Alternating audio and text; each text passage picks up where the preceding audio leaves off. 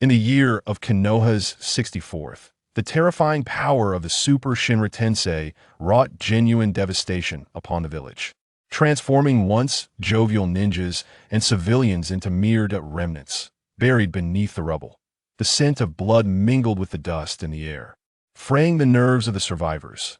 Amidst the ruins, a young girl with Sakura-colored hair lowered her gaze, helplessly calling out a name, seemingly attempting to dispel the overwhelming presence that loomed over her. Naruto. Naruto stood momentarily stunned, still entrapped in the disorientation of his recent spatial transition as he beheld the figure of pain in front of him, his expression increasingly astonished. Just moments before, he had cradled his bloodied and barely conscious son, Boruto, listening to his fading breaths. In desperation, he sought to cover his son's wounds, only to feel the warmth of his body dwindling, as if his chest had been struck mercilessly. Yet at that instant, he glimpsed the ethereal, mesmerizing light erupting from Boruto's translucent eyes. As Naruto gradually lost consciousness in that illusory glow, his son's voice reached his ears, faint as a whisper, "Dad, if it's you, you can surely change all of this." Tsunade looked at Naruto, sensing a distinct change in his demeanor. Just as she opened her mouth to speak, Naruto's voice rang out. "Tsunade, believe in me. Leave it to me. But rest assured, I stake my name as Hokage and Uzumaki Naruto on it that moment." Tsunade became even more convinced of Naruto's transformation. Yet when she beheld his orange mask and golden eyes, she reassured herself.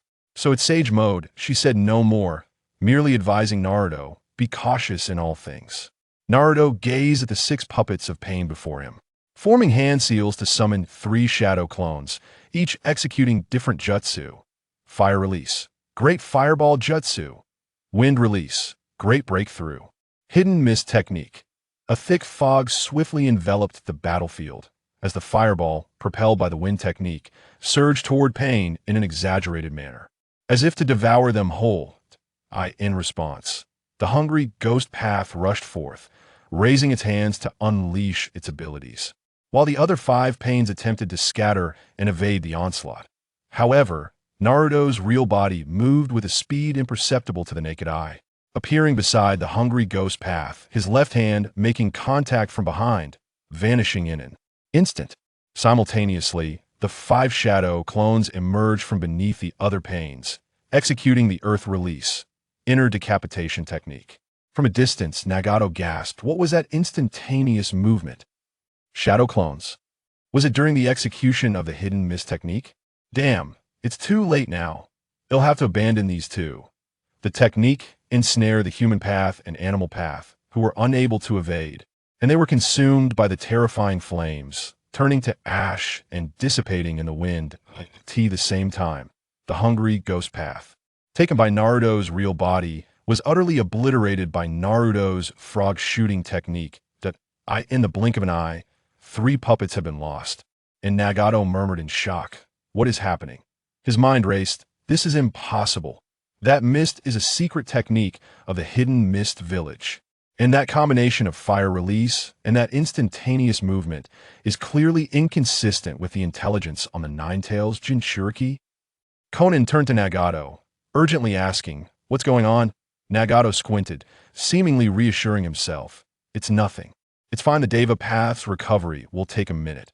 Once it's restored, everything will be all right." Meanwhile, Konoha was shrouded in the impenetrable fog of the battlefield. "We can't see anything. Isn't that a technique from the hidden mist?" "Hinata, can you see inside?" The white-eyed girl, veins bulging at her temples, closed her Byakugan and, though a bit embarrassed, shook her head. "I am sorry, but the chakra diffused in the mist has almost become tangible.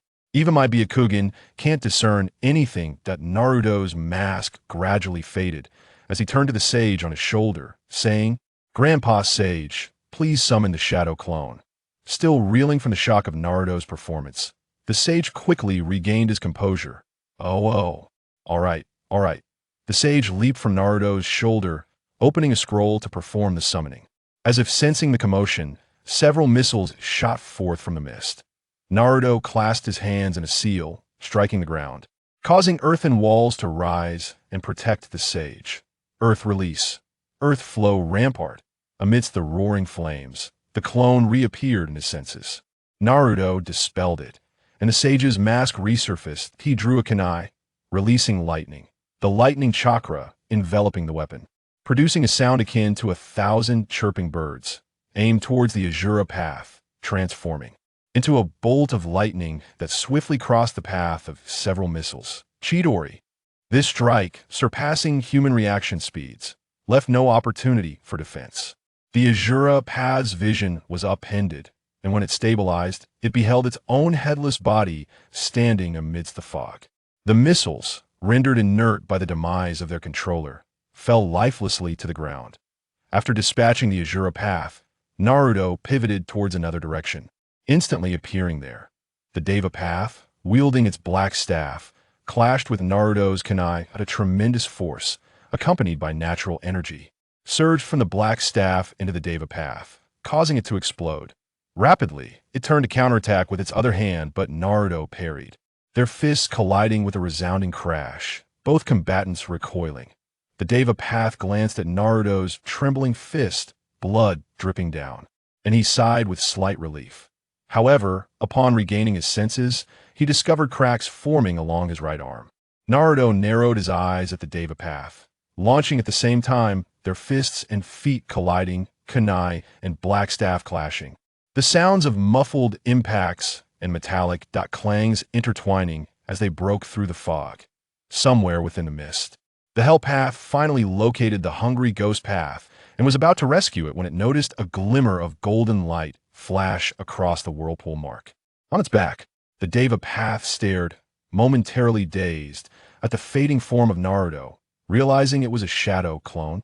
The next moment, it trembled, incredulous. Even the Hell Path, the Deva Path's abilities have finally recovered. You've pushed me to this extent. Is this the power of the Nine Tails? Naruto reappeared before the Deva Path, dispelling the hidden mist technique, allowing the fog that had shrouded Konoha and Pain to finally lift. He regarded the emotionless Rinnegan of his opponent and, unperturbed, remarked, "Your abilities have been restored. It seems I have delayed a bit too long. You do exceed my expectations, Nine Tails, but now confront your suffering." This time, Naruto struck first, gathering chakra into a Rasengan with one hand and employing instantaneous movement to close the distance to the Deva Path. Shinra Tensei, an overwhelming repulsive force struck Naruto, scattering him away. Damn shadow clone. What did he perform that? In the next moment, 5 Naruto figures erupted from the ground, each forming 5 different seals.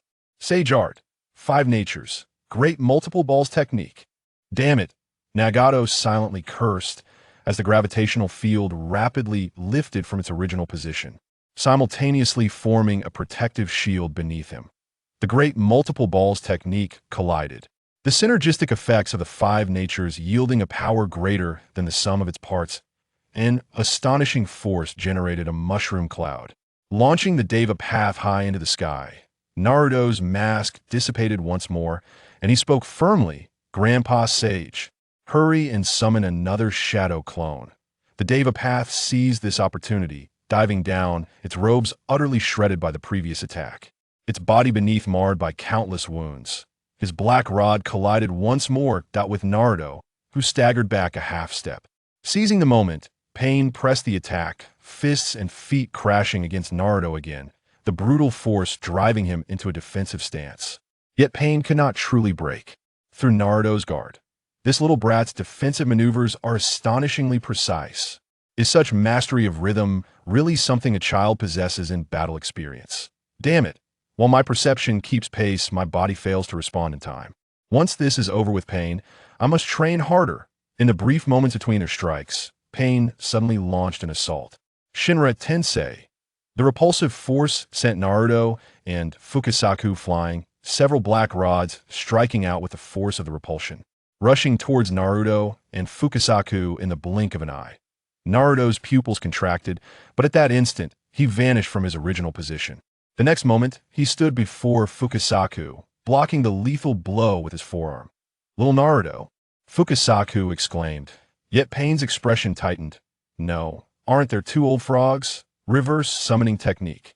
The voice of Shima's sage echoed from afar, and shadow clones appeared once more in Naruto's perception. With a thought, Naruto dispelled the shadow clone, the sage chakra manifesting within him while he slightly released the malevolent power stirring within. Pain, unwilling to grant Naruto any time to adjust, swiftly appeared before him, thrusting the black rod with brutal force, aiming to pin him down. However, Naruto's reaction was even swifter. He raised his hand to intercept Pain's black rod, elbow slamming down, natural energy rippling across Pain's face. Simultaneously, he grasped the severed black rod and plunged it forcefully into Pain's right abdomen. Shinra Tensei, the repulsive force howled, yet Naruto activated the Flying Thunder God technique just before the impact, vanishing before Pain. Half a second later, Naruto reappeared beside Fukasaku. Pain gazed at Naruto, who now radiated a layer of crimson, transparent, tailed beast cloak. With a haunting cross mark in his scarlet eyes, unwaveringly fixed upon him, Nagato, behind, felt the intertwining forces of fury and tranquility and was struck by an overwhelming sense of helplessness. Impossible. I am a god. How could I possibly fail? I still have that technique at my disposal. Naruto effortlessly withdrew the fragment of the black rod from his forearm, the wound visibly healing at an astonishing rate. He surged forward once more, his unparalleled speed surpassing even Nagato's sight, forcing him to instinctively unleash Shinra Tensei. This time, however, Naruto chose not to retreat. The tailed beast cloak unleashed three tails that gripped the ground tightly. Naruto braced against Shinra Tensei, three colossal chakra claws carving into the earth, leaving deep gouges behind. That distance is sufficient, planetary devastation. Yet the final word star never escaped his lips as a flash of yellow suddenly appeared before him. The cyclone generated by the Rasengan surged into Pain's body, utterly dismantling the last of his puppets, just before Pain lost consciousness. Nagato glimpsed the whirlpool mark from the black rod embedded in his right abdomen and heard Naruto's remarkably steady voice. Flying Thunder God, second stage. Chapter 2. The Clash of Brothers, the second stage of Flying Thunder God. Naruto Uzumaki crouched beside Yahiko's lifeless body, his gaze fixed on the fallen figure as he meticulously extracted the black rods that had been manipulating his brother's form. With the heightened perception granted by Sage Mode, he pinpointed Nagato's concealed location. Meanwhile, the ninjas of Konoha arrived at Naruto's side, sensing the gravity of the situation. Slowly rising to his feet, Naruto addressed Tsunade. I've located the true body controlling these assailants. I shall proceed at once. Before the others could react, Tsunade restrained them with a firm gesture, inquiring, "Do you require our assistance?" "Not necessary. My interaction with him is unlikely to be peaceful, and bringing others along would only increase the casualties," Naruto replied resolutely. Sakura interjected, "Naruto, you." "Enough, Sakura," Tsunade interrupted. Turning to Naruto with a gentle expression, "I reiterate my advice. Proceed with utmost caution." Adjusting his Konoha forehead protector, Naruto flashed a brilliant smile at Tsunade, declaring, "You can count on me, Granny Tsunade. I stake my name, Uzumaki Naruto, on this." With that proclamation, he vanished alongside Nagato in an instant. "Lord Hokage, why did you permit him to depart alone?" one of the ninjas questioned. Tsunade responded with confidence, "Rest assured. He is now capable of confronting such formidable foes by himself. Moreover, he is the disciple of Jiraiya." Tsunade pondered silently, "And we cannot impede his resolve." Outside a particularly colossal tree, two figures of Naruto emerged, standing before a gigantic tree constructed from the paper jutsu. Early in the battle, Naruto had dispatched a shadow clone to scout the location from his memories. After pinpointing Nagato's location, the clone awaited the arrival of the original. "Well done," Naruto acknowledged, nodding to his clone before it dissipated into smoke. Taking a deep breath, he forcefully tore open the tree, striding into its depths to deliver a resolution, a peaceful resolution, to his fallen brethren.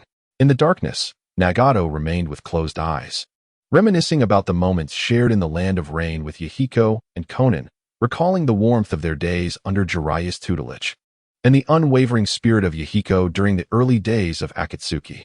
The pain surged within him as he remembered Yahiko growing cold in his arms.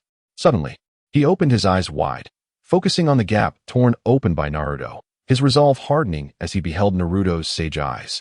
"I cannot lose. I absolutely must not lose."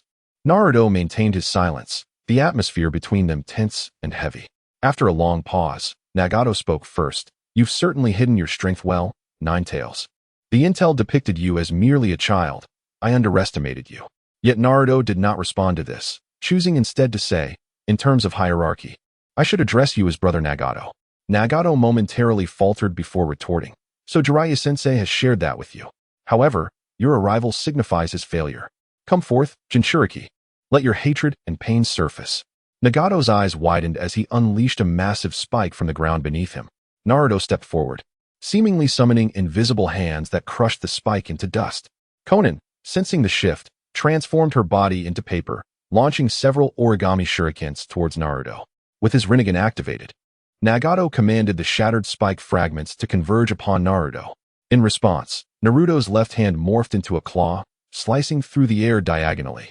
From Nagato's perspective, a surge of chakra coalesced before Naruto, dispersing all incoming attacks like a giant hand. Is this Sage Chakra? Nagato mused, yet he did not relent, continuing to utilize the powers of the Azura Path and Deva Path alongside Konan in their relentless assault on Naruto.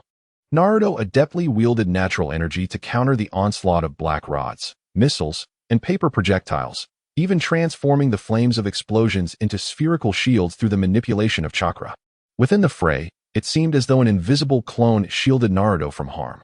Nagato's attention sharpened as he prepared to unleash a devastating attack. Shinra Tensei, a terrifying repulsive force, surged toward Naruto, momentarily halting his movements. Seizing the opportunity, Konan unleashed her paper jutsu, encircling Naruto with an abundance of paper and crafting several flying spears that swiftly pierced through him. Nagato sensed a shift, shouting, Konan. But before he could finish, torrents of water cascaded down from above. Sage art, water style, exploding water shockwave. The deluge, potent enough to create a lake, inundated the small mountain. Nagato's eyes widening as the power of the Deva Path formed an impenetrable barrier around him. The water infused with Naruto's chakra pressed against the shield, obscuring Nagato's vision and perception, leaving him only with a vague sense of Konan's chakra. At that moment, Nagato sensed Naruto closing in on Konan, and he roared, Damn it! Konan! The relentless water battered Konan's paper jutsu, soaking the paper and rendering it heavy. Even water-resistant paper struggled to remain airborne amidst the lake's depths. As Naruto's attacks came in swift succession, Konan, who had previously evaded most physical assaults, found herself overwhelmed by the ferocity of the water, desperately seeking to reform her technique. But consciousness began to slip away in the rising tide. Naruto surged through the waves, grasping Konan's body and teleporting beyond the range of their techniques. Placing his right hand upon her abdomen, a sealing technique emanated from his palm, enveloping her entirely. For limbs sealing technique. Meanwhile, Nagato harnessed the power of the Hungry Ghost Path to absorb Naruto's techniques, the pure chakra revitalizing him. Yet his complexion grew increasingly pale. The exaggerated sensory abilities of the Uzumaki clan allowed him to perceive Konan being whisked away by Naruto, followed by the complete vanishing of her chakra. You bastard! After sealing Konan, Naruto sensed a terrifying surge of chakra approaching from behind. Turning, he beheld a pitch-black sphere slowly ascending into the sky. Its dark radiance seemingly capable of devouring light, the distorted aura around it threatening to obscure all vision. Has it finally arrived? Naruto murmured. Concurrently, he heard a furious roar from afar. Shinra Tensei. An unimaginable pull emanated from above, as if the very fabric of the world was being twisted and merged. Mountains in the distance shattered under the strain. The earth erupted as if experiencing a cataclysmic earthquake, with massive boulders being lifted into the sky. At that moment, the Rinnegan unveiled its world-altering power. It appears my brother has indeed lost his sanity. He has forgotten that I can utilize Flying Thunder God. Yet I have no intention of retreating. Consider this a greeting from a younger brother returning from the future, channeling Sage Chakra through his shadow clone. Naruto awakened the latent power within him, the crimson chakra of the tailed beast enveloping him like blood, transforming into a translucent cloak. 3 ethereal, translucent tails swayed behind him. Naruto lifted his gaze toward the colossal celestial body, now nearly 200 meters in diameter, suppressing the ferocity within his blood-red, demonic eyes as he raised his right hand high. A translucent spiral sphere coalesced in his hand, rapidly expanding until it transformed into a 2-meter diameter orb of blue and white. An ear-piercing buzzing resonated as the swirling wind chakra, shaped like shurikens, formed around the sphere. Subsequently, 3 tails of the tailed beast's cloak morphed into claw-like appendages, encircling the spiral shuriken with a sinister, vivid red energy that brimmed with ominous power. This shuriken, which nearly drained Naruto Uzumaki of his sage chakra and the might of the tailed beast, was launched, propelled by gravitational force towards the ever-growing celestial body above. Sage Art. Wind Release. Great-tailed beast's spiral shuriken. Nagato, the Uzumaki, never anticipated that the power of the Nine Tails had escalated to such heights. He witnessed, with his own eyes, his technique, akin to a small asteroid, for which he had sacrificed nearly half his life, being devoured by the blue-white orb. He felt the relentless, violent wind chakra within the orb, akin to a trillion fine needles, gradually disassembling the celestial sphere until it was reduced to naught but ashes. Why is the power of the Nine Tails so formidable? As Nagato succumbed to doubt and internal conflict, he sensed Naruto Uzumaki approaching. No, I can still fight. Having executed that technique, he must be running on empty. Nagato formed hand seals, igniting the nearly depleted power of his Rinnegan and the chakra within his body, employing the abilities of the Azura Path to hoist a heavy cannon onto his shoulder. At the cannon's mouth, deep blue chakra coalesced, continuing to amass astonishing force. In his shock and fury, he could no longer afford to concern himself with the life or death of the Jinchuriki. Meanwhile, from a distance, Naruto Uzumaki seemed to sense Nagato's attack. Yet, instead of retreating, he instantaneously appeared before Nagato, a rapidly spinning spiral sphere materializing in his hand. Nagato's eyes widened as he noticed the inconspicuous whirlpool mark on the black rod that Naruto had previously repelled. Cursed Flying Thunder God, ignoring whether his charge was sufficient. Nagato hastily unleashed the chakra cannon, colliding it with Naruto's spiral sphere. In the blink of an eye, the explosion resulting from the clash of these two immense forces uprooted the precariously swaying paper tree, enveloping the mountaintop in blinding light. Chapter 3. Nagato's resolve. When the sage of the Six Paths established the ninja sect, he proclaimed that chakra is the power that connects human hearts. In a state of confusion, Nagato awakened, realizing that the space surrounding him resembled the realm of the human path, where one could delve into memories and witness recollections. He surveyed his surroundings. The vast expanse was illuminated by infinite starlight, and the warm yellow backdrop seemed to reflect the protagonist's optimism and brightness. The surrounding light and warmth eased the long-repressed turmoil within Nagato, and it was only then that he became aware of his own condition. His once withered body, along with the burns on his legs, had returned to the vitality of his youth. The empty space suddenly focused, revealing a screen before him. It depicted the anguish and helplessness of a young boy with yellow hair, orphaned and scorned by villagers as a demon fox. Enveloped in immense malice, he bore no grudge against the world. Despite his bewilderment, he undertook a series of inexplicable actions, yearning for the attention of others. It showcased the story of a struggling student at the Ninja Academy, striving to master the basic techniques that his teachers had glossed over, only to be overwhelmed by a genius in battle and deceived by his own mentor. It illustrated the tale of an immature genin in the land of waves, facing the treachery of human hearts, the oppression of individuals, the blatant intent to kill, and the harrowing sight of comrades falling in their desperate attempts to protect him. It chronicled a disciple, plunged into deep despair and numbness upon learning of his beloved master's passing. It portrayed a ninja, consumed by rage as he confronted each enemy responsible for the deaths of his master, teacher, and comrades. It recounted the story of a Hokage, witnessing the destruction of the peace he had forged, feeling despair as he heard the faint breaths of his son in his arms. All these narratives crystallized within those azure eyes. Nagato's breath grew heavy, and he questioned whether this was merely an illusion conjured by the Jinchuriki of the Nine Tails. Brother, this is the present and the future.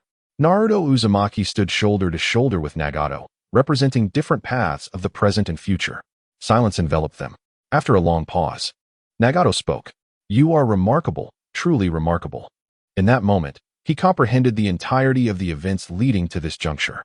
Through Naruto's memories, he witnessed how this boy persevered in maintaining his true self amidst darkness, how he pursued his dreams, and how cunning individuals treated lives as mere pawns. He also clearly observed his own final choices and Conan's ultimate fate. Junior brother. Nagato's lips moved. I wish to know your choice. Brother, I am who I am, and I shall never change. Speak frankly, act decisively is my nindo. Although my son has given me a second chance, I cannot guarantee that I can alter such a future. Brother, I can only say that I will not walk slowly into oblivion as I did last time. I will make those self-proclaimed gods, the Otsutsuki, pay a heavy price. But even so, I, Naruto Uzumaki, will never change. Listening to Naruto's words, Nagato's expression darkened. After a lengthy silence, he solemnly replied, "Junior brother, since you have said this, I believe I have made my choice as well. Let us return." As the clash of Rasengan and the path of Azura dissipated in a brilliant light, both men opened their eyes. Naruto performed the hand seals to summon the sealed Konan and Yahiko, lifting the seals placed upon Konan. As chakra flowed and nurtured her, she gradually awakened. Gazing at the silent Naruto and Nagato. "Nagato, this is..." "Konan, there is no need for further action. My junior brother has revealed some truths to me and answered long-held questions. He is not our enemy." Konan's expression turned bewildered. She saw no signs of Nagato being controlled or trapped in an illusion, and she did not believe anyone could manipulate him. Thus, she chose to trust Nagato. "Brother, I will make a promise once again. When I become Hokage, I will bring peace to the people of Amigakure. To be honest, after so many years as Hokage, I have gradually come to understand your approach. While understanding between people can foster peace in the ninja world, absolute power is the foundation of all peace. In my previous life, Sasuke and I, much like you envisioned with the Ten Tails, used our overwhelming strength to deter potential wars. Without the Otsutsuki, we were planning to pass on this power along with our will, striving to extend this peace as far as possible. However, as I mentioned, when that power is insufficient to safeguard the peace of the ninja world, war is inevitable. The strength of the external enemies descending from the stars far exceeded our imaginations. And ultimately, I witnessed them shatter the peace I had created. Surely, they did not expect I would receive a second chance. This time, I will make them the cornerstone of my peace. I have seen your thoughts and determination, and for that reason, I too will once again make the same choice. Junior brother, I believe in you. Even after experiencing such a future, you will remain true to yourself, as you have countless times before." Nagato then turned to Konan, saying, "Konan, this is all my own choice. I have transformed all the reasons and explanations into a beacon of light and entrusted it to your ring. This is my atonement. If possible, Konan, I hope you can leave Akatsuki and trust our junior brother." "Nagato, you." With trembling hands, Nagato formed the seal of the outer path and spoke with a quivering voice. "Outer path, samsara of heavenly life." In Konoha, the villagers sighed as they mourned their departing loved ones, engulfed in sorrow and despair. The fifth Hokage, Tsunade, was in a daze from chakra exhaustion. In the center of the ruins, a colossal statue of the King of Hell loomed in a deep pit, its mouth wide open towards the sky, emitting streams of bluish-green light. Thousands of light particles swirled above Konoha, ultimately finding their targets and descending. The emerald light exuded a life force, enveloping the bodies of the deceased, erasing the names of those confirmed dead. Kakashi Hitaki suddenly opened his eyes, still incredulous at the scene before him. The experience of being revived was too fantastical, even for someone as seasoned as he. A slug crawled from his shoulder, speaking gently to Kakashi. "Lord Kakashi, it seems you have been revived as well. Is everyone in the village all right?" "Yes, Naruto has returned. He defeated pain and then persuaded the one who controlled pain. In the end, that person used a jutsu to bring everyone back." Listening to the slug, Kakashi's eyes crinkled into a smile as he pulled down his forehead protector to cover his left eye. If it's Naruto, then all of this is indeed possible. As Nagato lowered his hands, the excessive depletion of chakra exacerbated his already dwindling strength. His once vibrant red hair had turned pale and brittle. He gasped for breath and solemnly addressed his junior brother. "After I am gone, I hope you will carry my Rinnegan.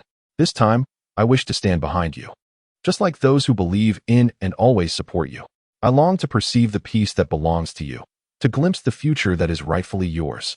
As she listened to Nagato's words, Konan's eyes brimmed with sorrow, yet she turned her gaze towards Naruto, disbelief flickering within her. The fact that Nagato could be transformed for the sake of this child, willing to go to such lengths, was indeed remarkable. "Brother," Naruto interjected, "in my past as Hokage, I have encountered numerous secrets. During the assault of the Otsutsuki, when the fate of our lives hung in the balance, the ninja world united. Much of the techniques I employ today were learned during that tumultuous time. The Uzumaki clan possesses a sealing technique that can freeze all states of the target, akin to a stasis of time. However, this all states does not encompass the thought processes of the subject. This means that if one were to seal an injured opponent, they would endure infinite suffering. This sealing technique was historically utilized by the Uzumaki clan for interrogation purposes. Similarly, brother, if you place your trust in me, I shall apply this sealing technique upon you, and I assure you that I will bring you back safely. Nagato was momentarily taken aback by this declaration, but soon a gentle smile graced his lips. Brother, I have already.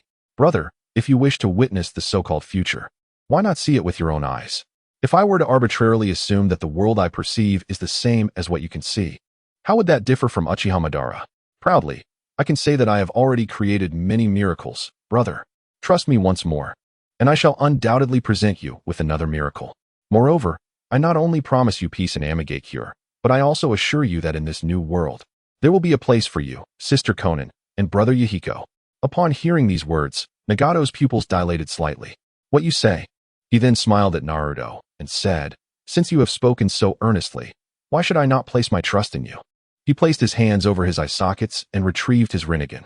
Nagato, you. Konan began. Konan, my decision is made. This Rinnegan should be of assistance to you. Brother, please bestow that technique upon me. Thank you.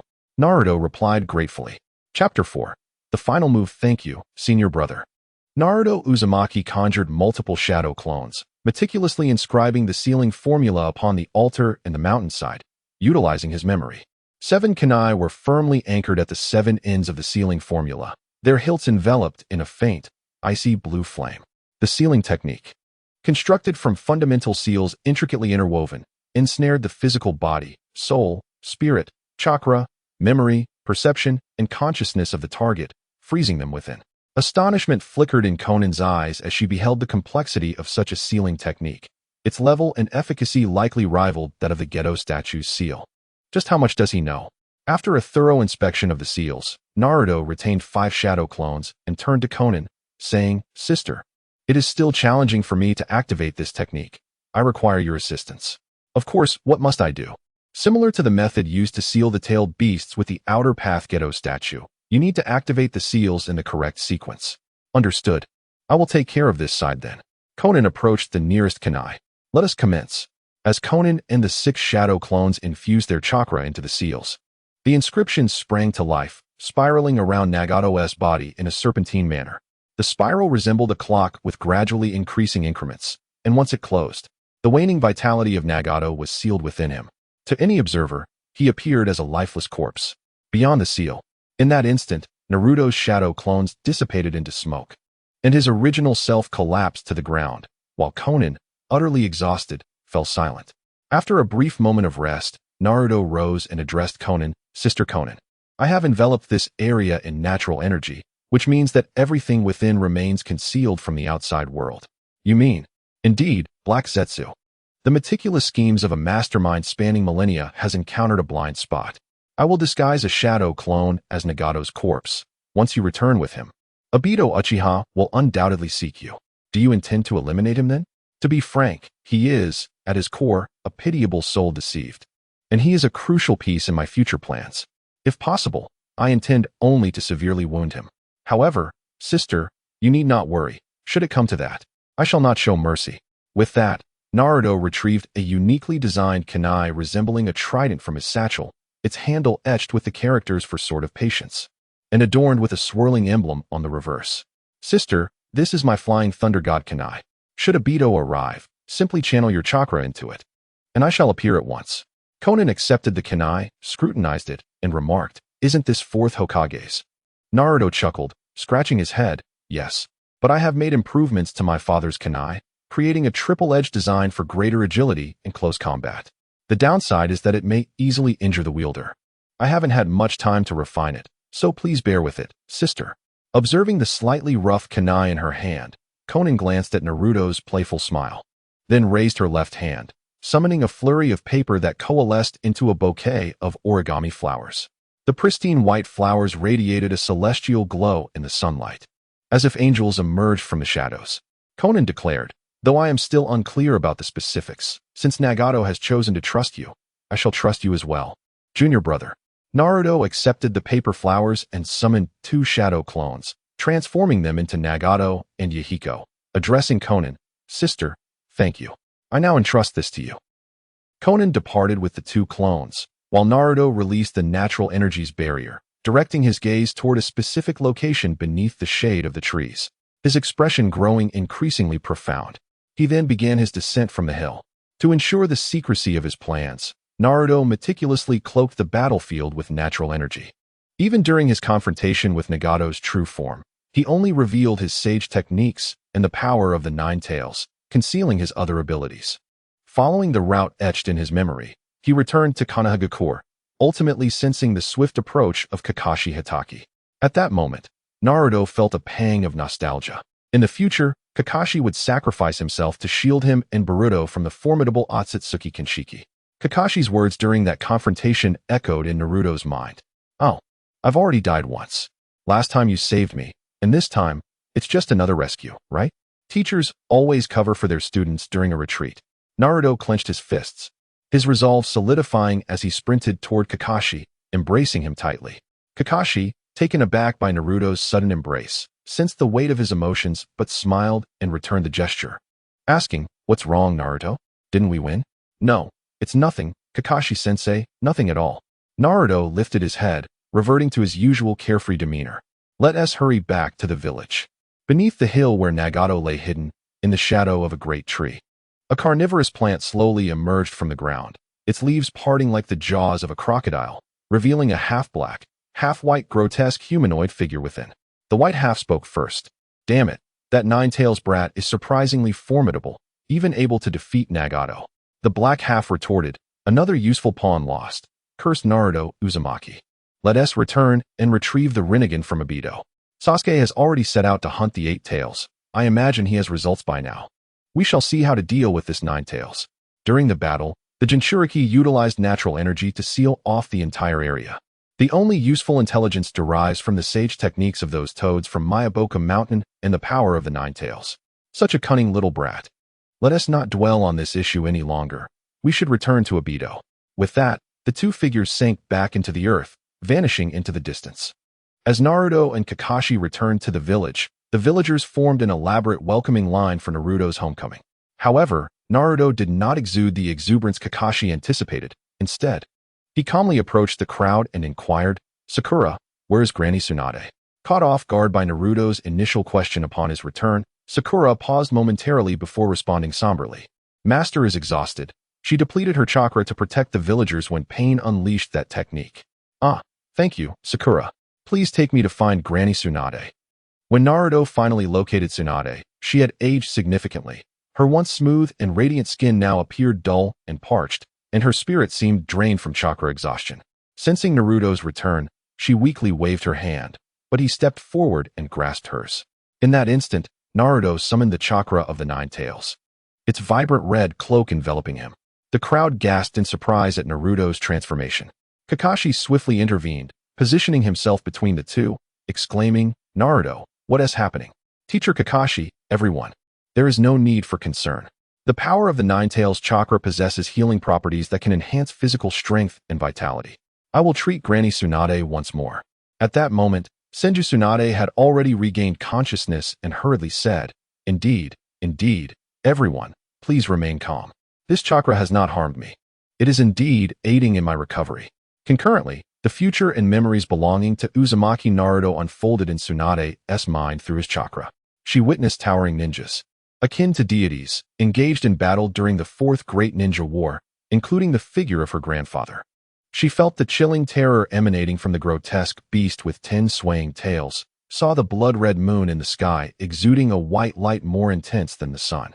She glimpsed pale-skinned extraterrestrial beings directing their hands toward this blue-white planet, effortlessly radiating unparalleled pressure, witnessing the true descent of deities whose very breath could incite natural disasters. She beheld a ravaged world, fixating on the azure light reflected in the eyes of a youth strikingly resembling Uzumaki Naruto. The sudden influx of information and the infusion of chakra caused Tsunade to sway slightly, but she quickly regained her composure, channeling chakra into the seal on her forehead, her visage rejuvenating with youthful vigor once more. She absorbed the information from Uzumaki Naruto, connecting it to the abilities displayed during her battle with pain. Dismissing the far-fetched notion of Naruto being a millennia-old schemer rivaling Kaguya, she chose to believe in all of this, since his chakra can convey such information. Then I too should be able to. Granny Tsunade, did you hear that? Oh yes, I did. Is this all true? Tsunade inquired within her inner space. Absolutely. If it weren't for my son Boruto granting me another chance, we would truly have been out of options. Indeed, such enemies surpass the limits of my imagination. Tsunade then shifted her tone. What do you plan to do next? Granny, I hope to meet with the Sage of Snails. The sage arts of the 3 great sage lands are my first step. Very well, I can recommend you to the Sage of Snails. But whether you can reach the Wetbone Forest will depend on the sage's willingness. Thank you, Granny. There is another matter. I hope you can assist me in luring Danzo outside the village. Oh, do you intend to take action against him? Not I, but Sasuke. I hope to stabilize Sasuke through Shimura Danzo. I will be leaving the village for a while, and during this time, if Sasuke comes back, we will be at a significant disadvantage. I hope you can understand. Huh, that's fine. Compared to that old man's actions, death is truly the easiest punishment. As the 5th Hokage, Senju Tsunade had been disgusted by Shimura Danzo's antics on several occasions, harboring no fondness for those decayed, rigid village advisors. She even contemplated dealing with them herself, but refrained due to her position.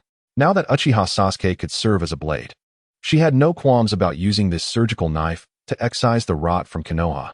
The two swiftly devised a series of plans. After Uzumaki Naruto had relearned the Yin Seal and the 100 Healings technique from Senju Tsunade, he departed the mental space. Their conversation within the spiritual realm lasted but an instant. As they opened their eyes, everyone remained oblivious to any irregularities. Just then, a commotion erupted outside the hospital room, accompanied by an impatient knocking at the door. Naruto and Tsunade exchanged glances, a hint of amusement gracing their expressions, both thinking simultaneously. As expected, they have arrived. Chapter 5. The trap. The commotion outside drew the attention of those within the room. All eyes turned toward the entrance. Bang! Shimura Danzo, with his perpetually grim countenance, swung open the door, exhibiting no semblance of respect for the Hokage. Hokage-sama, you have recovered? My apologies, we could not prevent the arrival of the advisor. The Umbu outside glanced at Tsunade Senju, displaying a hint of surprise before offering an apology. How did you recover? When did you regain your strength? Danzo, observing the awakened Tsunade, appeared momentarily taken aback, yet quickly regained his composure, swiftly challenging her. Tsunade Senju, is this truly the village you vowed to protect as Hokage? Oh. Advisor Danzo, your concern for me is touching. I hastily arranged for the Umbu to seal off any information regarding my chakra exhaustion. Yet it seems you were informed almost immediately, Tsunade replied nonchalantly. Danzo, stung by her retort, refused to be swayed by her tone. He rapped his cane sharply against the ground, raising his voice. Let us not stray from the matter at hand. I represent the voice of an ordinary villager asking you, is this the village you are meant to protect as Hokage? Danzo once again shamelessly positioned himself as the voice of the village. Tsunade Senju, where was Root during Pain's invasion? She directly countered, unflinchingly addressing him by name. I will repeat myself. Do not. Boom. Tsunade erupted with raw power, her formidable chakra sending shockwaves that fractured the floor, interrupting Danzo's words. The healing and enhancement from the Nine-Tails chakra had filled her Yin Seal. Despite her still precarious mental state, her physical condition surpassed her previous strength. Answer my question, where did Root go? Clearly unprepared for such a direct response, Danzo faltered for a moment, his annoyance brewing as he retorted, Tsunade Senju. How dare you? Bang! An even greater surge of chakra erupted, fissures spiderwebbed up the walls, and the building trembled ominously. The occupants, save for Naruto Uzumaki, were taken aback by the escalation of the situation, each holding their breath. Danzo struggled to maintain his composure, inwardly questioning, where does she derive her confidence? How dare she act so boldly? Yet he dared not show his unease, his tone softening as he replied. During Pain's invasion, Root was safeguarding the village's critical areas to prevent vital information from leaking. The critical areas you refer to are the headquarters of Root and your private residence, are they not? The words pierced the air, and the room collectively exhaled. Danzo's face flushed crimson as he sensed the shift in the gazes directed toward him. He pointed an accusing finger at Tsunade, his mouth agape, stammering, You. Furthermore, even with Root at your disposal, what did you actually protect? The Root headquarters lies in ruins, does it not? Danzo, do not presume that I am unaware of your intentions. The position of Hokage is never meant for those who are cowardly or duplicitous. And now, I am the Hokage. The atmosphere within the room plummeted to a freezing point, Her unabashed declaration, almost akin to a direct insult, left even Danzo momentarily speechless. Suddenly, someone broke the tension with a chuckle, shattering the awkward silence and drawing everyone back to reality. Danzo's complexion shifted from pale yellow to green, then to purple, and finally to a deep, purplish red, resembling a suffocating pig's head. The root ninjas, bubbling with suppressed rage, drew their kunai, assuming battle stances.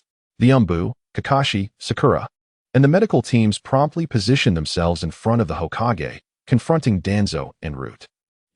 Danzo's single eye nearly sparked with flames. Hearing familiar words and witnessing the glint of mockery and amusement in Tsunade's gaze ignited his bloodlust, and he felt the urge to discard his bandages and attack. However, to Danzo's astonishment, Tsunade took a step back, her tone grave as she stated, "Yet, the village has suffered tremendously.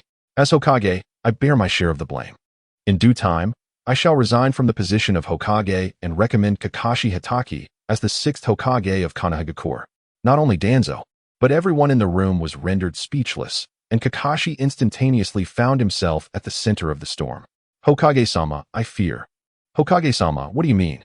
The room erupted in a cacophony of disbelief.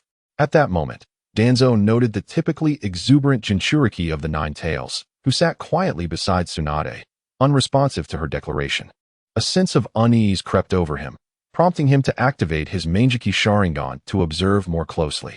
To his shock, he perceived the chakra of the Nine Tails Jinchuriki merging with Tsunade's brain through physical contact, reminiscent of a forbidden A-rank Jinjutsu, illusory control of God.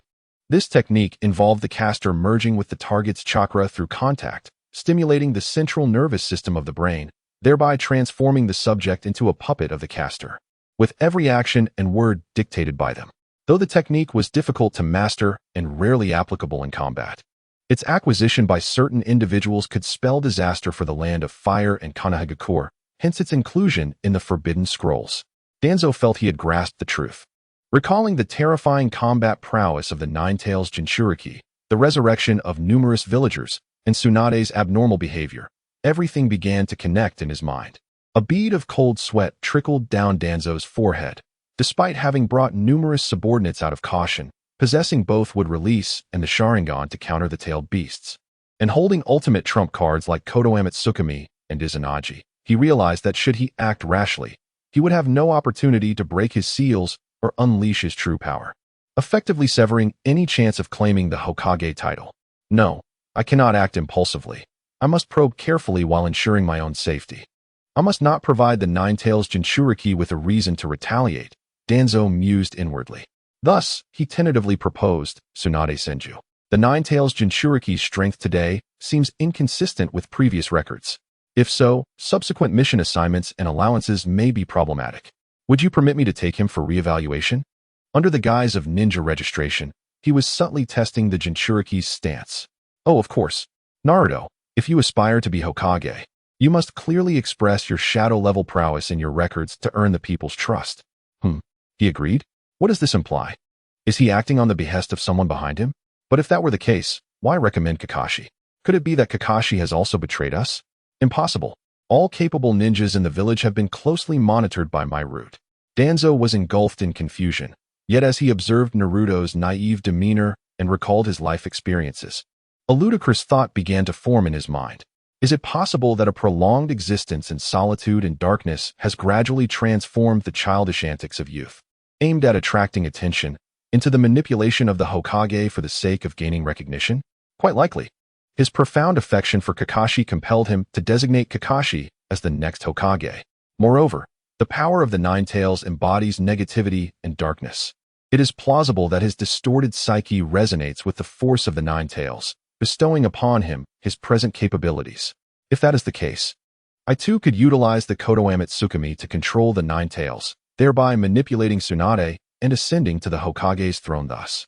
A nefarious and novel scheme began to take shape within Shimura Danzo's mind, casting aside the earlier jibes from Tsunade.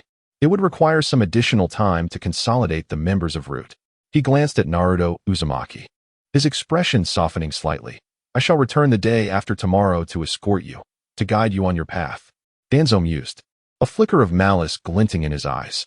After Danzo's departure, Tsunade did not utter a single word to anyone. She impatiently expelled all present from the room, only narrowing her eyes momentarily as they met Naruto's gaze. The trap has been set once the others had left. Tsunade reinforced the sound barrier. Naruto emerged from the shadows, revealing the faint blue diamond mark on his forehead. Grandma Tsunade, our collaboration is indeed seamless. Huh, you're becoming increasingly cunning. Oh, has the Ein seal been completed? Grandma, I have studied it systematically in my previous life. I merely required a bit more time to accumulate chakra. Enough of that chatter. If Sakura hears you, she might wish to strike you dead. Hee, let us commence. Also, do you truly believe a mere shadow clone can deceive Shimura Danzo? That old dog is not easily fooled. Rest assured, Grandma, my shadow clones have been enhanced. To put it bluntly, even if you were to punch that clone, it would not dissipate. That is reassuring. Now let us begin. Tsunade utilized a summoning technique to conjure a small slug. After explaining the situation, the slug transformed into a scroll. Tsunade opened the scroll and beckoned Naruto to inscribe his name upon it. Thus, the Wet-Bone Forest finally welcomed its third individual capable of summoning slugs and eligible to learn sage arts, namely, Naruto Uzumaki, Tsunade Senju, and Hashirama Senju. Chapter 6. Wet-Bone Forest. The first name inscribed on the Wet-Bone Forest contract scroll evidently captured the attention of Uzumaki Naruto. Observing this, Tsunade Senju remarked, "After my grandfather quelled the chaos, he traveled far and wide, returning with the sage arts of Wet-Bone Forest. When I was very young, he mentioned that despite searching the village, even Uchiha Madara was incapable of inheriting the powers of Wet-Bone Forest. Conversely, I resonate with its power. Thus, my name was inscribed in the contract, allowing me to summon slugs for battle. However, I am not suited to learn the sage arts of Wet-Bone Forest. And so the sage mode was lost after my grandfather's passing. I had originally planned to include Sakura in the contract soon, but it seems you beat me to it. Naruto." Tsunade smiled at Naruto, who scratched his head in response. "Granny, let us keep this from Sakura for now.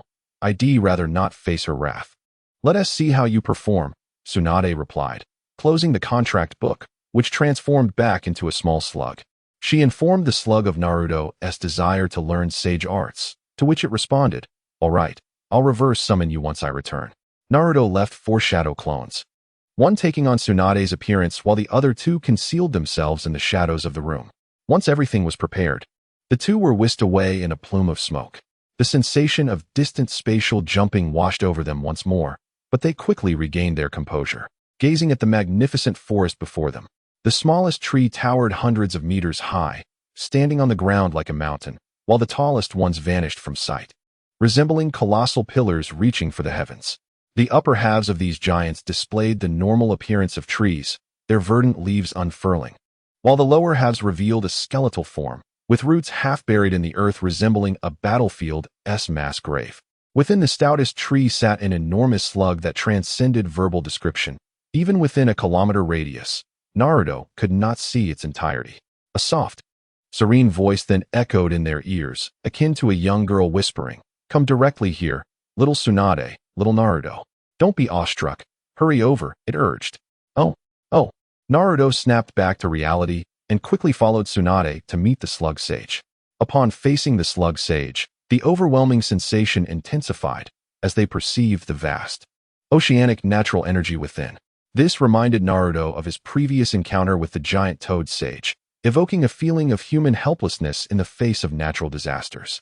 "This is the slug sage beside me. He wishes to learn the sage mode of Wet-Bone Forest," Tsunade introduced. "Oh, so this is little Naruto. Certainly, I can accommodate that.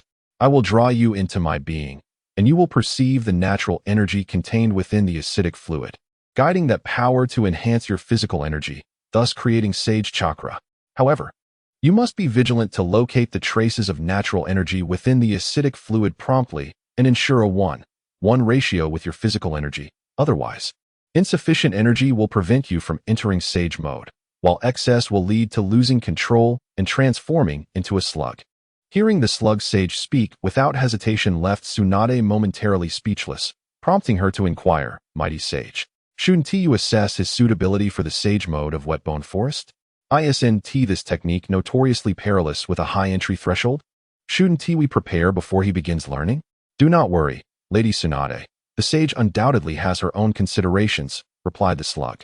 Indeed, I have already observed that Naruto's chakra and physique are exceptionally suited for learning the sage arts of Wetbone Forest, even more so than for the techniques of Mayaboka Mountain, as the sage arts here emphasize enhancing physical strength through yang release.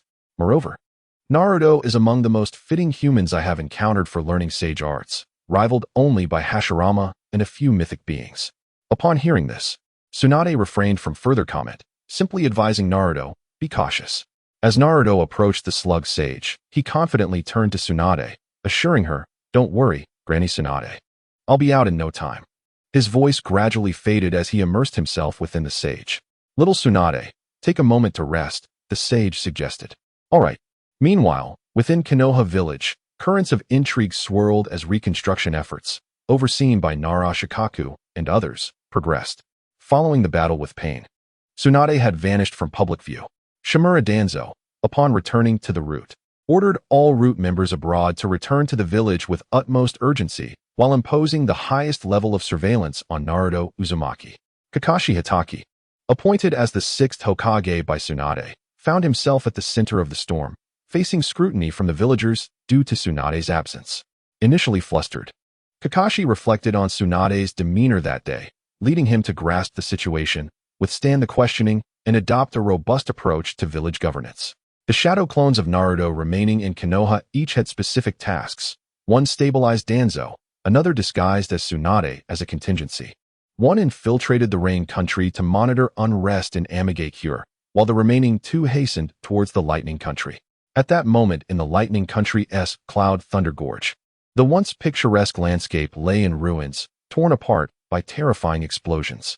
Shattered fragments looked like tattered cloth, while in the center of a lake, a battered-tailed beast lay defeated. The members of Team Hawk were in dire straits. Suigetsu was nearly drained of chakra, unable to maintain his water form, while Yugo had sustained grievous injuries. Sasuke Uchiha's Manjikyu Sharingan bled, and his garments were tattered and torn.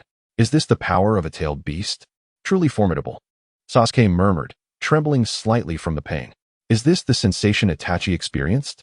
This suffering will soon be felt by every inhabitant of Konoha. Those naive villagers unacquainted with the weight of peace are unworthy of enjoying it. As the 8 tails gradually returned to Killer Bee, Sasuke strained to rise, sealing it within a scroll and contacting Zetsu, delivering the scroll to him. I have fulfilled your request. Inform that masked man that it is now your turn to honor your promise. Oh dear, the proud Uchiha Sasuke reduced to this state. It brings me such delight. Zetsu mocked as he departed. Meanwhile, Sasuke, devoid of words, took a moment to recuperate before regrouping Team Hawk, preparing to redirect his vengeance toward Danzo and Konoha. The 2 shadow clones of Naruto en route to the Lightning Country employed lightning release body flicker technique, reaching the border with the Fire Country in a day's time. They then split up, one heading to Kumogakure to await the 4th Raikage, while the other sought the 8 tails through the connection between tailed beasts. Zetsu handed the scroll containing the 8 tails to Obito Uchiha, but upon unsealing it, he discovered merely an octopus leg. You fool! Obito seethed with rage. However, he swiftly regained his composure and instructed Kurizetsu and Shirazetsu. Very well, let us first retrieve the Rinnegan. Subsequently, a chilling vortex enveloped him, swallowing his form, and the dark room once again succumbed to silence. In the Wetbone Forest, within the body of the Sage of Slugs, Naruto Uzumaki was enduring excruciating torment as the acidic fluid within the sage's body relentlessly scorched his flesh, while his innate healing abilities continually mended his wounds. The sage techniques of the Wetbone Forest stood in stark contrast to those of the Sage of Slugs, exhibiting an overwhelming ferocity. Although Naruto had sensed the natural energy of the Wetbone Forest upon his arrival and began to harness it to amplify his physical prowess, the corrosive nature of the acid remained unchanged, possessing the strength to erode even colossal boulders. Yet, at that moment, Naruto felt his physical strength surging as the acid, while ravaging his body, also prompted a cycle of rebirth and refinement, drawing him ever closer to the sage mode of the Wetbone Forest. The acid had seeped into his very bones, and the searing pain that penetrated to the depths of his soul compelled Naruto to stifle a groan. Nevertheless, he held his breath, hastening the flow of natural energy, allowing the power of the Wetbone Forest to permeate his skin, infuse his muscles, and etch itself deep into his marrow. Naruto had unlocked the Ein seal, channeling the powers of the Baiken no Jutsu, the Nine Tails, the Uzumaki lineage, and the Sage of Slugs in unison, vigorously stimulating cellular regeneration to combat the acid's damage. Simultaneously, the chakra concealed within him and the latent power embedded in his genes were liberated, bolstered by the synergy of his physical and natural energies. In a fleeting moment, Naruto felt as though he would be completely corroded. However, with the infusion of the wet bone forest's natural energy, his physical strength surged beyond the acid's corrosive potency, enduring the limit of the acidic fluid within the Sage of Slugs. The ratio of physical energy to natural energy achieved a perfect balance of 1:1, allowing the natural energy to enhance his physical vitality. With a resounding boom, the Sage of Slugs sprang to her feet, glancing at the Sage of Slugs, who merely fluidly maneuvered, extricating the inner Naruto. Tsunade gazed at Naruto, observing the crimson markings that spiraled from the corners of his eyes, narrowing into fine branches along the bridge of his nose, while a circular pattern centered around the Yin seal adorned his forehead. His irises shifted from a deep reddish-brown to a golden hue, culminating in prominent circular pupils, signifying that Naruto Uzumaki had officially become the second sage of the Wet Bone Forest, following in the footsteps of Senju Hashirama. Chapter 7. Support. Tsunade Senju gazed at Naruto Uzumaki, feeling somewhat incredulous that the power of the sage, capable of aiding her grandfather in ending the chaotic era and dominating the world, could be mastered by Naruto in merely half a day's time. Sensing her astonishment, Naruto scratched his head and said, "Tsunade Granny, the sage jutsu of the Wet Bone Forest is fundamentally akin to that of Mount Myaboku. Both derive sage chakra from natural energy. That's why I could grasp it so swiftly. After all, I studied the sage techniques of Mount Myaboku earnestly for 2 weeks." Tsunade remained at a loss for words. "All right, little Tsunade, let us not dwell on trivial matters. Little Naruto, remember, before you successfully learn the sage mode of the Dragon Cave, do not attempt to combine the sage mode of the Wet Bone Forest with that of Mount Myaboku, or you may find yourself transformed into a stone statue." "Understood," he replied.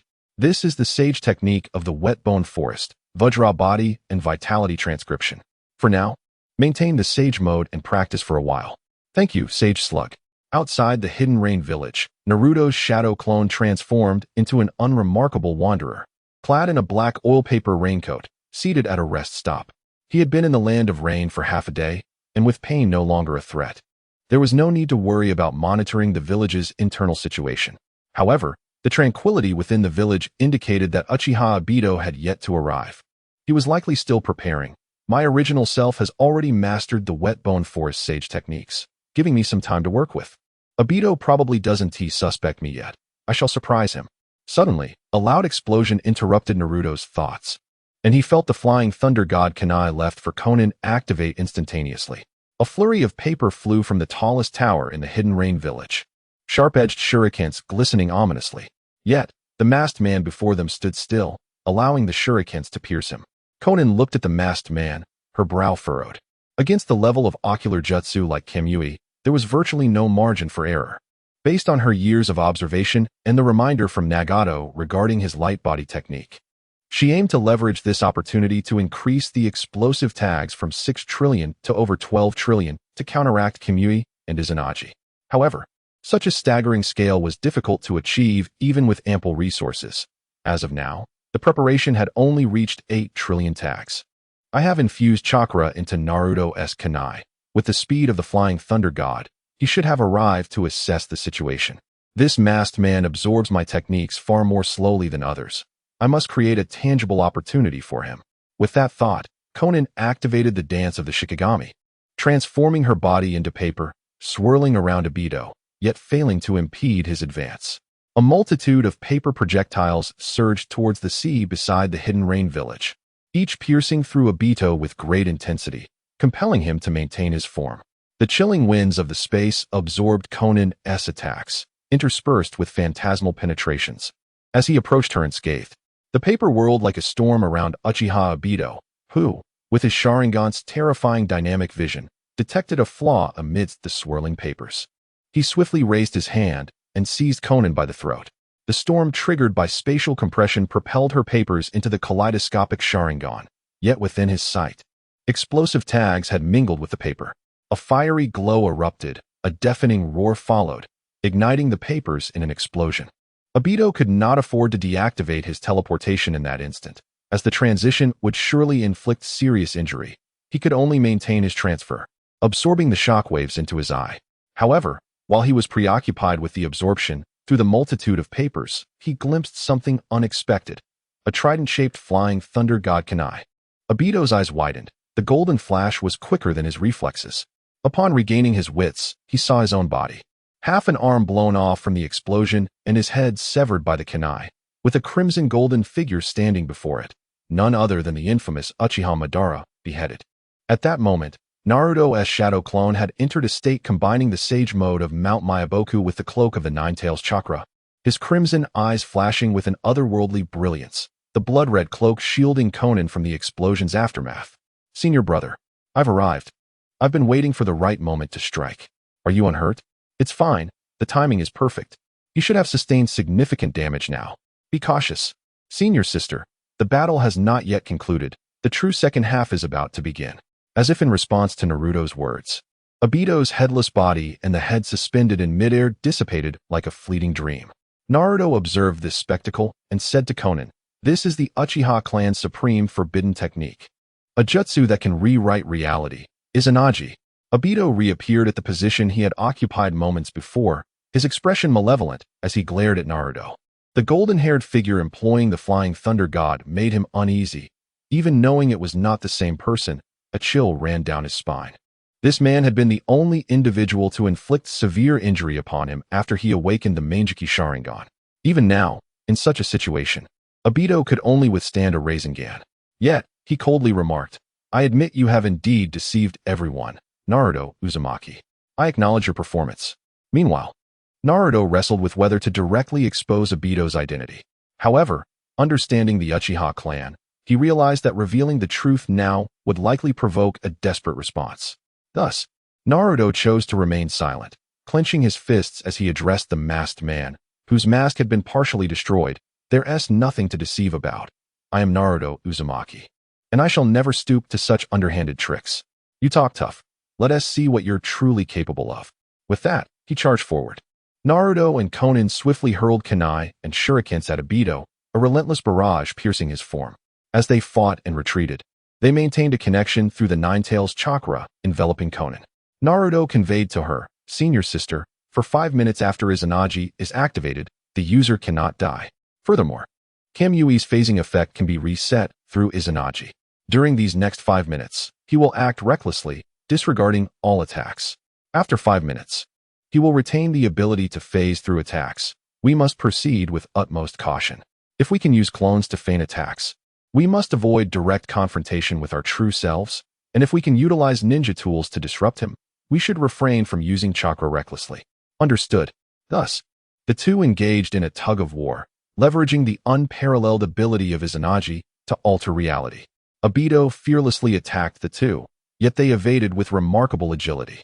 Naruto occasionally utilized an invisible force, natural energy, that even the Sharingan could not perceive to disrupt him. As the battle continued, Uchiha Obito grew increasingly despondent. In a fight devoid of supernatural elements, the essence of a ninja's combat lay in the disparity of information. It was clear that these two understood him intimately and had prepared specifically for his abilities, while Naruto demonstrated his mastery of the flying thunder god technique before him. He even contemplated creating distance and enduring a few long-range attacks to absorb himself into the Kamui space to end the battle. However, each time, he was thwarted by Naruto Uzumaki, who would teleport from various corners, sending a kunai that severed his head. Subsequently, he would return to the Izanagi save point, interrupting the teleportation. "Damn it, why am I fighting so conservatively? I am invincible now." It seemed that merely perceiving the shadow of Minato Namikaze in Minato's son filled Uchiha Obito with an involuntary dread, igniting his anger. He cursed inwardly and charged forward. With 2.5 minutes remaining on Izanagi's effect, he knew he had to eliminate one opponent first. He memorized the positions of all Naruto's kunai. The unavoidable stiffness during consecutive flying thunder god jumps would be his moment of opportunity. Once more, he recklessly surged ahead, utilizing the twisting winds of space to amplify his fire techniques. Fire style, storm dance. A serpent of flames, swirling like a tornado, enveloped Naruto Uzumaki. However, Naruto discerned that this was merely a feint, the true lethal move targeting Konan. Yet, Naruto did not evade. He allowed the flames to consume him. Good opportunity. Seeing Naruto's lack of evasive action, Obito refrained from employing follow-up techniques. Instead, he instantly shifted to Konan's side, grasping her shoulder. A chilling gust of space surged forth, sending several paper fragments spiraling into the dark void of her eyes. At that moment, Obito's absorption rate was significantly faster than during the Ninetales incident. But compared to instantaneous space-time ninjutsu like Flying Thunder God, Kamui was still considerably slower. Naruto materialized at the Flying Thunder God mark on Konan's robe, thrusting a kunai towards Obito's neck. Obito, witnessing this, chose to forego interrupting the space-time transfer with his Izanagi. Due to the spatial disturbance, Naruto's strike did not sever Obito's head, but merely inflicted a deep gash across his neck. Obito successfully transported Naruto away. He had won the gamble. Next, he only needed to eliminate Konan to locate the Rinnegan, and he could also deal with the Ninetales within the space-time realm. Although he was gravely injured, activating his Izanagi to reset to an unscathed state would also return Naruto to the real world. However, with Hashirama's cells coursing through him, his robust vitality, coupled with white Zetsu, would surely restore him to peak condition. Naruto, damn you. He chuckled maniacally, I've won. No matter how hard you struggle, this is the conclusion. You monster. Release him. Konan could not help but curse. Release him? Not only will I not free him, but if you dare to kill me, no one will ever bring him back to the light. Obito erupted into manic laughter, his joy overwhelming, for not only had he obtained the Rinnegan, but he had also resolved the Ninetales issue. Suddenly, he regained his composure, his voice icy as ancient frost. Enough of this chatter. Though you have chosen to betray the Akatsuki, I must ask once more, why have you turned against us? Have you forgotten Yahiko's original intent? Konan gazed at Obito, a flicker of conviction and determination in her eyes. She believed wholeheartedly that Naruto would find a way to escape that space. However, if she yielded to Obito now, they would both be trapped. I will answer your question. I realized after meeting Naruto that he is the light. Paper swirled around her, forming a hand that she extended toward Obito, coldly declaring, in a world devoid of light, flowers wither. The ocean before Obito split in two, and he plummeted downward, astonished by the dual waterfalls composed of paper. No, this isn't mere paper.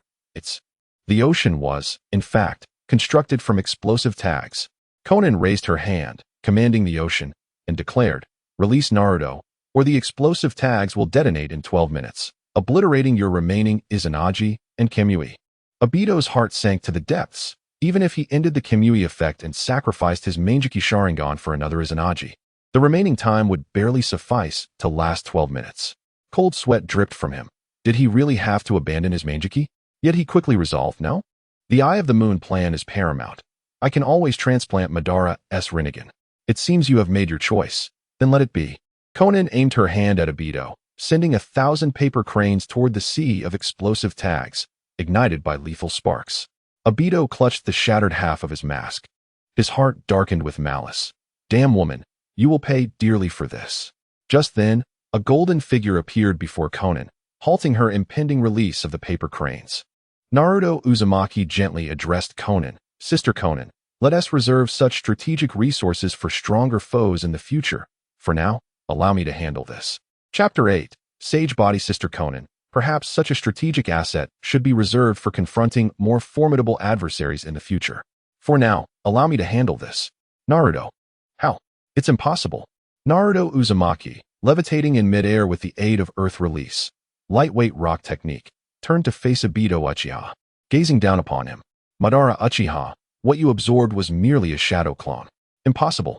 I struck him multiple times. Heh. You suffered greatly from my father's refined Flying Thunder God technique. Why is it so hard to believe I could improve the shadow clone technique? That nefarious Tobirama Senju. Sister Konan, conceal this, see once more. Let this be the stage for my final battle with Obito. Very well. Konan, initially hesitant, chose to trust Naruto's unwavering confidence.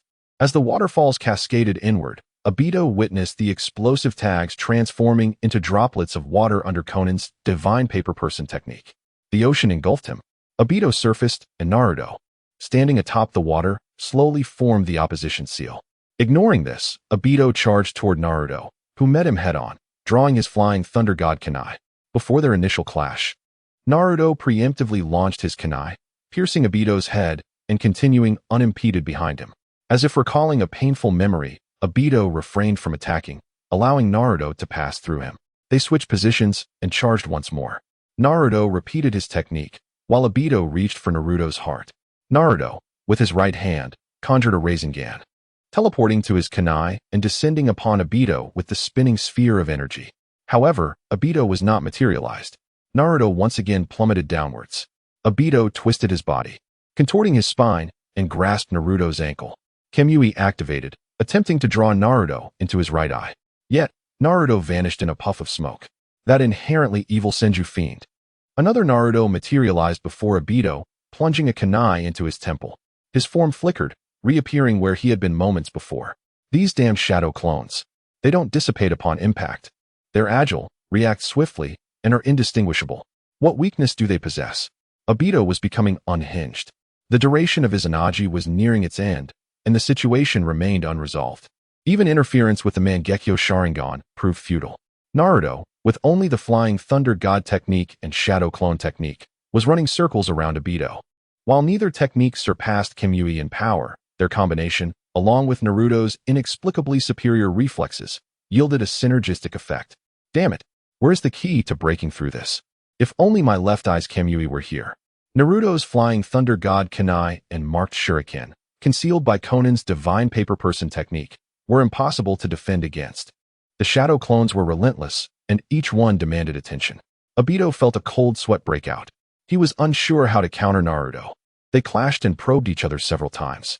Within a minute, Naruto had struck down Obito twice, while Obito had dispelled 3 of Naruto's shadow clones. As Naruto beheaded Obito for the 3rd time, Izanagi ended for the one-eyed Sharingan. Madara Uchiha, I believe we should dispense with further probing. Let us unleash our true power. Precisely. Naruto clasped his hands together, merging natural energy, and the face of the sage of the Shikatsu forest materialized on his face. Overlapping it, the Ein seal was unleashed, and an indescribable sense of power surged within him. The tangible chakra and immense strength detonated the sea's surface, sending wave after wave radiating outward from him. Obito's right Mangekyo widened, the black shuriken mark spinning in his eye. Veins of blood spread across his eyeball as his ocular power and chakra erupted.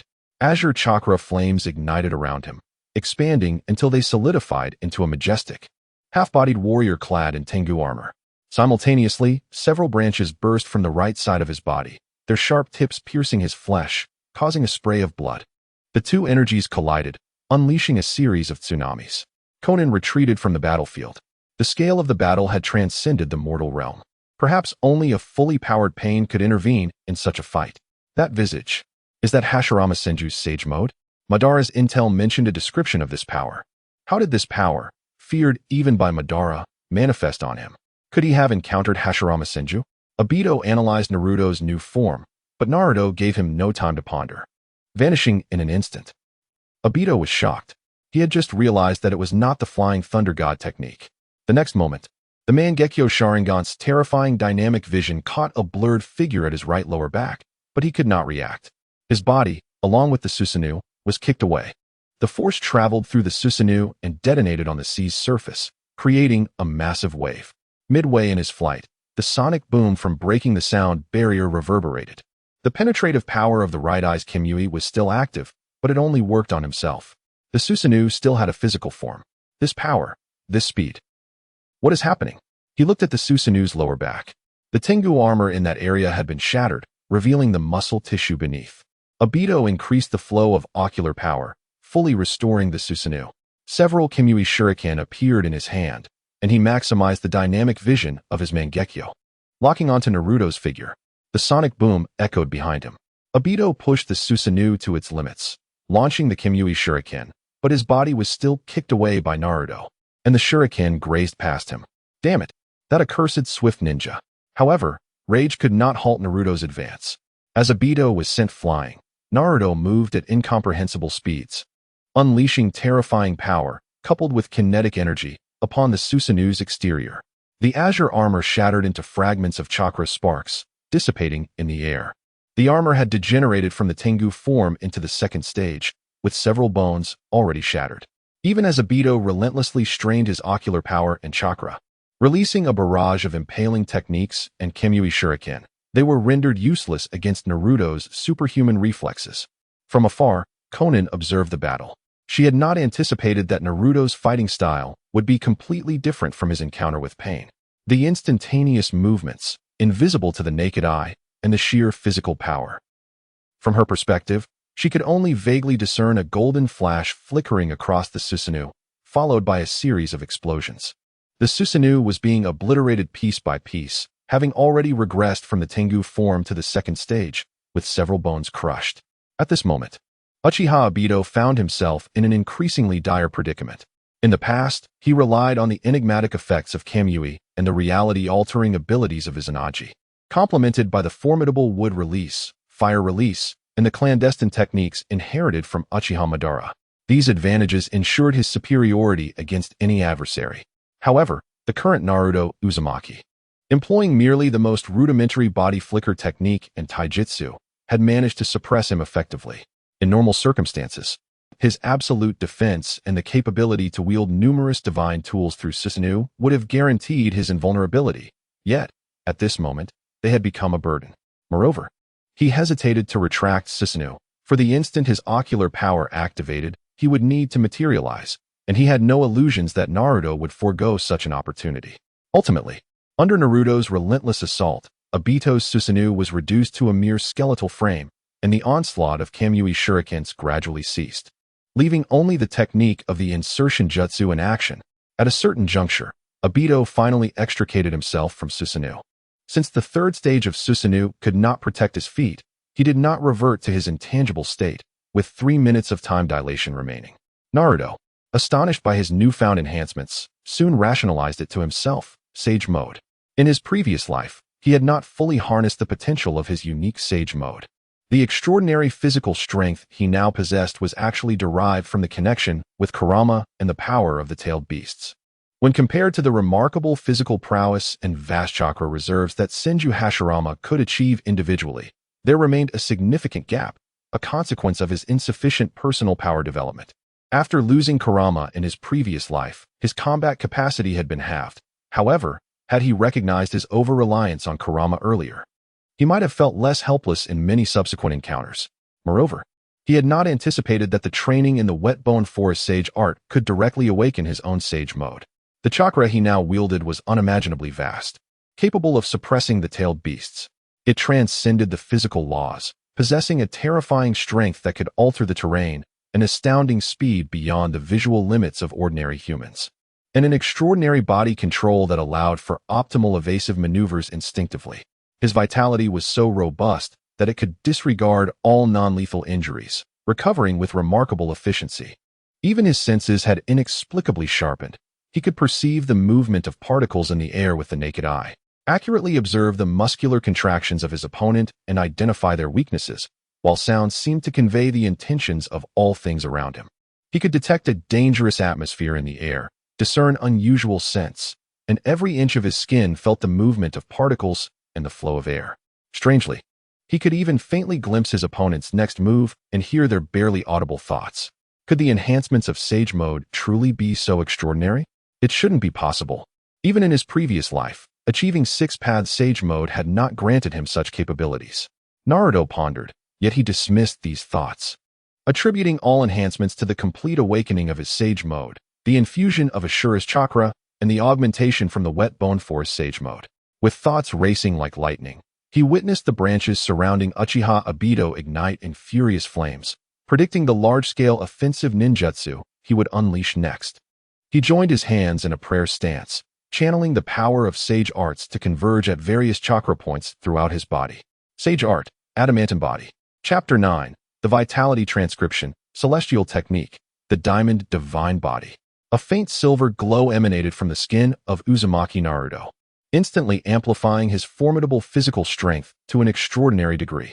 According to the Sage of Slugs, this technique was a recent creation of hers, designed to enhance the body's defensive capabilities to their utmost limits, fundamentally altering the characteristic of ninjas who typically possessed high attack but low defense, and potentially rewriting the combat methods that had persisted for centuries. Uchiha Obito did not relent. He ignited fire release on the branches protruding from his body, continuously urging their growth while expanding the flames outward. Utilizing the space-time distortion caused by Kamui, he summoned a spatial storm that transformed the wood and fire techniques into a spherical explosion devoid of escape. Seeing this, Uzumaki Naruto grinned. "Obito, you truly have a knack for creativity." Uchiha Obito formed the tiger seal with his hands and declared, "Fire release, Hellfire." The fireball erupted, concealing within it a vast area attack known as Wood Release, Hell's Chaos. However, at this moment, Naruto did not consider evading. Instead, he clenched his fists, his skin radiating silver light, and unleashed a powerful punch. The fierce force surged toward Uchiha Obito, creating a massive fist-shaped shadow in the air, a testament to the overwhelming power behind the strike. Although this air cannon could not yet rival the Dead Gate, Evening Elephant, it was nonetheless an astonishing display of taijutsu. The violent force clashed against the fireball, imprinting a fist mark upon it, and the mark crushed the sturdy wooden branches, even grazing Obito's form, causing a slight tremor in his intangible state. At this moment, Obito remained in his intangibility, but only for another 2 minutes and 50 seconds. Naruto once again entered a frenzied offensive state. Unlike before, where he relied on heightened combat awareness to inflict damage upon his opponent during their materialization, he now opted for a more straightforward approach, exhausting Obito's intangibility. Naruto assessed that his physical defense was so robust that even the Nine Tails could not breach it, and he believed that any attack he landed on Obito would inflict significant harm. The tides of combat had shifted. Naruto needed only to be wary of Obito's Kamui absorption, while Obito faced numerous concerns. The margin for error that Kamui had previously afforded him was now severely diminished by Naruto's overwhelming strength. Unless a miracle occurred, he might truly exhaust his Manjiki Sharingan. Yet, a miracle did not transpire. Facing Naruto, Obito found himself devoid of effective countermeasures, forced to continuously deplete his intangibility. As the final second of Kamui's intangibility elapsed, Naruto witnessed the particles around Obito collide with his clothing upon materialization. He launched a punch, and Obito, reacting at his utmost limit, drew upon the full might of his body, augmented by Hashirama's cells, to counter Naruto's strike. Bang! The force of the clash sent towering waves surging across the sea, and as the waves subsided, a gruesome scene was revealed. The right side of Obito's body lay in tatters, bone fragments embedded within flesh, blood flowing freely. The half of his body restored by Hashirama's cells was once again crushed. His Manjiki Sharingan distorted to an oval shape, on the verge of shattering, rendering his vision a blur. Cursed be my carelessness. Why did I engage in a fist fight? Why did I not activate Izanagi directly? Meanwhile, Naruto too was taken aback. Where did Obito find the courage to trade blows with him? Although he had briefly pondered what would occur if Obito engaged him in a fist fight, he never expected it to transpire in reality. Damn it. I must leave this place quickly. Otherwise, his right eye's Manjiki Sharingan erupted with a crimson light. Naruto, observing this, smiled lightly. At last, I have sealed away your Kamui. I trust the ensuing challenges will be somewhat simplified. To ensure you do not leave empty-handed, I shall bestow upon you an eye of reincarnation. With a single punch, Naruto obliterated Obito into a mist of blood, flesh raining down and dissipating into the ether. In the next instant, a bloodied figure hastily fled. Relying on the diminished form of the tailed beast cloak enveloping Conan, he instructed, "Sister Conan, use the parted sea to guide him toward the hidden rain village. I have a gift awaiting him there, and a chance to frighten him." Understood. Once more, the sea below parted. Observing this, Uchiha Obito swiftly scanned the explosive tags, spotting an opening in the oceanic canyon leading toward the hidden rain village. Without hesitation, he fled in that direction. He no longer had the luxury to ponder the possibility of traps. Even if there were, his demise was assured if he did not escape. Naruto shouted after him, "Don't run." Just as he prepared to pursue, his speed significantly diminished. Damn it, Sage Mode has ended. Uchiha Obito rejoiced, roaring, "Uzumaki Naruto. Victory is mine. Do not become complacent today. I will ensure you pay 100-fold for this." In a bid to enhance their performance, Conan and Naruto launched another concentrated assault against him. However, Obito had no intention of lingering. He channeled all his chakra into a body flicker technique, zipping across the sea like a bolt of black lightning. Once his chakra was expended, he utilized Izanagi to refresh his state, ensuring he remained in Kamui's intangibility. The speed of a pinnacle-level ninja escaping with all their might should not be underestimated. Even in his ordinary state, Uzumaki Naruto, whose sage body was a passive enhancement, greatly amplified by sage techniques, would require effort to catch up to him. Moreover, Naruto had no intention of pursuing him to the bitter end. Nevertheless, the value of the Rinnegan far surpassed that of the Mangekyou Sharingan, and considering how long he had deceived my master, it would not be unreasonable for me to collect some interest, Obito. A cunning smile crept across Naruto's face. 4 minutes later, Uchiha Obito arrived at a highly concealed outpost on the border of the Land of Rain, where he found his ally, Zetsu. After merging with him and acquiring a new Sharingan, he fell into contemplation. The cost of this encounter had been exorbitant. Not only had he failed to uncover any clues regarding the Rinnegan, but he had also suffered devastating injuries and lost the very power that had once made him formidable in the ninja world. Closing his eyes, he remained silent for a long while before finally speaking, "Let us depart." After advancing further, Zetsu suddenly spoke. "Strange, what is this?" "What is it?" Obito inquired. "I sense an incredibly potent life force, reminiscent of Senju Hashirama." "What?" Upon hearing this, Obito instantly recognized that this power belonged to Uzumaki Naruto. He urgently commanded, "Leave at once. Circle around him quickly. Do not approach him under any circumstances." Haha. It's amusing to see the usually stoic Uchiha Obito reduced to this state of a cornered dog, Zetsu laughed, yet he swiftly moved away from Naruto's direction without hesitation. After continuing for a while, Zetsu spoke again. "Obito, are you sure you do not wish to return and take a look?" "Why would I return? I have lost my Kimui. To go back now would merely invite my own demise." However, that Nine-Tails boy remained seated and motionless. I had dispatched several white Zetsus to observe him from various angles for quite some time. He seemed to be absorbing the life force of that place, and we could sense that he was channeling a substantial amount of chakra and vitality towards his eyes. At the border between the Land of Rain and the Land of Fire, Naruto Uzumaki slowly opened his eyes. His 2 purple orbs, shimmering with divine radiance, emanated a terrifying pressure. He sighed, muttering to himself, "The power of the Rinnegan is indeed immensely formidable." "What? The Rinnegan?" exclaimed Obito Uchiha in shock. He quickly inquired, "What? What Rinnegan?" At that moment, under the healing effects of Hashirama's cells, his injuries were nearly healed, granting him basic mobility. The Nine-Tails Jinchuriki has implanted the Rinnegan onto himself. A tempest of emotions surged within Obito. When did this happen? Could it be that I had been battling merely a shadow clone all along? Does he possess the ability to summon the Outer Path's demonic statue? If so, would that not spell the end of the Moon's Eye plan? "Obito, that kid has fainted." "What? What happened?" It seems the chakra of the Rinnegan erupted, directly impacting his brain. I have sent White Zetsu to investigate. All right, if possible, retrieve the Rinnegan immediately. Even at this juncture, Obito sensed a whiff of conspiracy. Beads of cold sweat trickling down his forehead. What should I do? The only power he currently possessed was that granted by Hashirama's cells and the enhancements from White Zetsu. The effect of the Kodoamet Tsukumi from his right I had just concluded, yet he had approximately 4.5 minutes before the Mangekyou Sharingan would become blind. He could still seize this final opportunity. If the Moon's Eye plan were to fail, then my existence in this world would lose all meaning. Death would allow for Edo Tensei, but if I missed this chance, it would be far more challenging for that boy to master the Rinnegan later. "White Zetsu, let's travel underground. We should reach his location in about half a minute. I must personally reclaim the Rinnegan." "Understood." At this moment, Naruto lay on the ground, convulsing.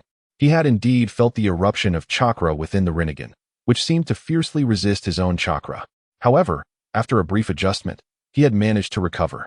I hope my Act 1T be seen through. After all, I have feigned death before extraterrestrial beings.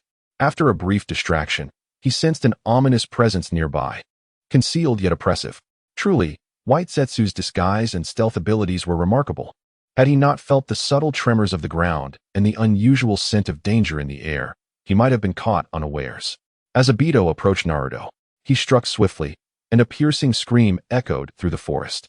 Naruto's left eye was seized by Obito, while his right eye remained intact due to his quick reflexes. "Damn it, why did I faint? Was it you? How could my shadow clone fail to eliminate you directly?" Obito stared at the Rinnegan in his hand, feeling a sense of absurdity wash over him. He glanced up at Naruto and noticed the absence of the Sage Mode markings on his face. Has the reaction time truly slowed this much? Is the enhancement of Sage Mode truly that exaggerated? Regardless, he had secured one Rinnegan. He needed to retrieve the other before Naruto could enter Sage mode again. Slamming his fist into the ground, he unleashed a surge of power, cracking the earth and interrupting Naruto's process of absorbing natural energy. A multitude of branches erupted from his hand, piercing into Naruto's body at an astonishing speed. With violent hand seals, the branches thrived within him, impaling Naruto from the inside. Then, a spiral of fire burst forth from his mouth, igniting the wood style. Fire style, storm dance. At this point, Naruto was on the brink of death. Slowly, he drew out a kunai, its tip aimed at Obito. Looking at Naruto like that, Obito could no longer contain himself. He ruthlessly mocked, "Rest assured, in the new world, I will ensure everyone knows you in this state."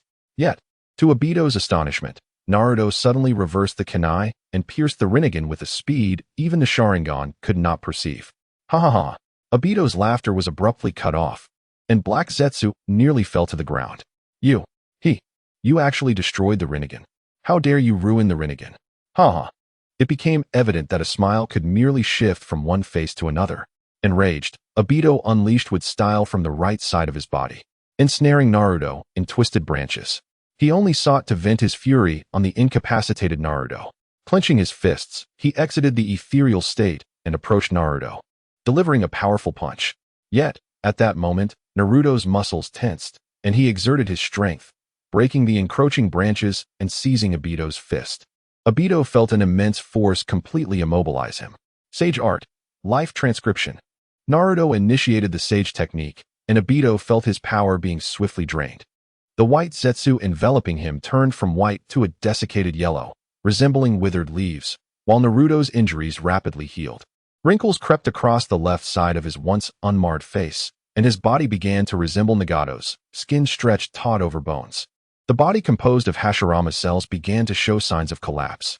He summoned the last remnants of his chakra to activate his third Izanagi of the day. Chapter 10. The Bait Uchiha Obito's form once again faded into nothingness, reappearing at a distance.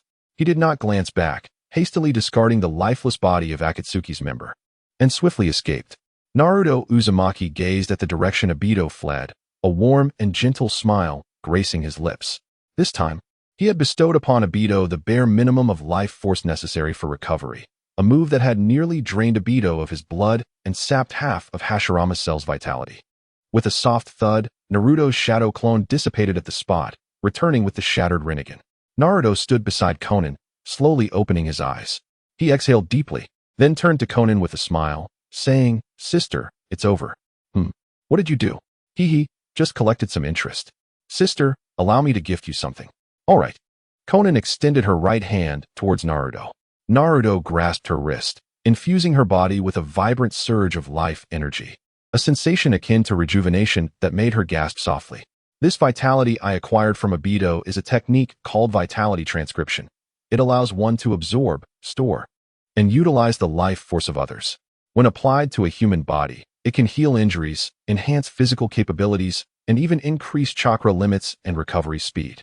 However, excessive use may transform one into a half-plant, half-animal monstrosity. I can indeed feel my chakra recovery speed increasing. I hadn't anticipated an increase in chakra volume as well. Yes, I plan to slightly unseal Brother Nagato later and infuse him with some vitality. It should aid his condition." "Understood, I will assist you." After they had successfully resealed Nagato, the two engaged in conversation. Naruto recounted his experiences learning sage techniques in Miyaboka Mountain and the Land of Wet Bones, while Konan shared her recent endeavors in the Rain Village. Their laughter echoed joyfully, predominantly Naruto's, until Konan inquired, "What are your plans next?" "I intend to deliver some vitality to Kakashi-sensei and then lure Danzo out of the village." "Shimura Danzo." A glimmer of murderous intent flashed in Konan's eyes. "Do not worry, sister. I will not grant this irredeemable man another chance as I did before." "Good." In the village of Konoha, Kakashi Hatake was overwhelmed, managing various village affairs. With the robust support of Nara Shikaku and others, progress was being made, albeit with numerous obstacles due to the ongoing reconstruction phase, leading to a significant backlog of work. A tapping sound came from the rear window, and Kakashi turned to see Naruto perched on the sill. Kakashi sighed, standing to open the window, and remarked, "Why come through the window when there's a perfectly good door?" "Oh, come on, Kakashi-sensei. Taking the front door would take longer." What is up? After conspiring with Tsunade for so long, you finally thought of me, your scapegoat? Hee hee, I came to lighten your load. With a smile, Kakashi asked. What are you up to now? Something good, something good. Sensei, extend your hand. All right, I'll trust you this time. Kakashi extended his right hand towards Naruto. Once again, Naruto gripped his wrist, a flash of pure light shimmering as vibrant green energy flowed into Kakashi's body, merging with him. Kakashi felt his chakra recovery speed double, and for the first time in ages, he sensed a glimmer of replenishment in his chakra, which had been perpetually drained by his unending Sharingan. The vast life force converged towards his left eye, which had always repelled his own, now exhibiting signs of loosening. Naruto, what is this power? This is a technique I learned from the land of wet bones. It can. Naruto reiterated the explanation he had given to Konan. However, this power seems to reduce my ocular consumption. Really? Does it have such an effect? That shouldn't be possible. I'll have to study it further. Then, Naruto shifted the conversation, stating, There's one more thing, Kakashi-sensei. Let us fist bump. I believe it will answer some of your questions. Seeing Naruto's earnest expression, Kakashi set aside his jovial demeanor, responding seriously, all right. As their fists met, they unleashed their respective chakra, and in an instant, vivid images of the future flashed before Kakashi's eyes. After bidding farewell, Naruto vanished from Kakashi's office. Kakashi remained, unable to conceal his astonishment. That instant movement could only be rivaled by the Flying Thunder God technique. He lightly tapped his forehead, murmuring, things are about to get complicated. Feeling the surge of life energy within him, he began to instinctively relearn something fundamental. When he opened his eyes again, his once crimson and black Tomo Sharingan had transformed into deep black eyes. Meanwhile, Root's operatives arrived, each masked figure delivering Shimura Danzo's orders to Naruto, coldly stating, Let us go, we will lead the way. Are we in such a hurry? Naruto quickly changed out of his green frog pajamas, hastily stuffing bread into his mouth as he followed the ninjas. In truth, with his current physical energy levels, he could maintain peak condition without food, water, or rest. Yet he was reluctant to abandon his habits. After all, they were his parents' wishes. Within the borders of the Land of Fire, a forest adjacent to the Land of Lightning welcomed the Eagle Squad, who had finally arrived. Uchiha Sasuke led the team onward, having defeated the Eight Tails. But the Akatsuki had gone silent, with even the masked man claiming to be Uchiha Madara and the individual known as Obito vanishing without a trace. How infuriating. The Akatsuki has truly burned the bridge behind them. No matter, I alone can destroy Konoha. Suddenly, a disturbance in the distance alerted Sasuke. He raised a hand, halting the others, drawing his Kusanagi sword, and activating his Manjiki Sharingan. The other three immediately assumed combat stances. Fire style, fireball jutsu. At the sound, Sasuke froze. It was Itachi's voice. A torrential wave of fireballs engulfed the trees ahead. Sasuke's eyes widened in surprise before quickly refocusing. Suigetsu. Kisame's water clone formed hand seals, unleashing a torrent of water to counter the fireballs. Water style, great waterfall technique. Thick steam enveloped the forest, obscuring visibility. Wind style, typhoon. A fierce wind swept away the mist, revealing Itachi before them. Itachi, you, my foolish little brother, do you not recognize your own elder brother? As he spoke, a lewd smile that was utterly incongruous with Uchiha Itachi's demeanor crept onto his face, and he even had the audacity to pick his nose with his little finger. Uchiha Sasuke was evidently struck by a mental blow, leaving his mind blank. Itachi casually whistled and turned to leave. Sasuke's face flushed, and a palpable fury ignited in his eyes. The chakra sensed by Uzumaki Karen had grown increasingly dark and foreboding in recent days. Akin to a volcano on the verge of eruption, one could feel the overwhelming wrath even through chakra perception. No matter who you are, if you dare to mock Itachi, I will ensure you pay the price. Chase after him. Are we not there yet?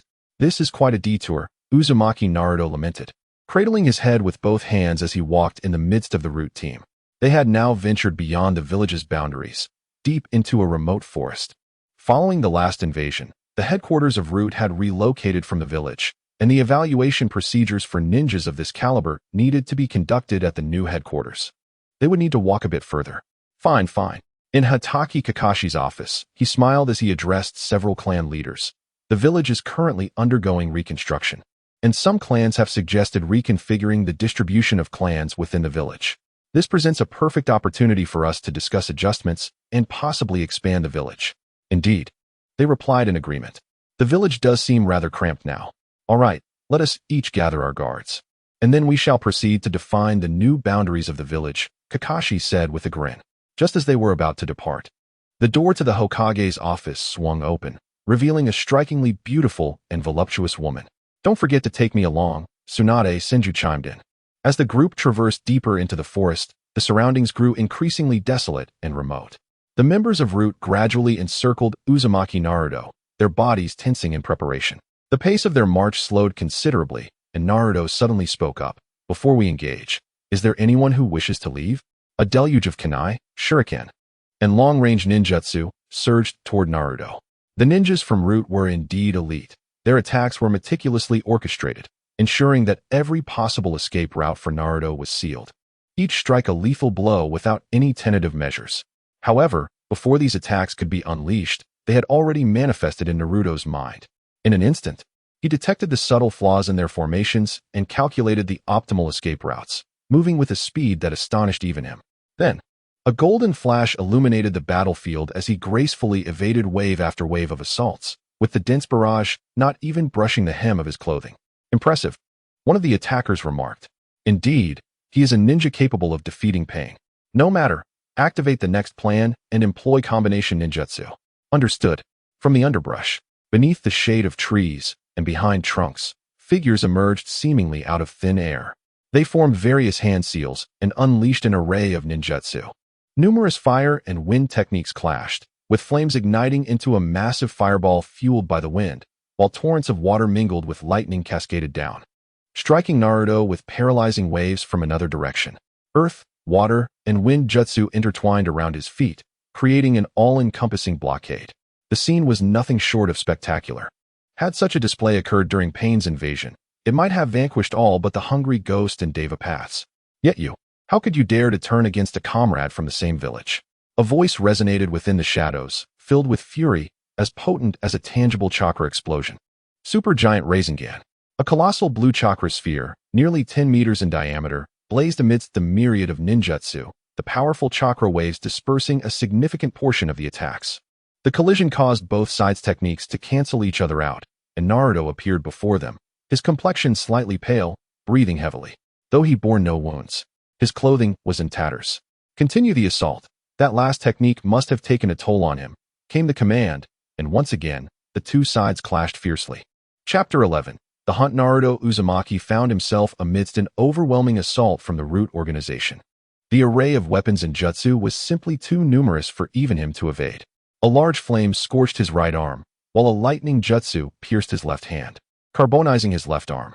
Several shurikens and kunai were embedded in his body, and his wounds bled profusely, painting a grim picture of his condition.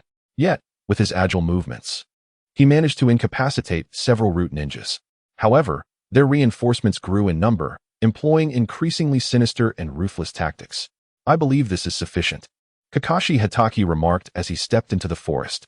Indeed, the plans for the village would be significantly simpler 50 years hence, but this area was far too expansive. The subsequent construction costs would undoubtedly be substantial. The clan leaders behind him began to discuss this matter directly. Amidst their conversations, Hiruzen Yama and Inuzuka Tsum exchanged glances with Kakashi and Tsunade, noting their grave expressions. Yama, what troubles you? Akimichi Choza inquired, observing his friend's change in demeanor. Inuzuka Tsum pointed ahead, stating, approximately 20 kilometers ahead, a battle is occurring. Tsunade confirmed, indeed, it appears that a shadow-level confrontation is taking place. What? A battle of shadow-level strength. Is it the Cloud Village? Asked Hyuga Hayashi. As the veins around his eyes gradually relaxed, he shook his head slowly. I am afraid I cannot perceive that distance, but I sense that the conflict there is intensely brutal.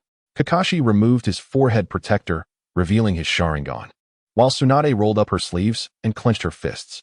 The three-tomo Sharingan in Kakashi's eye glimmered ominously as he declared coldly, regardless of who it is. With a shadow-level warrior fighting near Konoha, we have no reason to retreat. He instructed the Umbu, return to the village and inform them to enter a state of readiness. The remaining Umbu members are to remain on standby. Understood. Esteemed clan leaders, please remain here for a while. Tsunade and I will return shortly. Upon hearing this, Hayashi and the others expressed their dissatisfaction. We are also members of the village. As long as we are alive, there is no reason for the Hokage to scout the path for us." Kakashi felt a surge of gratitude and responded, "Then I thank you, esteemed clan leaders. Let us hasten, the battle appears to be escalating."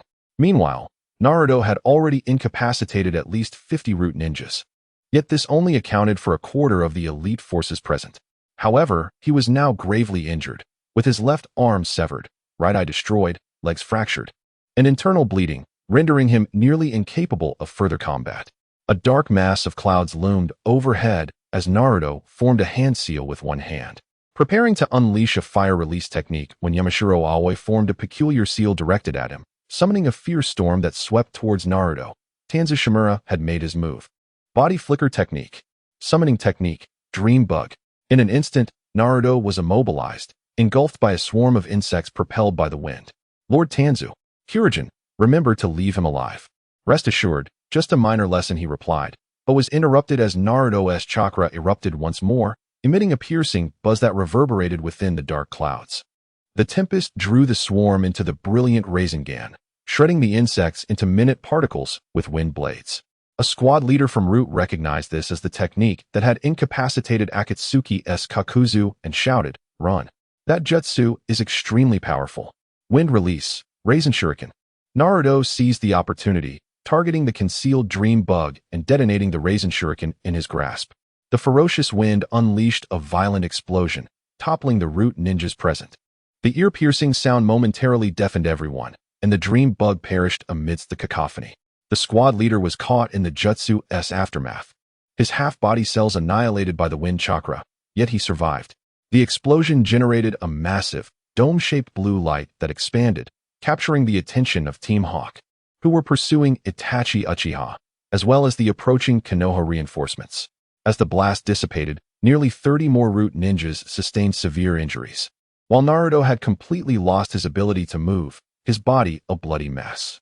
Due to the toxins from the bugs, his eyes were tightly shut, and he had succumbed to a deep coma. Moments later, an elderly figure wrapped in bandages emerged from the shadows. Having activated his Anaji to guard against a potential surprise attack from Naruto, revealing Shusui's Manjikyu Sharingan, ready to unleash Kodoame Tsukumi. Tanzu was taken aback. He had not anticipated that the Nine-Tails Jinchuriki could be so formidable, capable of decimating nearly half of Root's elite forces even when ambushed. And even his summoned beast had been slain. He realized that even had he intervened at the onset, he would have had to expend several Sharingan to subdue Naruto. However, it was all coming to an end. Grasping Naruto by the neck, Tanzu attempted to hoist him as one would a chicken, but as he clutched Naruto's hair, he inadvertently lifted his head, startling himself as he noticed the eerie smile lingering at the corner of Naruto's mouth. The timing was impeccable.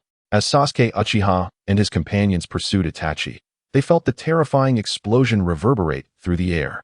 Initially intending to circumvent the area, they suddenly sensed Itachi's presence vanish. "A clone, perhaps?" Sasuke mused. "No matter, if we've been led here, it must be related to that explosion. Let us investigate." He guided his team to the epicenter of the blast, where an almost breath-stealing sight awaited them. Tanzu had severed Naruto's head.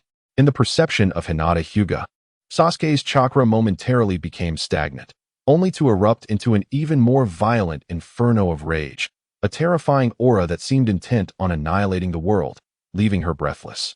Boom. Dark purple chakra blazed around Sasuke, the sheer despair and sorrow coalescing into an astonishing power. This turmoil drew the attention of the Root ninjas and Tanzu, who turned to face this overwhelming force. Simultaneously, Tsunade and Kakashi, along with their companions, arrived at the scene, witnessing the same horrific tableau. The clan leaders behind them erupted in chaos. Is that Naruto? What is Tanzu doing? Has he killed the Nine-Tails? They pondered whether the recent explosion was the result of a confrontation between the two, while everyone remained in shock at the unfolding scene. A puff of white smoke enveloped the area, revealing the battered Naruto. Summoning every ounce of strength, he addressed the crowd. "Tanzu possesses Uchiha's eyes. He attacked me before he could finish. He succumbed to unconsciousness." As the crowd processed his words, Tsunade squeezed through to Naruto's side, kneeling beside him to activate her healing techniques. Boom. The dark purple chakra surged skyward, once again capturing the attention of the onlookers, who now also noticed the grotesque visage of Shimura Danzo. Let us remain patient and observe the unfolding battle, Kakashi Hatake calmly articulated. Uchiha Sasuke's gaze fell upon Shimura Danzo, his intense murderous intent directed at the man as if he were a lifeless corpse. Are you Itachi's brother? Danzo inquired, a mocking tone lacing his words. Oh, you possess quite remarkable eyes. Since you have come before me, I shall take the opportunity to rectify Uchiha Itachi's failure. At such audacious words, Sasuke's left eye widened. Black flames igniting upon Danzo, the extreme heat instantaneously melting him away, while also igniting the surrounding forest and several root ninjas nearby. Amidst their agonized screams, Danzo's figure reemerged not far from where he had perished. Sasuke released the power of his right eye, transforming the remnants of the Amaterasu flames into arrows that shot towards the newly appeared Danzo. This temperature, beyond human comprehension, incinerated everything within a 10-meter radius, reducing numerous root ninjas to mere ashes before they could even utter a cry.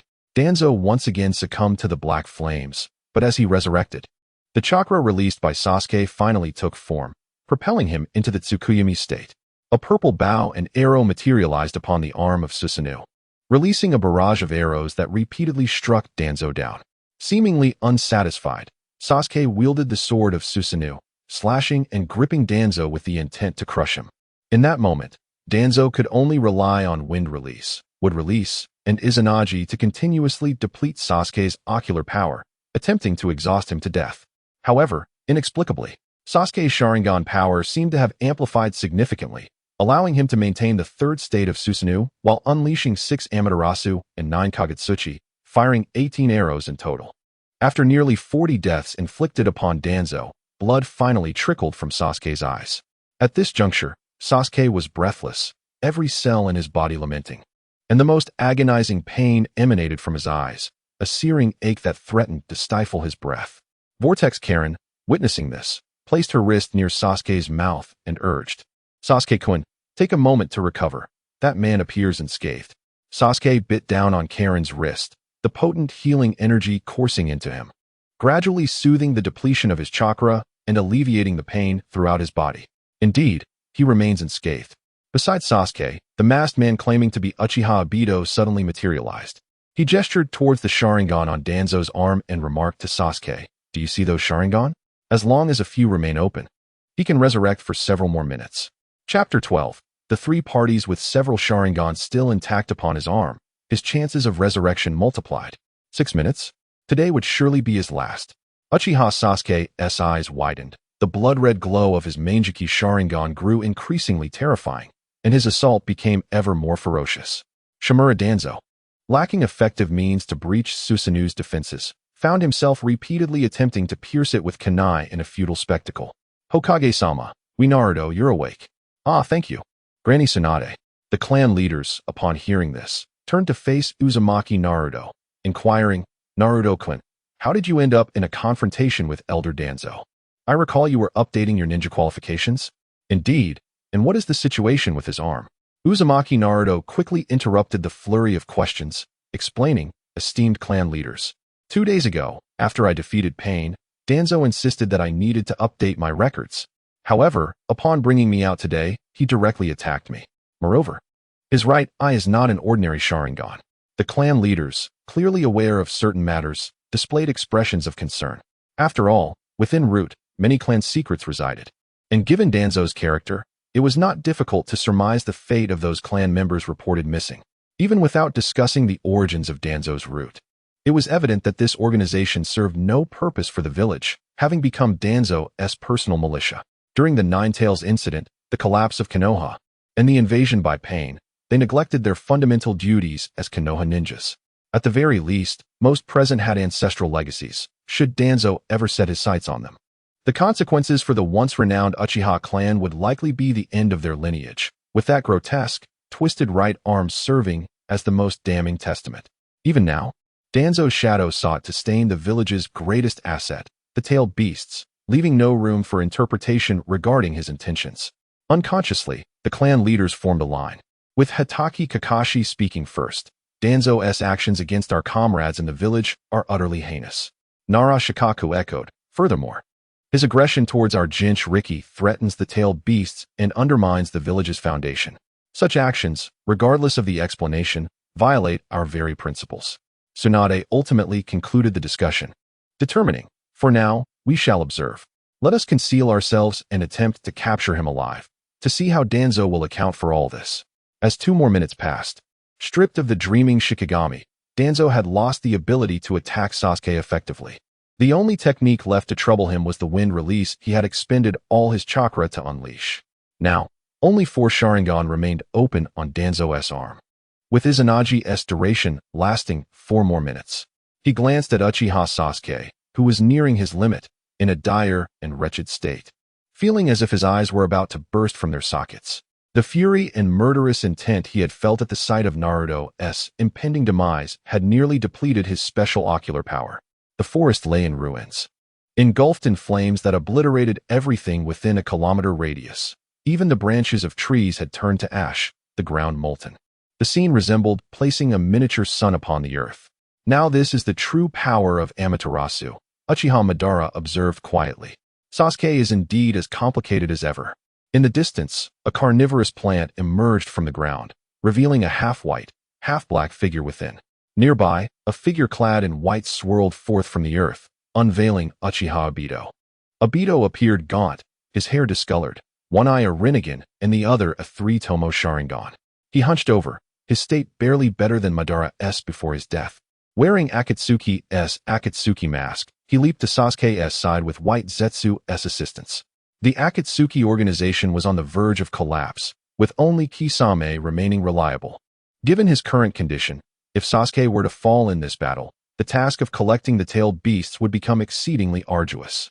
He appeared beside Uchiha Sasuke, and to his surprise, he found another individual who looked identical to him. Sasuke, seeing him, was momentarily taken aback, glancing at the other masked figure before quickly leaping away from them. The members of Team Hawk had already dispersed to fend off Rude's assault on Sasuke. There was no need to dwell on such matters. They needed to assist Sasuke in dealing with Danzo first. Let us go, the first Uchiha Madara declared. Uchiha Sasuke retorted defiantly. Obito chose not to linger on the issue, but spoke up. You are Uzumaki Naruto, aren't you? Sasuke hesitated briefly, but then surged forward. Here he comes. Danzo unleashed a torrent of massive roots, surging towards Uchiha Sasuke like a tidal wave. Sasuke swiftly formed hand seals, gathering fire-release chakra at his throat, unleashing a colossal fireball. Fire release, great fireball technique. The searing flames pierced through the colossal tree, creating a path that revealed Danzo rushing forth. With only 3 eyes remaining on his arm. 3 minutes. Danzo, employing Uchiha Shursui's Manjiki Sharingan, initiated a basic genjutsu, truly deserving of its reputation. Even the simplest genjutsu from Shursui's eyes ensnared Sasuke in a state of paralysis. Within Sasuke's consciousness, a spinning shuriken from the Manjiki Sharingan dominated his mind, rendering him powerless and causing Susanoo to dissipate. Seizing the opportunity, Danzo reached for Sasuke's eyes. Mine now. In an instant, Uzumaki Naruto materialized between Sasuke and Danzo. The sonic boom from his terrifying speed jolting Sasuke awake as his fist obliterated Danzo, sending him crashing into a spray of blood. Be wary of that Sharingan, Sasuke. Upon hearing Naruto's warning, Sasuke felt a slight sense of relief, yet he coldly responded, the supreme vengeance of the Uchiha clan is not for you to tarnish. Step aside. Naruto shrugged and moved aside.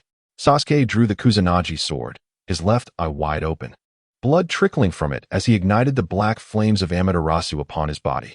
Once more, he melted away into silence, the surrounding forest having been utterly annihilated. The ground beneath him melted into magma, and the nearby terrain transformed into glass. Danzo revived once again, but this time, as he materialized, the residual black flames instantly ignited his body. Danzo resurrected with a dark expression from a distance, and Sasuke, pivoting, saw his right eye glowing with intent. The unextinguished flames transformed into a fierce tiger, lunging toward Danzo. Before the flaming beast could reach him, Danzo was consumed by the intense heat it radiated. In the next moment, Danzo's revival position shifted even farther away, and Sasuke realized that Danzo was attempting to withdraw from the battle. Uchiha Sasuke covered his left eye, peering through the gaps of his fingers at Shimura Danzo. In the recent battle, that chakra had awakened the true powers of Amaterasu and Kagetsuchi. Setting aside the absolute destructive force of Amaterasu that now resided within, Kagutsuchi had reached a point where it could manipulate flames into independent combat entities. Under the support of Kagutsuchi, Uchiha Sasuke could achieve remarkable feats with fire, even transforming himself entirely into flames with ease. He had truly become a god of fire. Focusing his gaze, he murmured, "I will not let you escape." At that moment, black flames erupted from his body, and he vanished from sight. The next second, the embers of a fierce tiger expanded, and Uchiha Sasuke emerged from the inferno, approaching Shimura Danzo. Chidori Senbon. The lightning needles pierced through Shimura Danzo, utterly destroying his chakra points, yet in the next instant, he resurrected at a greater distance. Uchiha Sasuke's right eye widened, ready to activate Kagutsuchi once more, but a sudden, sharp pain shot through his eye. Damn it! Have I overexerted my ocular power? Without turning back, Shimura Danzo utilized all his chakra for the body flicker technique, depleting his energy completely before committing suicide to reset and flee with astonishing speed.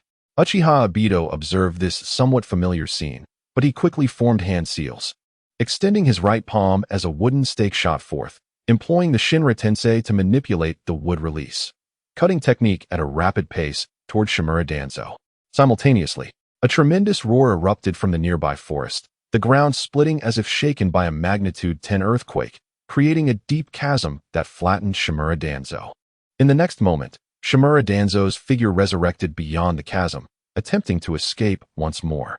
However, the earth surged up again, hurling him backward as a spiraling fire serpent swept from the chasm. He was struck by the wood release, cutting technique, branches growing and spreading through his body, while flames engulfed him, reducing the wood to ashes. This technique is... Uchiha Obito's expression darkened. Fire release, storm dance. The voice of Kakashi Hatake echoed nearby. "Is that you, Obito?"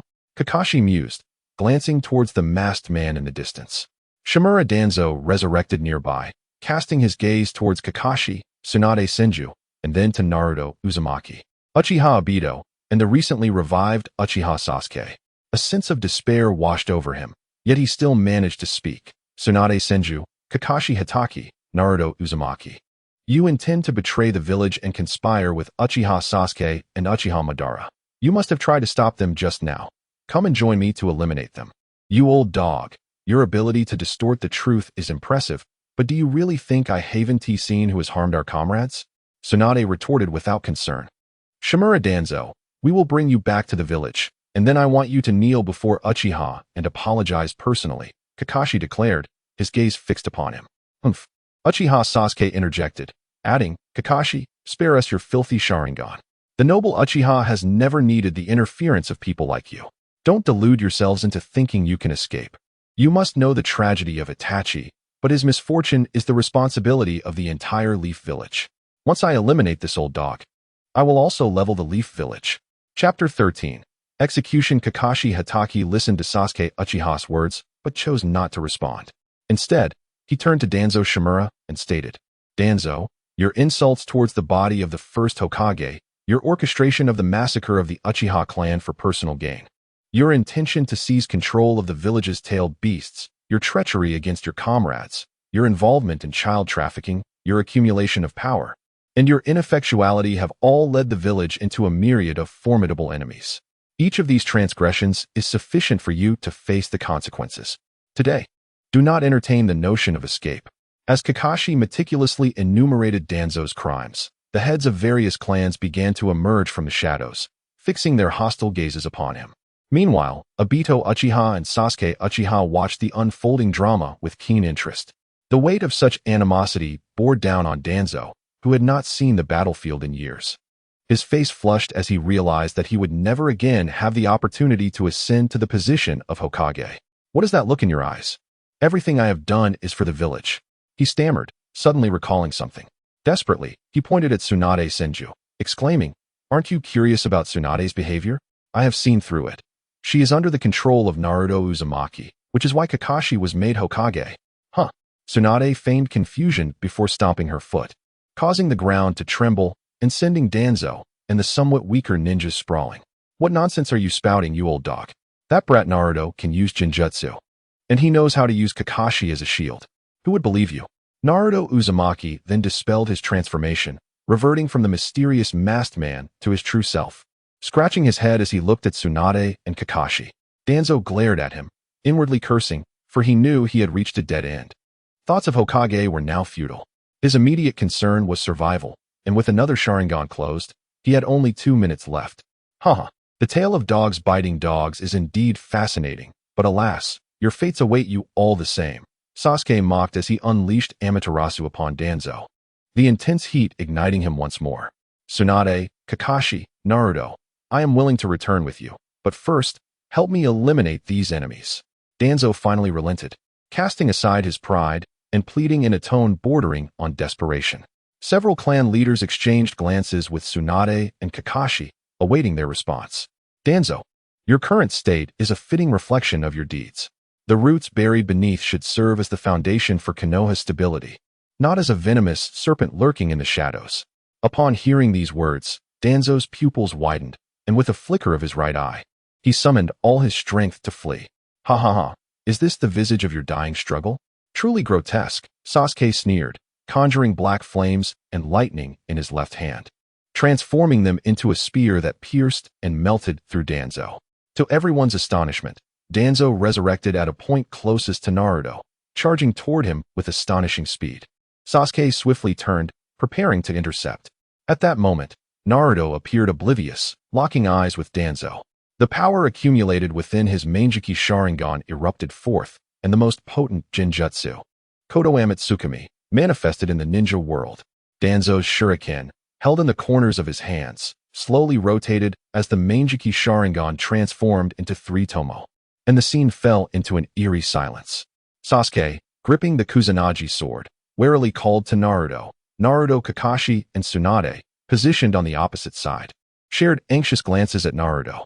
Despite Naruto's evident confidence, the necessary caution could not be overlooked. The oppressive silence lingered for what felt like an eternity until Naruto finally spoke. I have come to understand something profound. Upon hearing this, Danzo's face twisted into a sinister smile, while Kakashi and Tsunade drew their kunai, their spirits sinking. Sasuke strained to harness the last vestiges of his ocular power, his thoughts in turmoil. Even Obito leaped into the fray, ready to unleash would release and extract Sasuke from danger. After another brief pause, Naruto suddenly lunged forward, swiftly extracting one of Danzo's Sharingan from his eye socket. Danzo's smile remained for but 2 seconds before he registered the excruciating pain, doubling over in a scream. Boom! Naruto's figure dissipated in a cloud of white smoke, revealing it to be merely a shadow clone.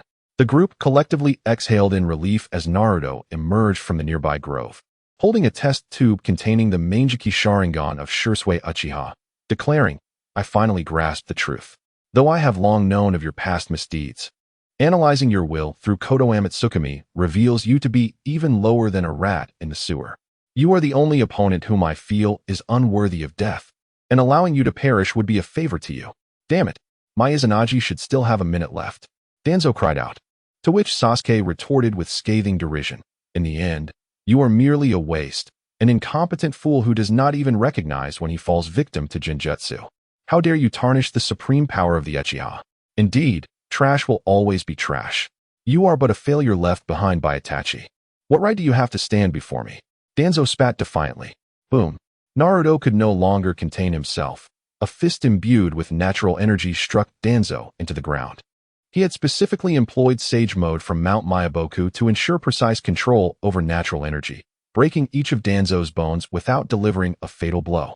Subsequently, like a pitiful mass of clay, Danzo was dragged before Sasuke, who finally ceased his verbal onslaught against Naruto. Gripping the Kusanagi sword, Sasuke's mind drifted back to his childhood memories with Itachi, recalling the diminishing smiles on his father's face, the blood and stench of that fateful night. The helplessness and despair he felt when facing Itachi again, the 3 years of hellish training, and Itachi's enigmatic smile during their last encounter. His gaze fixed upon the quivering figure of Danzo, who knelt before him like a mere pile of refuse. A flicker of disdain crossed Sasuke's eyes as he brought down the blade, severing the head of this wretched creature. Thus, the dark legacy of Danzo Shimura came to an end, concluding a life steeped in infamy. Chapter 14 Reunion of Brothers. The severed head of Shimura Danzo rolled to the ground as Uchiha Sasuke delivered a swift kick to his lifeless body. He covered his eyes, gasping for breath, blood dripping onto the earth. Witnessing this, Uzumaki Naruto placed his right hand on Sasuke's shoulder, channeling life energy into him. Sasuke felt the surge of vitality ripple through him, aiding in his recovery, and swiftly shook off Naruto's hand. Step aside, deadweight. Next is Konoha. You won't escape. All right, I understand. Just recover first. Naruto replied casually. Then, without waiting for a response, pressed down on Sasuke's shoulder again, continuing the healing process. Sasuke attempted to pull away once more, but the immense force emanating from Naruto firmly anchored him in place, leaving him no choice but to accept the rejuvenating energy. After 5 seconds, Naruto released his grip, and Sasuke fell silent, bowing his head. Without waiting for Sasuke to speak, Naruto declared, "Your ocular powers are nearly exhausted, and your vision has suffered significant damage. You should return with that masked man for now. You can come back to Konoha once you've gained stronger abilities." Deadweight, are you insulting me? Of course not, I merely bang. Naruto chose not to respond directly to Sasuke's taunt, dispersing his shadow clone in a puff of smoke. Sasuke was taken aback, glancing back at Kakashi and the others on the opposite side, only to find them gone as well. "No need to search, they have already departed," said Uchiha Obito, who had lingered nearby. "Let us return. Your eyesight must be failing you by now." After a moment, Sasuke finally spoke. Let's head back." Subsequently, the mysterious masked man and Team Hawk were summoned away through reverse summoning techniques, leaving Danzo's corpse to rot in the wilderness. Land of Lightning. Cloud Thunder Gorge. Naruto's shadow clone brought the fourth Raikage, to the gorge, where they were met with a devastating scene. The Raikage recalled the demolished village gate, his brow furrowing slightly. Upon hearing the news of Killer Bee's disappearance, he had rushed from the village, eager to confront Akatsuki and annihilate them one by one.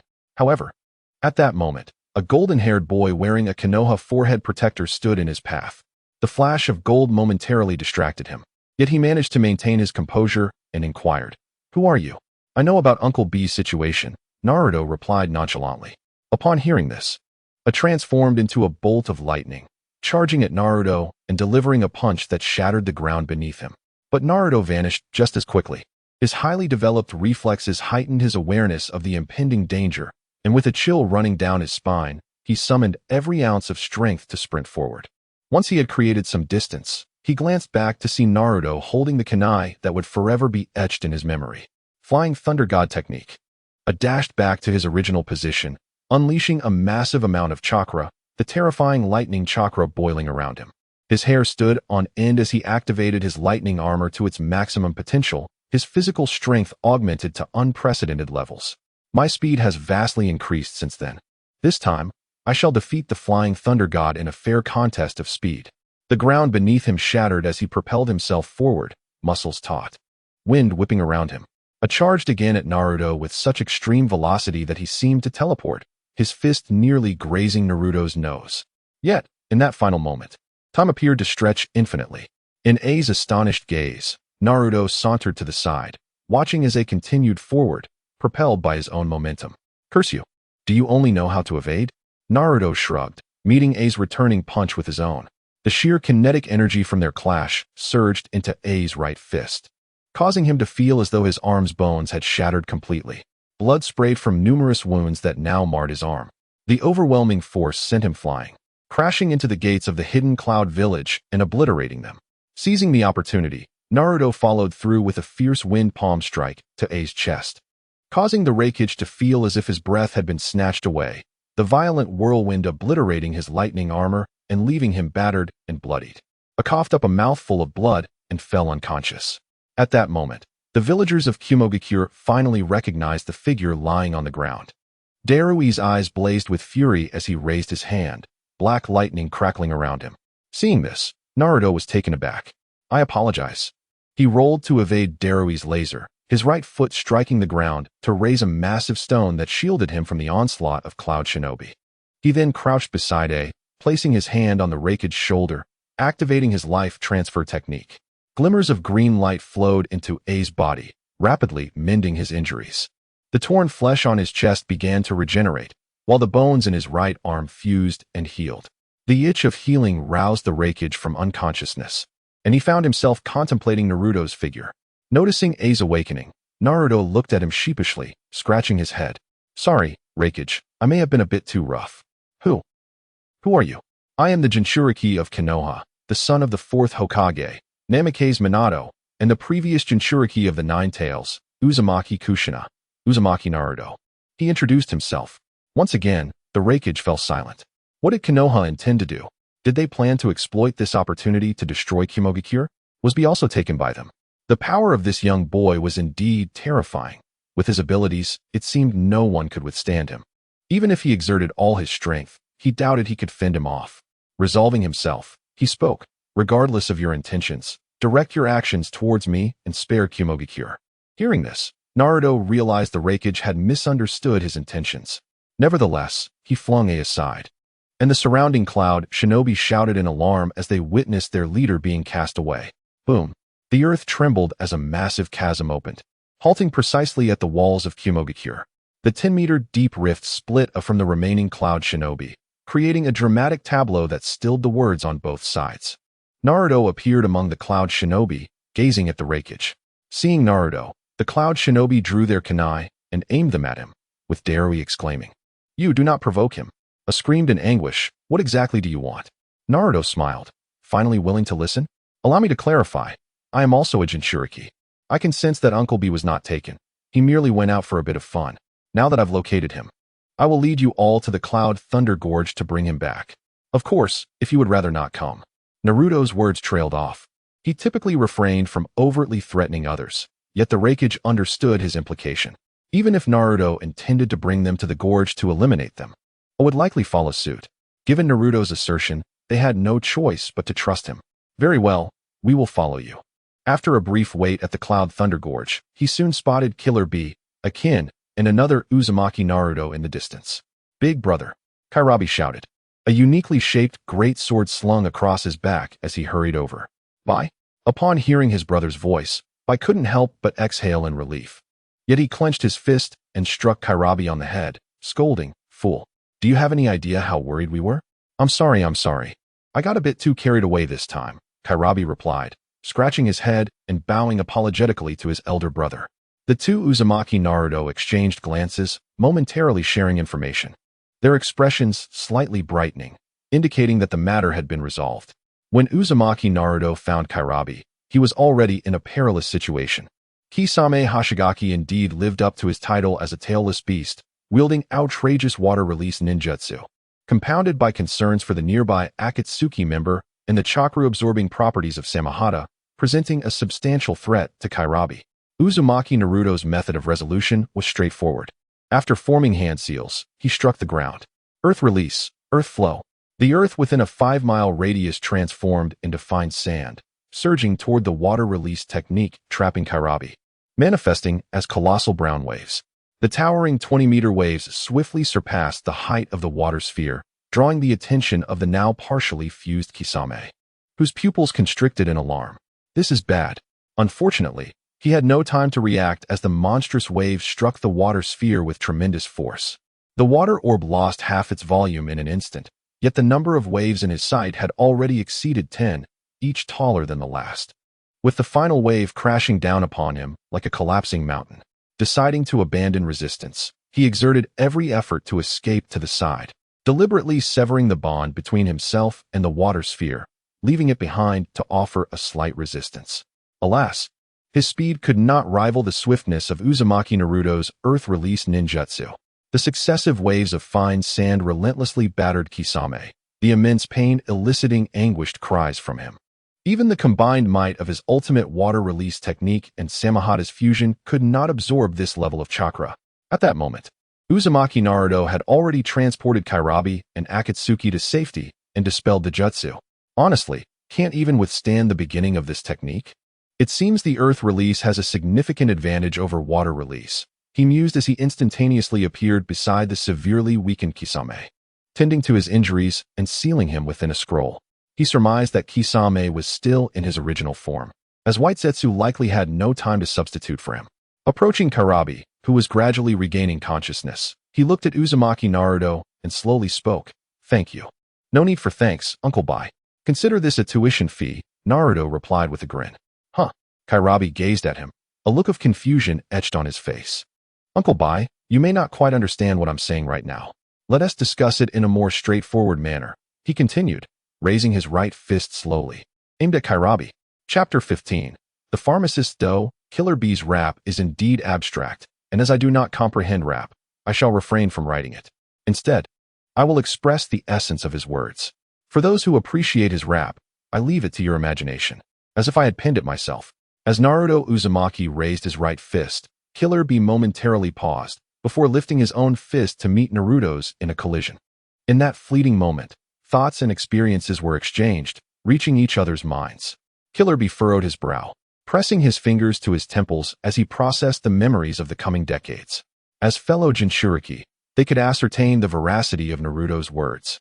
Yet he struggled to accept that the hard-won piece of the ninja world could be so easily shattered by such an enemy.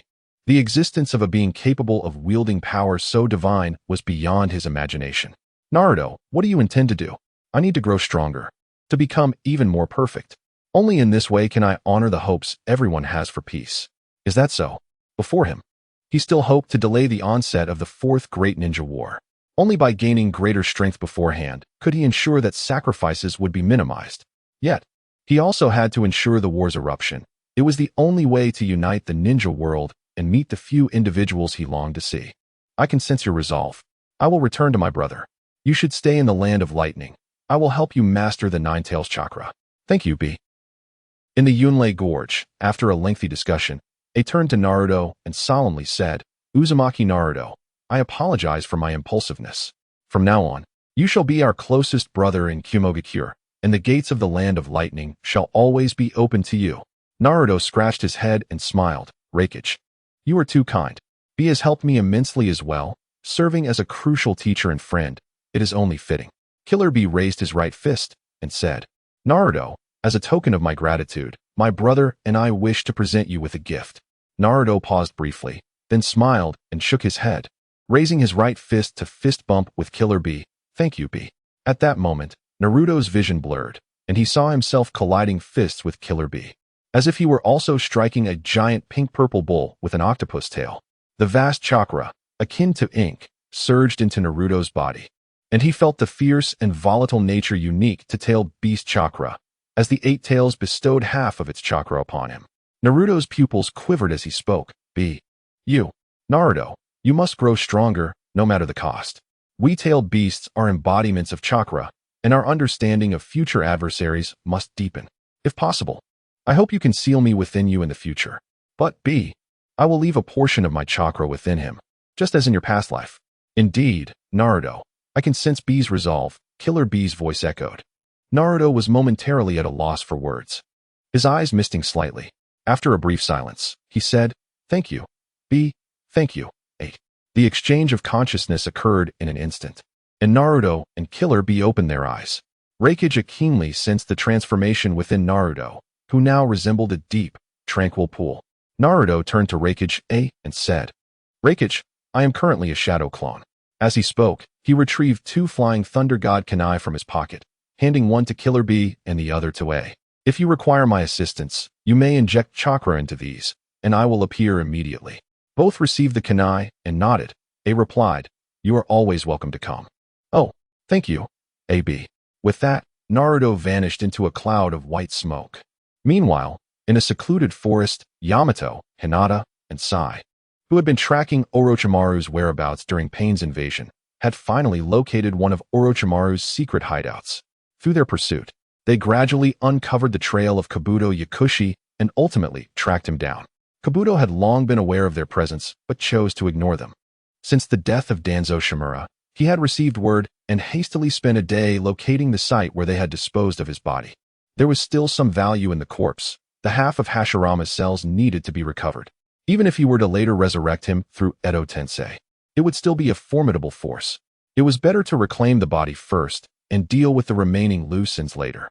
That masked man was far too careless, leaving such a valuable resource in the wilderness. Sigh, it seems that collaborating with anyone these days is a headache, Kabuto muttered to himself. He summoned a coffin and placed Danzo's somewhat bloated corpse inside. As he lifted the head, a wooden spear suddenly shot up from beneath. Kabuto twisted to evade. Hearing a sickly voice echo, "Oh dear, I had no intention of provoking you, but since you've shown up, I suppose I must consume you." He turned around, his long tongue licking his face, while the white snake in his abdomen flicked its tongue, its cold-blooded eyes gleaming with a chilling light.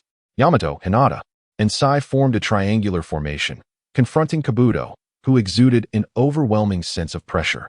Beyond the unfathomable strength he possessed, his body was no longer human, and his grotesquely distorted appearance was frightening in its own right. Whoosh! A uniquely shaped trident kunai landed before Yamato and the others, and a golden light appeared before them. It was Naruto Uzumaki. Seeing Naruto, Yamato exclaimed, "Naruto? How did you?" Wai Kurenai gazed at the kunai, momentarily stunned, wondering if that was the Flying Thunder God technique. Through Naruto, she felt a connection to a past acquaintance. Kabuto did not grant them the opportunity for idle chatter. He had already completed his hand seals. His chest swelled, and a torrent of water erupted from his mouth, transforming into a formidable high-pressure water jet. Senjutsu, water release, great waterfall technique. Naruto, undeterred, focused his chakra, summoning a fiery visage that coalesced at his throat. Senjutsu, fire release, great fireball technique. A fireball, blazing like the sun, appeared before the torrent, releasing an intense light and heat. The scorching flames clashed with the surging waterfall. Both were enhanced by Senjutsu. Yet the flames overpowered the water, which was supposed to counteract fire. Mist enveloped the battlefield once more as Naruto, without looking back, instructed the others. "Stay right where you are. I'll handle Kabuto first." With that, he charged forward, the sound of his sonic boom dispersing some of the mist. Kabuto, now in Sage mode, experienced a significant enhancement in his perception abilities, even his sixth sense heightened.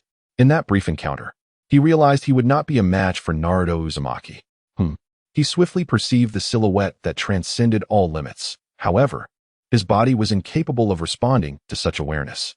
He felt as if he had suddenly taken flight, until a moment later. The searing pain in his face made its presence known. At that moment, Naruto Uzumaki's speed had surpassed the realm of perception. What an abomination! How could his physical structure allow for such velocity? Was this truly a speed attainable by any living being?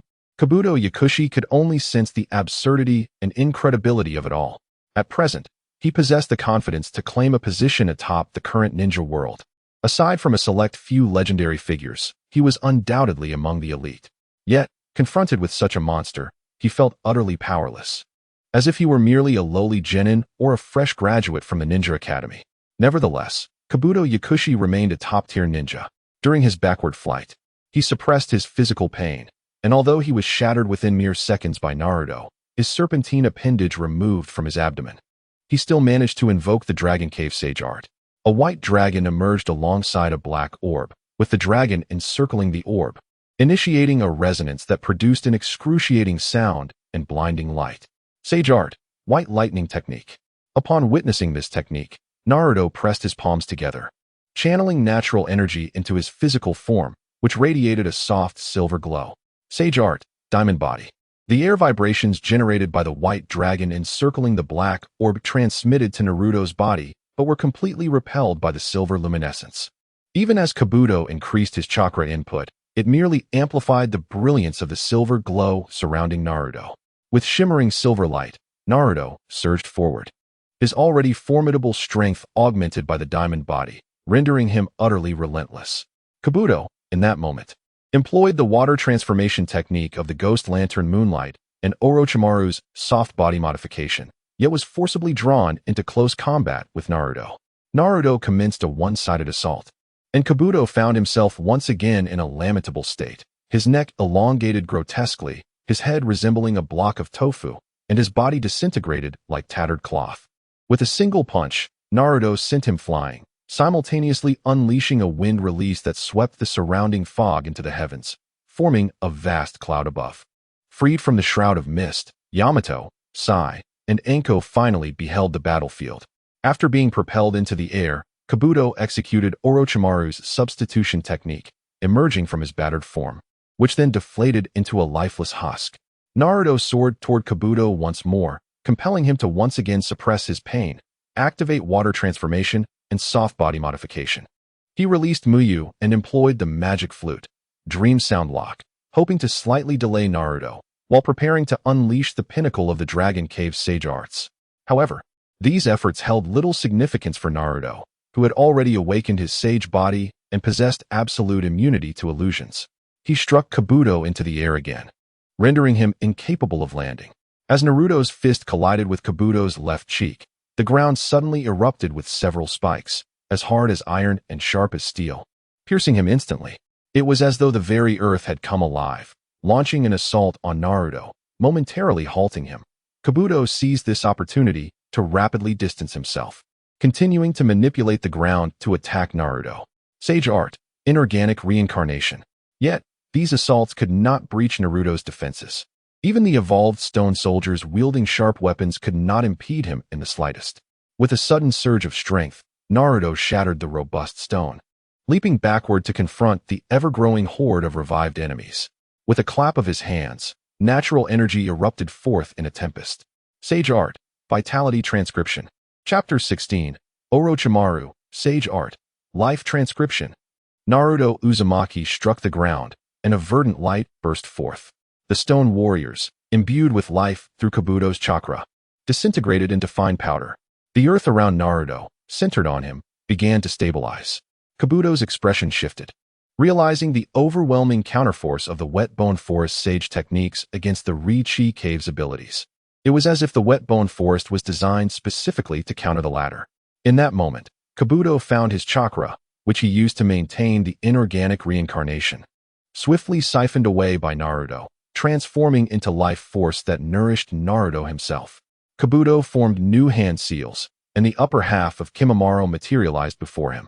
Corpsebone Path, Early Fern Dance. This time, sharp white bones erupted from the ground in rapid succession, vast in scale and multitude, glinting with a lethal sheen as they surged toward Naruto. Yet, while the Corpsebone Path was swift, Naruto surpassed it in speed. The bone projectiles pierced through the spot where Naruto once stood, and Kabuto's face lit up with joy. Had he succeeded? However, as his gaze fixed, he realized it was merely an afterimage left by Naruto. Suddenly, Kabuto was sent flying backwards, a sharp pain erupting in his chest. Looking down, he saw a chunk of flesh had been excised by Naruto. Seizing the opportunity, Naruto quickly retrieved the life material and sealed it within a scroll. In that brief interlude, Kabuto had managed to distance himself significantly. A torrent of water surged towards Naruto, who promptly formed a seal and struck the ground, invoking Earth Release. Earth Flow Rampart. The water dragon crashed against the stone wall, its tremendous force absorbed by the earthen barrier.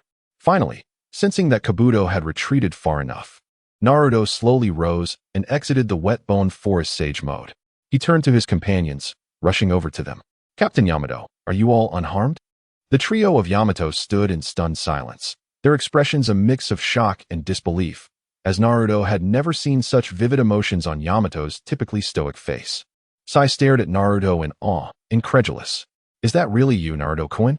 Naruto jovially wrapped an arm around Sai's neck, exclaiming, of course it's me. How could you not recognize your own Naruto? But how did you suddenly appear here? And, oh, Granny Tsunade told me about your mission outside the village. You must have received word from the village in the meantime. She got intel that I should come to assist you. As for my current strength, I've been training in sage arts at the Wet Bone Forest, and I've become considerably more powerful. Yamato interjected, I can sense the power of the Nine Tails within you, though it seems much calmer now. Naruto glanced down at his abdomen, a solemn expression crossing his face. Recently, in preparation for the impending Great War, he had traversed the land of fire and the land of lightning, hardly pausing since his return. He had been relentlessly bolstering his strength, leaving little time to converse with Kurama. Nonetheless, these were merely justifications. The current Naruto found himself at a loss when facing Kurama. He was no longer the carefree youth he once was. The weight of future responsibilities pressed upon him so heavily that he dared not draw a breath. The moment he encountered Kurama, memories of the tailed beast's weary voice, the helplessness and despair during their parting, flooded his mind, propelling him to prepare himself thoroughly. With this mindset, he hesitated to seek out Hinata Hyuga, his most beloved wife from a past life, who had comforted him even in her final moments, urging him not to despair. The mere thought of her stirred memories of their shared existence, the mundane yet intimate moments, and he feared he would be unable to contain his emotions. Pulling himself from his reverie, he raised his gaze to his companions. Since Captain Yamato has said so, surely you all believe me now. Yet, Akatsuki's red beans still seemed dazed, exclaiming, "Why are you so powerful now? This is incredible. Oh, Miss Akatsuki. Let's not dwell on that. Let's hurry back to the village for some red bean soup." And so, the group set off on their journey back to the village. As for the remains of Danzo Shimura, Naruto had disposed of them after removing the Hashirama cells, offering them to the forest creatures, allowing them to partake in a feast. In this way, he hoped to nourish the towering trees of the Land of Fire, realizing his long-held sentiment of becoming a root in a different manner. In a secret base of the Akatsuki organization, Sasuke Uchiha found his Manjiki Sharingan nearly devoid of vision. The backlash from the recent battle had been catastrophic. Despite Naruto's efforts to heal him with life force, the damage to his Manjiki was irreversible, and the overexertion of his ocular power had inevitably led to his blindness. Now, he had transplanted Itachi's eyes, bandages wrapped around them, as he sensed the burgeoning power within his new eyes. The two Amaterasu flames merged, awakening a force signifying absolute destruction, instilling even Sasuke with trepidation. The Kagetsuchi within his new eyes radiated rebirth. This flame was no longer confined to the black flames of Amaterasu. He could now perceive, manipulate, and amplify all forms of fire, appearing wherever flames existed. Itachi's Tsukuyomi manifested in Sasuke with newfound ferocity, evolving into a terrifying Jinjutsu capable of altering the victim's mental realm at will and absolute control over their consciousness. Furthermore, the power that had culminated from refining the Manjiki to its zenith and embedding it within his very marrow had finally found an outlet through these new eyes, an embodiment of absolute power. The complete Susanoo was on the brink of manifestation. Sasuke patiently awaited the dawn of a new strength, the emergence of unparalleled ocular prowess, and the imminent storm that would engulf the ninja world. Yamato's trio regained their composure after the spatial transfer, gazing in awe at the gates of Konoha, flanked by the two guardian statues. In an instant, is this the flying thunder god technique? Against foes, it would be utterly uncounterable. They each expressed their astonishment. Although the forest was not far from the village, it would typically take about half an hour to traverse. Yet they had arrived at the gates in the blink of an eye. After their moment of wonder, they beheld the village, which had begun its reconstruction, and marveled anew at the sheer scale of the devastation, which was virtually unprecedented. Akatsuki quickly inquired, "Is the owner of the dango shop unscathed?" "Oh, Miss Akatsuki, you need not worry. Lord Tsunade ensured the safety of everyone in the village during the incident," Naruto reassured them. If news of resurrection spread, it could attract extreme elements seeking assistance or even posing threats to Naruto. Hence, Konoha had consistently proclaimed that Tsunade had protected all. Upon hearing this, they felt relieved and subsequently sought out the 5th Hokage, Tsunade Senju, to report their findings. Currently, the position of Hokage is still held by Tsunade Senju, while Kakashi Hitaki is outside overseeing the village's reconstruction efforts and has already begun to organize a new team, entering the internship phase prior to assuming the role of Hokage. Subsequently, Tsunade directed Yamato and Sai to assist with the ongoing reconstruction and security tasks, and informed Kakashi to return to the Hokage's office. Left behind, Anko Mitarashi appeared bewildered and asked Tsunade, "Hokage-sama, is there anything I need to do?" Nothing for now. We shall discuss it when Kakashi arrives," Tsunade replied. "All right, understood." Approximately a minute later, a knock echoed through the room. Upon Tsunade's consent, the languid figure of Kakashi entered. After nodding respectfully to Tsunade, he offered a friendly gesture to Anko. "Kakashi-sensei, did you not see me?" Naruto Uzumaki exclaimed, cradling his head in dissatisfaction. Kakashi gently tapped Naruto's head with his finger, teasing, "Are you suggesting that your teacher should assist you and also flatter you? Hey, were you just trying to charm Tsunade Baba and Miss Anko? Enough of this frivolity. Let us get down to business." Tsunade interjected, turning to Anko with directness. "Anko, we need to meet Orochimaru." "Huh? Why have you suddenly decided to seek him out? What's his current status, and why do you need me to find him?" Anko asked, perplexed. "Miss Anko, it is likely that Orochimaru is currently sealed away," Kakashi interjected, halting Anko's impending response. "However, he undoubtedly possesses a contingency plan, and that plan is you." "Me? If I could assist, I would. But I have no idea where he is. Miss Anko, to spare you from potential distress, we will first induce a light stupor. Is that acceptable?" Kakashi proposed once more. Anko glanced at Tsunade, who nodded in agreement, and she consented to undergo a series of tests. Upon confirming the environment posed no threats and was not an illusion, Anko nodded at Kakashi. Apologies.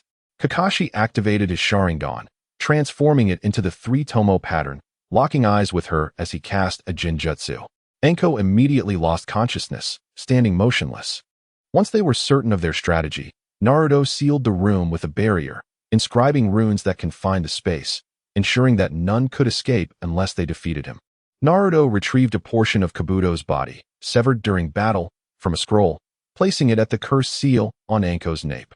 He performed the reverse sealing technique, directing a crimson light towards the seal. Released the seal. A serpent's head emerged from the flesh, and Naruto grasped the snake, gradually pulling it from the cursed seal. Subsequently, a man, covered in slime with pallid skin and an ominous demeanor, emerged from the serpent's mouth. It was Orochimaru. He surveyed his surroundings, a sinister smirk curling at the corners of his mouth. Tsunade, Kakashi, Naruto, I never expected it would be you who resurrected me. This world has truly gone mad. His raspy voice emerged, echoing with a haunting dryness. Orochimaru, Kakashi began, and upon hearing his name, Orochimaru instinctively turned to Kakashi, their eyes locking. It was then that he recognized Kakashi's Sharingan, an intricately designed Manjiki Sharingan adorned with the pattern of a four-pointed windmill. Kamui. Chapter 17. Dragon Cave. When Mitashi Azuki awoke, she beheld a surreal scene. The rogue ninja Orochimaru, the 5th Hokage Tsunade Senju, the future 6th Hokage Kakashi Hitaki, and the hero of Konoha, Naruto Uzumaki, engaged in a harmonious conversation. She shook her head in disbelief, staring at the scene before her, as if unable to accept it. In a moment of incredulity, she slapped herself hard. The sound drew the attention of the 4 individuals, and they paused their discussion, turning to look at her. The embarrassment brought on by their gazes slightly alleviated the sharp pain in her right cheek, prompting her to rise hastily and exclaim, "Sensei, is that really you? What is going on?" It was evident she already knew the answer. The person before her was undeniably the real Orochimaru. His sinister and cunning aura, coupled with a perverse smile and chilling golden slitted eyes, confirmed his identity. "My dear pupil, are you now reluctant to acknowledge your teacher?" Orochimaru's raspy voice echoed in Azuki's ears. "Miss Azuki, I employed Kodoame Tsukumi on Lord Orochimaru," Kakashi explained, unfazed by Orochimaru's presence. "This supreme genjutsu can alter one's will."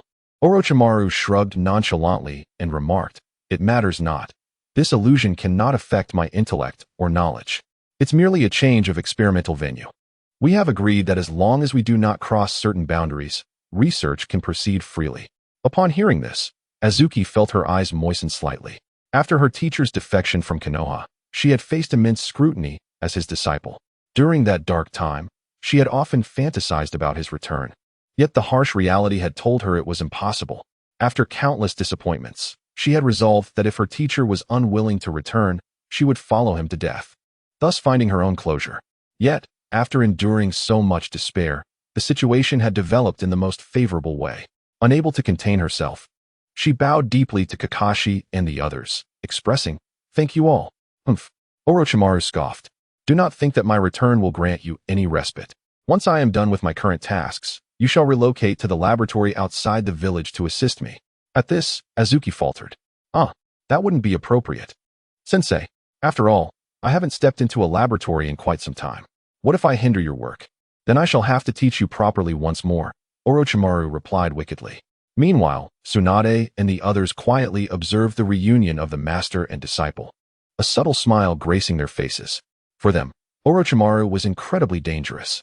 While his power might not be the highest, his survival skills exceeded those of typical ninjas. In the future, he would be among the most distant from the concept of death.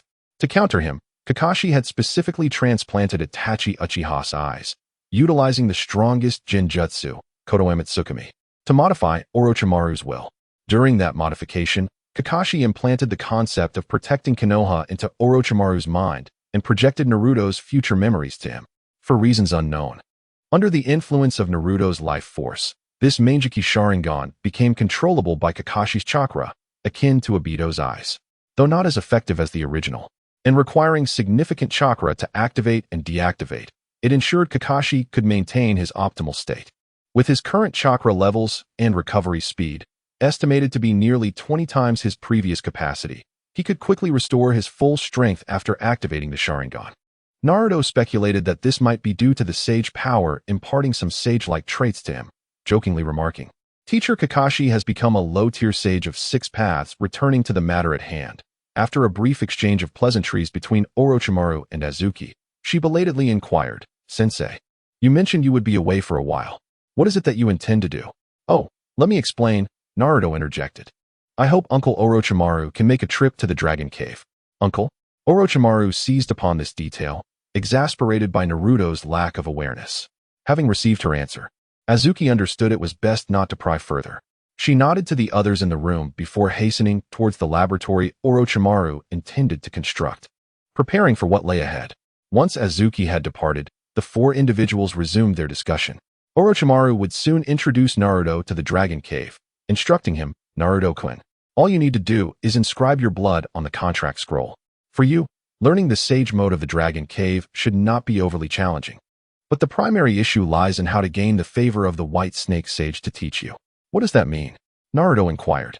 "Logically, the sages of the 3 great sage lands would typically exhibit indifference toward those seeking to learn, having lived for eons. Even life and death held little weight for them. However, Naruto was different. He now possessed the sage modes of both the Dragon Cave and my Bokuzen, and the White Snake Sage held a dismissive attitude toward these 2 lands, replete with discontent. Thus, this journey of yours may not be a peaceful one. Of course, do not be anxious. The Dragon Cave respects the strong. Should you prove your might against its denizens, you may make a request to the White Snake Sage, thereby gaining the opportunity to learn the sage mode." Kakashi interjected, "While there is a direct method, let us first approach this with courtesy." "Indeed," Tsunade concurred. "You may not know, but Naruto is undeniably powerful now. Even Pain and that Uchiha Obito are no match for him." Orochimaru, displaying a knowing smile, remarked, "In that case, let us begin without delay." After Kakashi performed the summoning technique, he drew a drop of Orochimaru's blood and pressed it onto the ground, whereupon a summoning rune emerged. With a puff of white smoke, a purple snake, as thick as a small arm, materialized. It gazed at Orochimaru, rudely questioning, "Why the hell did you summon me? You're still alive?" Unfazed, Orochimaru retorted, "What I intend to do is beyond your understanding. Show your true form, quickly." "How rude, human." The purple snake straightened its body, gradually transforming into a scroll. Orochimaru picked up the scroll and slowly opened it, while Tsunade, Kakashi, and Naruto peered curiously at the names inscribed within. Orochimaru, Mitashi Azuki, Kabuto Yakushi, and Sasuke Uchiha. "Uncle Snake, who is this Daishu?" Naruto inquired. "Ah, this is my father." By a stroke of fate, he inadvertently stumbled into the Dragon's Cave, where the White Snake Sage, accompanied by numerous other sages, playfully teased him before granting him a boon and allowing him to return. Regrettably, he never managed to cultivate this gift throughout his life and ultimately passed it on to me, explained Orochimaru. Intrigued, Kakashi Hatake inquired, "Oh, could you elaborate on this boon?" Upon hearing this, Tsunade Senju cast him an appreciative glance. "Certainly, I shall," Orochimaru replied, suddenly opening his mouth to reveal a gleaming long sword, which he grasped firmly in his hand. "This weapon is the Kusanagi sword." "Oh, so this divine artifact came into your possession in such a manner," Tsunade remarked, realization dawning upon her. When family was mentioned, a fleeting, indescribable emotion flickered across Orochimaru's perpetually cold gaze. But he quickly reverted to his usual icy demeanor and addressed Naruto Uzumaki, saying, "Naruto-kun, come forth and inscribe your name. Henceforth, you shall summon snakes to battle." "All right," Naruto exclaimed. He bit his finger and solemnly inscribed his name in the Dragon's Cave's contract scroll. Once his name was written, the scroll transformed back into a serpent, its frigid eyes scrutinizing Naruto. "Go back and inform the White Snake Sage that this child wishes to learn sage techniques." "Is he?" The purple serpent spoke with ill intent before vanishing in a puff of smoke. The group waited in the office for a moment until Naruto opened his eyes, and he and Orochimaru vanished from the room. Naruto swiftly surveyed his surroundings through heightened perception.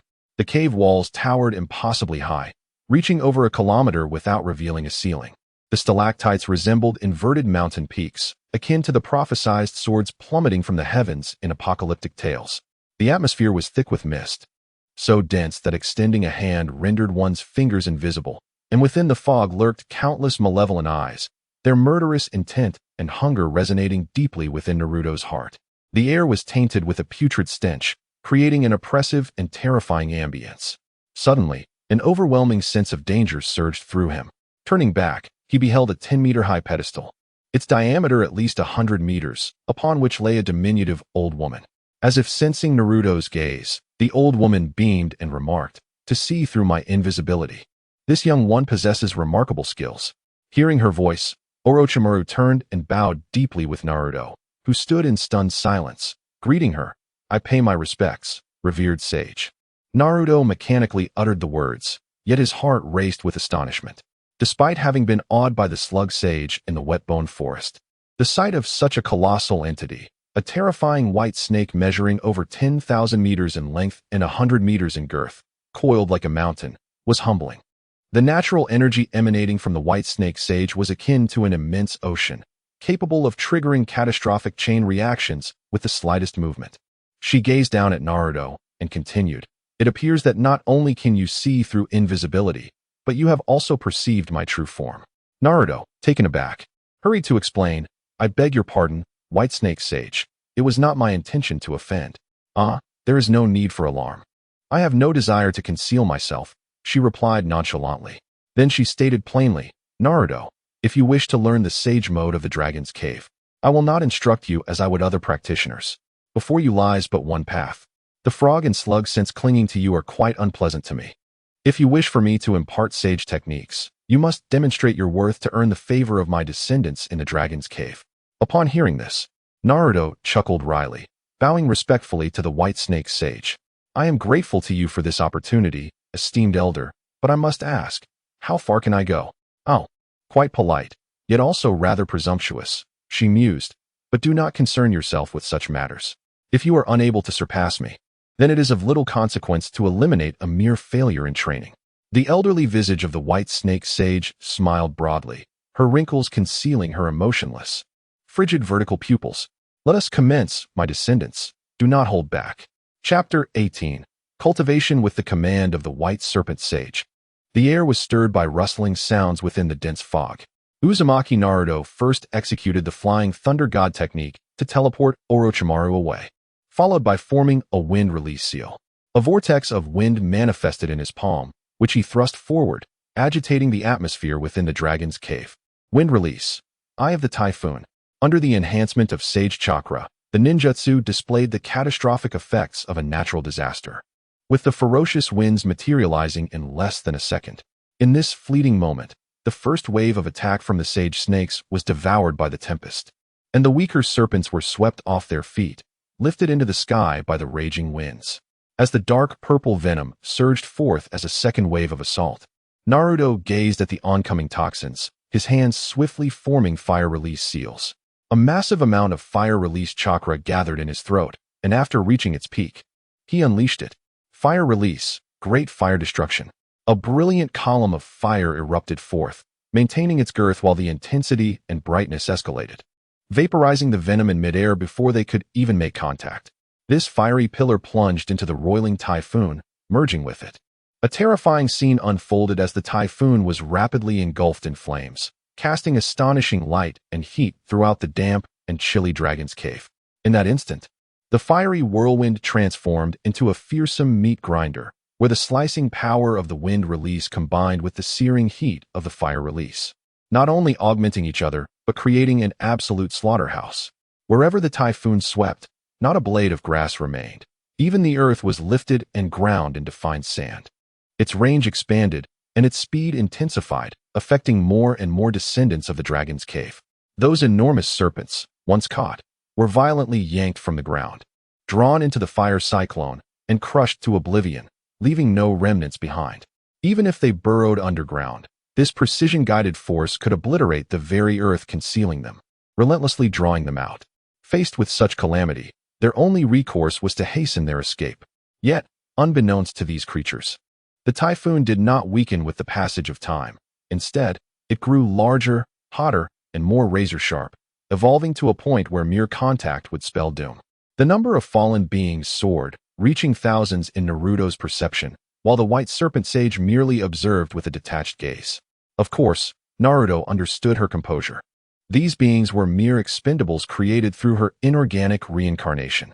Conversely, her prowess as a sage was undeniable, capable of creating lifelike illusions with a single technique, even fooling Naruto, who had spent half a day discerning them, while simultaneously maintaining a battle with thousands of formidable beings. Truly impressive. Naruto could not help but exclaim.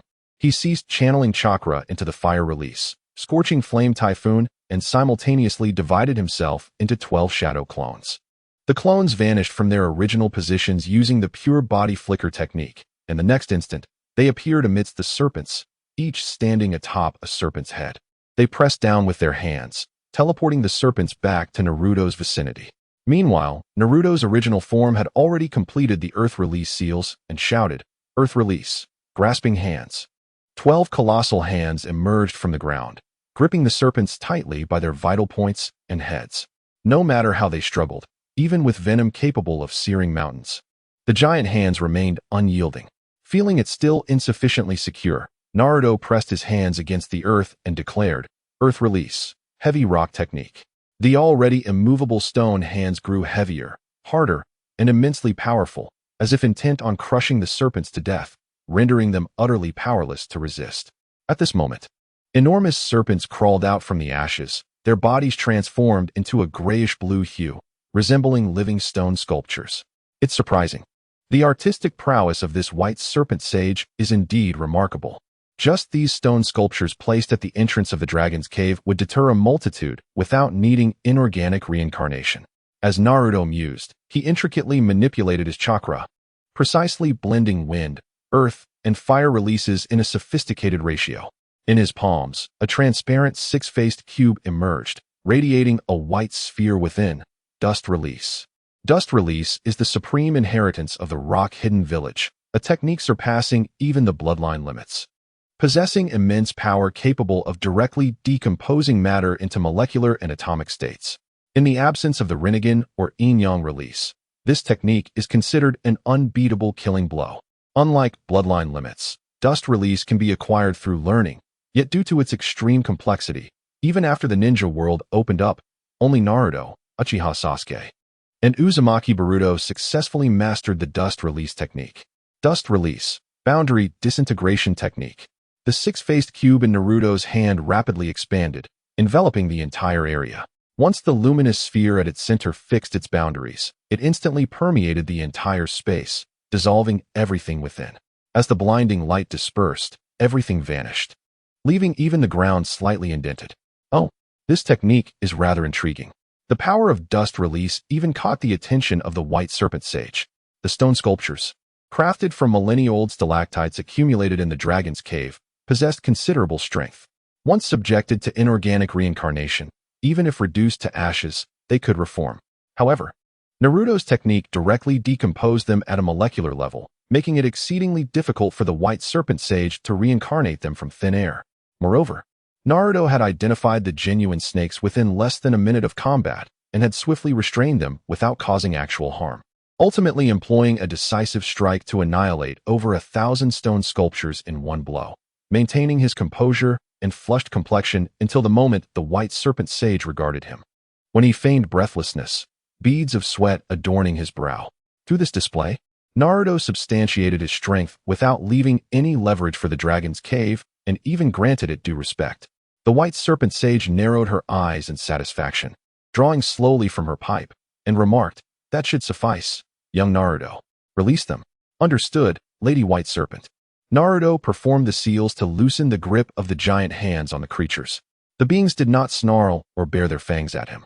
Despite Naruto's attacks previously bypassing them, they sensed that this human could effortlessly end their lives. Once the area was cleared, Naruto retrieved Orochimaru once more. At this moment, Orochimaru was ensnared in a slight astonishment, realizing that the calamity-like ninjutsu had emanated from this 17-year-old boy, who appeared utterly unfazed.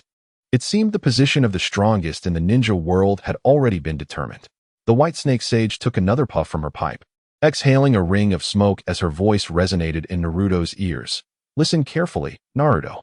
The essence of the sage mode of the Dragon Cave lies in the enhancement of spiritual energy through natural energy.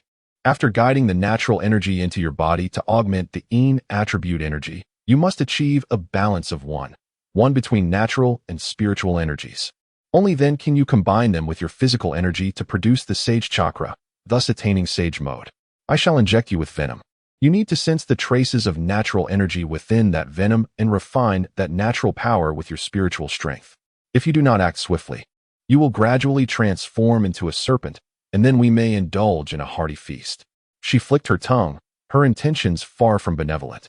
Then I must trouble you, esteemed sage, to impart the sage techniques, Naruto replied.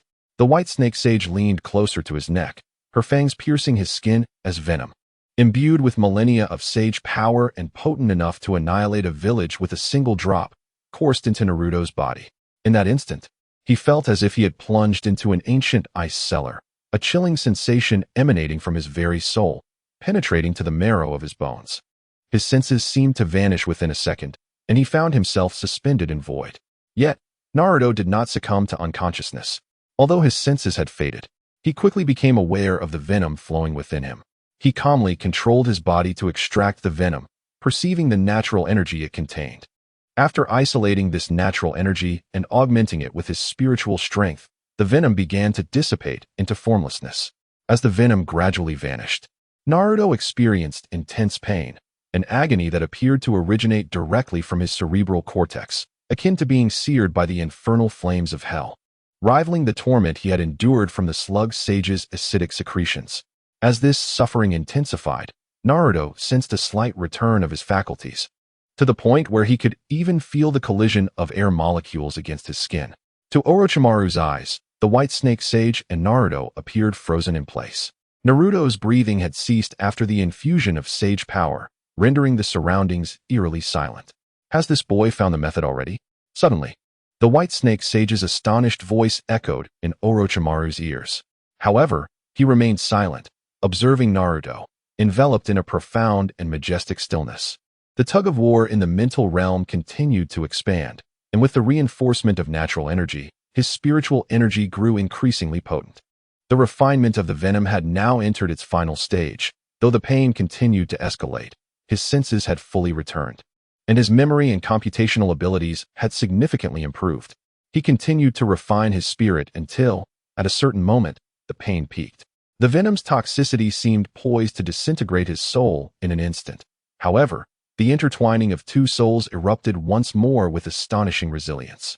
Naruto brought the strongest drop of venom to the center of his spirit, unleashing its vast natural power to integrate with his spiritual energy, allowing that lethal toxin to serve as the ultimate refinement of his spiritual and willpower. Boom! A resounding noise erupted as the white snake sage gradually withdrew from Naruto, who now stood transformed. His azure eyes had shifted to a dark golden hue, his round pupils morphing into vertical slits, radiating a chilling luminosity, with two purple shadows appearing beneath his eyes. The markings on his face resembled a brushstroke at the bridge of his nose, and he bore no further traces of serpentine characteristics. Thus, the second sage of the Dragon Cave was born. The white snake sage narrowed her eyes and remarked, "Quite impressive. Even more so than that little brat Kabuto. You withstood my most potent initial venom, so it seems my efforts were not in vain.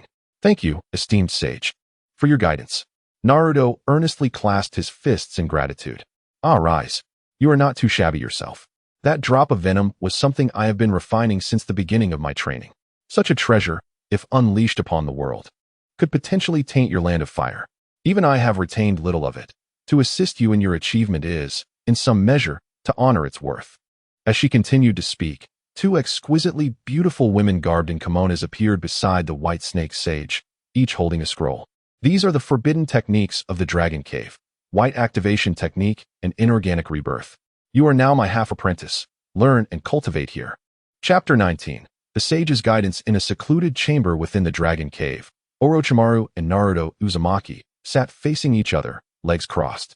At this moment, Naruto had swiftly stabilized his Sage mode and quickly mastered two techniques: the Sage Art, White Rage Technique, and the Sage Art, Non-Organic Rebirth. Such a remarkable pace of learning was unprecedented. Orochimaru gazed at Naruto in astonishment, exclaiming, "In just half a day, you have grasped techniques that most ninjas have never even heard of." Scratching his head, Naruto smiled and replied, "Uncle Snake, It's mainly because I had previously studied the sage modes of Mount Mayaboku and the Wetbone Forest. Furthermore, without your introduction, I wouldn't have had the opportunity to learn here. Orochimaru let out a hoarse chuckle and inquired, "What do you plan to do next?" "Well, the situation is quite clear now. The Akatsuki has gathered all the necessary elements. The Rinnegan, the Outer Path Golem, the White Zetsu Army, and the Reanimated Corpses, which is sufficient to initiate the Great Ninja War. We are also nearly prepared, if we consider the timing. Tsunade and Kakashi should have already sent invitations for the 5 Kage Summit to each of the Kage. The summit will undoubtedly be the ideal moment for the Akatsuki to declare war." Orochimaru, having experienced a previous Great Ninja War, could not help but reflect on the impending conflict, displaying a hint of humanity that had been influenced by the effects of the 10th god. "Uncle Snake, I need to trouble you with a few matters," Naruto continued. "Oh, speak on. I hope you can find a method to activate my Uzumaki bloodline limit, and also conduct comparative research on my cells, the cells of Hashirama, and those of Kakashi. Additionally, I wish to discover a way to lift the Reaper Death Seal. Of course, I would be delighted to assist with these." Orochimaru added, "Regarding your reincarnated body, I can temporarily capture a few white Zetsu for your use." "Then I shall not be polite," Naruto said, extending his arm. Orochimaru produced a device from seemingly nowhere, extracting a small amount of Naruto's blood and a piece of his flesh, storing it in a test tube. They attempted to reanimate Itachi Uchiha, but unfortunately, it was unsuccessful. Naruto's expression turned serious as he remarked, "It seems that Kabuto has already begun to take action." Orochimaru agreed. "There is roughly a week until the 5 Kage Summit. This interval is likely the last period we have. Time is of the essence. We must hasten our pace." The two exited the chamber and encountered the White Snake Sage once more. The sage looked down at Naruto, saying, "Naruto, your situation is quite tense now." "Indeed. White Snake Sage, if it weren't for this, we would certainly spend more time learning from you. Enough with the flattery. To be honest, your performance has exceeded my expectations. We initially intended to consume you, but it seems I underestimated you." The White Snake Sage sighed. "After all, you are capable of impressing even that foul fox, whom I have never seen so obedient." A disdainful snort echoed in Naruto's ear. The White Snake Sage continued, "You are now considered half my disciple. I assume you wish to combine the 3 sage arts? Frankly, no one has ever attempted this, and you may be the only one to even conceive of such an idea. Allow me to guide you." Upon hearing this, Naruto perked up, listening intently. Return to Mount Mayaboku. Although those foul-toed sage techniques are not remarkable, their understanding of harnessing natural energy is indeed closer to the essence. Listening to the White Snake Sage's teachings, Naruto respectfully bowed, saying, "Thank you, Sage, for your guidance. All right, remember to come back often. You may leave for now." In Konoha village, the reconstruction efforts had progressed significantly with Yamato's involvement. Additionally, due to Naruto's prior defeats of Uchiha Obito and Kabuto, as well as the death of Akatsuki's leader, they did not utilize Yamato to enhance the White Zetsu this time. In the Hokage's office, Tsunade Senju, Kakashi Hatake, and Shikaka Nara had just sent out invitations for the 5 Kage Summit to other ninja villages, awaiting the return of Orochimaru and Naruto while discussing their next steps. Suddenly, a puff of white smoke interrupted their conversation as Orochimaru and Naruto acknowledged them briefly. Naruto then shared his forthcoming actions. The 3 Hokages, along with an advisor and a scientist, collaboratively established regulations for managing the village during the war. Kakashi also provided a bit of his flesh to Orochimaru. Their next steps were planned. Tsunade would assist Orochimaru with research using the previous experimental materials from the village en route. Shikaku would support Kakashi in the village's daily administration, and Naruto would sequentially head to Mount Mayaboku and the Land of Lightning. After a week, Tsunade might die, and Kakashi would travel to the Land of Iron for the 5 Kage Summit, while Naruto would be on standby outside, ready to provide support at a signal. Orochimaru would seek out Sasuke afterward, and Shikaku, Shikamaru, and Hinata would remain in the village to manage internal affairs. With their plans finalized, they all proceeded to their respective tasks. Naruto exited the village, seeking an open space, where he summoned a toad and conveyed his intentions before vanishing from the spot. Returning once more to Mount Mayaboku, Naruto first greeted Fukasaku and Shima. Upon seeing the 2 sages, they looked at him with astonishment. Having never encountered a human who possessed 4 distinct scents: human, toad, slug, and snake, Naruto recounted his recent experiences and expressed his desire to stay at Mount Myaboku to integrate the sage techniques. Understanding his request, the two sages led him to meet the great sage Toad. Once the door opened, Naruto stood before the enigmatic figure, who existed in the same era as the Sage of Six Paths. The great sage Toad sat upon his high platform, adorned with a tall scholar's hat, appearing exceedingly ancient, so old that even opening his eyes seemed a challenge. A kind smile perpetually graced his lips, rendering him a figure of benevolence. In contrast to the slug sage and the white snake sage, his size was modest. However, the aura he exuded was even more formidable. Facing him felt akin to confronting the very essence of the earth itself, as if he were not a being of physical form, but rather a manifestation of pure natural energy. Previously, Naruto had not profoundly grasped the concept of natural energy, but as he delved deeper into sage arts, the old sage's presence became increasingly overwhelming.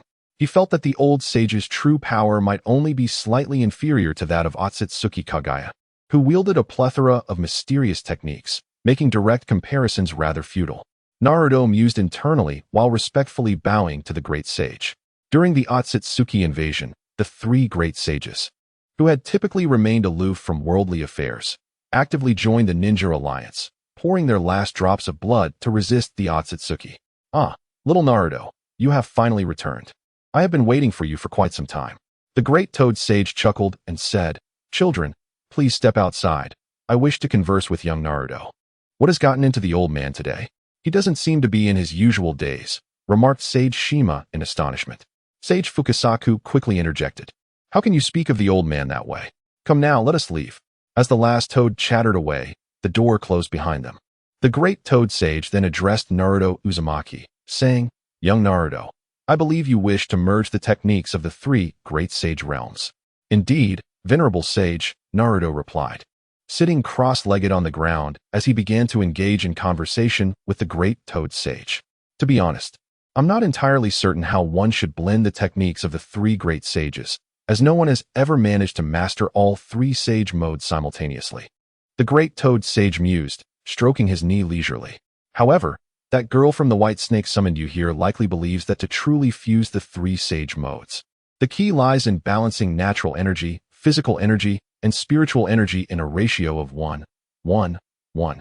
To put it simply, you need to absorb natural energy to simultaneously enhance your physical and spiritual energies, while also guiding the natural energy to maintain equilibrium among the three.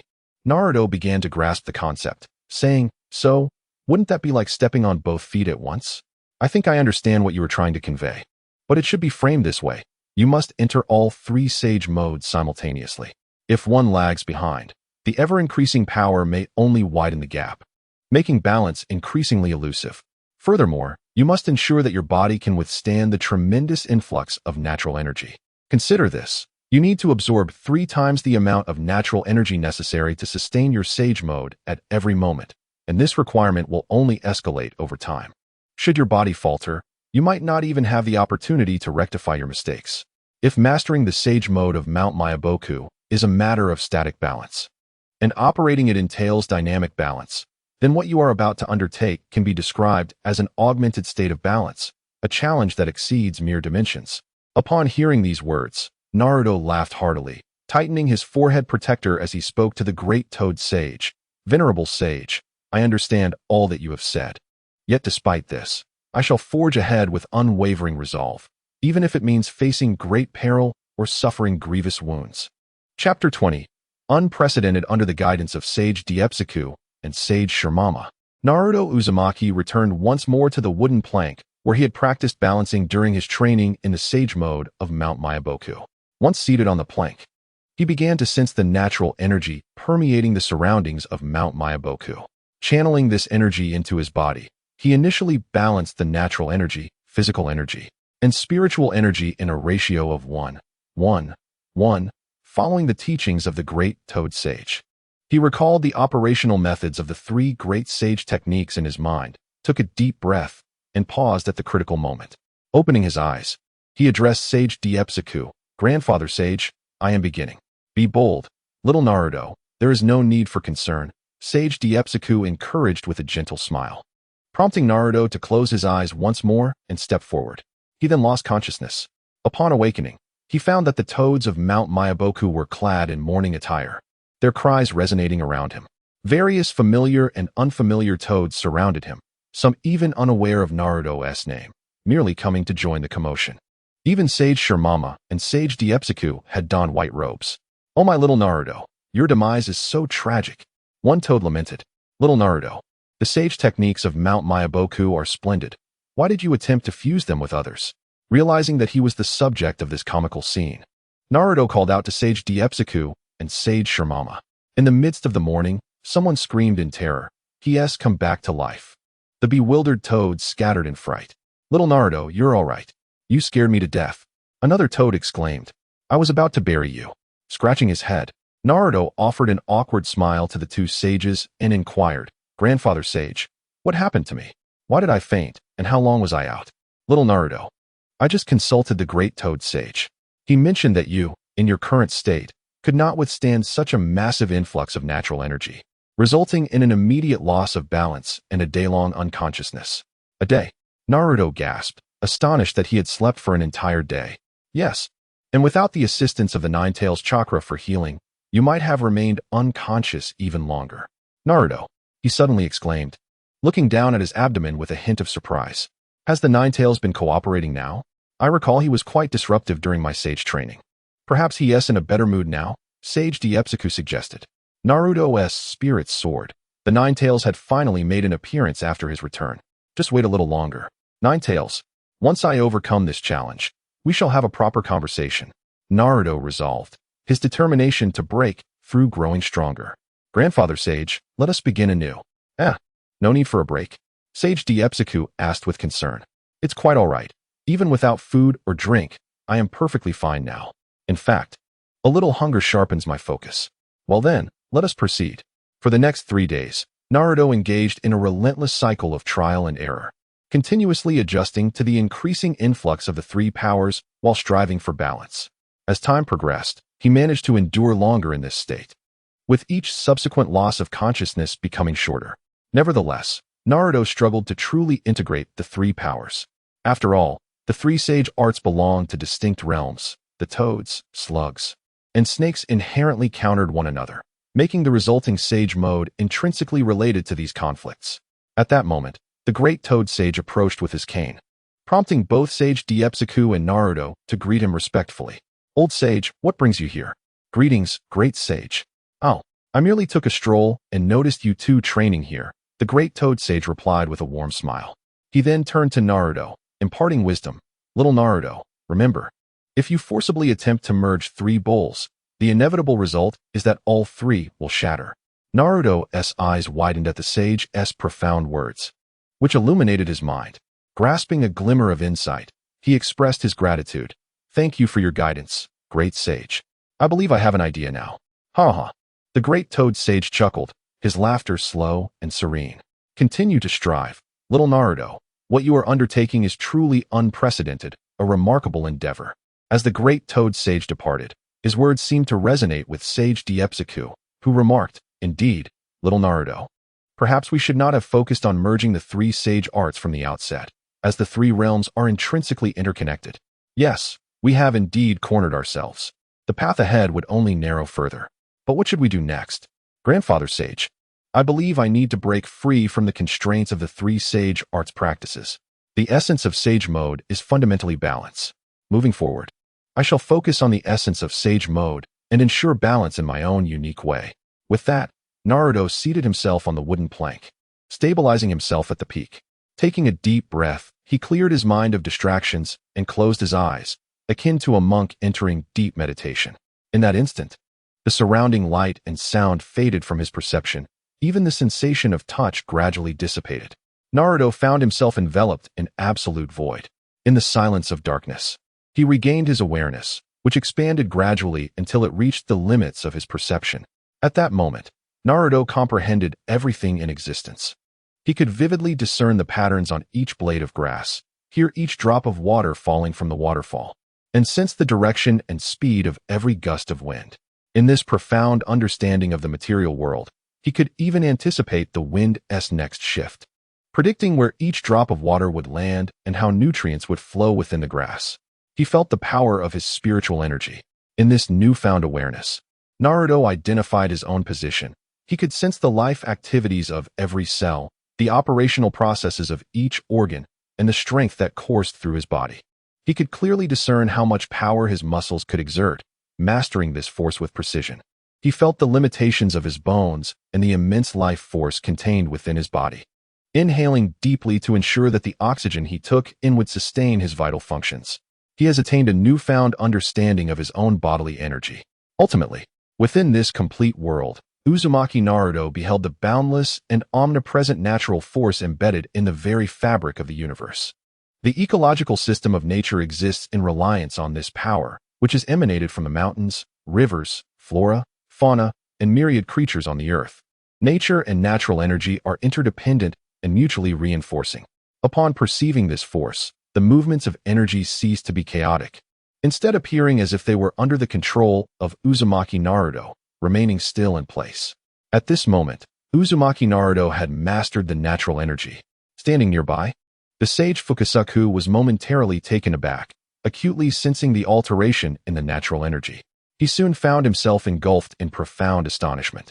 The practice of sage mode had always entailed patiently awaiting the gradual influx of natural energy into the body, a process that even the sages of the three great lands adhered to. Yet here, it seemed as though Uzumaki Naruto had taken the initiative to command this process. Uzumaki Naruto did not cease his manipulation of natural energy. With a mere thought, the natural energy from the heavens and earth surged into his body like a cascading waterfall. Boom! His body emitted a resounding noise, akin to the shattering of shackles, as the natural energy swiftly harmonized with his intrinsic bodily and mental energies. However, Uzumaki Naruto chose not to halt at this juncture. He continued to draw in the natural energy, augmenting and enhancing his physical, yang, and mental, yin, energies. As the yin and yang forces intensified, an even greater amount of natural energy was absorbed into Uzumaki Naruto's being. The three energies supported one another, spiraling upward.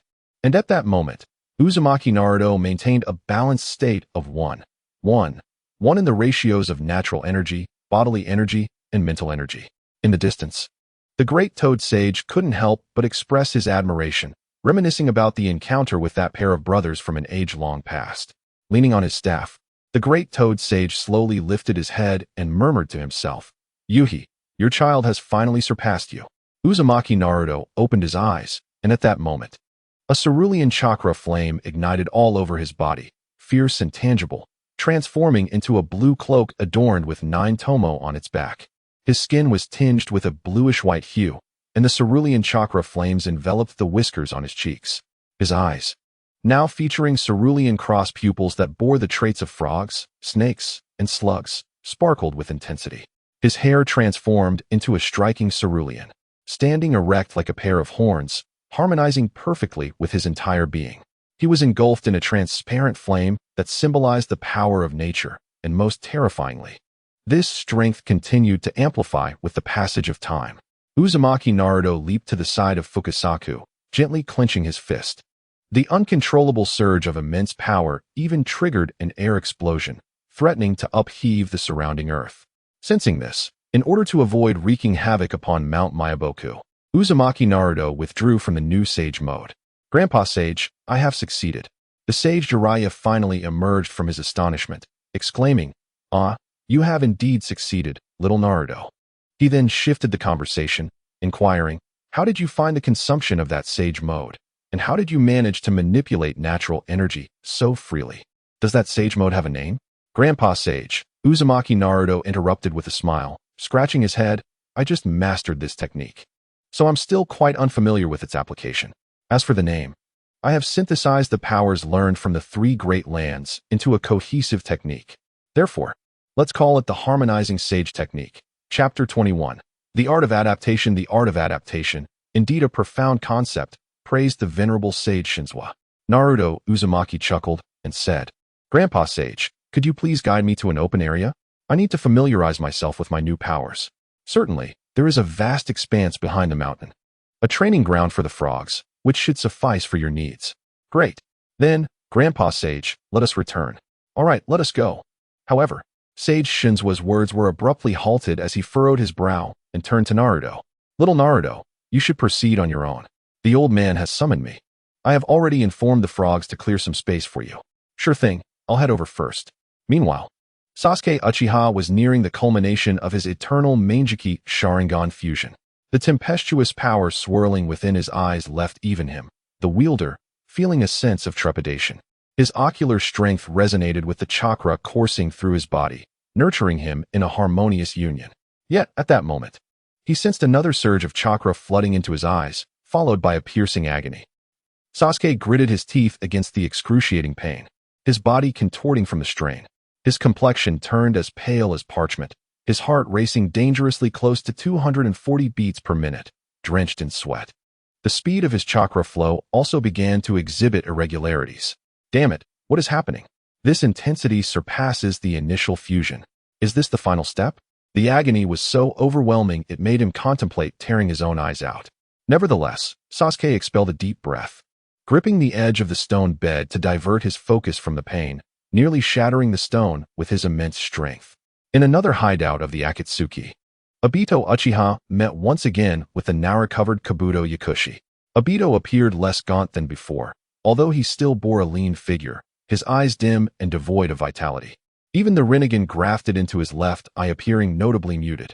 Kabuto fared somewhat better, though severely injured by Naruto. Most of his wounds had been treated and were on the path to recovery. Their reunion was marked by a heavy silence, both seemingly astonished by Naruto's newfound strength. Obito felt particularly frustrated. The power of his right eye had long been his pivotal advantage in the ninja world, allowing him to triumph over formidable foes. Yet, Konan's betrayal had led to the loss of his Mangekyou Sharingan, and although he had reclaimed a Rinnegan, his body was now irreparably altered.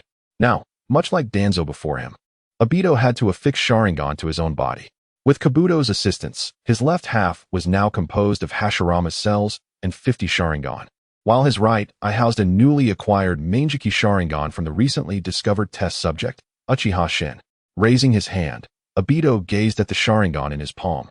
Recalling the grotesque form concealed beneath his robes, a wave of revulsion washing over him. I never imagined I would see such a day. Naruto Uzumaki, you will pay dearly. One day, I will reduce you to a mere pulp. Reclaiming his thoughts, Obito adopted the voice of Madara Uchiha. Though our plans have encountered setbacks, the overall progress remains intact. The elements for the Fourth Great Ninja War have been assembled. We merely need to declare war at the Five Kage Summit. Hee hee. Kabuto chuckled sinisterly. Let this period serve as an appetizer to shock the ninja world. Performing a summoning seal, several coffins emerged from the ground. Summoning Jutsu, impure world reincarnation. On the other side, Orochimaru's clone, accompanied by Naruto's shadow clone, located the Uzumaki clan's shrine, discovering the mask that symbolizes the Shinigami. Now, we can resurrect several Hokage, Orochimaru remarked, excitement gleaming in his eyes upon seeing the mask.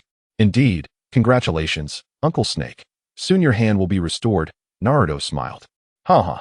Orochimaru let out a sultry, raspy laugh. You are too kind, Naruto-kun. However, to unseal the Shinigami's sealing technique, I will need my original body. No need for that, Uncle Snake. I can use Flying Thunder God to bring the mask back, Naruto replied cheerfully. Very well. Have the sacrificial offerings been prepared? We have captured several white Zetsu. Rest assured. There will be plenty.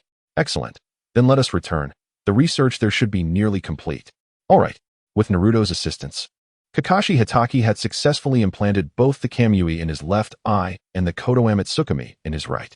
With an increasing abundance of vitality and sage chakra within him, he was becoming more adept at utilizing these eyes. Although each activation required slightly more chakra than the original user, his current chakra reserves and recovery speed rendered this a trivial concern. The only limitation was that, since the two eyes were not from the same pair, Kakashi was unable to activate Susanoo. To bolster Kakashi's combat capabilities, Naruto had even granted him the lightning release chakra mode of the Raikage, prompting Kakashi to revisit the Hatake-style swordsmanship. With so much to learn, he found himself engrossed in training daily, which excited Might Guy, who eagerly insisted on training alongside Kakashi, while the village's various affairs were entrusted to the Nara family. After a day of rigorous training, Kakashi, having subdued his brilliance, visited the cemetery. He tidied up the graves of the fourth Hokage and Rin Noara, offering flowers before sitting in front of Rin's grave, murmuring, "Rin, War is about to break out once more. Pausing for a moment, he tilted his head towards the sunset, his eyes blazing with resolve, as if to pierce the heavens. Assuring Rin, this time, I will not allow any comrade to fall before me. In the training ground behind the mountain, Naruto Uzumaki's azure chakra gradually dissipated, revealing his breathless form amidst the chaos he had wrought, the ground around him having sunk nearly half a meter. So this commotion was caused by you, exclaimed Fukasaku, the elder frog, bounding over with his two younger companions. Oh, elder frog. Naruto straightened up and waved, then bent over, leaning on his knee, fatigue evident in his voice. I thought the troublesome snake from the dragon cave had wandered here. I didn't expect it to be your doing. Quite alarming. Fukasaku panted, though my sensory abilities are limited. I could still feel your power. It is truly formidable. Indeed, Naruto, the sensation was akin to an earthquake. Only Sage Shinzua and Grand Mashima could generate such effects in Mount Mayaboku, added Fukasaku hero, wielding dual blades. Hee, hearing your praises brings me joy. Naruto replied with a cheerful grin. However, I'm still not fully in control of this power. Once I adapt further, I will restore this training ground. Ha. We shall assist you then. Suddenly, Sage Shinzua leaped forward, producing two scrolls with a solemn expression. Little Naruto, these are the new sage techniques bestowed upon you. This time, it was One Tai who spoke first.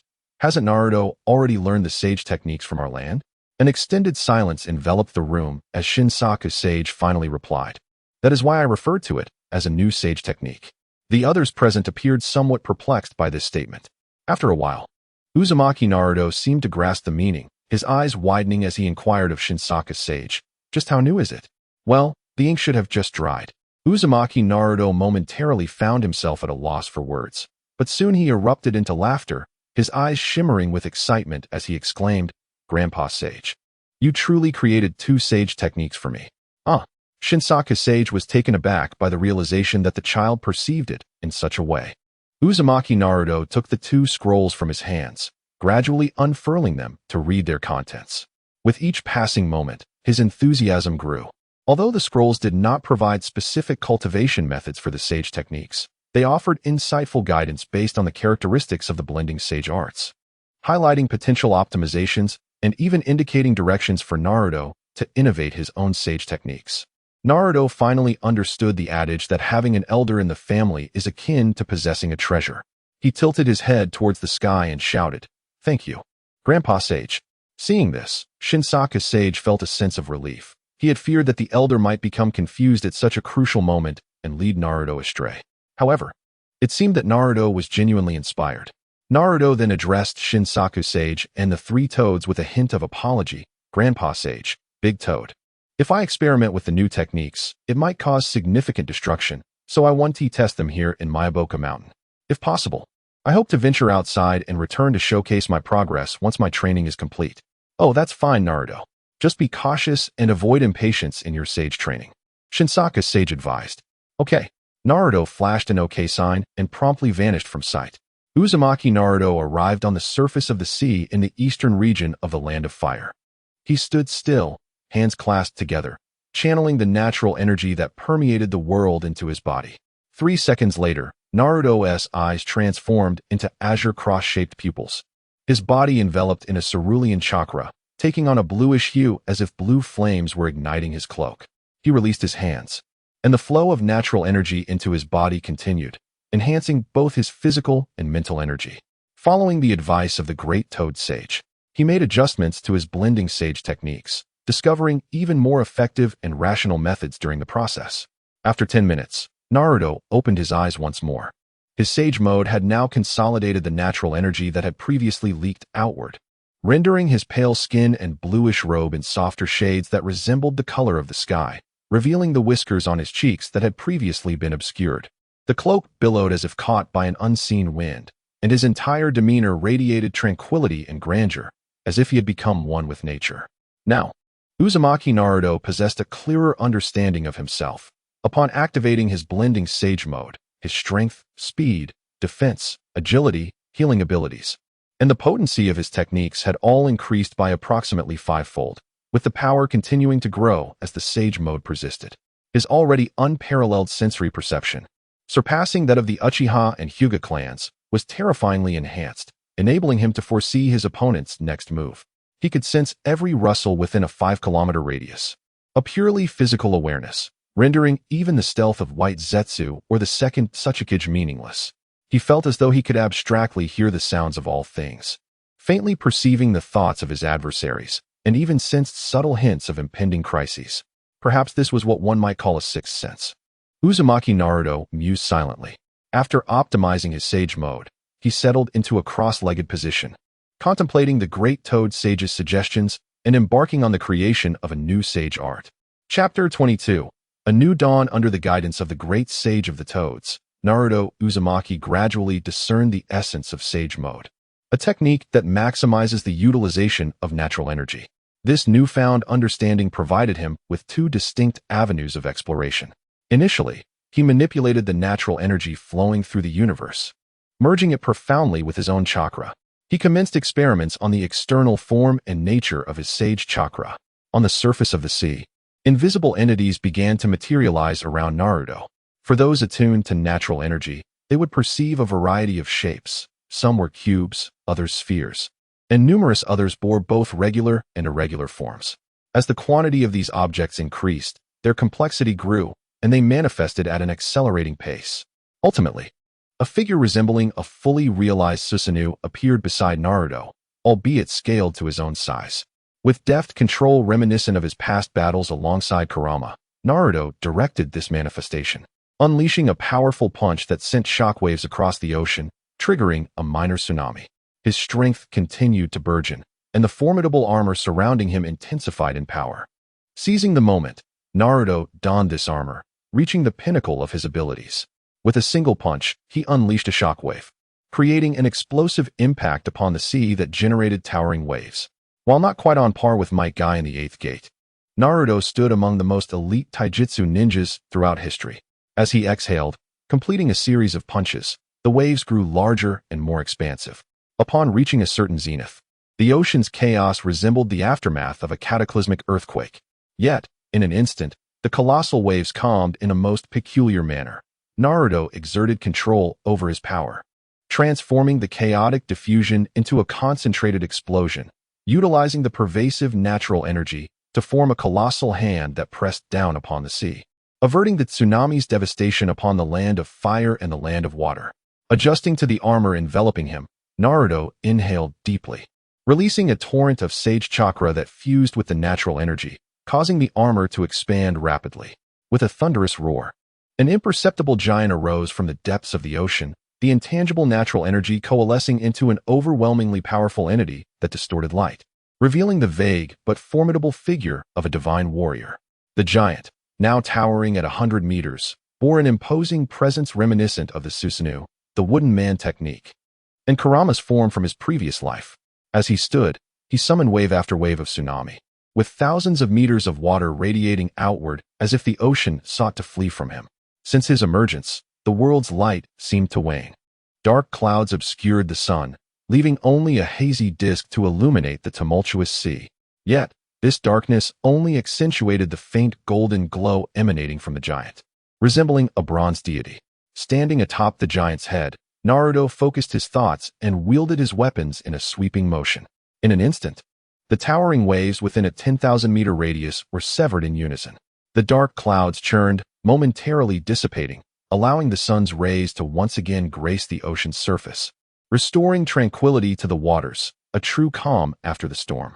As Naruto retracted the giant, the overwhelming force that had subdued the world dissipated, and life returned to the realm. At this moment, Naruto conceived a name for the giant, Fudmai. Uchiha Sasuke endured the excruciating pain akin to a slow torment, only to find himself enveloped in a sense of relief. His strength surged dramatically, and his ocular prowess achieved a true fusion. At this juncture, Amaterasu possessed not only absolute physical destructive power, but also the capacity to incinerate spiritual entities, with chakra serving merely as its fuel. Tsukuyomi had transcended mere illusion, now imbuing Sasuke's assaults with its power, rendering his ninjutsu and taijutsu inherently illusory. Now enhanced by the power of Kagaya's bloodline, Sasuke embodied the essence of a true fire deity, wielding the flames with unparalleled mastery over their temperature, form, and nature. Should he desire, He could maintain the flame's heat while altering their properties to freeze. Additionally, Sasuke unwrapped the bandages binding his eyes, revealing a pair of pitch-black orbs devoid of any emotional fluctuation, tranquil as still waters. From beneath the earth, White Zetsu emerged, addressing Sasuke with a mocking tone. "Oh ho ho, why has the arrogant Uchiha Sasuke only just awakened? Just days ago, I witnessed you writhing in agony like a maggot. Would you care to see how you looked then?" "Haraha. Enough." Sasuke's gaze sharpened, and a black longsword pierced through White Zetsu's form, the searing heat instantly liquefying it. The cacophony of its laughter ceased abruptly, and even the massive trees that typically sprouted from the death of White Zetsu failed to materialize.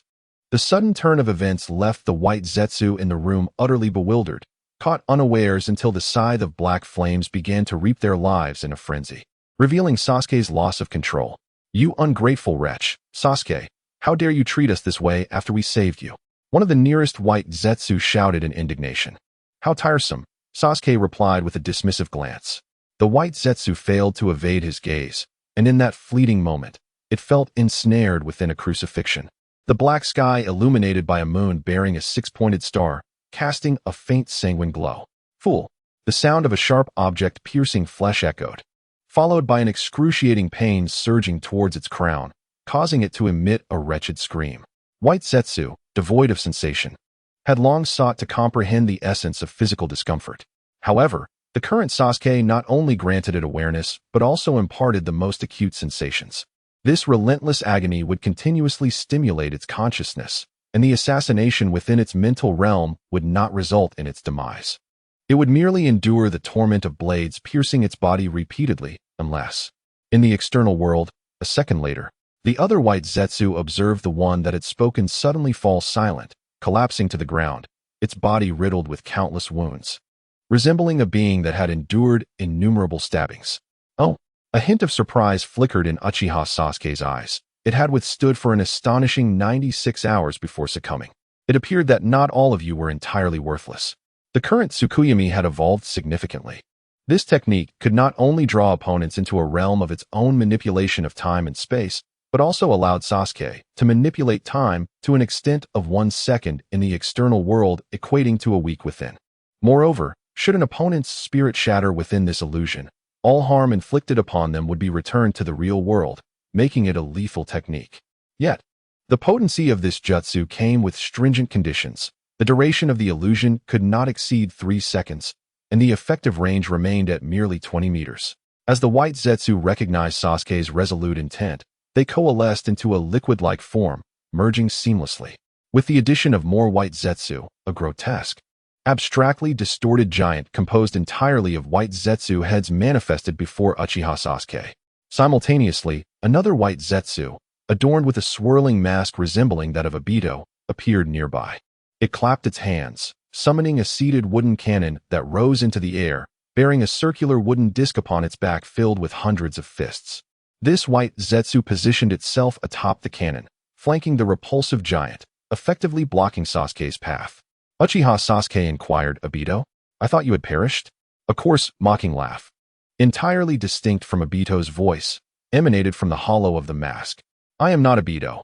I am Ben, the strongest White Zetsu." Ben was a newly cultivated White Zetsu, engineered by Obito after his demise, endowed with greater power derived from the Outer Path statue. To enhance its combat prowess, Obito had increased the concentration of Hashirama cells during its creation, even implanting an unconscious clone composed of Hashirama cells and a pair of Sharingan within its being. Their assault commenced. The combined White Zetsu under the pig cage technique unleashed formidable wood-release techniques and fists that emerged unpredictably. Ben's wooden figure propelled numerous fists, each strike causing the earth to tremble slightly, further complicated by the application of 5 elemental ninjutsu, posing a challenge for Uchiha Sasuke. Sasuke deftly evaded the insertion technique, performed a backflip to dodge a punch, and leaped to a slightly distant location, a cold smile gracing his lips as he remarked, "Now this is getting interesting." The 3 tomo within Sasuke's Sharingan began to spin, gaining velocity, revealing the 3-blade shuriken and hexagram kaleidoscopic patterns, culminating in an intricate design, a manifestation of his eternal Manjiki Sharingan. His eyes widened, The blood-red glow of his eternal Manjiki Sharingan appeared particularly sinister within the shadows, unleashing a ferocious power at that moment. From an external perspective, Sasuke's demeanor seemed unchanged, yet the white Zetsu and Ben sensed a profound shift in his aura.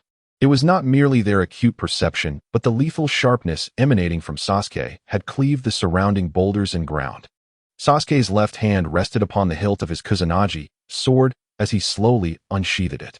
Ben brought his hands together, channeling a vast amount of chakra into the wooden figure beneath him, its fists poised for action, while the 5 wooden faces on its forehead opened their mouths, gathering chakra from the 5 elements.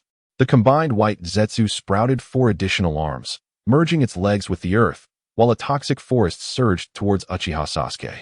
Ben and the combined white Zetsu initiated the first strike. Hundreds of wooden fists and 4 grotesque, oversized white hands barreled towards Sasuke, with 5 elemental ninjutsu launching from different directions. The ground swelled with rapidly growing trees, and the toxic mist advanced towards him. Ben exclaimed in delight, "It worked!" Yet, just as this initial wave of attack was about to make contact, Uchiha Sasuke drew his sword. Chapter 23: The Star of the Elder Gene. Uchiha Sasuke delivered a seemingly unremarkable strike. Yet, in the next heartbeat, a blinding flash of light engulfed the entire space around him.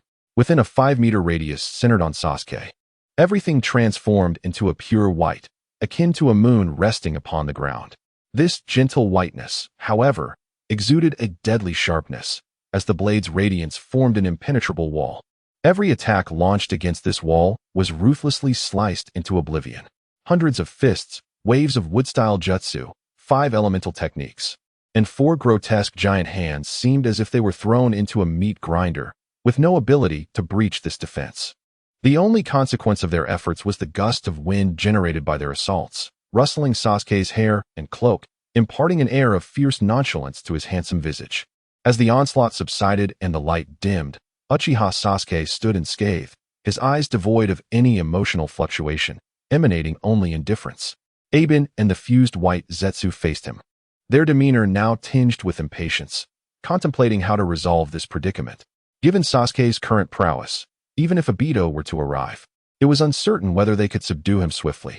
Even a retreat would likely subject them to Sasuke's relentless pursuit. Naturally, they doubted their own speed could surpass the instantaneous activation of the Sharingan's ocular techniques.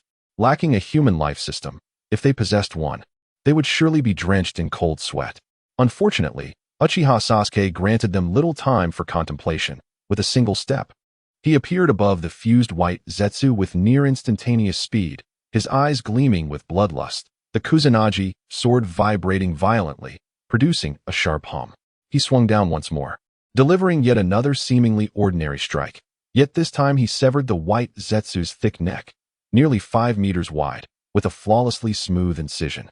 The massive head fell, igniting with black flames, vanishing from existence in an instant. However, White Zetsu did not perish. Instead, it sprouted a new head once again. How was he capable of such feats? Aben's mask, with its deep, hollow void, fixated on Sasuke, desperately trying to decipher his abilities through his assaults. Kakashi Hatake found himself in a predicament. Only 2 days remained until the 5 Kage summit, yet unsettling news emerged from the borders. Reports from border ninjas indicated a surge of deceased individuals, bearing the memories and appearances from their former lives. The border ninjas could communicate with them normally, some even recognizing one another, with deep bonds of friendship lingering. However, during their exchanges, these ninjas would abruptly lose their sanity and engage in slaughter. An entire team had already been annihilated by such a sudden attack. Kakashi ordered a comprehensive lockdown of the borders and entered a state of heightened alert. After conferring with Gaara, the 5th Kazekage of Sunagakure, and the 4th Raikage of Kumogakure, it became evident that similar occurrences were affecting the Land of Wind and the Land of Lightning. The group deduced that this was likely the work of Kabuto Yakushi, intending to weaken the defenses of the ninja villages prior to declaring war, distracting the 5 great nations, and even inciting conflicts among them to diminish the strength of the ninja world. Though not a monumental crisis, the ninja world had yet to unite fully as in previous eras, leaving Konoha's resources partly restrained by mutual suspicions. Ultimately, they resolved that Kakashi should address the issue personally.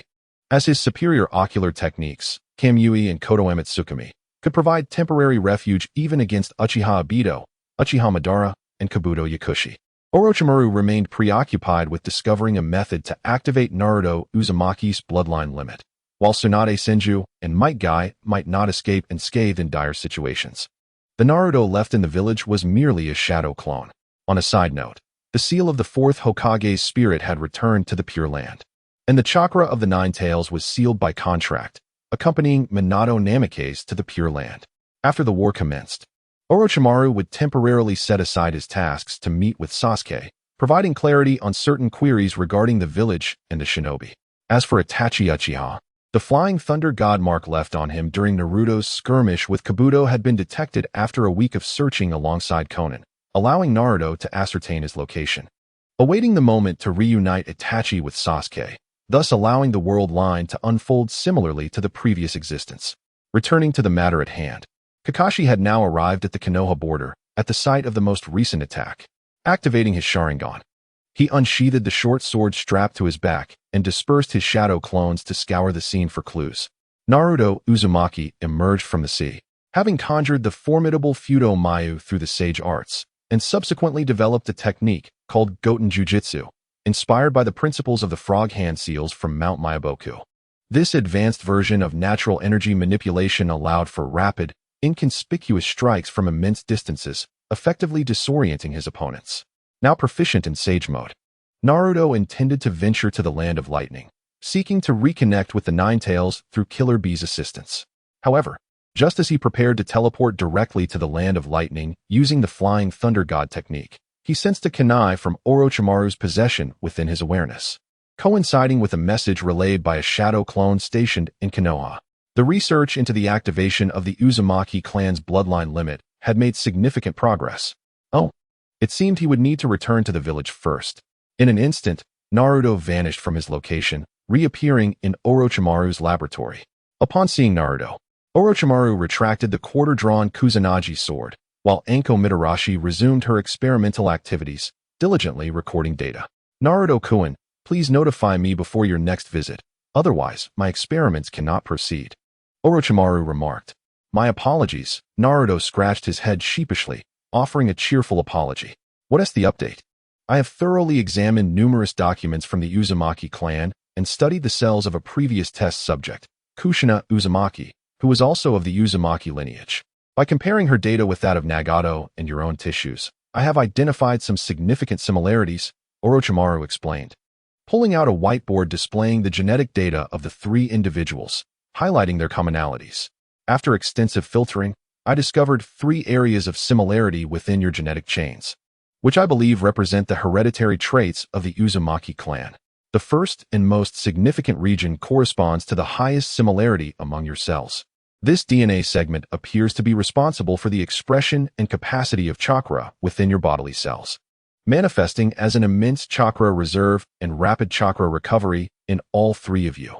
In the second instance, I have identified a segment of genes that is remarkably akin to yours and Nagato's, responsible for cellular vitality expression.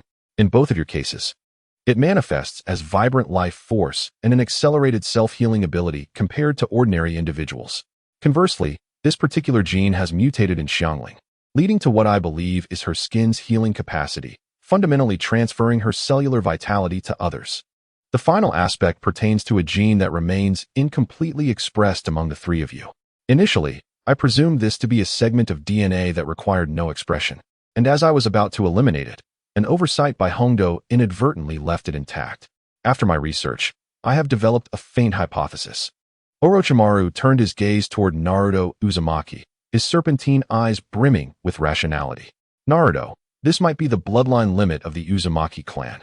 During the tumult of the Nine Tails, your mother, Kushina Uzumaki, the wife of the 4th Hokage, unleashed a power in her dying moments that was capable of suppressing the fully realized Nine Tails. That power is known as the Adamantine Sealing. Additionally, both Uzumaki Xiangling and Uzumaki Nagato possess extraordinary sensory abilities, which are unique to the Uzumaki lineage, referred to as the Kagura Shingon. At that moment, in a secluded forest, a 200-meter-tall combined white Zetsu had been cleaved into several pieces, engulfed in raging black flames. Sasuke Uchiha had not invested much chakra or ocular power into these flames, Thus their temperature was not excessively high. Yet for the incapacitated white Zetsu, such heat was unnecessary. Aben remained silent, unmoving, while Sasuke, having dispatched the combined white Zetsu, only then realized it was merely a wooden clone he had left behind. TSK, quite the swift escape. Sasuke muttered disdainfully to himself, but in my presence, all of this is utterly meaningless. He leapt into the air, dark purple chakra flames igniting around him. As the third form of Yatagarasu reached 20 meters in height, Sasuke's eyes gleamed with a fierce light, the scarlet radiance shining brightly, as Susanoo evolved once more, transforming into a 200-meter-tall giant that propelled Sasuke into a rapid sprint. In the distance, Aben heard the thunderous commotion behind him and turned to see the towering dark purple giant, brandishing a colossal sword and a massive bow, charging toward him. Several arrows already launched in his direction. Damn it, how did he discover me? Aben emerged from the ground, evading the earth-shattering blow. Pivoting to unleash the full potential of the Hashirama cells within, realizing that retreat from this battlefield was no longer an option, he would have to fight. Would release, would human technique. The colossal, 200-meter-tall Senju wooden statue re-emerged to confront Sasuke Uchiha, seeing the immense wooden figure in the distance. A smirk crept across Sasuke's face as he proclaimed, "Now this is more like it." He discarded his bow and arrows, gripping the colossal sword with both hands, charging toward the wooden giant. Aben, too, fully mobilized the wooden figure, leading the multitude of Senju behind him forward. As they closed the final 100 meters, both sides instinctively launched their assaults. The Senju surged forth from the disc, rapidly striking at Sasuke, while 5 elemental ninjutsu hurtled toward him once again. Sasuke's Sharingan flared to life, and at that moment, the long blade in Susanoo's grasp seemed to sharpen, its chakra blade emanating a faint icy gleam. The clash of concentrated sword energy and the multitude of wooden hands erupted, filling the air with which shavings and chakra scattered chaotically into the sky. Each sword strike could sever dozens of arms, while the numerous wooden hands, under Aben's command, could continuously regenerate. The confrontation escalated, culminating in a violent explosion that reverberated through the 500-meter radius forest, annihilating everything in its path. As the dust settled, Aben's wooden figure detached from the Senju statue, advancing toward Sasuke Uchiha. Susanoo also emerged from the thick smoke, swiftly delivering a strike to the wooden giant. Aben commanded the wooden figure to absorb the blow with its palm, tightly gripping the long blade, refusing to yield, while simultaneously raising his left fist engulfed in black flames, delivering a powerful punch to the wooden figure's face. The fierce black flames ignited upon contact, appearing to find kindling, as the spread of Amaterasu accelerated significantly, quickly engulfing the upper half of the wooden figure's body. The long sword, still gripped tightly, also became engulfed in flames, both entities igniting each other's upper bodies. Sasuke urged Susanoo to once more grasp the sword hilt, forcefully cleaving through the charred arm of the wooden figure, seizing the long sword, its black flames roaring fiercely. Sasuke's right eye sparkled with intensity, as the flames of Amaterasu surged forth, extending an astonishing 400 meters, twice that of a complete Susanoo. This blazing divine sword, grasped in the hand of the fourth form of Susanoo, descended like a guillotine, shattering the charcoal remains of the wooden statue. The dark purple sword energy cascaded to the ground, continuing to expand until it obliterated everything within a 5-mile radius, leaving a profound scar upon the forest and earth. Aben's escape was rapid, yet Sasuke's attack range was still too vast, resulting in half of his form being affected. Left with no choice, he activated his Anaji to restore his mobility and sought to flee the scene. Suddenly, specks of starlight flickered beside him, appearing warm amidst the night rain.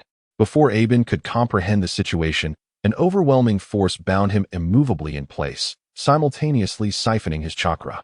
As the smoke cleared, Sasuke Uchiha stood beside a chasm spanning 100 meters, his crimson eyes radiating a captivating power, resembling a deity standing resolute in that moment.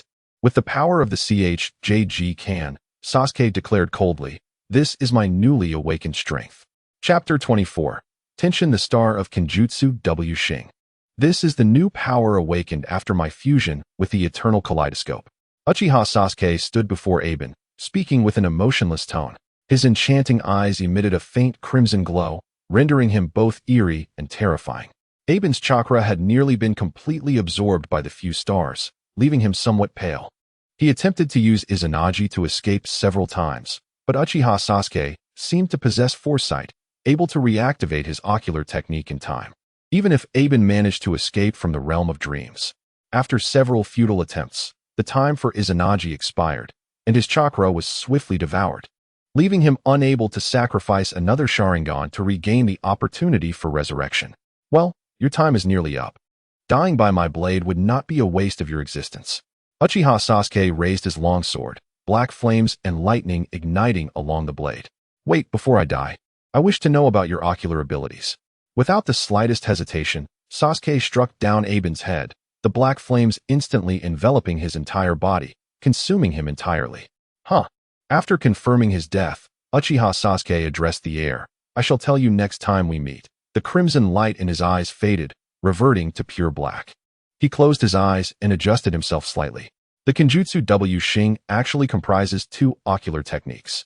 The left eye, Kenjutsu, pertains to self-enhancement. Physical techniques, ninjutsu, jinjutsu, and physical attributes can be enhanced at least twofold upon activation.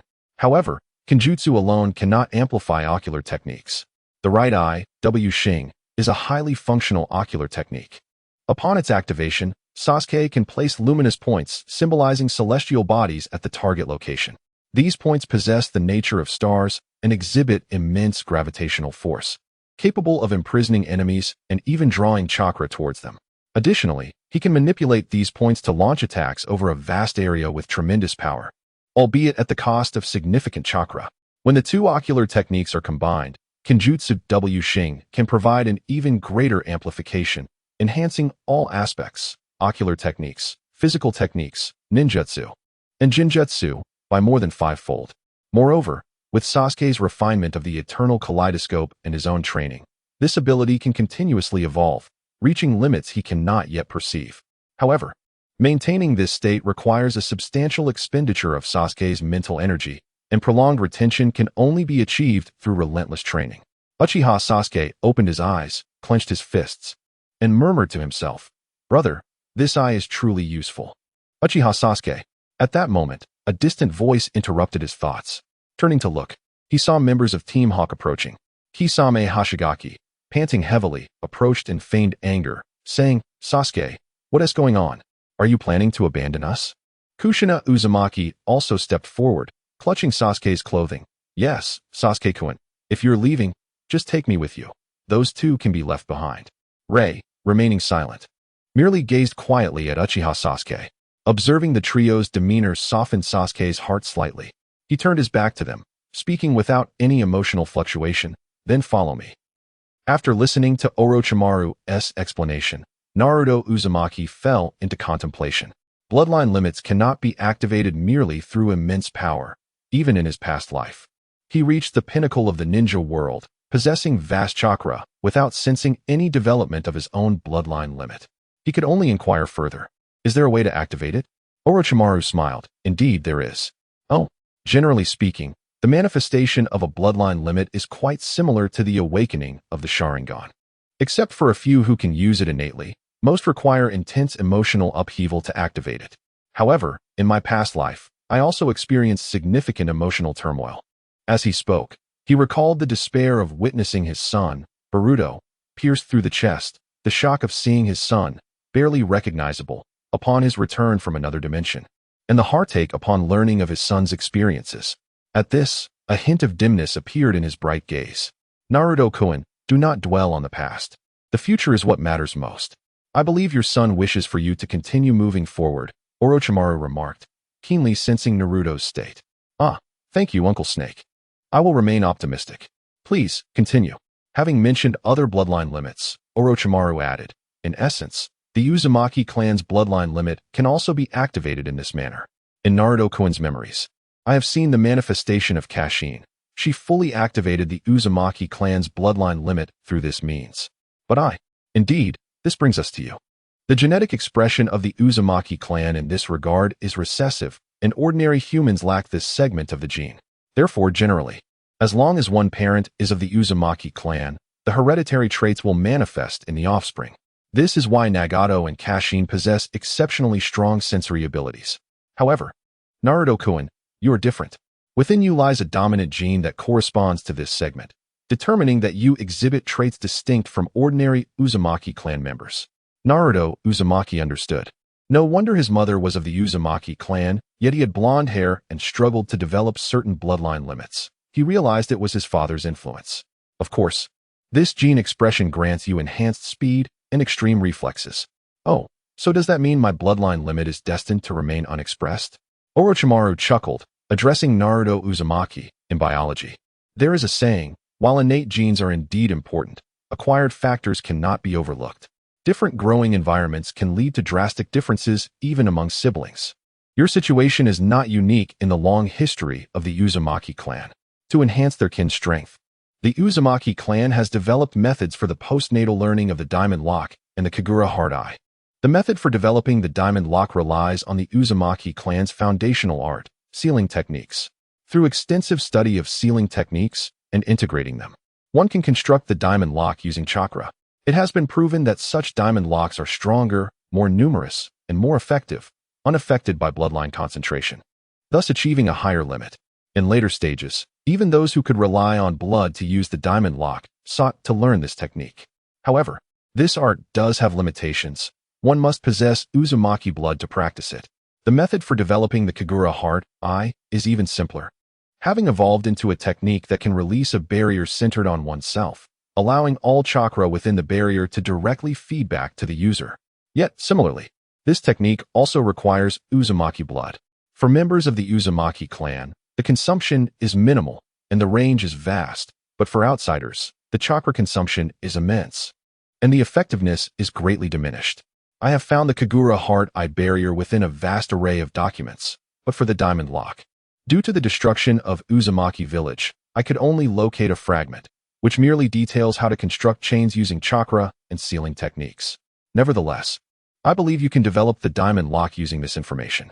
As he spoke, Orochimaru retrieved 2 scrolls from the experimental table and handed them to Naruto Uzumaki. Naruto extended his hand to accept them and expressed his gratitude, saying, "Thank you so much, Uncle Snake. This will be of great assistance to me." Orochimaru smiled and replied, "There is no need for thanks, Naruto-kun. The vitality and cells you have bestowed upon me are equally valuable." He continued, "I shall take some time to rest before seeking out Sasuke. I hope that by the time I set out, you will have fully mastered the bloodline limit."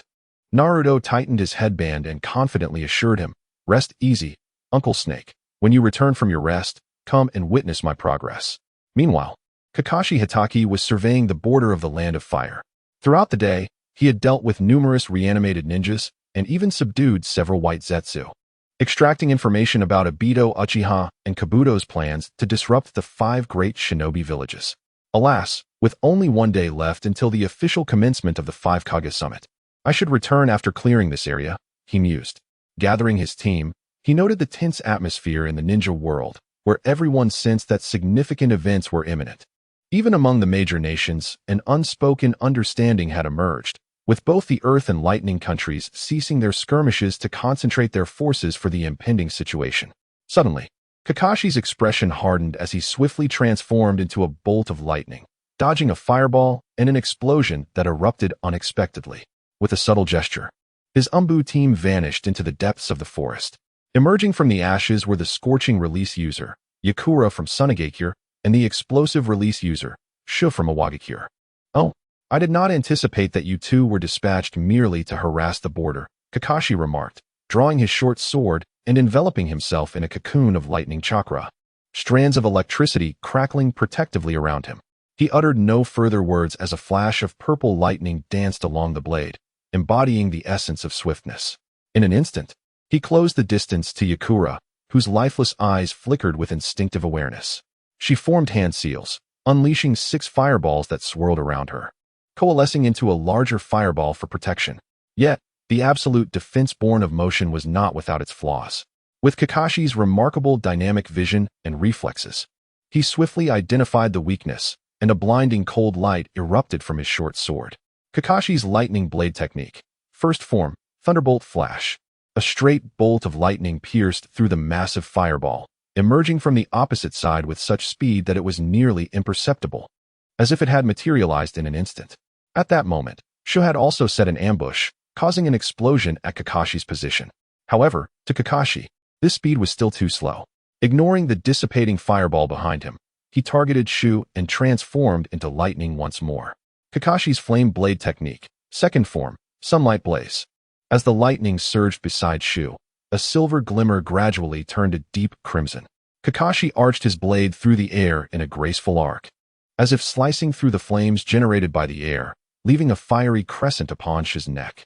In just 2 strikes, he severed the heads of 2 renowned pillars of their respective villages. Before their severed heads had even touched the ground, Kakashi reached for a sealing scroll to contain them. Just then, a wooden stake pierced through Kakashi's body, blood gushing forth. A man clad in a white whirlpool mask emerged from the ground, extending his hand towards Kakashi's left eye. However, at that moment, Kakashi exploded into a flash of lightning. Lightning clone? The electricity coursed through the masked man, causing intense paralysis and pain that momentarily hindered his movements. Suddenly, the ground beneath him cracked open, and another Kakashi leaped out, wielding a lightning kunai aimed at the masked man's head. Senjutsu, white surge technique. A black orb and a serpent-like red light spiraled into the space between Kakashi and the masked man. The chakra entity twirled around the black orb, enveloping Kakashi in blinding white light and cacophonous noise. The sound waves triggered vibrations in the air that nearly softened Kakashi's bones, rendering him powerless. The masked man, shielded by the white zetsu, was spared from most of the damage. He gazed down at the incapacitated Kakashi and reached once more towards his left eye. Bang! Kakashi's form exploded yet again, transforming into lightning. What? This time I've been shocked twice in such a short span. A distinctly different voice emanated from the figure, expressing frustration. Damn it, that cunning Kakashi must have left from the very beginning. In the depths of the forest, a distorted figure with a snake emerging from its abdomen appeared. It was Kabuto Yakushi. It appears that the ambush plan orchestrated by Uchiha Madara has not succeeded. Obito Uchiha disregarded Kabuto's taunts. Their attack plan aimed to draw out several key figures from Konoha to weaken them, but he had not anticipated encountering Kakashi. Upon seeing Kakashi, Obito quickly devised a plan to ambush him and reclaim his left eye to enhance his power. However, he was taken aback by Kakashi's immediate retreat from the battlefield. Showing no desire to engage, not only did he gain nothing, but he had also been outsmarted. Of course, Obito had contemplated infiltrating Konoha to seize a Sharingan. But after being severely weakened by Naruto Uzumaki, the village had entered a stringent state of lockdown, impenetrable even to the white zetsu. Never mind, let us return and prepare. Obito concluded, shaking his head. I am far stronger now than I was before. There is no need to dwell on that any longer. We shall return and prepare to announce to this decaying ninja world. The 4th Great Ninja War is about to commence. Chapter 25. The bird breaking free. As the former Hokage, Uzumaki Naruto, after losing Kurama, delved into the study of numerous forbidden techniques alongside Uchiha Sasuke, utilizing the Book of Seals. Among these techniques were several exceptionally potent sealing jutsu, which, upon thorough investigation, were confirmed to be inherited from the Uzumaki clan. Subsequently, following the invasion by Kagaya Otsutsuki, the ninja world underwent a more profound integration, sharing resources and techniques. During this process, Naruto acquired even more knowledge.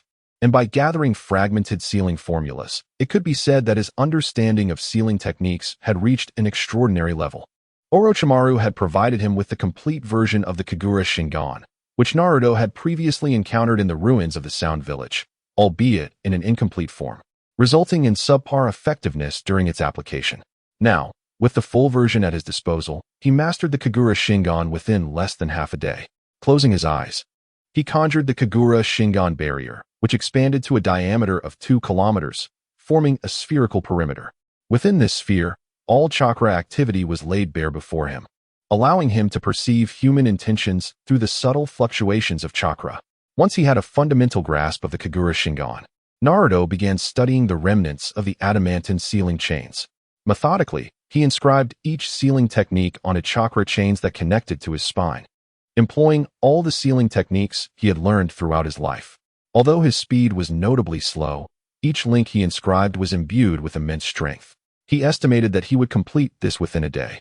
With a calm demeanor, he closed his eyes and focused on constructing the adamantine sealing chains.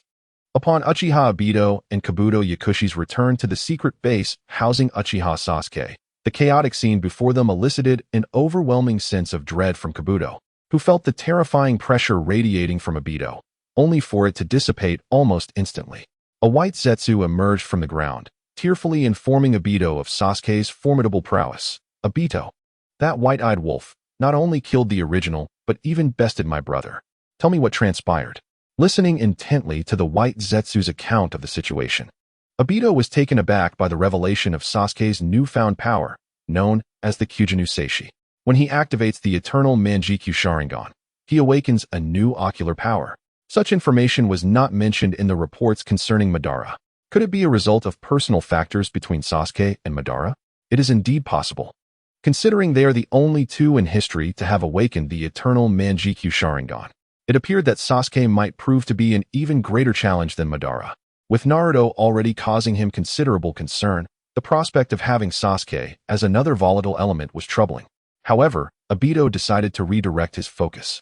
As after the 5 Kage summit, Sasuke's primary target would likely be the Hokage and the village of Konoha, thereby weakening the overall power of the ninja world. To ensure no detail had escaped the attention of the white Zetsu, Obito utilized the power of the human path to read its memories, observing Sasuke's ocular power and conducting some analysis of his strength. Once he confirmed there were no issues, he departed with Kabuto from the site. "No need to concern ourselves with Sasuke for now," he remarked. "His current objectives do not conflict with ours, and it is unnecessary to provoke him further. Once the war concludes, I must acquire Sasuke's body," Kabuto said with a touch of obsession, licking his lips at the thought of the power described by the white Zetsu. Unfazed by Kabuto's excitement, Obito's Sharingan glimmered coldly beneath his pale mask. "Once I become the Ten Tails Jinchuriki, everything in this decaying world will lose its significance." They swiftly returned to their headquarters, where the outer path golem loomed in the center, surrounded by 100,000 white Zetsu. Although lacking the enhancements from Yamato, the inherent stealth and adaptability of these white Zetsu remained formidable. Nearby, dozens of coffins stood on the ground, containing powerful figures prepared for the impure world reincarnation, poised to unleash devastation upon the battlefield, likely inflicting significant damage upon the 5 great nations. Disregarding Kabuto, Obito stepped into a shadowy room. Moments later, he emerged clad in a new outfit, donning a pristine white mask adorned with swirling patterns. The central circular emblem bore 3 tomo markings, with the lower 2 revealing the Rinnegan and Sharingan beneath. Behind him, the resurrected Jinchuriki, the 2 tails, 3 tails, 4 tails, 5 tails, 6 tails, and 7 tails, rose like zombies. Their eyes marked with Sharingan and Rinnegan, their skin marred by the scars of reincarnation. "Tomorrow, we will strike directly at the 5 Kage. The current Naruto and Killer Bee are no longer within our grasp," Obito declared. "Oh, I was under the impression we were merely declaring war, not launching an immediate attack," Kabuto replied. "Oomph." Observing the recent movements of Konoha and other ninja villages, it is evident they are well aware of our intentions. I believe that even if we approach unarmed tomorrow, the intensity of the battle will be considerable. Suddenly, Obito turned to Kabuto. "Make sure to summon that individual tomorrow when the opportunity arises." Upon Kakashi Hitaki's return to the village, he witnessed Naruto demonstrating the techniques of his master, Tsunade, and Orochimaru, the adamantine sealing chains. Observing this scene, Kakashi felt a wave of nostalgia wash over him, transporting him back to earlier times. "Oh, Kakashi-sensei, you're back," Naruto exclaimed, turning to greet him. "Ah," Kakashi waved to the trio, speaking, "Naruto, as expected, both Obito and Kabuto have arrived." "Kakashi-sensei, you weren't injured, were you?" Naruto inquired. "I withdrew from the battlefield, leaving only 2 shadow clones as distractions. The current Obito feels even stronger than before," Kakashi replied. "Regardless, we will surely prevail against him," Naruto reassured, then shifted the topic. "But first, let me show you my new technique." "All right," Kakashi replied, his eyes curving into crescents as he positioned himself beside Tsunade and Orochimaru. Without forming any seals or making a single movement, Naruto focused his mind, and 12 chains unfurled from his back, each glinting with a metallic sheen. He engaged in a spar with Orochimaru. The adamantine sealing chains clashing with the Kusanagi soared in a symphony of sharp echoes. The two techniques were evenly matched. The sealing chains could not overpower the Kusanagi, nor could the sword leave even the slightest mark on the chains. After several exchanges, they separated, and the intensity of the adamantine sealing chains clearly pleased Naruto. Upon developing this technique, I felt it swiftly become an instinctive part of me. I have never wielded a technique with such familiarity, not even with the Rasengan or Flying Thunder God technique. It feels as if it is a part of my very being. That must be the sensation of a bloodline limit, Orochimaru remarked. The four continued their conversation for a while before calling over Might Guy, Narashikaku, and Hyuga Hizashi. Following a brief farewell ceremony, Tsunade donned her seldom-used Hokage hat, accompanied by Kakashi, Guy, and a shadow clone of Naruto, as they set forth toward the Land of Iron. Meanwhile, Naruto's main body teleported to the Land of Lightning to gather his final strength before the impending battle. Orochimaru, through the intelligence gathered from Hondo and several subordinates, along with remnants left in the curse mark of Chonwu from years past, has discerned the approximate whereabouts of Uchiha Sasuke and embarked on a journey to seek him out. Alas, it seems we are bound to endure yet another arduous period, Narashikaku remarked with a hint of exasperation as he observed the retreating figures. Hinata Hizashi turned to Narashikaku and said, "Let us hope the sacrifices will not be too great." At the Hyuga residence, Neji Hyuga concluded a day of rigorous training. After wiping the sweat from his body, he planned to rest briefly before taking a shower. Suddenly, a knock echoed at the door. Neji approached and opened it to reveal Naruto Uzumaki standing before him. "Naruto, what brings you here?" Neji inquired, sensing something amiss in Naruto's complex gaze, as if he bore a heavy heart. "Oh, Neji, I hope I'm not intruding," Naruto replied, appearing somewhat dazed, his voice slightly hoarse. Upon hearing the words he uttered, Neji's body tensed, and he instinctively took a step back, veins bulging at his temples. "Who are you?" The true Naruto Uzumaki would never utter such words. Naruto paused, scratching his head sheepishly. "Of course, I am the genuine Naruto Uzumaki. Your Byakugan must have seen the truth, right? As for my earlier statement, it was merely a reflection of how long it has been since we last met. I suppose I missed you a bit."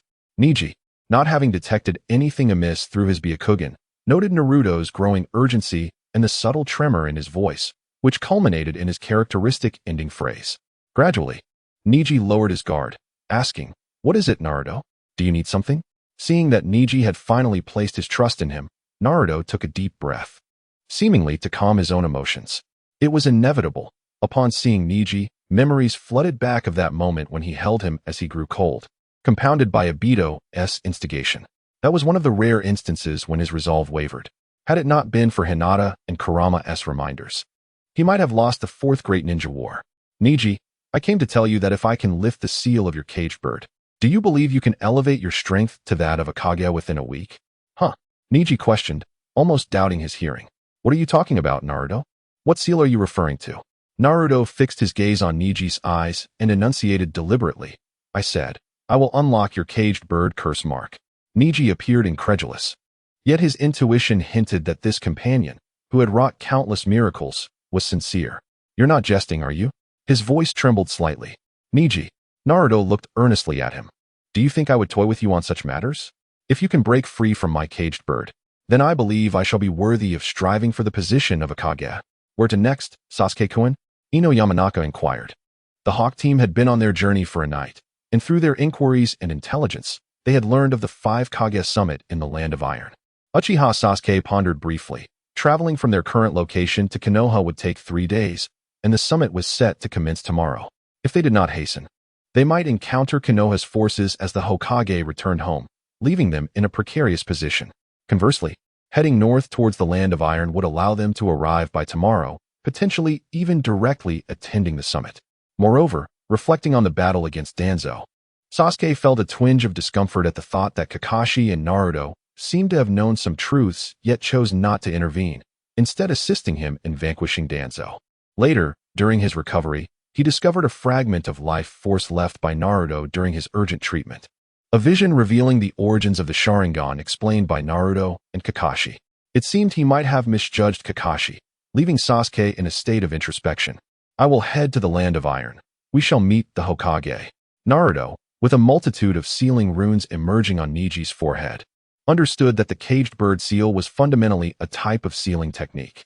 A forceful approach could inadvertently harm Niji, so he opted for another method, sealing the seal itself. As long as he could ensure that the caged bird no longer functioned, his objective would be accomplished. Having had prior experience and recently revisiting sealing techniques, Naruto worked swiftly and efficiently. Niji, brimming with excitement, bombarded Naruto with questions. Amused, Naruto couldn't help but chuckle, fully aware of the profound significance the caged bird mark held for Niji. This tiny mark had bound him and his father, a sentiment even Naruto struggled to articulate regarding Niji's complex relationship with the main family. Useless seal transformation. This technique targets chakra. Once the target's chakra is marked, it can sever its flow within a specified range. Since the caged bird was inscribed with chakra, severing this chakra would render the curse mark ineffective. Niji felt a slight warmth, sensing a brief deceleration in the flow of his chakra, but it quickly returned to normal. Open your eyes, Niji. Naruto's gentle voice resonated in his ears. Niji hesitated, preparing words of consolation in case of failure. As light flooded in, he gained clarity of vision, the perfect sight overwhelming him slightly. Naruto observed Niji's pristine Byakugan. In that moment, the bird broke free from its cage, soaring towards the vast, boundless sky. Chapter 26. Kin Naruto Uzumaki arrived beside Killer Bee through the Flying Thunder God technique. The Raikage and his entourage had already departed for the Iron Country to participate in the upcoming 5 Kage Summit, and Naruto's objective was to establish a connection with Kurama, the Nine-Tails, that very night. Upon their meeting, they exchanged no unnecessary pleasantries. Both Naruto and Killer Bee understood the importance of preparing for the imminent confrontation at the summit. Having previously attained the status of a perfect Jinchuriki, Naruto was now ready to engage directly with Kurama. However, Killer Bee harbored some reservations. He believed it would be wise for Naruto to face the reality at the Valley of Truth, given the burdens of his past.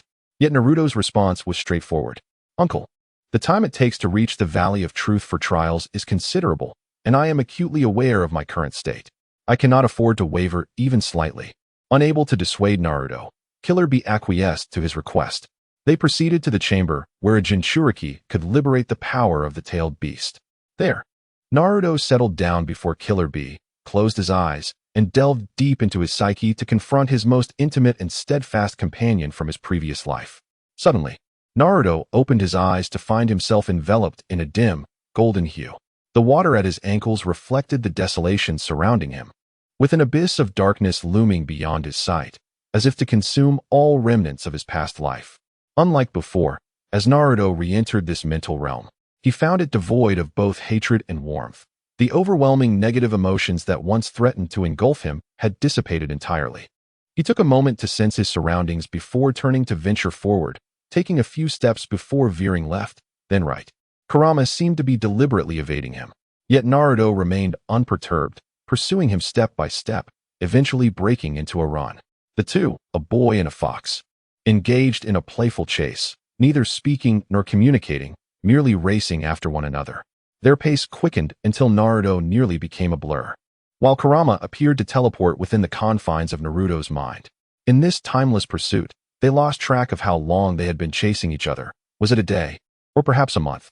It felt like an accumulation of every moment they had shared, as well as every second Naruto had endured after Kurama had departed from him. The chase concluded when Naruto finally caught up to Kurama, halting before the four-symbol seal. He gazed quietly at the tailed beast, who, in turn, feigned indifference by closing his eyes, appearing to be asleep. Unfazed, Naruto relaxed and sat before Kurama, peering through the seal's confines. Kurama, he called out. Upon hearing his name, Kurama's ears instinctively twitched, stirring a ripple of emotion within him, unexpectedly reminding him of Sage of Six Paths. I apologize for not coming to find you sooner. Caught off guard by Naruto's apology, Kurama listened intently. When I was just transported back here by Boruto, I could scarcely comprehend my own emotions. Excitement? Anxiety? Everything felt overwhelmingly complex, beyond words. Yet one thing I can affirm is an immense sense of luck. Kurama, you must find it amusing that, given another chance, my foremost sentiment is luck. With this profound sense of fortune, I dared not rest. I yearn to rescue those I hold dear, and even if I cannot, I refuse to feel powerless as I did in my previous life. Fueled by this very luck, I hurried to learn, to fight, desperate to elevate my strength. Fearing this might be my final opportunity, a chance my son sacrificed his life to grant me. However, Kurama, this very luck has led me into a spiral of internal conflict. I have shied away from many encounters. I cannot face Sasuke, nor can I seek out Hinata for a heartfelt conversation.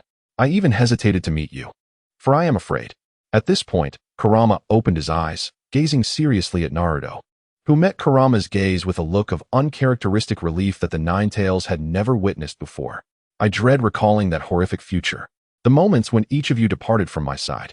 From the moment I was born, I had nothing, yet in my middle years, I gained everything. I reclaimed Sasuke, built a blissful family, forged bonds with trusted comrades, became Hokage, fulfilled my promises, and finally earned the respect of my father, mentors, and peers. But those extraterrestrial beings shattered it all, annihilating everything I had built. In their lofty gaze, my efforts seemed utterly meaningless. I watched you drift away, and then I witnessed my son being mortally wounded, sealed by his own disciple. When I regained consciousness, my son stood before me, so changed that I hardly recognized him. Then came the divine arrival of the Otsutsuki. Sasuke sacrificed himself for us, and I cannot forget his composed demeanor as he faced death, saying, "Naruto, we have overcome countless challenges. Believe that this time will be no different. I will be the one to leave hope for everyone." Later, we encountered the Otsutsuki again, and Boruto, surpassing his father, felled countless self-proclaimed deities, yet he stood alone, gravely injured. Ultimately, my wife, a gentle soul throughout her life, looked at me and Boruto with kindness until her last breath. And then, at last, Boruto, this child who had far surpassed his father, also departed from me, giving me yet another chance to live. I dare not pause, for in doing so, I can almost see that blue light washing over me. Naruto. Kurama's familiar voice finally resonated in his ears as he looked towards Naruto, observing emotions in his eyes that he could not fully decipher, yet some remained unchanged, the fervent passion and optimism he had always known. Naruto, with a newfound seriousness, declared, "This time, I will protect you, protect all of you." Kurama regarded this azure-eyed youth, who remained unchanged despite his trials, and he could almost perceive the presence of the Sage of Six Paths. Even if you are worlds apart, you will always be together. You shall reunite once more, and during that time, you will find guidance and understand the true essence of power. Until that moment, that seems an eternity away. Sage of Six Paths. Kurama sighed, closing his eyes with a hint of resignation. Mimicking countless gestures from their past, he extended his fist. Witnessing this familiar action, Naruto smiled warmly, feeling a weight lift from his shoulders. He truly did not wish to fight Kurama. He raised his fist to meet Kurama's. "Thank you, Kurama. This time you must swiftly enhance your strength. I do not wish to worry as I did before. Just do not slow me down." "Haha. Rest assured," Naruto replied. Once more, their chakra intertwined, binding their spirits together anew. "Now, hurry and release this seal," Kurama interjected, unwilling to allow Naruto to dwell in his thoughts any longer. Naruto Uzumaki, upon hearing this, scratched his head and offered a sheepish grin. "My apologies. I'll release you right away." Instead of employing the 5 elements unsealing technique from the Mount Myaboku scroll, Naruto levitated directly to the lock, raising his hand to tear off the talisman affixed to it. Deep within Naruto's consciousness, a man seemed to sense something. He turned around, traversing through countless scenes. As Naruto's fingers brushed the seal's seams, the man grasped his forearm. He attempted to pull Naruto away with force, only to discover that his son remained utterly still. Looking up at Naruto, he found his son's gaze remarkably clear. Father, at that moment, Minato Namikaze existed in a chakra form, directly accessing those memories upon contacting Naruto. He appeared somewhat astonished, falling into silence. Eventually, he lowered his head, and the 9 tails behind him did not urge him on. After a lengthy pause, he finally spoke again. "Thank you for your efforts, Naruto." Naruto embraced his father, who was momentarily taken aback but instinctively wrapped his arms around him. "Father." Naruto's voice echoed softly in his ears. "Let us first liberate the 9 tails and rescue Mother as well. Then we can all sit down together and have a good talk." "Ah, go ahead, Naruto." In the outside world, Killer Bee observed as Naruto became immersed in his inner realm, his body igniting with golden chakra flames. This power, it is indeed the strength of the 9 tails. Naruto has succeeded. Just as Killer Bee was astonished, the voice of the 8 tails, Gyuki, resonated in his ears. Killer Bee remarked, "Indeed, whether in the past, present, or future, There is nothing he cannot accomplish. Naruto unsealed the 8 trigrams seal and both the 9 tails, and he provided chakra to prevent Minato from exhausting his energy. They devised a plan, and the chakra of Naruto and the 9 tails manifested in a standoff within the spiritual realm. Gradually, Naruto reigned in his own power, appearing as though he was subdued by the 9 tails. Just as the chakra of the 9 tails flowed into him, 5 chains suddenly erupted from Naruto's body, binding the 9 tails firmly. The emotions of Minato, Naruto, and the 9 tails rippled simultaneously. This chakra as Naruto began to delve deeper into his consciousness, feeling a flicker of joy. It had been so very long since he had seen his mother as his awareness blurred and then awakened once more. Naruto beheld a gentle and beautiful woman with red hair before him. She rested her hand on her chest, seemingly introducing herself. At long last, we meet. Naruto, ah. It has been ages since we last saw each other, mother, eh? You already know? Ah, yes, father told me. You have met Minato. How is he? Mother. Naruto gently interjected, slowly approaching to embrace the woman who had loved him most in his life. Kushina Uzumaki, though somewhat flustered as it was her first time being a mother, instinctively returned his embrace just as Minato would have. If Minato was a mountain to lean upon, then Kushina was a harbor to rest in. In a state akin to Minato's, Kushina was also in a chakra form. Their embrace represented a direct exchange of chakra, through which she glimpsed Naruto's future spanning decades. She felt sorrow for his childhood, pride in his growth, comfort regarding his family, and regret for his fate. Ultimately, Kushina fell silent, holding Naruto tightly, hoping to warm him in this way. Thank you for your efforts, Naruto. Thank you, mother. Naruto's voice trembled slightly, but after a moment, he seemed to steady his emotions, releasing Kushina and revealing his signature bright smile. Mother, let us head out. Father and the 9 tails must be growing anxious. All right. As Naruto and Kushina's vibrant red chakra manifested in the consciousness space, they saw Minato pacing anxiously, while the 9 tails feigned sleep, occasionally peeking with one eye. Upon Kushina's appearance, she rushed towards Minato, enveloping his neck in a tight embrace, and Minato quickly wrapped his arms around her waist, holding her close. I've missed you so much, Minato. I've missed you dearly. So have I, Kushina. Naruto and the 9 tails discreetly refrained from interrupting them. After a long while, the couple finally separated, their tender gazes shifting towards their brave son and the now gentle 9 tails. Thank you, Lord 9 tails, Kushina said, bowing first. The 9 tails appeared bewildered. Thank you for your assistance to Naruto in that future. We are truly grateful, Minato added. Hey. The 9 tails glanced at Naruto with a look of helplessness, who shrugged, indicating he too had no idea this would happen.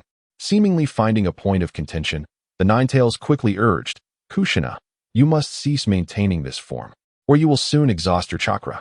Come here, and I shall provide you with some. At long last, the family of 3 could sit down and converse. They spoke of Hinata, Boruto, and Himawari, reminiscing about Naruto's childhood and his special care for the 4th Hokage rock, recounting Kushina's reign in school, and how Minato was adored by many girls. Together, they gazed into the distance, as if looking out from the 4th Hokage rock towards the Hidden Leaf Village.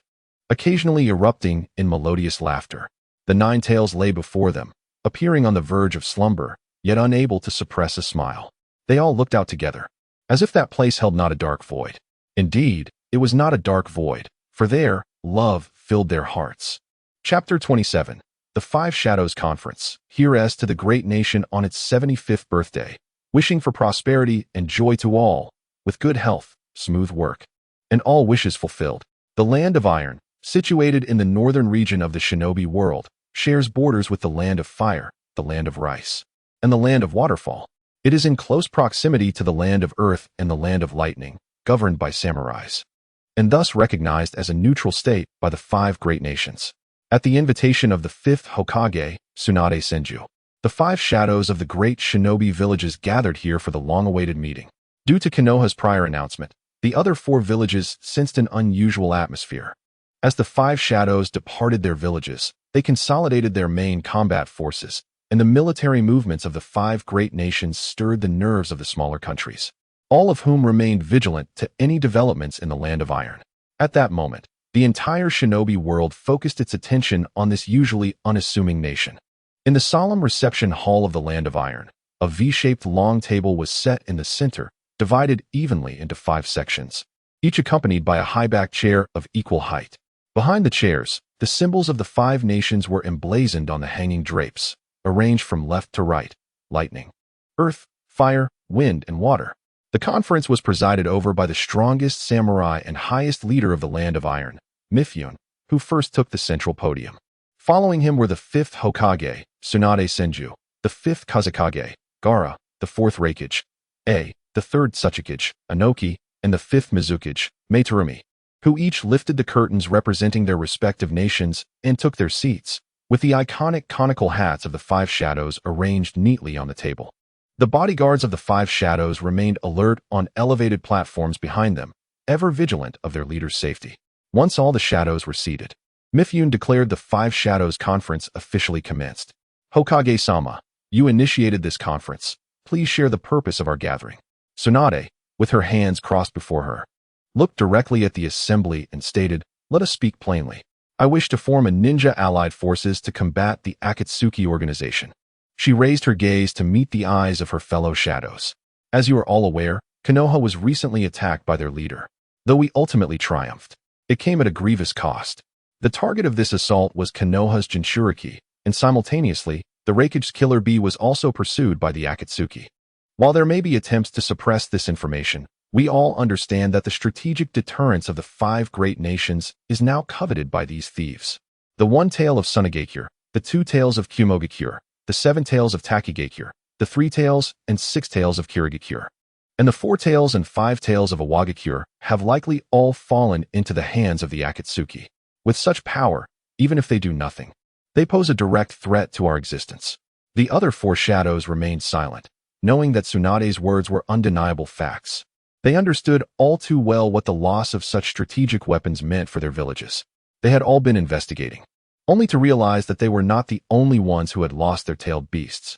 In this strange equilibrium, they maintained their silence until Tsunade brought the matter to light. Perhaps the others perceived the Akatsuki merely as a mercenary organization, and some among them had even employed the Akatsuki for unsavory tasks. However, it was time to exchange intelligence and discern the true nature of this organization. First, let us consider their nominal leader. Tsunade concentrated her chakra, conjuring a spectral figure before the gathered shadows. He was a handsome man, yet his face was marred by dark lines, his expression vacant, resembling a corpse. Most notably, his eyes shimmered with a mesmerizing purple hue, exuding an aura of overwhelming oppression. Uchiha Obito, the 2nd Tsuchikage, and Zetsu stood silently in the frigid landscape, gazing upon the majestic structure ahead. Obito donned a new mask, the power of Yongjien, his heterochromatic eyes gleaming with a deadly light. Equipped and prepared, he would declare the onset of the 4th Great Ninja War through the blood of the 5 shadows.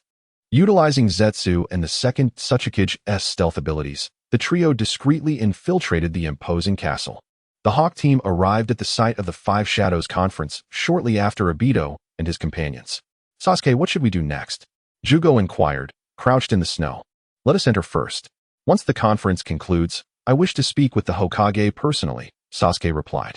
All right, let us proceed with caution, Jugo concurred. After a brief interval, Orochimaru also arrived, diligently concealing his presence from a distance, following the Hawk team to the Land of Iron. Naruto had instructed him to appear before Sasuke after he encountered Itachi, at which point he would lend his assistance. However, Naruto likely did not anticipate that Sasuke would awaken his ocular powers sooner than before, allowing him to recover early, perhaps influenced by the adjustments in the timeline. Orochimaru shrugged, preparing to follow when suddenly, a hand clasped his shoulder from behind. At the conference, the atmosphere became increasingly grave. As Tsunade enumerated the known members of the Akatsuki, the other 4 shadows began to realize the extent to which this organization had developed under their very noses. Each member of this organization was a formidable adversary, and collectively, they posed an even greater threat. Hokage-sama, I must inquire, the Mizukage, Meitarumi, interjected, are not the individuals you've mentioned either deceased or have defected from the Akatsuki? According to our intelligence, the Akatsuki should be nothing more than a hollow shell now. Why then should we discuss forming an alliance to combat the Akatsuki? Tsunade-sama, as I previously mentioned, Pain is merely the nominal leader of the Akatsuki, she continued. Suddenly, a massive and grotesque green flower erupted from the floor of the conference room. its bud unfurling like a crocodile's mouth to reveal an unsightly white half-human form. In an instant, the atmosphere shifted, the lights dimmed, and 10 guards positioned themselves protectively in front of the shadows. "Hello." It wiggled its waist, addressing the 5 shadows and Mifune flamboyantly. "This is not the one we just spoke of, is it?" "Zetsu," the Mizukage instinctively exclaimed. "Oh, I believe I am not the Zetsu you refer to." The white Zetsu replied, turning toward her. "That one is already dead." Kakashi Hatake activated his left eye, the Manjikyu Sharingan, while Might Guy readied his nunchaku, both on high alert for the impending threat. "Enough, enough," the white Zetsu dismissed, shifting its gaze from the Mizukage and addressing the assembly. "I just overheard your discussion regarding the leader of the Akatsuki. Indeed, Nagato is merely a pawn. The true mastermind lies elsewhere. I can assure you with certainty. He has already arrived." As the chilling words of Zetsu echoed through the hall, darkness enveloped the venue, and a metallic sound echoed from outside. The sound surged from a whisper to a crescendo in an instant. As the crowd turned to gaze outward, blades, shurikens, and kunai, like a tidal wave, were irresistibly drawn from all directions, descending upon them. "Watch out," Tsunade shouted, delivering a punch that unleashed an air cannon, dispersing a wave of weaponry. Simultaneously, a wall of sand emerged before the Leaf's forces, Gaara's impenetrable defense. "Thank you, Lord Kazekage. It's no trouble. Let us first weather this assault." Kakashi and Temari conjured a powerful wind, erecting a formidable barrier against the next wave of attack. While Might Guy and Kankuro dealt with the weapons that breached the wind wall, the rock walls of Awagakure, the water barriers of Kirigakure, and the lightning strikes of Kumogakure held firm against this initial onslaught. Suddenly, several individuals sensed a presence behind them. Wood release, cutting technique.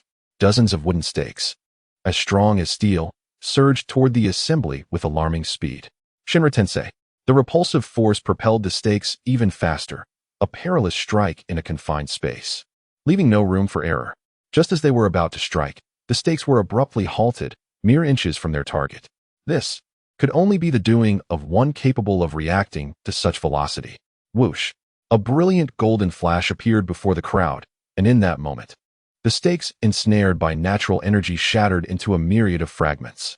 He raised his gaze toward Obito, his azure-crossed eyes ablaze with what resembled tangible flames. "Naruto, Uzumaki, at your service." Chapter 28. Chaos. The commotion behind them caught the attention of the shadows, who turned to observe the sudden appearance of a young man. As they beheld the swirling debris and the figure of the man in the white mask at the center of the venue, their expressions grew grave. Had they not intervened moments ago, the consequences would have been dire. "Naruto!" Gaara exclaimed in astonishment. "Oh, Gaara," Uzumaki Naruto greeted him, then reminded everyone. "There are still many enemies outside. We must all remain vigilant." At that moment, Kakashi Hatake had only activated his left Sharingan. He spoke, "Naruto, I leave this to you for now. I believe our priority should be to concentrate our efforts on breaking through. This will conserve our strength and alleviate the pressure you face here." "But Naruto," Gaara began, only to be interrupted as Naruto once again deflected the second wave of attacks from Uchiha Obito. He raised his voice, declaring, "Everyone, let us focus on breaking out first. I can handle this. He cannot stop me." "Huh? How could I allow you to achieve your goal?" The masked man formed hand seals, exclaiming, "Uchiha fire formation." Naruto's gaze sharpened. It appeared that today, the man was determined to trap them here. "Haha, Naruto, I understand this may seem trivial to you, but our true objective is not you. Then so be it. I shall thoroughly disrupt your plans. Let us see who this ceiling formation truly entraps." At that moment, the fourth Raikage guard, Kiri, narrowed his eyes. "Raikage-sama, we are trapped. Numerous targets have appeared within the ceiling formation, conservatively estimated at around 5,000. 5,000? How is that possible? There can't be that many within this building." Darui exclaimed incredulously.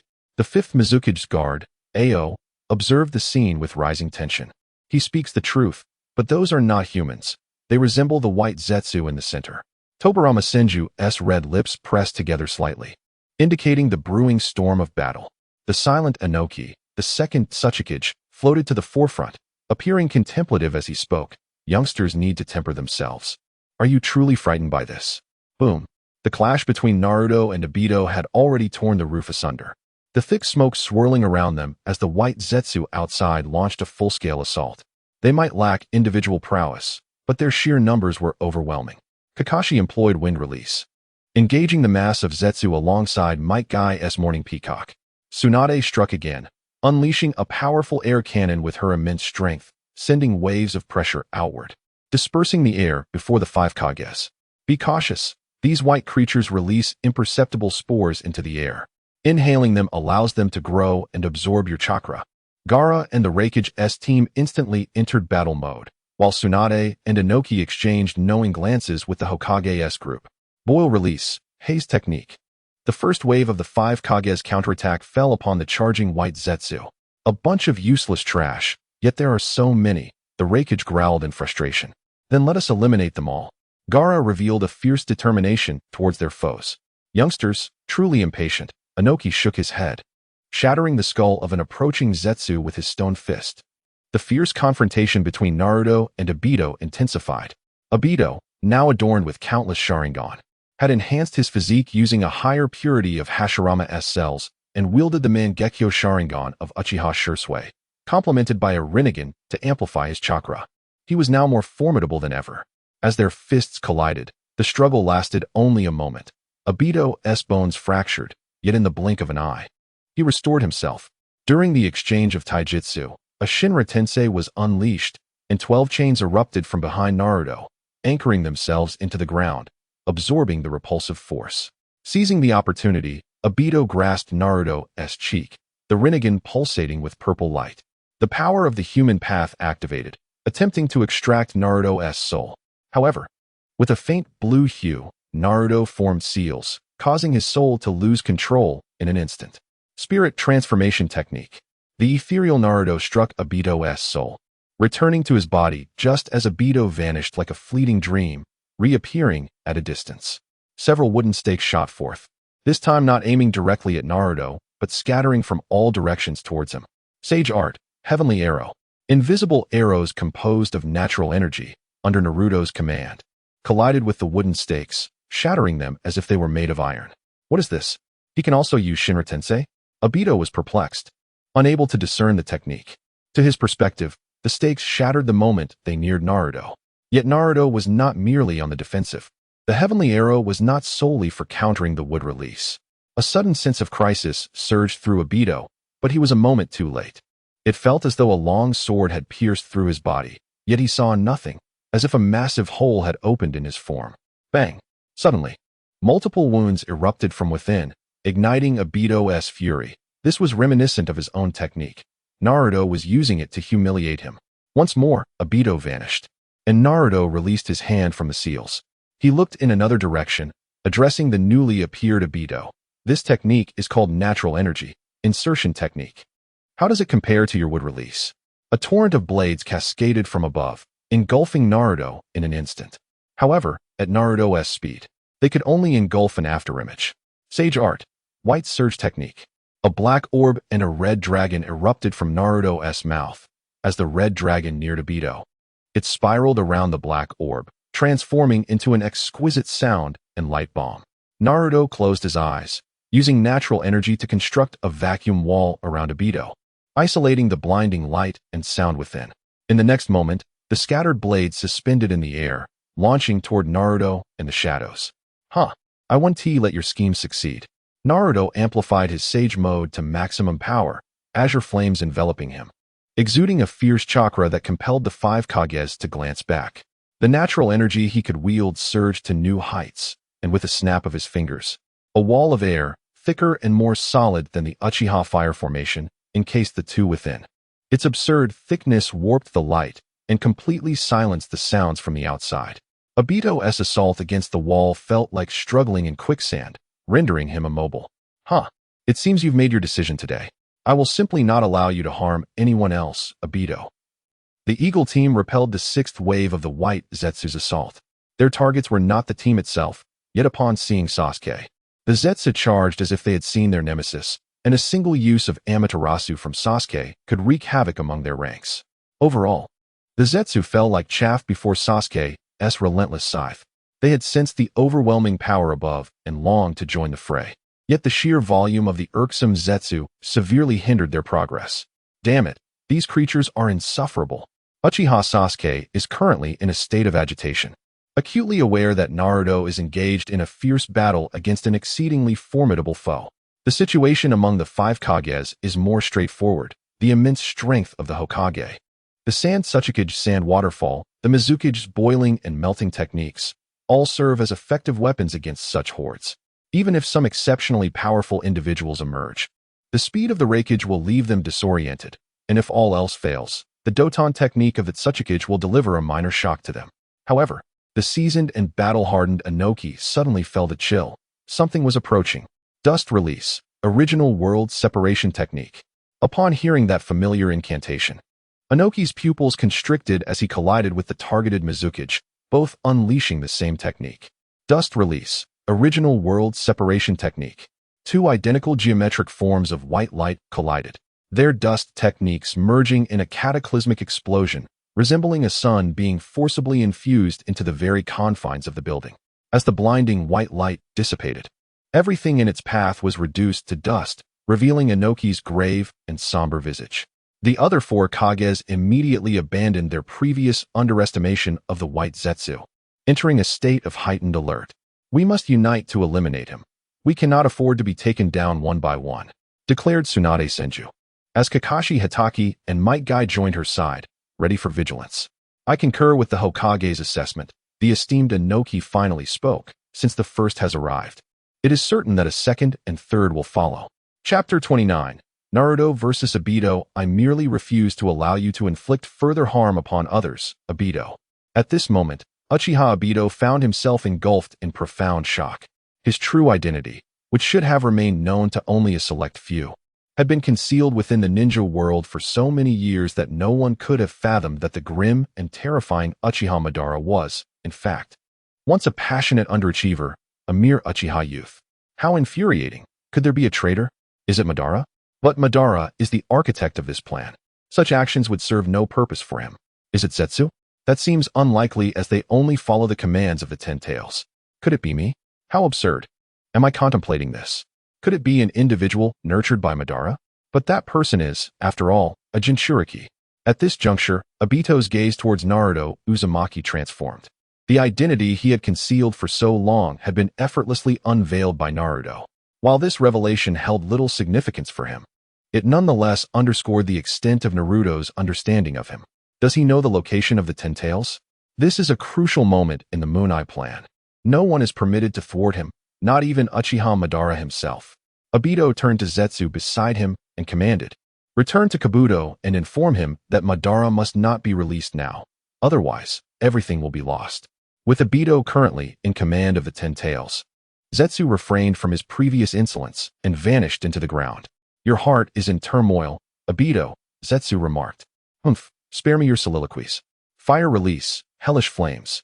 Obito violently formed hand seals, and the right side of his body erupted with an abundance of branches, piercing through his flesh. The branches intertwined through blood and flesh, stabbing into the ground before beginning to grow aggressively, creating massive roots with a 3-meter diameter that compressed the ground, surging towards Naruto like a tidal wave. Numerous wooden stakes, marked by the Sharingan, rained down upon him, while simultaneously, Obito unleashed a torrent of flames, engulfing the wooden constructs. This technique demanded Naruto's utmost seriousness. He summoned a shadow clone, and, together, they conjured water release and wind release spiraling shurikens. The wind release, spiraling shuriken, as before, surrounded the Rasengan with solidified wind chakra, releasing sharp explosive sounds. The true name of the water release, spiraling shuriken, is water release, spiraling vortex. The powerful water chakra circulated around the Rasengan, akin to the center of a vortex in the ocean, emanating a formidable pulling force. The wind release, spiraling shuriken, and water release, spiraling vortex merged, accelerating the rotation of the water and intensifying its gravitational pull. The water, propelled by the wind, transformed into needles, taking the form of shurikens as it swirled around the Rasengan. Naruto hurled this technique towards Obito, and compared to the overwhelming inferno of flaming trees, his spiraling shuriken appeared insignificant. However, upon colliding with the ocean of flames, it imploded as if time rewound, drawing back the trees and halting their growth. In a heartbeat, The flames and wood fragments were swept along, forming a new wave directed at Obito. Observing this, a mechanical arm sprouted from Obito's neck, equipped with a charging laser cannon. Boom! The laser cannon collided with the spiraling shuriken, resulting in a cataclysmic explosion.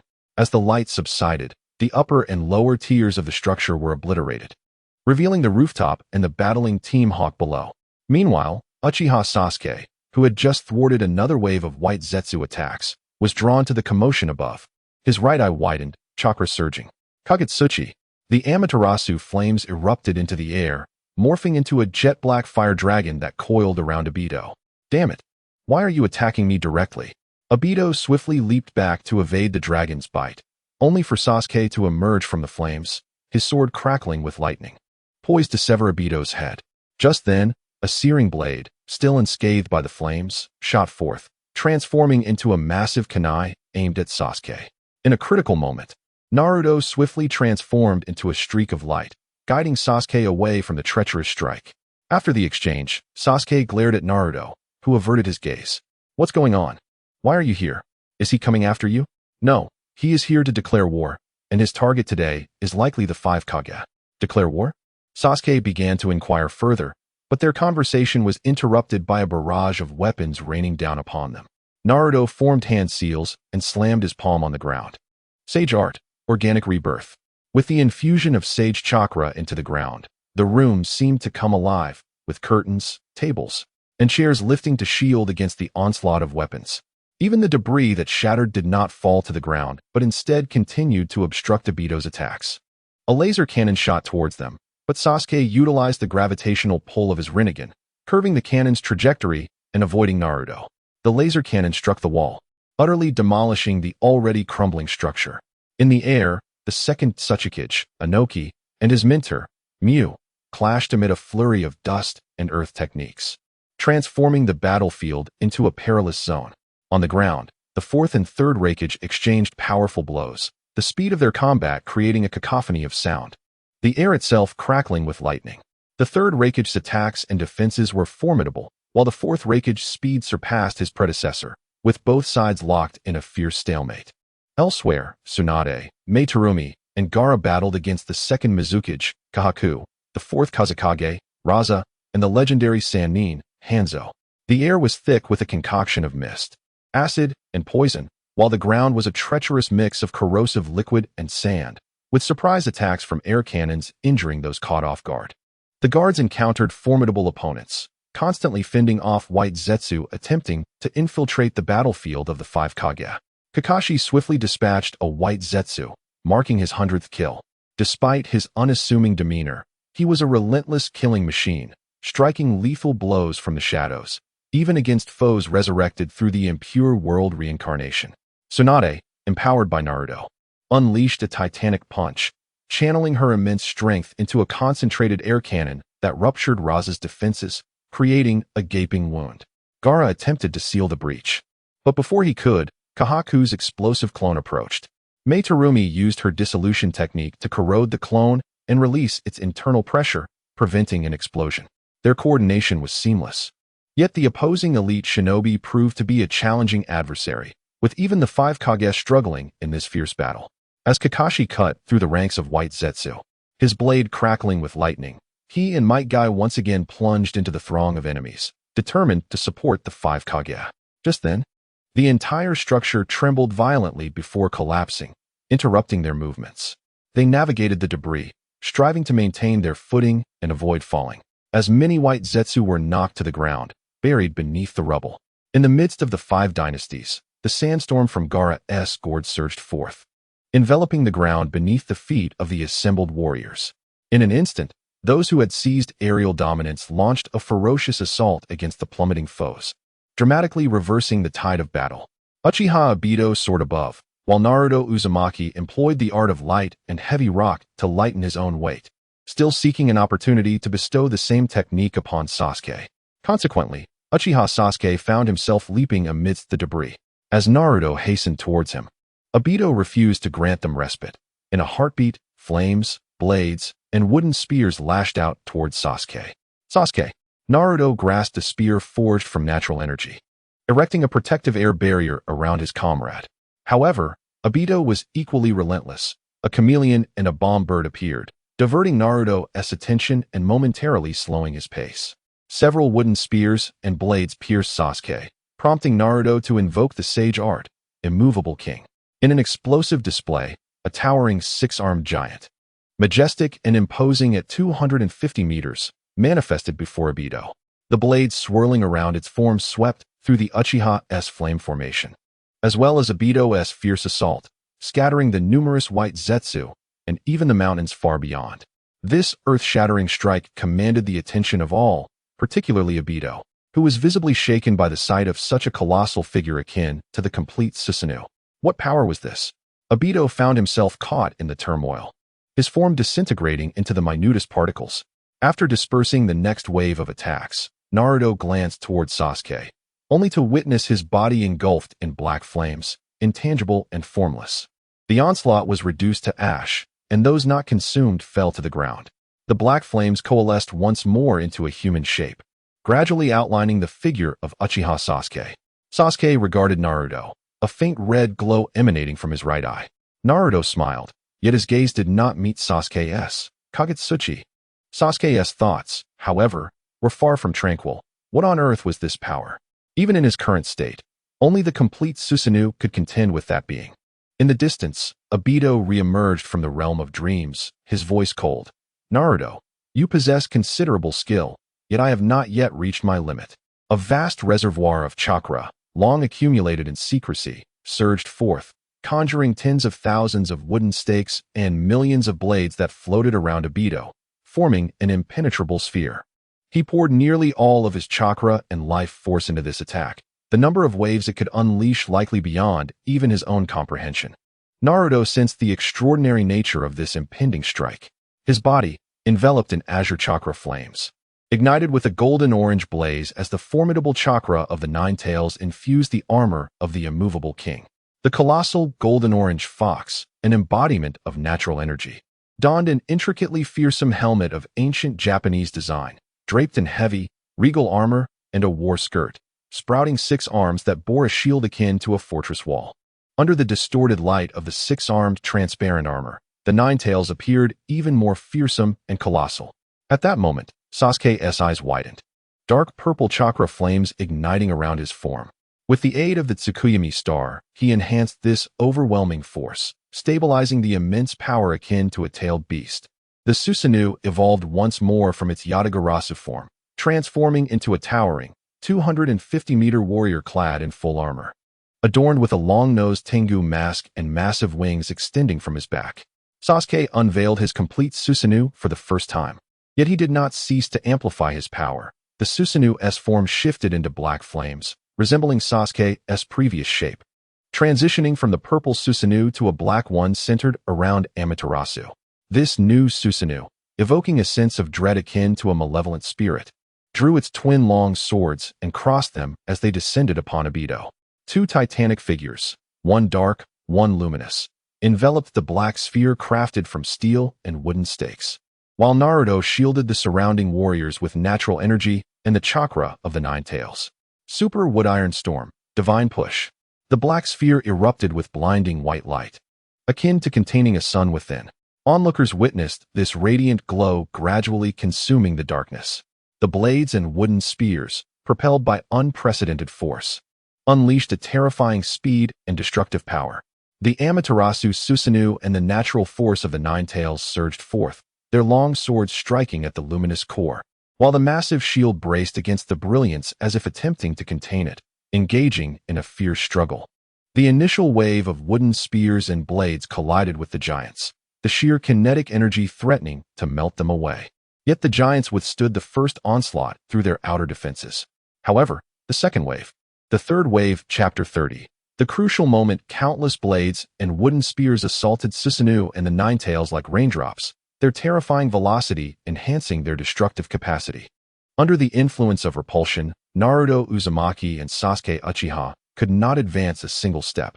They could only muster their strength to withstand this overwhelming assault. The two were fervently releasing chakra, continuously filling the void created by the onslaught of iron and wood. They endured the initial waves of attacks, But the decisive blow came with the final surge, where the blades and wooden spears, being the most potent of specialized weapons, struck with the force of missiles, surpassing the speed of sound through sheer might. Once the weaponry's barrage ceased, the raw force of repulsion followed, delivering an overwhelming, earth-shattering impact. Naruto and Sasuke roared in defiance, clashing against Obito Uchiha's desperate strike. The aftermath of the blinding light was a cataclysmic explosion, sending a mushroom cloud soaring into the sky, scattering the clouds and leveling mountains while collapsing plains. Dense smoke obscured the sun, enveloping the atmosphere in an oppressive gloom.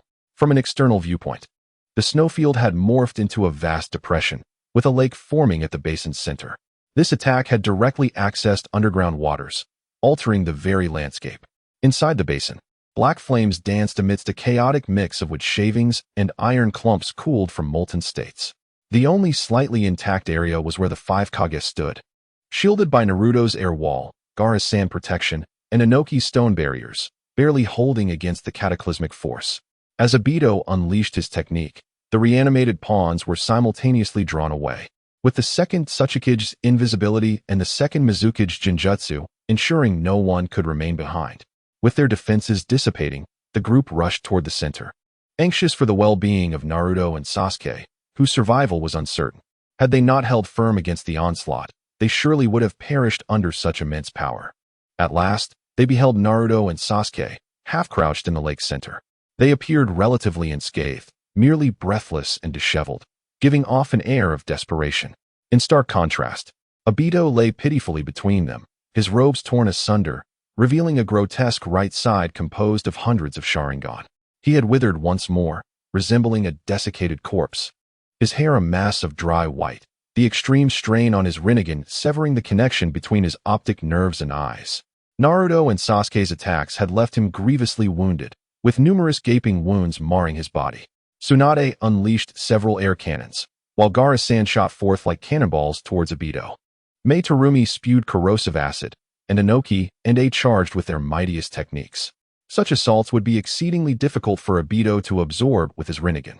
Kakashi, transforming into a bolt of lightning, swiftly entered the battlefield, retrieving Naruto and Sasuke just before the Kage's attacks landed. Another explosion engulfed Obito, and upon witnessing Kakashi's actions, the five Kage unleashed even greater devastation. As the blinding light receded, only Inoki and A remained visible, while Obito had vanished. Yet, in the next instant, his figure reappeared like an illusion, restoring to his former self. Were it not for the surrounding destruction, one might have thought the events had been a mere dream. Izanagi. Obito grasped his white mask with his right hand, his heterochromatic eyes radiating a chilling light as he gazed at the five Kage. 6 colossal Rinnegan beasts emerged, and a laser cannon formed in his left hand, brimming with chaotic energy. Blades marked by his presence hovered in the air, hurtling toward the encircled foes. Simultaneously, reanimations of legendary figures from the ninja world, including Itachi Uchiha, the second Tsuchikage, and many others, were summoned, each prepared to unleash their most formidable techniques. Nearby, a new incarnation of the white Zetsu emerged, summoning a towering wooden effigy with 5 faces, each mouth poised to unleash elemental chakra, hundreds of fists primed for action. Referred to as kin. Seemingly unsatisfied with the current scenario, Obito even summoned the Outer Path's golem, extracting new pain from within.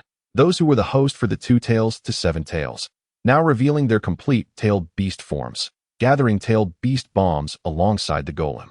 Obito understood well the extraordinary defensive capabilities of Naruto's physical form and recognized the potential to find substitutes for the 9 tails chakra.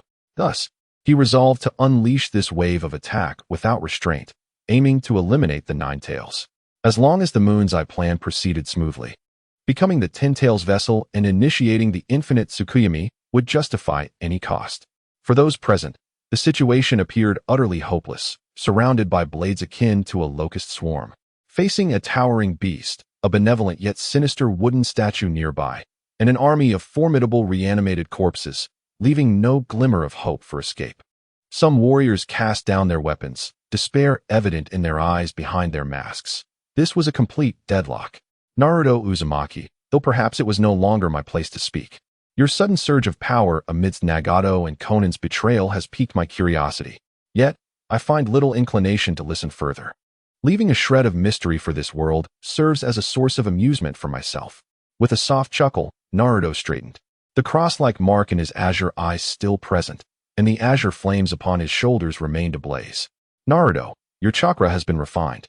The voice of the Nine Tails echoed in his ears as the abundant chakra surged forth once more, igniting a blue-golden flame around Naruto, re-entering his complete Sage Fox mode. This strategy was conceived by Minato Namikaze and Naruto Uzumaki for prolonged combat. The Nine Tails focused on refining chakra, while Kushina aided Naruto in maintaining the Sage mode. With natural energy balance and Sage chakra refinement entrusted to Minato, the synergy of Sage mode proved terrifying, as its duration was exceptionally long and continued to amplify over time. The only downside was that maintaining the balance of the three energies required additional mental focus. Should Naruto grow fatigued or unstable, the Sage mode would dissipate. However, with Minato's presence, this concern was alleviated. It is worth noting that Minato was not well versed in Sage mode, his mastery far below that of his son. Yet, due to his presence within Naruto, he had experienced the integration of Sage mode, and while he could not enter it himself, he was capable of assisting Naruto in balancing the natural energy to sustain the mode. With the addition of the Nine Tails mode, Naruto's fundamental attributes underwent a comprehensive enhancement, making the amplification from Sage mode even more formidable and growth more evident. However, this also resulted in an extreme consumption of chakra, necessitating Naruto to expend his own chakra periodically to maintain the mode.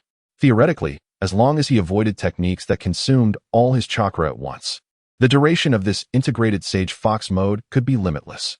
Revitalized with full strength and chakra, Naruto Uzumaki rendered both Obito and Sasuke momentarily speechless. Damn it, Naruto. Just how powerful have you become? How could this be possible? It's utterly absurd. The golden-furred fox appears, enveloping everyone present in a radiant glow, its warm energy healing their wounds and lifting their spirits from the depths of despair.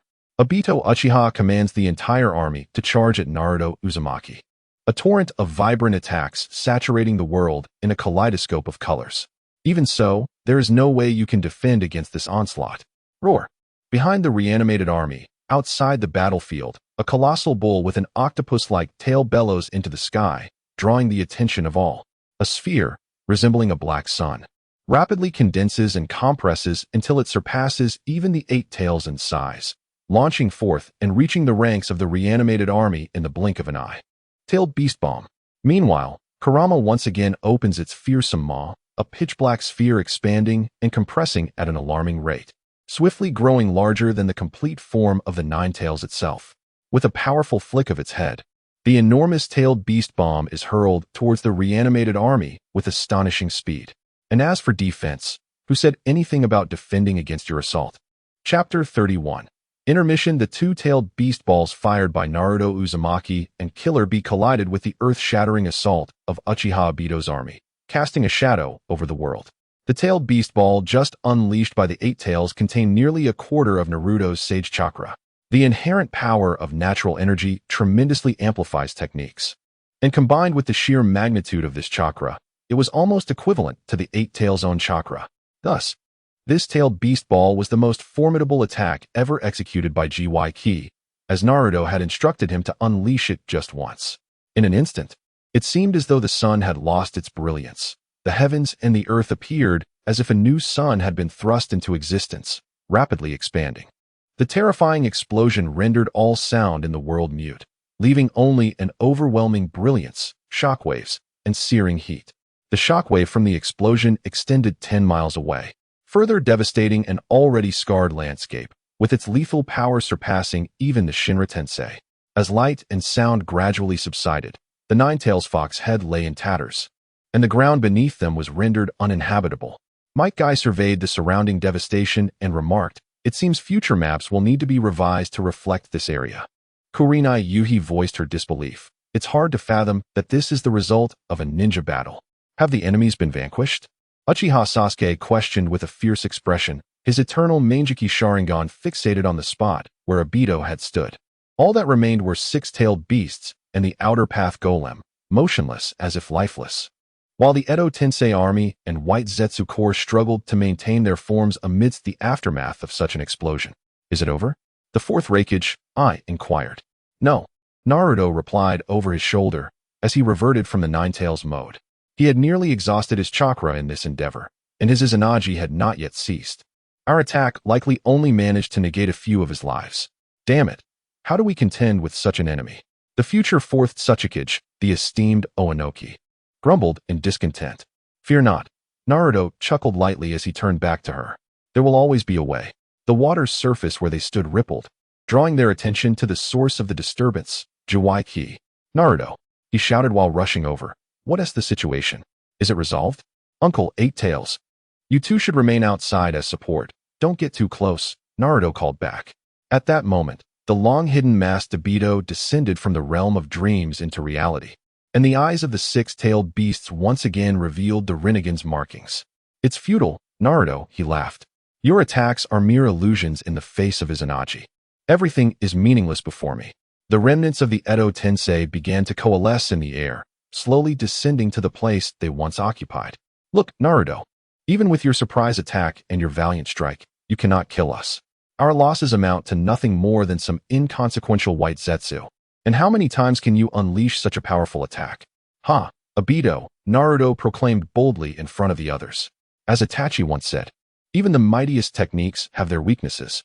Nothing in this world is perfect. Even your revered Moon Eye plan was riddled with flaws from its inception. Then go ahead and seek out those weaknesses, Obito retorted, forming hand seals. The outer path golem behind him opened its massive mouth, unleashing a terrifying, soul-chilling roar as iron spikes pierced its skin, entering Obito's back. Ah! Obito cried out, as a torrent of chakra was siphoned into the golem, his hair turning white and his frame becoming gaunt once more. The golem's mouth emitted pale purple chakra, and a colossal, transparent dragon surged forth, its gaping maw issuing a soundless roar, with crimson dots serving as its eyes, exuding a palpable desire for destruction. This is a decisive strike, Naruto. Let us see how you intend to evade this one. Sighing softly, Naruto looked up at Obito. You've grown impatient, haven't you? You've even forgotten some of my intel. Whoosh. The golden-tinged fox head vanished from the spot, taking with it all those he had sheltered within. Flying Thunder God technique. Obito's eyes widened in shock as he cursed. Damn it. That wicked Senju Tobarama. The chakra dragon, having failed to locate its target, redirected its fury towards Juwai-ki, only for the Eight-Tails to vanish before its eyes, seemingly mocking it. Once more, the Flying Thunder God technique was employed. The purple chakra dragon, frustrated, returned to the golem's mouth, which promptly closed. The sensation of spatial displacement induced a dizzying effect, and when the onlookers regained their senses, they realized Naruto had transported them to a forest.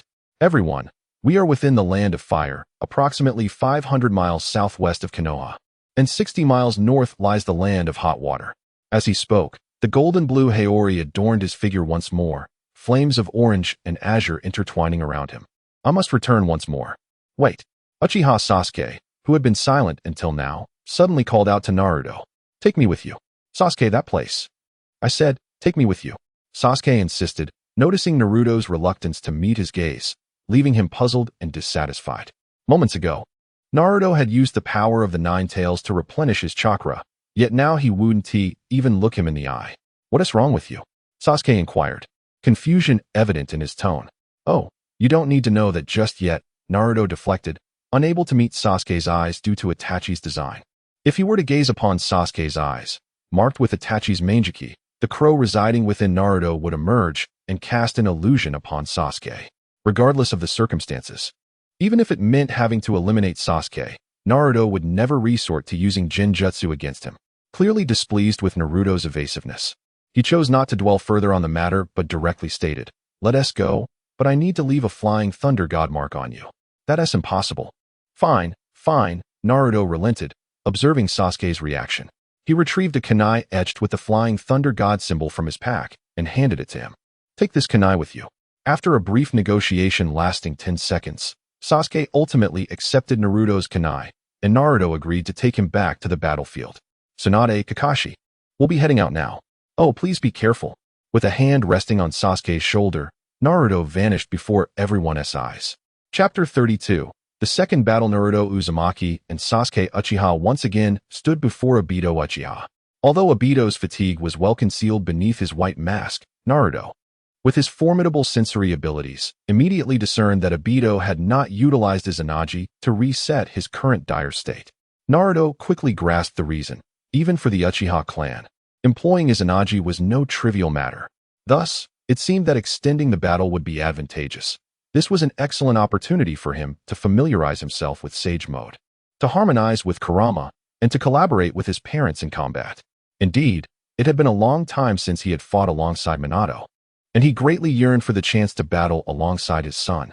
The lively voice of Kushina echoed in Naruto's ears, accompanied by the gentle, doting laughter of Minato.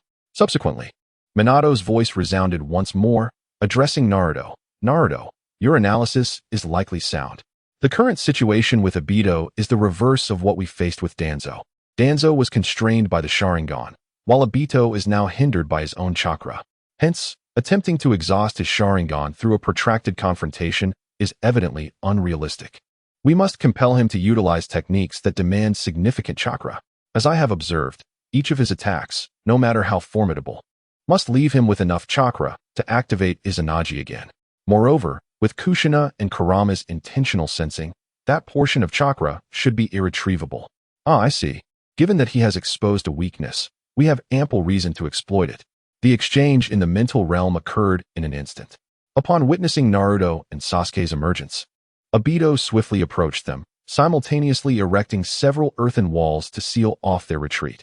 A barrage of black rods, shurikens, and kunai erupted forth, racing through the air with such velocity that they produced sonic booms, resembling dark lightning in the sky. In this battle, the growth and familiarity with their powers extended beyond just Naruto and Sasuke. Observing the situation, Sasuke drew his Kusanagi sword, the pristine blade radiating brilliance, forming a shimmering spherical barrier before them. Kenjutsu. Upon seeing this, Naruto altered his hand seals to form the Shadow Clone technique. Multiple Shadow Clone Jutsu. The explosive sounds from behind the earthen walls reverberated like firecrackers, and from the billowing smoke emerged numerous Naruto clones, numbering over 100. Each clone possessed golden-blue cross-shaped pupils, yet lacked the signature attire of their original, a tactical decision to balance combat effectiveness, quantity, and the original's power. If the majority of their strength were to be siphoned away by the clones, the original would be at risk in such a battle. Furthermore, against the reanimated ninjas, unleashing their full firepower was unnecessary. Thus, the army of reanimations clashed against Naruto's legion, with each Naruto clone supported by 5 golden chains. The diamond lock itself possessed sealing properties. When encountering the reanimated corpses, they did not instantly dissipate, but sustained significant damage. The diamond lock was an absolute weapon against the reanimated army. Obito's attack struck against the blade's radiance, akin to a stone cast into the sea, creating no ripples, as the relentless blade light shattered his weapons into fragments. However, Obito charged forward, unleashing Shinra Tensei to disperse the barrier, and struck with a fist clad in a gauntlet of blades and black rods. Naruto met him with a punch of his own. The clash of their metallic fists resonated like a thunderclap, sending waves rippling across the water's surface. Neither retreated an inch as an intense exchange of taijutsu commenced. Utilizing the abilities of his Manjiki Sharingan, Obito fashioned himself an armor composed of blades, while Naruto maintained the constant form of his diamond body, his skin shimmering with a silver sheen atop the gold-blue base, resembling a living statue. Sasuke, wielding the Kusanagi, transformed into a burning black flame, appearing as a malevolent specter risen from hell, with Amaterasu flames clinging to the blade, interspersed with brilliant white lightning. Kenjutsu enhanced his physical prowess, propelling him alongside Naruto to engage Obito in a fierce taijutsu confrontation. The sound of their physical collisions echoed like the deep thud of a drum, as Naruto's defense was as formidable as steel, while Sasuke, embodying flames, disregarded physical assaults. Despite Obito's terrifying strength and regeneration, he found himself overwhelmed by their relentless assault. Finally, Sasuke seized an opening, bringing the Kusanagi down to sever Obito's head. On the other side, Naruto's army overwhelmed the reanimated forces, with the diamond lock's physical damage and sealing properties proving lethal against the reanimated forms. After suffering substantial losses in the initial clash, Kabuto decisively withdrew the reanimated troops from the battlefield. In the forests of the Land of Fire, the 5 Kage convened within a makeshift structure, constructed by Akatsuchi utilizing Earth Release to forge an alliance of shinobi. They agreed to gather at the border between the Land of Fire and the Land of Lightning to collectively confront their common enemy. After brief discussions, they appointed the 4th Raikage, A, as the supreme commander of the Shinobi Alliance, the 5th Hokage, Tsunade Senju, as the chief strategist, the 5th Kazekage, Gaara, as the commander of the main forces, and the 5th Mizukage, Mei Terumi, as the leader of special operations. The 3rd Tsuchikage, Anoki, was assigned as the overall coordinator for support troops, with Darui, Lus, and Kakashi Hitaki designated as leaders of the 1st, 2nd, 3rd, and 5th divisions, respectively, while Gaara and Anoki would oversee the 4th division. Additionally, Team Hawk stood at the periphery of the main group, where Karen softly complained, "Sasuke-kun is truly something. He just leaves without us. Sai, we can't just walk away from here," Suigetsu murmured, cradling his head. "After all, we're technically unregistered, and drawing attention would not bode well." "Suigetsu, I'm afraid we might have already attracted unwanted attention," Jago interjected suddenly. "Huh? Who? Can people like us really be noticed?" "From my observations, there are 2 individuals, Sasuke's teacher, Kakashi Hitaki, and the 8 Tails Jinchuriki, Killer Bee. Kakashi is a given, but Killer Bee is surely aware of us." Oh no. Is he coming to exact revenge on us? Shouldn't we leave quickly?" "No need," Jago interrupted, stating, "Kakashi is already here." The 3 members of Team Hawk immediately adopted a defensive stance. They had just witnessed how this man had navigated through a sea of white Zetsu, dispatching them with lethal efficiency. His methods were cunning and ruthless, displaying a level of proficiency that suggested he was no stranger to such deeds. This seemingly languid individual was a bona fide harbinger of death. Noticing the tension among the 3, Kakashi scratched the back of his head with his left hand while waving lightly with his right, smiling as he addressed them. "There's no need to be tense. I'm Kakashi Hitaki, Sasuke's former teacher. What do you want?" Karen asked nervously. "I'm simply here to meet you all, as fellow companions of Sasuke. I'm Suigetsu. This is Karen, and the tall one is Jago." As Goezong Shueishiwa swiftly commenced his introduction, he could not help but timidly exclaim, "We know nothing. Please do not put us in a difficult position." Kakashi Hitaki chuckled awkwardly and reassured them, "Relax. I assure you we will not make any moves. Those who stand together against Akatsuki and the Eye of the Moon plan are our allies." Observing their continued tension, Kakashi smiled and bid them farewell, urging them to remain in place. Once again, Uchiha Obito manifested in the realm of illusions, appearing somewhat breathless even in that moment, and Sasuke was quick to perceive his vulnerabilities.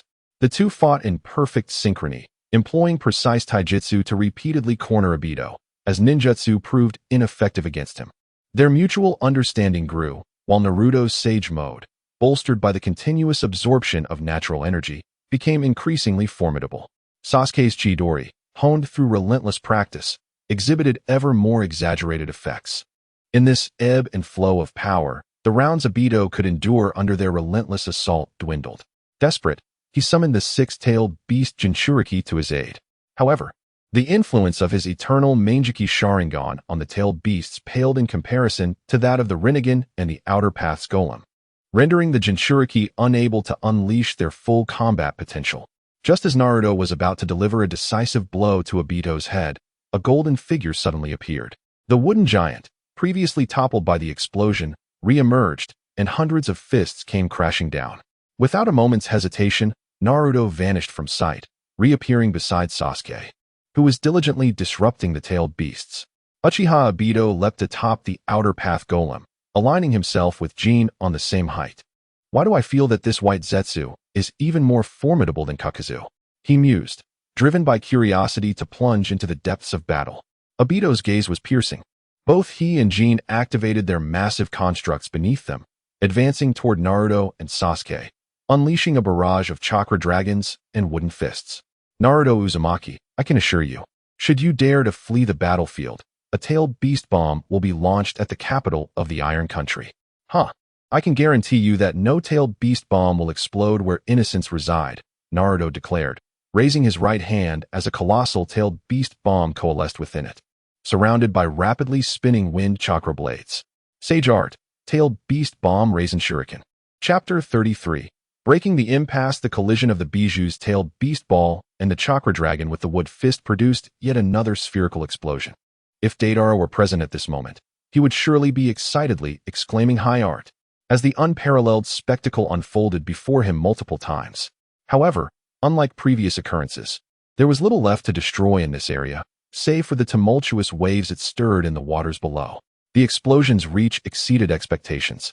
As Naruto Uzumaki raised his arm to shield himself, feeling the chaotic chakra currents fill his senses, it appeared that Obito intended to utilize the power of his second Manjikyu Sharingan. Naruto pondered. The Uchiha clan possessed numerous Manjikyu Sharingan, yet they offered only two distinct abilities: manipulation of weapons and space-time transfer. The former held little effect on him now, as his sensory capabilities had grown immensely, even awakening a sixth sense that might allow him to evade any surprise attacks. However, the space-time transfer intrigued him. It could enable Obito to appear at a predetermined location, affecting a broad range, akin to the Flying Thunder God technique and Kimui, albeit lacking the instantaneous nature of the former and the separate space-time of the latter. Still, while not as formidable as those techniques, this ninjutsu's manipulation of space-time, combined with its extensive impact, rendered it a powerful move. Where did he intend to teleport? Would he bring me and Sasuke apart? Let us observe. Beneath the water, a small creature gazed up at Naruto and Sasuke. Its form was exceedingly simplistic, with a single eye that constituted its primary feature and a toothless mouth beneath it. It sported 4 short limbs, resembling a grotesque, legged eyeball. Suddenly, it darted upward through the water towards Naruto, its 3 Tomo Sharingan swirling into a prominent triangular vortex, absorbing everything in its vicinity. Yet, as it neared Naruto, its body was instantly torn apart, as if pierced by an invisible spear. Senjutsu, Goten Renshutsu. Naruto did not glance at the creature, focusing instead on Obito and the outer path creature. The sound of spatial fluctuations resonated beside him as he turned to Sasuke, his eyes calm, and unleashed another Goten Renshutsu to obliterate the creature below. Super, Shinra Tensei. A furious roar erupted from Obito, and an overwhelming repulsive force surged forth. Oh! Naruto was taken aback by the unfolding events as several adamantine chains shot from behind him, piercing the water's surface and embedding deep into the ocean floor, while a golden fox head reappeared to encase and protect him and Sasuke. At this moment, Sasuke activated the Kenjutsu, augmenting the Nine-Tails' power significantly. Indeed, the Kenjutsu could bolster another strength. The raging force bore down upon the two, who stood firm against an onslaught potent enough to crush them, their very breaths stifled by the immense pressure. The Nine-Tails' visage contorted grotesquely, and the protective barrier around them rippled, revealing their strained expressions. Boom! The ferocious repulsion once again collapsed the seabed, causing even more water to surge forth, creating a pit that had deepened by nearly 100 meters from its original position. As the golden chakra receded, Naruto and Sasuke charged forward, appearing beside Obito with almost instantaneous speed, while Sasuke's left eye bled tears of crimson. Yet, in that critical moment, Obito plunged a black rod into his own heart, vanishing from reality. With their target lost, the two maneuvered midair to avoid friendly fire. The next instant, a torrent of searing flames cascaded from above, encased in wooden stakes, with wind chakra swirling alongside, even manifesting spatial vortexes. Obito had augmented the spiraling fire with additional elements, a purple chakra dragon entwined with the flames. Fire release, twin dragon dance. From 3 other directions came Akin's wood fist, the new Pain's-tailed beast ball, and blades manipulated by the Manjikyu Sharingan, forming yet another encirclement aimed at Naruto. The spatial fluctuations transcending the realm of Kimui rendered the use of the Flying Thunder God technique exceedingly difficult, compounded by the chakra dragon's lethal intent targeting their very souls, making evasion a daunting task, even for Sasuke. However, for Naruto, while challenging, it was far from insurmountable, as he resorted to the most violent yet effective solution. He pivoted, unleashing a punch that channeled nearly a quarter of the Nine-Tails chakra and Sage chakra, igniting the golden and blue energies around his fist, amplified by his control over natural energy. This strike produced a cataclysmic effect as it collided with the tailed beast ball, resulting in an instantaneous detonation. Entering the adamantine body state, he seized the flame-enshrouded Sasuke and propelled them into the explosion's heart. Naruto, I know this attack won't stop you, but the true killing blow lies elsewhere, Obito ominously remarked. Emerging from the explosion, both Naruto and Sasuke bore injuries, their garments torn but otherwise unharmed. However, to Naruto's astonishment, a dozen small beings, each possessing activated Manjikyu Sharingan, materialized behind them. Coldly, they regarded the pair, their eyes releasing spatial whirlpools that intensified the already turbulent environment. The explosive force propelled Naruto forward, making it difficult for him to halt his momentum. Suddenly, he instinctively sensed the destination of the spatial transfer, his thoughts racing as he halted his imminent immovable statue technique, forcefully pushing Sasuke away while he himself was engulfed by the storm of space conjured by the dozen Manjikyu. Seeing this, Sasuke's expression tightened, his eyes suddenly ablaze with crimson fury. The Yata mirror form of Susanoo materialized instantly, unleashing arrows of black flames that detonated the eye creatures in the air. "Damn it, Naruto!" he exclaimed, turning back to Obito, unleashing an even more formidable chakra, causing the Yata to become increasingly unstable. This surge of chakra expanded until it reached a height of approximately 240 meters. Before the complete form of the Susanoo could fully manifest, Sasuke gripped the hilt of his sword, and with a magnificent draw, a cataclysmic sword aura erupted, solidifying the giant's form. The ferocious blade obliterated Obito, toppled the six-tailed beasts, severed the head of the wooden figure, and even left a massive gash upon the outer path creature. Roar! The beast and tailed beasts let out earth-shattering roars. Obito re-emerged from the void, and upon sighting him, Sasuke pointed his blade, coldly demanding, "Where is Naruto? Speak." "Ah, Sasuke, is that truly how you pose your inquiries?" Obito replied, a sinister tone lacing his words. "Allow me to show you my response." The blade of Susanoo ignited with the black flames of Amaterasu, causing the temperature in the vicinity to soar, igniting the tailed beasts and the outer path creature in fierce flames. Upon hearing this, Obito intended to seal the tailed beast once more within the golem. However, Sasuke discerned Obito's hesitation and struck at the head of the outer path golem. Despite the golem's formidable defenses and its ability to absorb chakra, Obito did not dare to underestimate Sasuke's assault. He soared before Sasuke's blade, activating the powers of his Rinnegan to unleash Shinra Tensei, shattering Sasuke's attack. Sasuke swiftly drew his sword once again, targeting the three tails. "Damn it!" Obito cursed as he utilized the abilities of the Azura Path to obliterate Sasuke's new strike. Nevertheless, Sasuke was growing increasingly impatient. Although he could momentarily restrain Obito in this manner, he could not strike at his vital weaknesses. Engaging in a battle of attrition against Obito was utterly futile. After all, he was not Naruto Uzumaki and did not harbor a tailed beast within him. "Damn it! That guy is still gathering chakra. Naruto, where on earth are you?" The anguished cries of the tailed beast echoed in Obito's ears, as he had already ignited in flames several times. The heat was unbearable, even causing the lakes and snowfields below to evaporate. However, Obito had discovered a method to turn the tide. As chakra accumulated, a black sphere materialized in his hand. "Shinra Tensei." He directed his gaze towards Sasuke's Susanoo and abruptly hurled the sphere. This orb unleashed an overwhelming gravitational pull, attracting rocks along its path, including Sasuke's Susanoo, the outer path golem, and the tailed beasts themselves. However, as it was directed towards Sasuke, the Susanoo collided with the asteroid first, resulting in a violent impact that left Sasuke momentarily dazed, followed by a barrage of stones striking Susanoo's back. At that moment, Obito hastened to form hand seals, and 6 chains emerged from the mouth of the outer path golem, each wrapping around the necks of the 6-tailed beasts, sealing them one by one within the golem. "Ha ha ha, I have triumphed." Obito ceased the gravitational pull of Shinra Tensei, and the scale of this technique surpassed that of the previous sealing of the 9 tails by Nagato. Next, he merely needed to eliminate this adversary, and there would be no one left in the ninja world to thwart him. As Obito's right hand transformed into a mechanical laser cannon, darkness suddenly enveloped him. Unbeknownst to him, Kakashi Hatake had appeared behind him, delivering a fatal strike.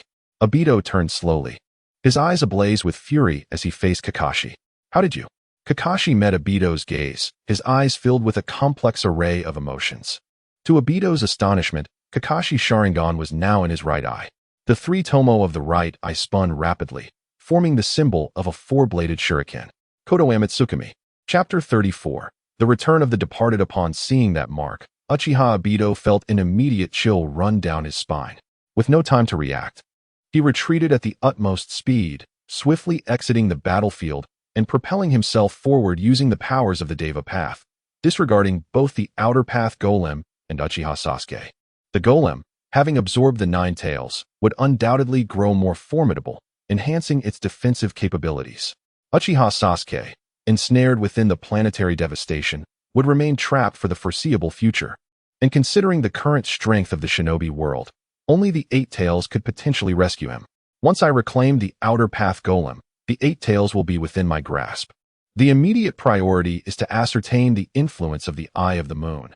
I am the linchpin of the Moon's Eye plan, and maintaining my own stability is paramount. Obito reassured himself from various angles as he hastened to his secret base, a location known solely to him and Akatsuki. He consciously chose not to visit Kabuto's hideout, recognizing that Kabuto's reliability was questionable at best. At the venue of the Five Kage Summit in the Land of Iron, Kakashi Hatake surveyed his surroundings, still grappling with disbelief over the catastrophic effects wrought by human conflict. The landscape and ecosystem of this region had been utterly decimated, with the most severely affected areas exposing bedrock. What was once a hilly terrain had been largely flattened, a lake that should have formed had evaporated. Yet it was anticipated that a torrential downpour would soon arrive, potentially reshaping this desolation into a neat circular lake. Suddenly, a golden flash appeared before Kakashi, revealing Naruto Uzumaki. Accompanied by Konan from the Rain Village, the Eight Tails Jinchuriki Killer Bee, and Orochimaru. Naruto, were you in any danger? Kakashi inquired. Don't worry, Kakashi-sensei. That was merely a shadow clone. Everything is proceeding relatively smoothly, Naruto replied. But let's set that aside for now. I plan to rescue Sasuke shortly. Could you keep an eye on this situation? Kabuto won't simply give up. Another batch of shadow clones will be arriving with reinforcements. But my chakra reserves won't suffice for such a mass teleportation, Kakashi assured him. Rest easy. We will handle it, Kakashi said, with the other three nodding in agreement. Naruto offered a slight nod of acknowledgement before turning back, recalling something important. He handed Orochimaru a test tube containing a viscous substance, reminiscent of a shattered eye, and a sealing scroll. This is Uchiha Madara's Rinnegan, Naruto explained. If you encounter any difficulties, Uncle Snake, you can use this to reincarnate him. They likely haven't summoned him yet. If Madara cannot be resurrected, or if he arrives as himself, the scroll contains chakra from 10 white Zetsus and 4 Hokages. You can reincarnate them instead. Orochimaru grinned. This is foolproof, Naruto-kun. You can proceed with confidence. Naruto clapped his hands together, exuding enthusiasm. I will return shortly. Before he could finish, Naruto vanished from their sight. Meanwhile, Uchiha Sasuke struggled to maintain his Susanoo, completely engulfed in darkness, as breathing became increasingly laborious. The immense pressure had nearly halted his chakra flow, rendering even his fingers immobile. Damn it, I must find a way to escape this place. At that moment, his Susanoo had regressed to its second stage. If he could not devise a strategy soon, he risked perishing here. Suddenly, a thunderous explosion erupted behind him, accompanied by violent tremors within the asteroid. Boom. Another explosion followed, then a third. Due to the inadequate chakra left for his shadow clone and the concern for Sasuke's safety, Naruto had chosen to dismantle the asteroid piece by piece. As Naruto initiated his actions, the 4 individuals on the ground faced Kabuto's resurrected army. The 4th Kazekage, Raza, originally battling against Konan under Kabuto's control, erupted with a fierce determination upon seeing Orochimaru, his suppressed consciousness unable to quell his murderous intent. Reluctantly, he allowed Kabuto to contend with Orochimaru. With Raza's departure, the intensity of the confrontation against Konan, the half-god of the ninja world, Hanzo of the Salamander, diminished significantly. Utilizing her god technique, the dance of the paper, Konan engaged in guerrilla tactics against Hanzo, whose poisons could not affect her dominance over the aerial battlefield. He could only defend against her ranged attacks with his scythe. After a tense standoff, Konan found an opening. A shuriken, indistinguishable from her other paper shurikens, was launched, accelerating its assault to disrupt Hanzo's defenses, piercing through and revealing an explosive tag hidden within. She had utilized a forbidden technique taught by Naruto. Mutual exploding tags. The initial explosive tag ignited, summoning 2 additional tags in its wake. Boom, boom, boom. The explosions raged for 30 seconds, obliterating Hanzo. As he began to reform from the debris, Konan prepared to seal him. only to be engulfed by a fireball. Retreating to a higher altitude, Konan coldly observed two incoming ninjas, Shikuten, Yakura, and Bakuten, Kuratsuchi. Hanzo had fully recovered, prompting Konan to resume her aerial guerrilla tactics against the three. Orochimaru, initially holding his ground against Kakuyu, found the battle increasingly arduous with the addition of Raza. Nevertheless, Orochimaru, being one of the most resilient beings in existence, summoned formidable serpents, retaining the trump cards of Uchiha Madara and Senju Hashirama. Though the battle was unfavorable, defeat was not an option. Killer Bee faced only one opponent, Itachi Uchiha. The Manjiki Sharingan posed a significant threat to tailed beasts, and the fight should have concluded with a mere glare. However, the perfect Jinchuriki dynamic caused a stalemate, as Killer Bee refrained from deploying his most devastating techniques, engaging in a physical struggle with Itachi's Susanoo instead. Drawing upon Naruto's Sage Chakra, the Ox Spirit had learned to absorb natural energy, allowing him to match Itachi evenly. Kakashi Hatake found himself in a precarious situation, contending against the third Raikage, second Mizukage, and second Tsuchikage simultaneously. Yet, Kakashi did not face imminent peril. His speed surpassed that of the third Raikage. With the enhancements of Lightning Release Chakra Mode, his unparalleled swordsmanship, the heightened capabilities of his Sharingan, and an extraordinary chakra reserve, at least 20 times greater than normal, Kakashi, despite appearing beleaguered, remained undefeated, skillfully restraining the three Kaga-level adversaries. "This is quite troublesome," Kabuto muttered to himself in a chilly, shadowy base. "Where has that Madara fellow disappeared to? In these times, no one can be trusted. It seems I must rely on myself." He meandered, muttering to himself, towards the place where coffins were stored, kicking open the lids one by one to peer inside. There stood many formidable figures from the ninja world: Junmaru, Chiyo, Kinkaku, Ginkaku, and Asuma Sarutobi.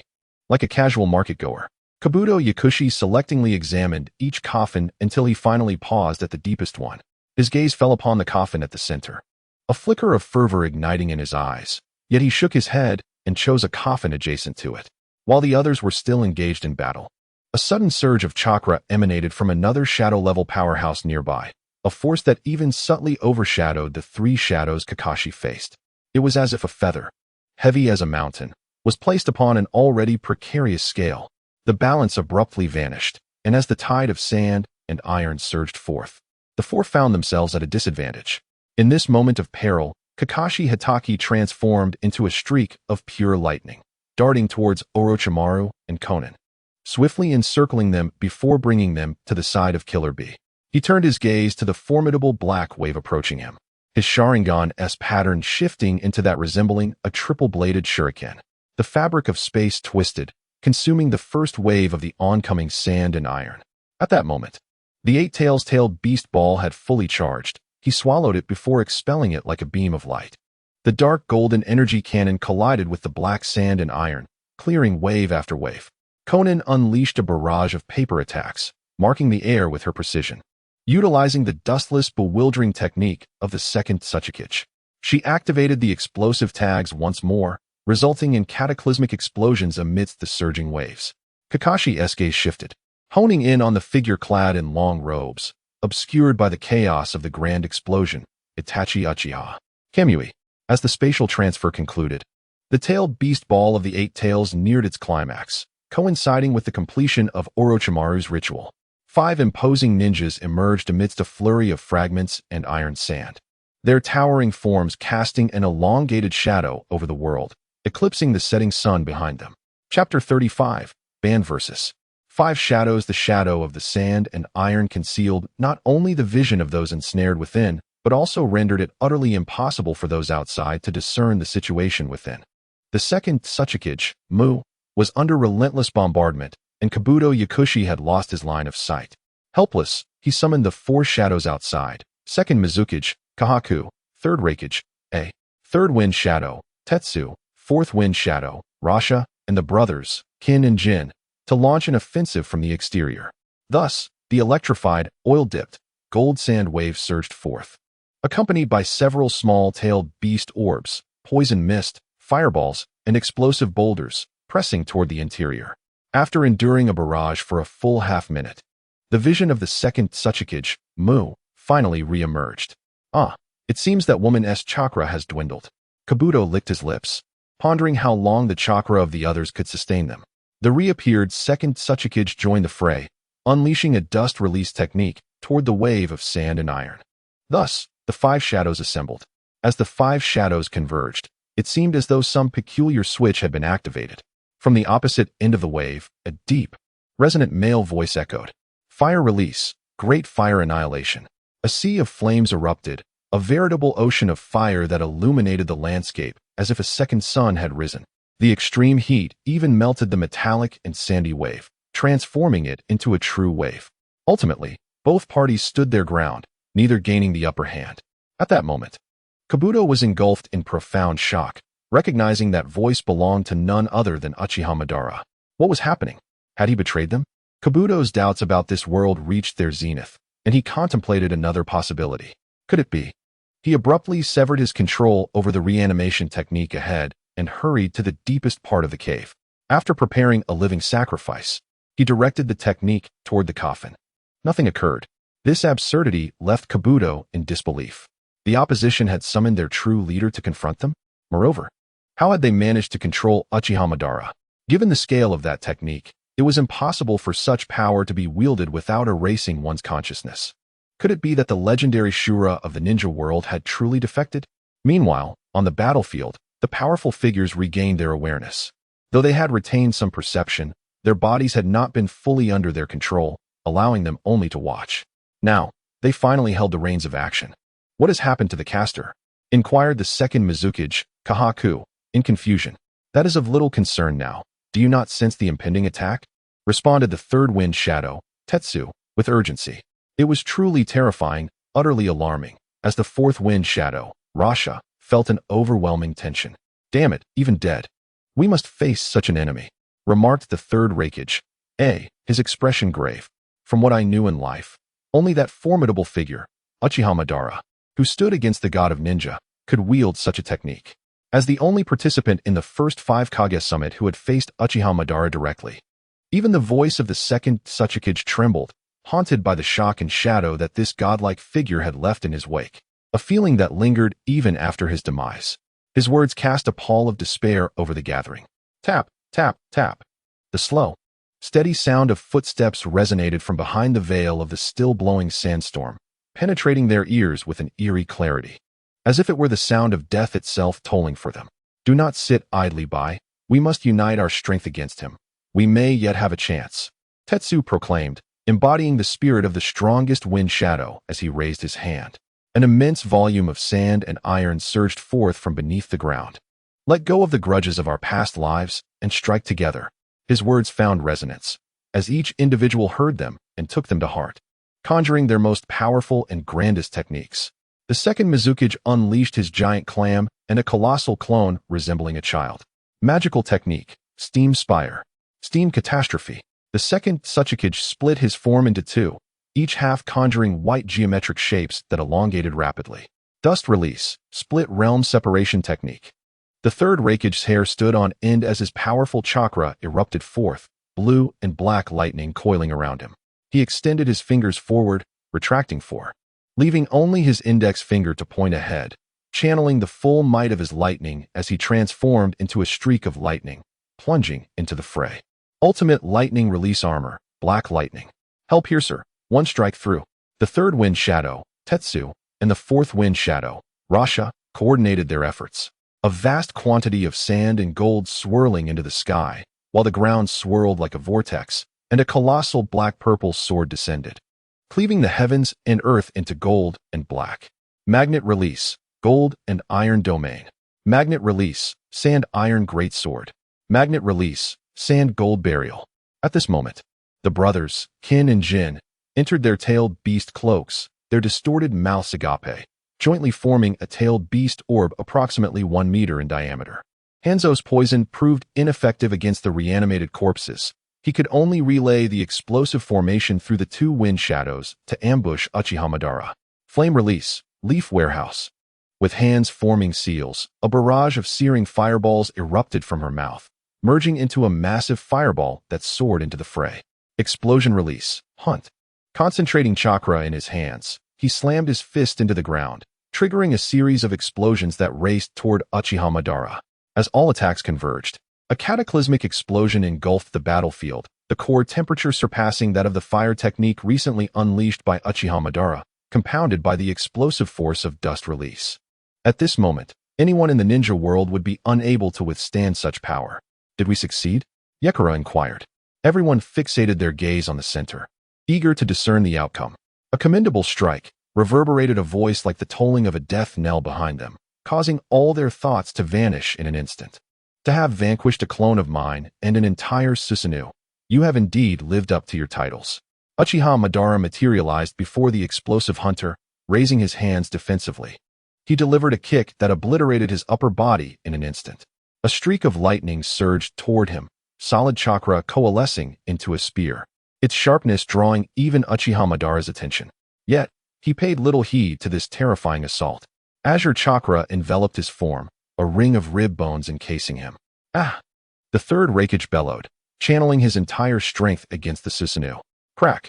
A rib shattered instantly. Oh! The disdain in Uchiha Madara's eyes remained undiminished as a massive hand extended from the Susanoo's skeletal form, grasping the third Raikage from behind. Sand iron rain. Numerous fine needles pierced down like raindrops into the joints of that arm.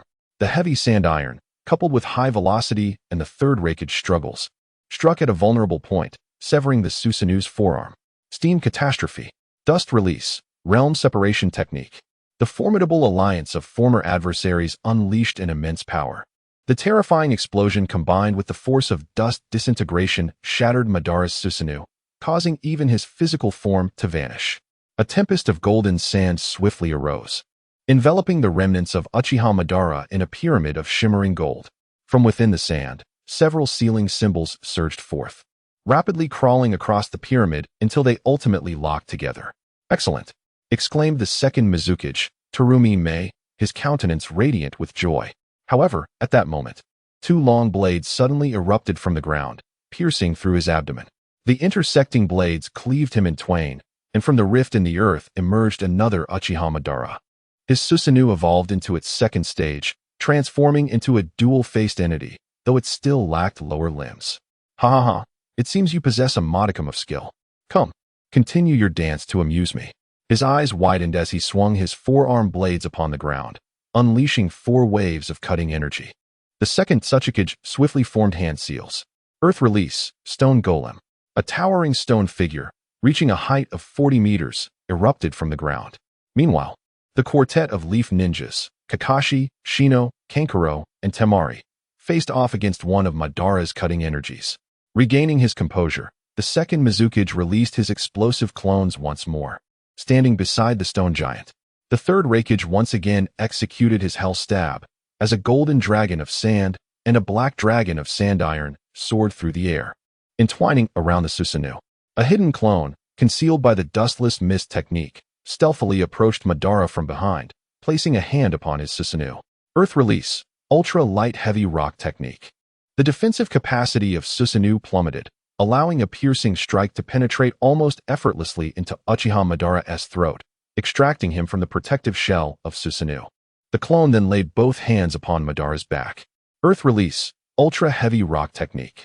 Suddenly, Madara's body was weighed down, yet the third Raikage chakra remained potent, preventing the collapse of his form, thus forcefully splitting Madara's head in two. At that moment, the stone giant and the explosive clone flanked Madara. Their contrasting yet equally fervent bodies pressed tightly against him, initiating a colossal steam explosion. A similar pyramid materialized, sealing another Uchiha Madara within. No matter how many clones you possess, we shall seal you away. Chapter 36. A crushing defeat. No matter how many avatars you possess, we shall seal you, declared the fourth Kazekage, Rasha, with a resonant tone. Uchiha Madara's body was enveloped in layers of sand, the sealing runes nearly intertwining. Thus, a more formidable azure chakra erupted once more, dispersing the steam explosion and the stone golem, sublimating the sand gold directly. Boom, boom, boom. A series of explosive sounds emanated around him, the intense light temporarily blinding the 5 Kage. When they regained their senses, they beheld the full form of Susanoo standing before them. The upper half of this Susanoo remained in its second stage, yet now it possessed lower limbs. towering approximately 30 meters high. This is infuriating. How on earth are we supposed to combat such a being? The third Raikage's eyes blazed with fury. Let us press on. The third Kazekage declared resolutely. We are now immortal beings, endowed with infinite chakra. We are 9 against 1. Wagering our titles as Kage, we shall surely triumph. Oh, Uchiha Madara observed from the heights with keen interest. Indeed, we are 9 against 1. The fourth Kazekage raised his hands, the sand gold swirling beneath him, a cloud of sand lifting him gently aloft. Once again, blue and black lightning surged, shrouding the battlefield in thick mist, as a pristine geometric form coalesced in his grasp. Then let us unleash our full might. Hans of the Salamander unsheathed his scythe and proclaimed. The battlefield erupted with terrifying lightning, each contact with Susanoo leaving a wound. The second Tsuchikage and the third Raikage coordinated their efforts, intermittently utilizing both light and heavy rock techniques, alongside dust release, to inflict damage upon Susanoo. The sand gold and sand iron formed various shapes to disrupt him, while explosive children emerged sporadically from the mist, bombarding Susanoo relentlessly. Fireballs and miniature-tailed beast bombs targeted Susanoo's vulnerable spots, complemented by intermittent explosions beneath their feet. Even Uchiha Madara found himself momentarily restrained. The figures below did not even attempt to evade Susanoo's blades and Magatama. Whenever Madara attempted to use fire release, the second Mizukage and Hans would jointly suppress him with water release. Interesting indeed. It is worth my while to employ that power. Uchiha Madara grinned wickedly, forming hand seals. Wood release, flower tree world, arise. The ground erupted with numerous branches and roots, ensnaring the explosive children, piercing through the sand gold and sand iron, triggering the explosive tags beneath, ensnaring the brothers, Kin and Jin, and piercing through the leaf villages Inuzuka and the hunter. Blooms sprouted from those branches, releasing waves of toxins. With the restraints of sand gold and sand iron lifted, Susanoo swung its arms, sending the unprepared second Tsuchikage and third Raikage crashing into the thicket below. Uchiha Madara's gaze shifted to the third Kazekage, who soared through the air on iron wings, and the fourth Kazekage, Rasha, who floated amidst the sand gold clouds. Amaterasu. Uchiha Madara unleashed the ocular technique of his Manjiki Sharingan. The inky flames entwined around the bodies of the two Kage, causing them to plummet into the underbrush. Humph. Let me stoke the flames further. Uchiha Madara formed the tiger seal. Fire release, great fire annihilation. Thin pillars of fire erupted from his mouth, rapidly expanding upon impacting the trees, resembling a crimson lake. The contact of fire with wood ignited an unquenchable blaze, the ferocious flames roaring higher and higher. Add more force. He shifted to the dragon seal. Wind release, violent wind assault. The tempest plunged into the sea of flames, igniting a cataclysmic explosion as it interacted with the toxic pollen in the air, birthing a colossal mushroom cloud that surged skyward. The explosion pierced through his flower tree world, and a scorching wave cascaded over his Susanoo, yet no warmth permeated within. He gazed down at the explosion site, astonished to find a stone giant bracing itself to protect them, a layer of water-laden sand gold and sand iron shielding the giant's back. Dust release, original world separation technique. A beam of light shot forth, tracing a circle that ensnared all flames, culminating in a thicker beam that consumed the inferno entirely. Come again, Uchiha Madara. We are 9. We shall never yield to you. Iron Desert roared, as a sea of sand iron surged forth, still radiating the residual heat, rising like a tsunami to crash upon Susanoo. The force was akin to a mighty blow, toppling Susanoo and pinning it beneath the sand iron. Raikage. Fourth. The third Raikage and fourth Kazekage complied, unleashing lightning and sand gold simultaneously. The sand gold layered over the sand iron, merging golden and black seas. As the immense weight of the lightning chakra coursed through this ocean, generating a supercharged lightning sea within. Lord Kazekage, send my shadow down. The second Mizukage unleashed the explosive clone technique once more. The oil-filled explosive clone leaped onto the sandy ocean, submerging to the seabed with the combined efforts of the two wind Kage. The second Tsuchikage leapt onto the sandy sea, placing his hands upon its surface, channeling nearly all his chakra into it. Earth release, super heavy rock technique. The already dense sand iron grew exponentially heavier, and the explosive children within the lightning sea began their steam explosions. However, the devastating power of the infinite explosions could not stir a single drop from the sandy ocean. Fourth, let us add the final stroke. Magnet release. Heavy thunder explosion, eternal entombment. The rising sand dunes were pressed down with such force that the ground itself caved in, becoming a dark pit interspersed with gold. The group collectively sighed in relief. This technique had nearly exhausted all their chakra reserves, reflecting its immense potency. Such a scale of technique, even Uchiha Madara, I believe, would. Before the third Kazekage could finish his sentence, his body was pierced by 9 azure light swords. The others were taken aback, unable to comprehend what transpired, as they too were impaled by the same 9 light swords. The pit below reverberated with thunderous sounds. As the noise crescendoed, 81 majestic Susanoo giants erupted from the ground. Boom! A deafening roar resounded as the technique, which had drained the 5 Kage's efforts, was violently shattered by Uchiha Madara. At this moment, Uchiha Madara's Susanoo had reached its third stage, the Yata mirror armor, soaring to an astounding height of 80 meters. The armor bore some damage, and even Uchiha Madara's physical form had become a mere thin layer. I see you have been emphasizing 9 individuals, and indeed, that last technique warrants a display of your dance skills. Uchiha Madara unleashed his ocular prowess. This is Wood Release, Wood Clone, a technique of considerable might, allowing for precise control over the chakra input. Now, you shall each face 9 of me. Let the dance commence. As Susanoo severed the battlefield, every participant received 9 Susanoo gifts, scattering across the field, engaging in a tug-of-war with Uchiha Madara's clones. Yet these Susanoo wielded absolute initiative, their defensive capabilities so formidable that even these Kage-level warriors struggled to penetrate their defenses as they were tossed back and forth relentlessly. The third Kazekage seized the opportunity, capturing several scattered individuals from the encirclement of 9 Susanoo with his iron grip, gathering them around himself. Thank you, Lord Third. The last rescued individual, Yazong, expressed his gratitude to Taimu. With a grave expression, Taimu instructed, next, we must channel all our chakra to the Tsuchikage. The only means we possess to inflict harm upon him is through the Tsuchikage's dust release. The second Tsuchikage nodded in agreement. Fourth, restoring chakra requires time.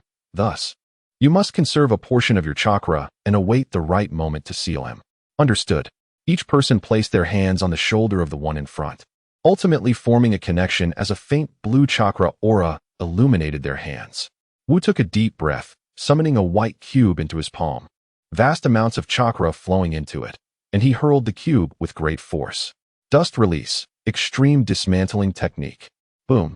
The cube rapidly expanded, almost instantly reaching a dimension of 60 meters per side, radiating an intense white light, dazzling enough to blind the eye. This strike obliterated all 81 of Uchiha Madara's wooden clones and even shattered a portion of Madara himself. Uchiha Madara, we shall not yield. Even for the sake of our future villages, we will drag you, this menace, into the depths of hell. Luo Sha clasped his hands together. As golden sand enveloped Uchiha Madara once more, several sealing symbols unfurling, their black runes gradually intertwining. Faster, faster, the anxious crowd shouted in unison. If that is the case, I, Uchiha Madara, shall also exert my full strength. Boom. Azure chakra erupted once again, bursting the seals that contained him, and the third stage of the Itengu armor materialized once more. This is far from over. The terrifying chakra, surpassing even that of tailed beasts, surged forth, instantly exceeding the combined total of the chakra from the 9 individuals. The azure brilliance intensified until the chakra solidified into a formidable giant, monstrous and towering, standing before them. The third Raikage unable to even reach its feet, its height a staggering 230 meters. Uchiha Madara, wielding the Susanoo's blade, proclaimed, "This is the true Susanoo, the embodiment of absolute destruction." The 5 Kages stood before him, their faces etched with despair. Lord Wind Shadow, it appears this is our end. Uchiha Madara looked down upon them as one would regard a swarm of ants, wielding the power to sever the very fabric of reality. The long sword was drawn with a ferocious swiftness, its violent blade aura surging forth, and in an instant, the 9 were annihilated, the mountains and valleys beyond vanishing in a single stroke. Chapter 37, Within the Golem Black. An expanse of endless darkness. This was Naruto Uzumaki's immediate impression as he found himself transported into the outer path golem by Uchiha Obito's small creature. He sensed the destination of this teleportation and, Originally planning to deliver a gift to Obito via the Flying Thunder God technique left by his father, he realized the situation and chose not to evade the intricate traps Obito had set. Just moments ago, he had observed that each attack from all directions was supported by those small creatures lying in wait for him and Sasuke. However, it was evident that Uchiha Obito had not anticipated Naruto's escape from the tailed beast bomb, leading to the smallest scale of spatial transfer being set up behind that attack. Had Naruto not intentionally entered, he would have certainly been trapped. "Kyuubi, are you certain this will truly work?" Naruto questioned inwardly, uncertainty creeping into his thoughts. "Oh, are you questioning me, old man?" came the voice of Kyuubi. "Not at all. It's just that the darkness here is rather overwhelming." Haha, Kyuubi laughed. Is the fearless Naruto now afraid of the dark, like a child? The playful banter elicited faint smiles from Naruto's parents, who still resided within him. Enough of that. I, too, have emerged from this outer path golem. Kyuubi shifted to a more serious tone, explaining. The physical mouth of the golem and the mouth used for sealing techniques are fundamentally different concepts. Your current position is within the external environment of the golem. Although you are inside, as long as you maintain a state of levitation, you can escape from its mouth. However, if you are consumed by the sealing technique of the golem, it is akin to being digested, becoming part of its internal environment and merging directly with the golem itself. Minato Namikaze understood this, but immediately posed a question. If what Kyuubi says is true, then doesn't that mean we still cannot access the other tailed beasts? How should I put it? Kyuubi pondered for a moment, continuing, you can perceive that the obstacles we face in this environment are lesser than those outside. Take the human body as an example. While the stomach environment is biologically considered external, it is certainly more vulnerable than your skin and easier to breach. The golem's external defenses are formidable. Its outer layer is the bark of the divine tree. You might find yourself drained before you even breach its defenses, while it passively absorbs your chakra here. You can also interact with the chakra it leaks. Naruto interjected, and what we must do is utilize this chakra to locate the tailed beasts it has devoured. Kyuubi nodded in appreciation, while Kushina looked on, somewhat bewildered, yet nodded in agreement.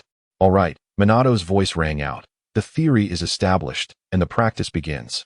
Mom, please assist me in controlling my body for now, while Dad helps maintain Sage Mode. Naruto was cautious about releasing the Nine-Tails chakra within this environment, not wishing to witness the potential consequences of the tailed beast chakra manifesting inside the golem. Gradually, he extended his perception along with his chakra, sensing the chakra leaking from the outer path golem. Throughout this process, Naruto's chakra was continuously absorbed by the golem, but at a manageable pace, allowing him to steadily release energy to slowly attune to the chakra. At this moment, Naruto felt as though he were swimming in a sea imbued with the scent of rotting wood, an experience both unsettling and disconcerting. After an indeterminate duration of wandering, his expression shifted upon discovering a viscous, pale yellow substance that appeared somewhat repugnant. That's the chakra of the Shikaku, Kyuubi announced. Finally found the first one. Naruto approached the chakra, gingerly inserting his hand and suppressing the stinging sensation caused by the acidic liquid as he gradually absorbed the chakra into his being. If they were to locate the tailed beasts, two methods existed. One was to sense each tailed beast's chakra upon discovery. A cautious approach, but one that would yield low efficiency and unstable connections. The second method involved identifying all the tailed beast chakra properties first, and then locating them all at once, a more efficient strategy, but potentially perilous, as Naruto might encounter the 7 unconscious tailed beasts and the golem's combined assault. However, based on Naruto and Kyuubi's perspective, the danger seemed minimal, and Minato and Kushina ceased their opposition, ultimately voting unanimously in favor of the second option. After locating the chakra of the 6 tails Shikaku, Naruto swiftly identified the chakra properties of the 5 tails Mu, 3 tails Isabu, and 7 tails Chome. Following a brief and forced rest by his parents and Kyuubi, Naruto also found the chakra of the 2 tails Waikai and 4 tails Son Goku. Now, only the chakra properties of the 1 tail Shikaku remained elusive. TCH, that wretched raccoon is still causing trouble, he grumbled. Haha, don't rush or worry, Kyuubi reassured him. We should find it soon. Kushina chimed in teasingly. I suppose Kyuubi is just impatient to reunite with them. Humph, as if I would worry about that filthy raccoon. Kyuubi retorted, explaining the 4 reasons for his disdain towards the creature, using unflattering terms that elicited laughter from the trio, filling the atmosphere with mirth. Suddenly, Naruto's laughter ceased, his voice breaking through to the ears of his parents and Kyubi. "I found it," Naruto exclaimed, absorbing the last chakra, which resembled a clump of sand, and returned to his inner world. "Now, with this, I possess the chakra properties of all nine-tailed beasts," he declared. Kyubi closed his eyes once more to sense the situation before nodding. "All right, this is sufficient. Naruto, you will now have to communicate with these chakras using the techniques of chakra exchange and combat we discussed previously. Tailed beasts are chakra entities. As long as you possess chakra, you can encounter them."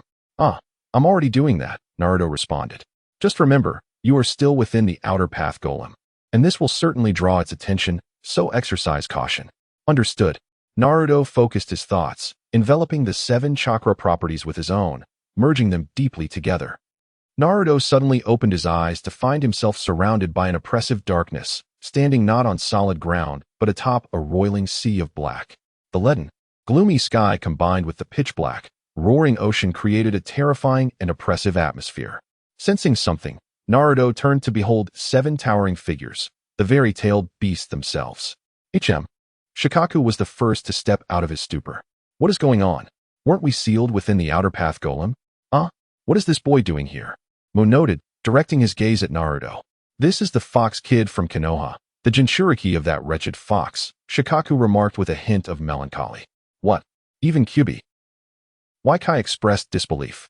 Naruto Uzumaki leaped before them and greeted, "Hello everyone." The voice of Chungming grew somber, acknowledging, "Indeed. He is the Jinchuriki of the 9 tails." Sensing the oppressive atmosphere, Naruto paused momentarily before comprehending the cause, and he began to clarify. "There seems to be some misunderstanding. The 9 tails is perfectly fine. If I may." Naruto extended his fist towards them, saying, "Shall we exchange a fist bump?" Goku hesitated for a moment upon seeing Naruto's fist, then reciprocated with his own. However, Goku's fist abruptly halted midair. Noticing this, Shikaku urgently shouted, "Hurry up, you." His voice was cut short as the sounds of the 7-tailed beasts faded into silence. Realizing something was amiss, Naruto swiftly retreated, but alas, he was slightly late. The 4 tails, Goku, unleashed a punch, sending Naruto flying. Several blue fireballs zoomed towards him, prompting Naruto to hastily form seals midair. Wind release, pressure damage. A high-pressure air bomb was expelled, the recoil propelling Naruto further back, escaping the range of the tailed beast's assault. The collision of the air bomb and blue flames erupted in a thunderous explosion. The shockwave forced the 7-tailed beasts backwards, while Naruto executed a backflip, landing on the water and creating splashes as he steadied himself. He gazed at the 7 colossal beasts, whose eyes had lost their clarity and turned crimson. The 7 blood-red-eyed monstrosities roared against the tumultuous black ocean, their cries resonating with a growing chaos and ferocity. Regarding Sasuke's character interpretation, I prefer not to portray him as a deranged figure akin to his original depiction. I wish to analyze and elucidate his character arc within the context of the original storyline. Initially, Sasuke's character was that of a typical noble youth, cold on the outside yet warm within, courteous, devoted to family, and highly competitive.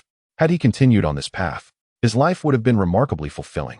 However, as he stated, after attaining everything, he abruptly lost it all. Imagine the shock this would bring to a child. From Sasuke's perspective, the once proud Uchiha clan and the police force vanished in an instant, his parents brutally murdered by his own brother. Even Itachi, before departing, made sure to inflict a psychological blow, instilling in Sasuke an image of doing whatever it takes to gain power. A normal 6-year-old would likely go mad or completely shut themselves off, succumbing to lifelong depression and isolation from the world. Yet, Sasuke, the embodiment of resilience, chose to make avenging Itachi his lifelong goal instead of retreating into despair. At this juncture, Sasuke's character is defined by coldness. His life revolves solely around the pursuit of vengeance. This single-minded drive renders him purer in purpose, devoid of time for social interactions, leaving little room for analysis.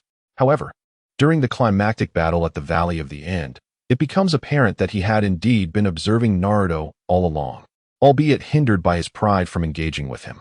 This reveals a flicker of warmth within Sasuke, a yearning for companionship. In my interpretation, Sasuke seeks a kindred spirit, someone who can resonate with his pain, rather than superficial connections like those he shares with Sakura and Ino, who only acknowledge his exterior. The loneliness he endures is a profound suffering for a child. As the story progresses to Team 7, during missions alongside Naruto, Sakura, and Kakashi, Sasuke gradually begins to unravel the walls around his heart. At this stage, while he still harbors the ambition to kill Itachi, he no longer embodies a figure consumed by bitterness. The deep bond he forms with Naruto, coupled with Kakashi's guidance, allows him to exhibit the semblance of a normal 12 or 13-year-old.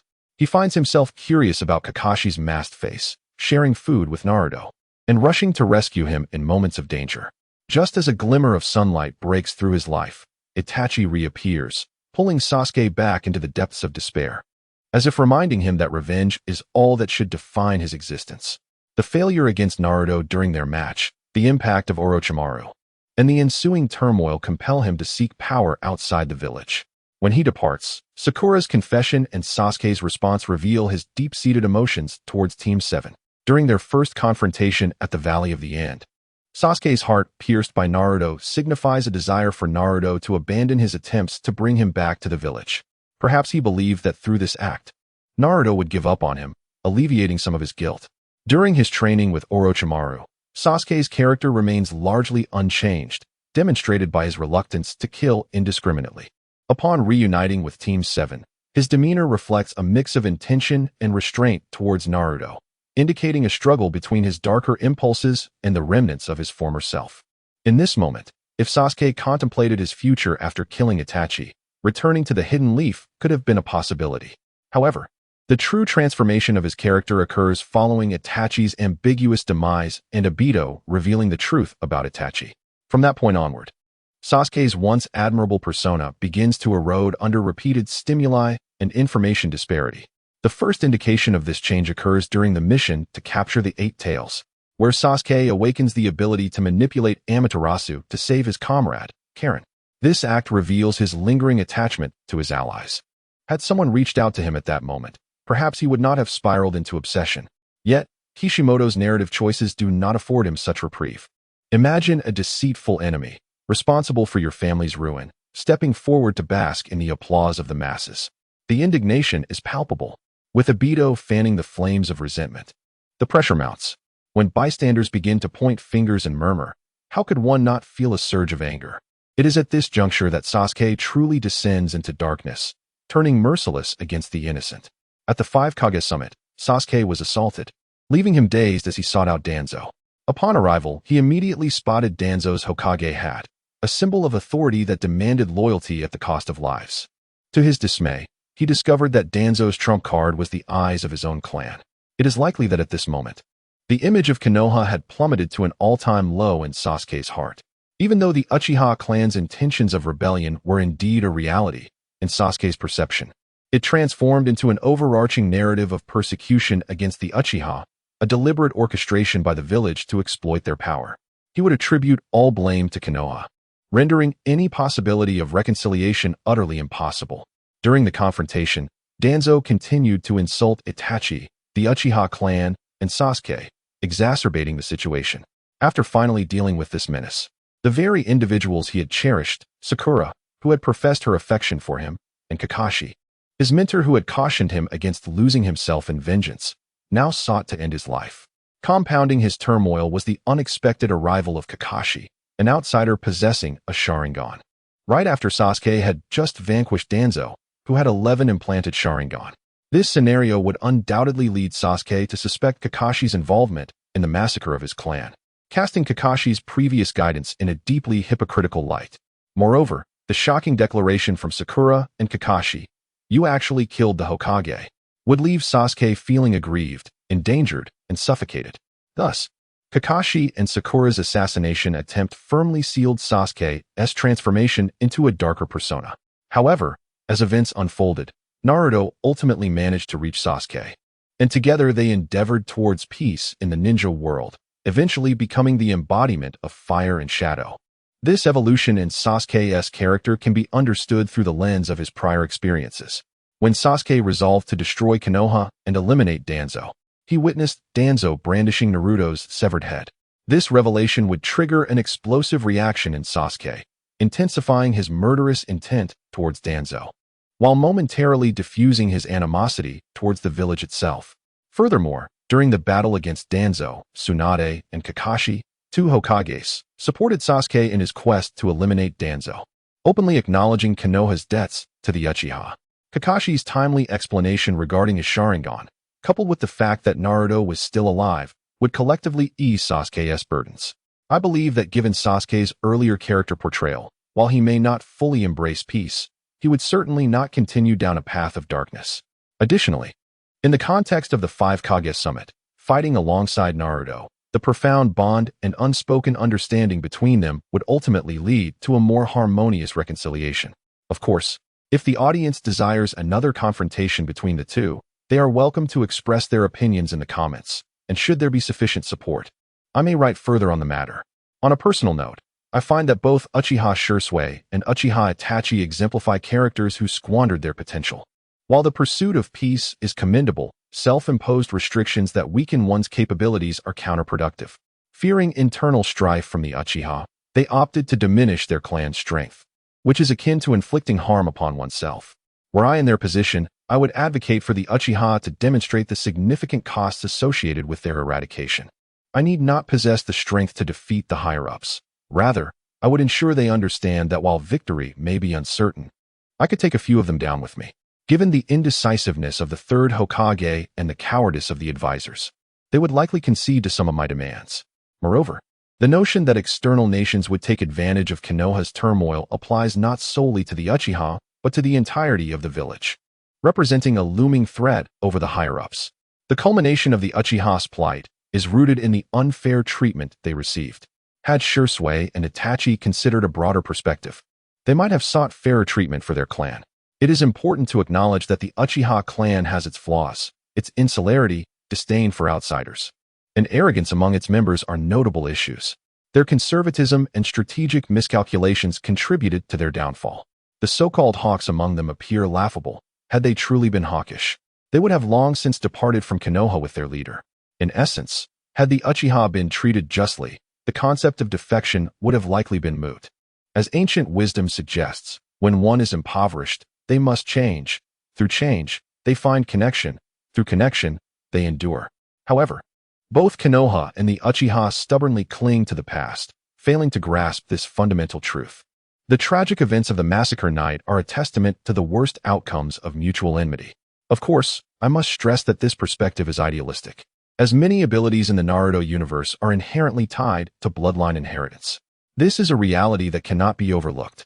Thus, I share these thoughts as a personal reflection, and I welcome further discussions in the comments. Chapter 38. The Power of Tailed Beasts as the National Day holiday comes to a close. I hope everyone can savor the last moments of this festive season. May our great nation continue to thrive, and may happiness accompany each of you in your daily lives. My holiday ends at noon today. With my usual academic and work commitments, my writing time is limited. I will strive to maintain a daily update, and if weekends permit, I may even manage 2 updates a day. I usually write on my phone, so please feel free to point out any typos or narrative inconsistencies in the comments. I do read them all. By the way, would you like to see Naruto and Sasuke engage in battle once more? Discuss it in the comments. Wishing all readers joy and smooth sailing in life. Lastly, I would appreciate your likes, subscriptions, and adding my work to your reading lists. With a grave expression, Naruto Uzumaki gazed at the tailed beast before him, now devoid of reason, his muscles taut and ready to spring into action. What in the world is happening? Has the outer path golem exerted its influence? Just then, a long unheard voice resonated in his ear. Indeed, Naruto, they are currently under the control of the outer path golem. Huh, Jiwaiki, how did you get here? Oh, we tailed beasts can utilize that method as well. I came ahead, and Kurama will soon bring your parents along. Naruto deftly evaded Shikaka's attack, responding to Jiwaiki. That's great. I thought I would have to fight alone. But what should we do in this situation? The tailed beasts seem unlikely to cooperate. That's not a significant issue, Jiwaiki replied slowly. Although the tailed beasts have been reabsorbed by the outer path golem, they are like a shattered mirror. No matter how finely they are mended, they cannot return to their original state. Furthermore, this involves the realm of consciousness, which is the most challenging aspect to articulate. Even the old man has not delved deeply into this area. Thus, even when their chakra merges, subtle differences cannot be entirely erased. and they cannot fully unify in terms of consciousness. I have seen in your memories that when battling Kaguya Otsutsuki in your previous life, even she could not prevent our response to your attack. She could only suppress us forcefully. Their current predicament is similar. Only the suppressor has shifted from Kaguya to the Outer Path Golem. Therefore, resolving this issue is straightforward. We must drive the Outer Path Golem away. While listening to GYK's explanation, Naruto continued to evade the relentless assaults of the tailed beasts. In that case, it seems quite simple, he mused. GYK cautioned. Do not underestimate the situation, Naruto. In your past life, you faced 6-tailed beasts, but they were under the control of Obito Uchiha, who had a shallow understanding of their power, and much of their strength was still within the golem. However, now you must confront 7 fully aware tailed beasts while contending with the golem's ability to absorb your chakra. The difficulty is incomparable. I understand, GYK. I will give it my all. I will assist you. By the way, Naruto recalled, since this is a mental space, the tailed beasts won't suffer severe injuries, right? As long as you don't lose control and kill them outright, there shouldn't be a problem. And you need not worry. The golem, even in death, will not leave. That creature is quite averse to pain. If you hurt it, it will flee. Good, Naruto said as he dodged a charge from the 3 Tails Isabu. At that moment, azure chakra flames ignited around him. Sage art, water release, water dragon technique. A blue water dragon erupted from Naruto's mouth, its yellow glowing eyes wide as it roared.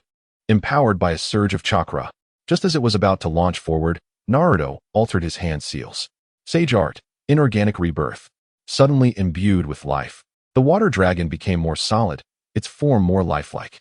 It let out a mighty roar, soaring into the sky, its golden eyes surveying the tailed beasts below, unleashing an even more formidable roar as it engaged in combat with them, utilizing its agile body and ability to ignore physical attacks. Naruto gazed at the water dragon with satisfaction. The effect of inorganic rebirth exceeds my expectations. Once more, he summoned 6 additional water dragons, simultaneously reviving them. Soon, 7 water dragons clashed with the tailed beasts. Naruto ceased using inorganic rebirth, propelling himself towards the entangled 2 tails, and delivered a punch to her neck. She let out a furious roar, launching ethereal blue fireballs and crimson fireballs in retaliation. These flames are quite intense, rivaling those spat out by Uchiha Madara, Naruto thought. Slightly taken aback. However, before the water dragon enhanced by Sage Chakra, the flames posed no threat. The water dragon opened its mouth wide, swallowing those flames, extinguishing them effortlessly. Naruto formed a spiral shuriken in his left hand, striking the side of the 2 tails waist with it, causing a pale blue explosion that sent her flying. In her flight, a hint of pain flickered across her face, prompting Naruto to ensnare her with 2 chains, bringing her back behind him. First, Naruto created a shadow clone, sending them both towards Shikaku and the 4 tails, Son Goku. His original form, accompanied by a water dragon, approached the 4 tails. Mastering both lava and earth release, Son Goku naturally had an innate advantage over the water dragon. Naruto's fist connected with Son Goku's face, the force amplified as he swung his arm, making it appear as though he had delivered a resounding slap. Son Goku, enveloped in chakra reminiscent of molten lava, unleashed a terrifying heat as he roared in fury. Roar. Seeing this, Naruto adjusted his hand seals, merging 2 water dragons into one, channeling a vast amount of chakra into it. This singular water dragon emanated an unparalleled majesty as it let out a dragon's roar, akin to a divine being.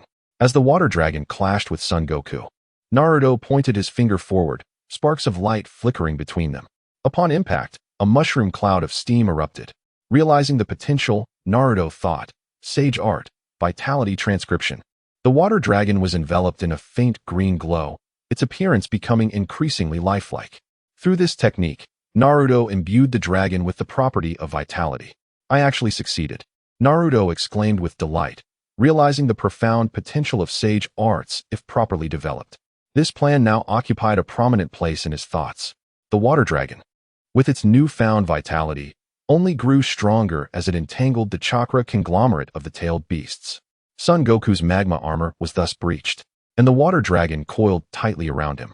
Seizing the moment, Naruto leaped to Son Goku's elbow and struck a pressure point with a precise blow, the sudden pain restoring clarity to Son Goku's eyes. Naruto swiftly extended 2 chains to bind him once more, pulling him back behind him. Meanwhile, his shadow clone coordinated with the water dragon, using their speed and taijutsu to subdue Shikaku, wrapping him in chains. The second and third. The remaining four-tailed beasts gradually extricated themselves from the assault of the four water dragons. The three tails, Isabu, rolled forward with great speed, charging directly towards Naruto with ferocity. The seven tails, Chome, soared into the sky, releasing scales that obscured Naruto's line of sight. The five tails, Kokuo, accompanied by steam, matched pace with Isabu. Their horns aimed squarely at Naruto. The six tails, Saiken, expelled a torrent of bubbles that surrounded Naruto, while simultaneously secreting a copious amount of slime to hinder his movements. However, Uzumaki Naruto remained steadfast, fixing his gaze upon the four adversaries and drawing upon natural energy. Sage Art, Super Toad Oil. It was as if four fists materialized abruptly in the air, simultaneously striking them away. The advanced technique of Super Toad Oil manifested a shadow clone composed of natural energy within the space, akin to Madara's limbo, border jail. Imperceptible to the eyes of ordinary beings. This natural energy clone could be obstructed by physical matter. Yet even the Rinnegan could not discern it unless one possessed unparalleled mastery over Sage Mode. Thus, this technique was deemed unsolvable. Uzumaki Naruto utilized this clone to weaken the tailed beasts further, yet the consciousness of the Outer Path Golem remained elusive, unwilling to part ways. And Naruto finally lost his patience. He clasped his hands together. Sage Art, Immovable King. This time, no transparent giant emerged directly. Instead, 6 ethereal arms extended from behind Naruto, each wielding a weapon transformed into a blunt instrument, bringing them down upon the four-tailed beasts with measured force. The four-tailed beasts cried out in anguish, their eyes regaining clarity. Observing this, Naruto dismissed the immovable king, binding the four-tailed beasts tightly and drawing them behind him. The seventh.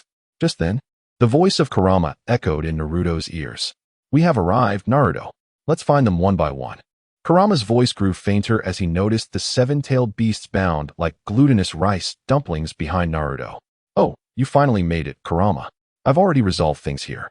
Kurama took a moment to compose himself, still perplexed by the immense enhancement brought forth by a single traversal, yet he buried this question deep within his heart.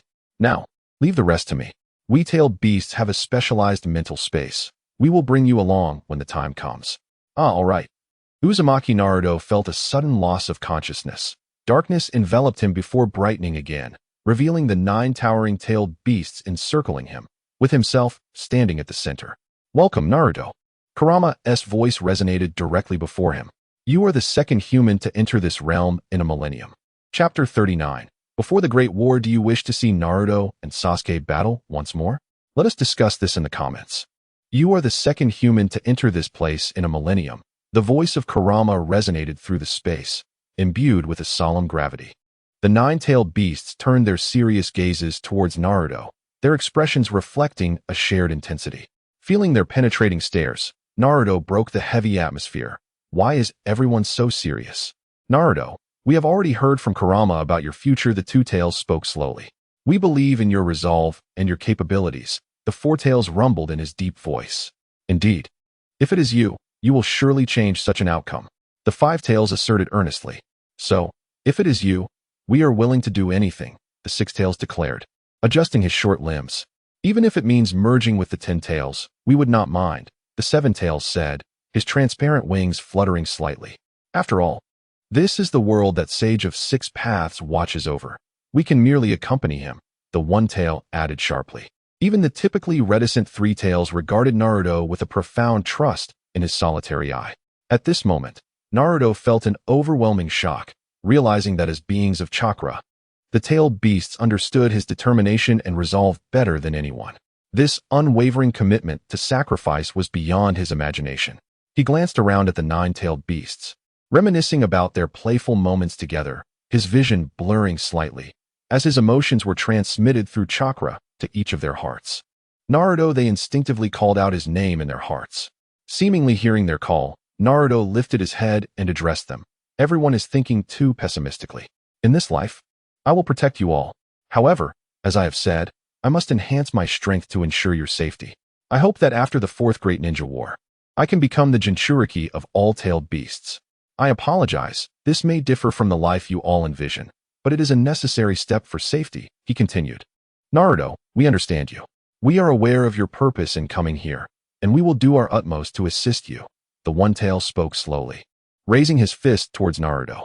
As if participating in a solemn ritual, the other tailed beasts announced their names and placed their hands together until the seven tails concluded. Oh, thank you all, Naruto exclaimed, his voice filled with emotion as he raised his right fist to collide with Shikaku's. Like a shattering chain, an immense surge of chakra surged into Naruto's body. This deluge of power was something only he could withstand, as the seven distinct chakra natures intertwined within him, alongside the chakra of Gyuki and Kurama. At last, he had amassed the power of all nine-tailed beasts ahead of time. Moreover, all tailed beasts had entrusted him with half of their strength, the minimum chakra required for the 10 tails to evolve. Now, the tailed beasts found themselves in a state akin to Kurama, as if they possessed two cores. Naruto opened his eyes, his demeanor appearing more serene and profound. The tailed beasts gazed at him, as if seeing the sage of six paths from years past. Thank you all. My time within the 10 tails cannot be prolonged. Please wait a while longer. I will rescue you. We believe in you. You must grow stronger. I will. No sooner had he spoken than Naruto, Kurama, and Gyuki instantly vanished from their location, driven away by the will of the 10 tails essence. Uchiha Madara stood with his arms crossed, the eternal Manjiki Sharingan emanating an air of disdain as he looked down at the 9 individuals gradually regaining their composure beneath him. At this moment, the third Kazekage had lost all hope. They looked up at the godlike figure, mouths agape, rendered speechless. The first Hokage could actually contend with such an enemy, the second Tsuchikage murmured, recalling the first 5 Kage summit and the gentle, somewhat Navii man who possessed the power to combat and even subdue such foes. Oh, upon hearing this, Uchiha Madara's interest was piqued, and he replied haughtily, finally, someone remembers him. The only one in this world who can rival me is Hashirama. But alas, he will not come to your aid. This is the fate that awaits you. As he spoke, the azure giant raised the colossal blade in his hand. With the final syllable, the long sword of Susanoo descended violently. The earth erupted with pillars of blue light. The sword aura of Susanoo unleashed its fierce power into the ground, leaving a 1,000-mile-long chasm across the vast plain, resembling a ghastly scar. Though the 5 Kage and 4 formidable beings were in their reincarnated forms, they were now immobilized.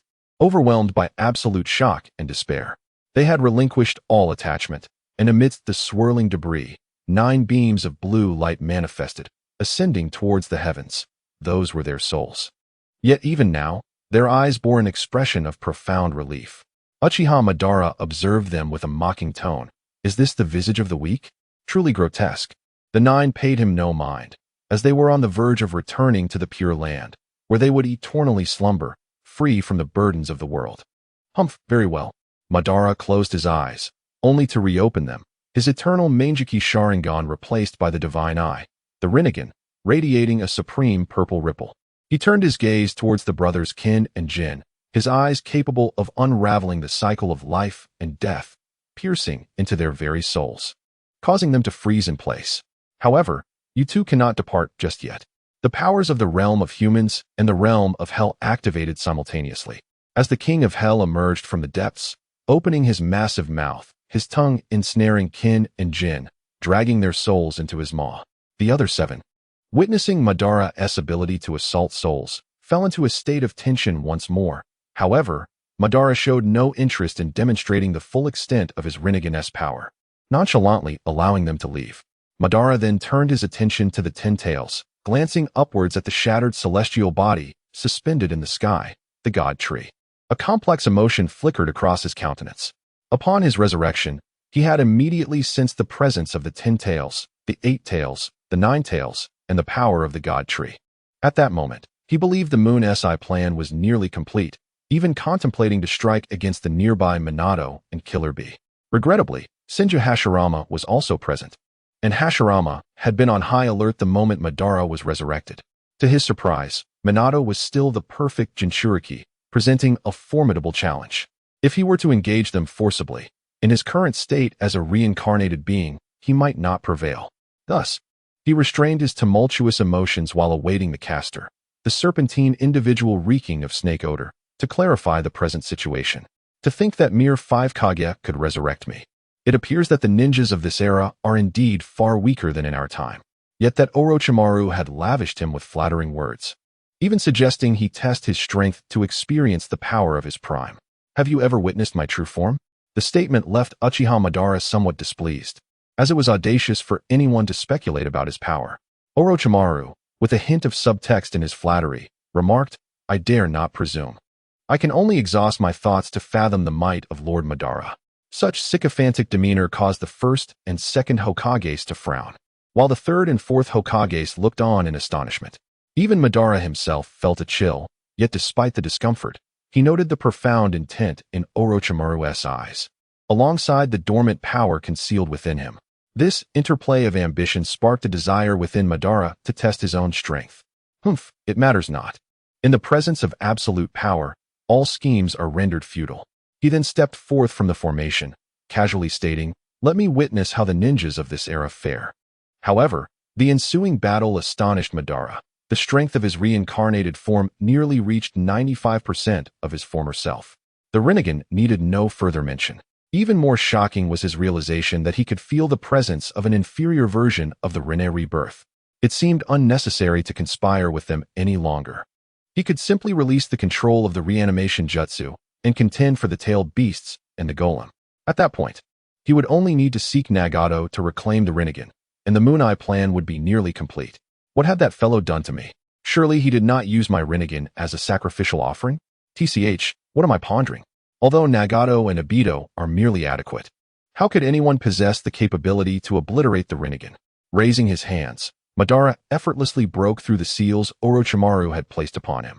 After forming the 6 seals of the rat, ox, monkey, tiger, dragon, and boar, he brought his hands together, released the reanimation jutsu. A brilliant white light erupted from his being, signifying his complete liberation from Orochimaru's control. Meanwhile, on the other side, Orochimaru and Kakashi Hatake informed the 4th Hokage about Naruto's return and the current situation. Just as Madara was on the verge of resolving matters, Naruto's shadow clone appeared alongside Sasuke at their side. Kakashi, seeing Sasuke finally free, introduced him to the previous Hokages. Senju Hashirama's expression shifted as he pointed at Madara, questioning Tobirama Senju and Orochimaru. Why has Madara suddenly illuminated? Tobirama, sensing the gravity of the situation, replied, Brother, he has now escaped the control of the reanimation jutsu. He is preparing to strike us. We must be ready.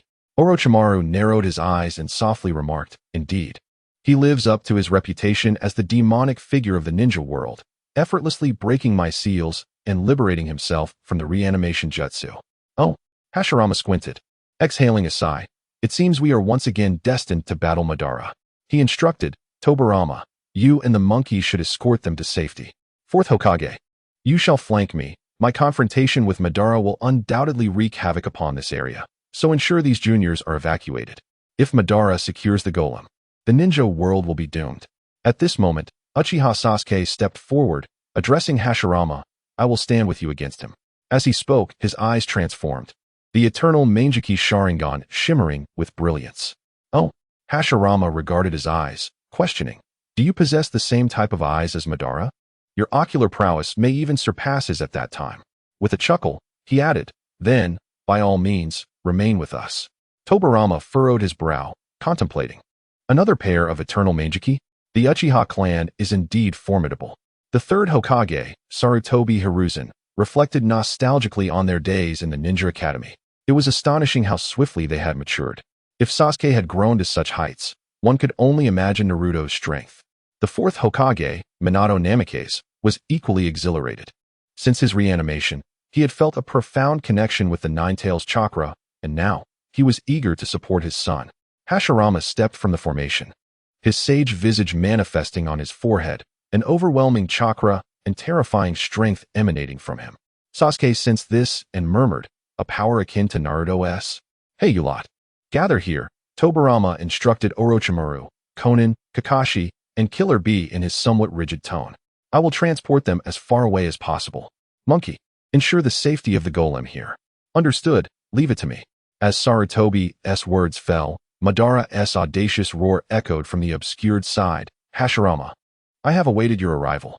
Hashirama joined his hands, informing the others, it's coming. The group synchronized their energies, unleashing fierce chakra, causing the world to tremble once more. Amidst the setting sun, four Titans stood, their lower halves concealed in swirling sands, confronting each other from a lofty vantage point. Chapter 40. Another Obito amid the golden sands. Four colossal figures stood facing each other as the setting sun cast its warm glow. The immense force stilled the winds, and the silhouettes in the swirling sand gradually sharpened into focus. A robust, gray-green wooden monk glared fiercely at the azure Susanoo before him, a wooden dragon coiling around his neck. Standing upon the monk's nose, Hashirama Senju called out to Uchiha Obito, Obito, you have been deceived. The Moon Eye plan is a sinister plot devised by Kaguya. You must not stray further down this misguided path. The azure complete Susanoo loomed majestically, while Uchiha Obito, standing within, scoffed with derision. Hashirama, do you truly believe I would take any stock in your words? True peace can only be forged through the Moon Eye plan, and I alone shall create it. The dark purple complete Susanoo readied for action, its visage more fearsome than Obito's, and within it, Sasuke Uchiha's expression was cold and unyielding. I think the dead would do well to return to their coffins. You, a descendant of the Uchiha clan, do you not recognize my identity? I have no recollection of the names of the vanquished. From within the towering, dark golden nine tails, Minato Namikaze listened to the banter with his body tense and poised for action. Hashirama, I shall reiterate, my objective is the golem and the tailed beasts. Should you not impede me, I shall not raise a hand against you. That is impossible, Obito. Do you not know who I am? Before my village and my comrades, I shall not retreat even a single step. Then let us dispense with further words. Obito's Rinnegan flared, unleashing a formidable surge of ocular power directed at Minato. Yet, this strike aimed at the tailed beasts failed to capture Minato, leaving only an afterimage in its wake. The overwhelming speed momentarily stunned Obito, who, drawing his Susanoo's long blade, swung fiercely backwards, only to have his weapon severed in two. Glancing to the side, he beheld the dark purple Susanoo retracting its blade, while Sasuke's right eye glimmered with a faint crimson light. Jingjin.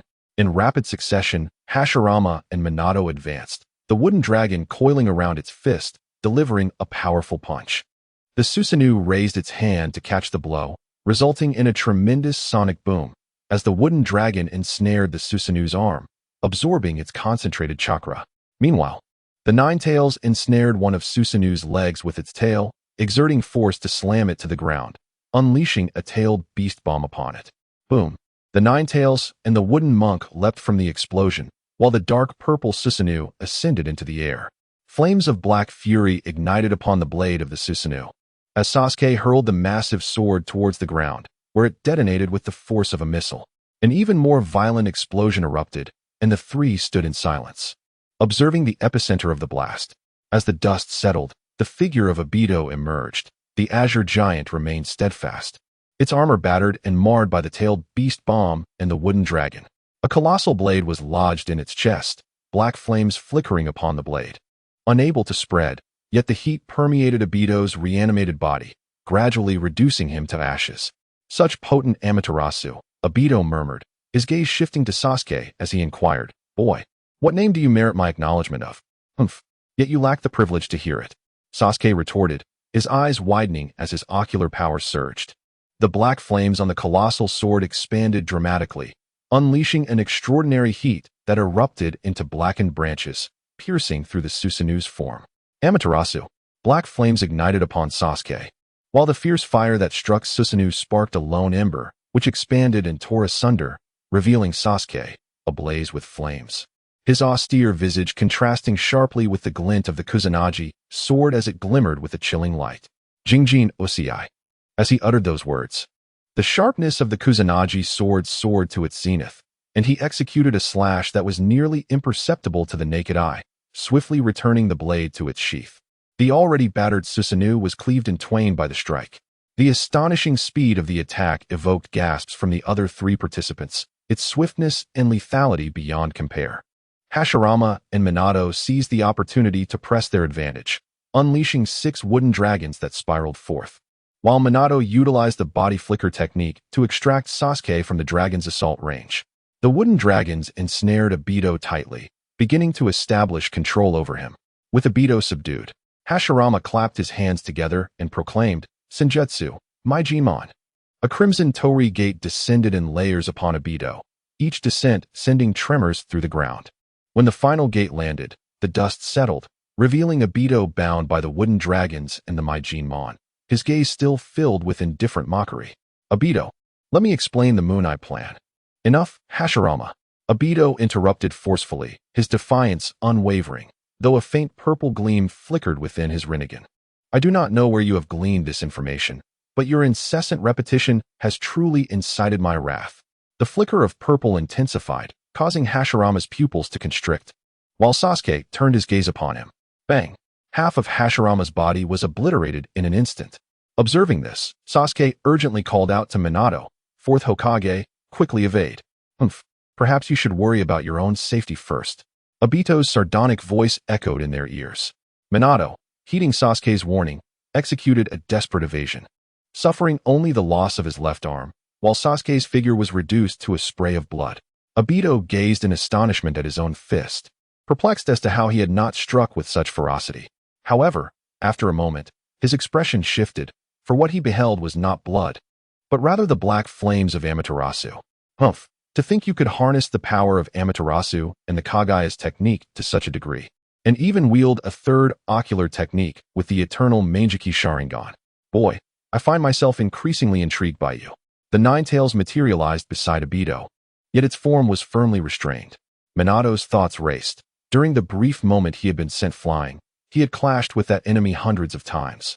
Though most encounters had left him battered, he had vaguely sensed that shadow. At last, he discerned the truth. It was another Obito. Chapter 41. Retreat at last. Wave Wind Minato discovered the shadow that had attacked him. "Minato, be a tad more cautious. This must be the power of that fellow's Rinnegan."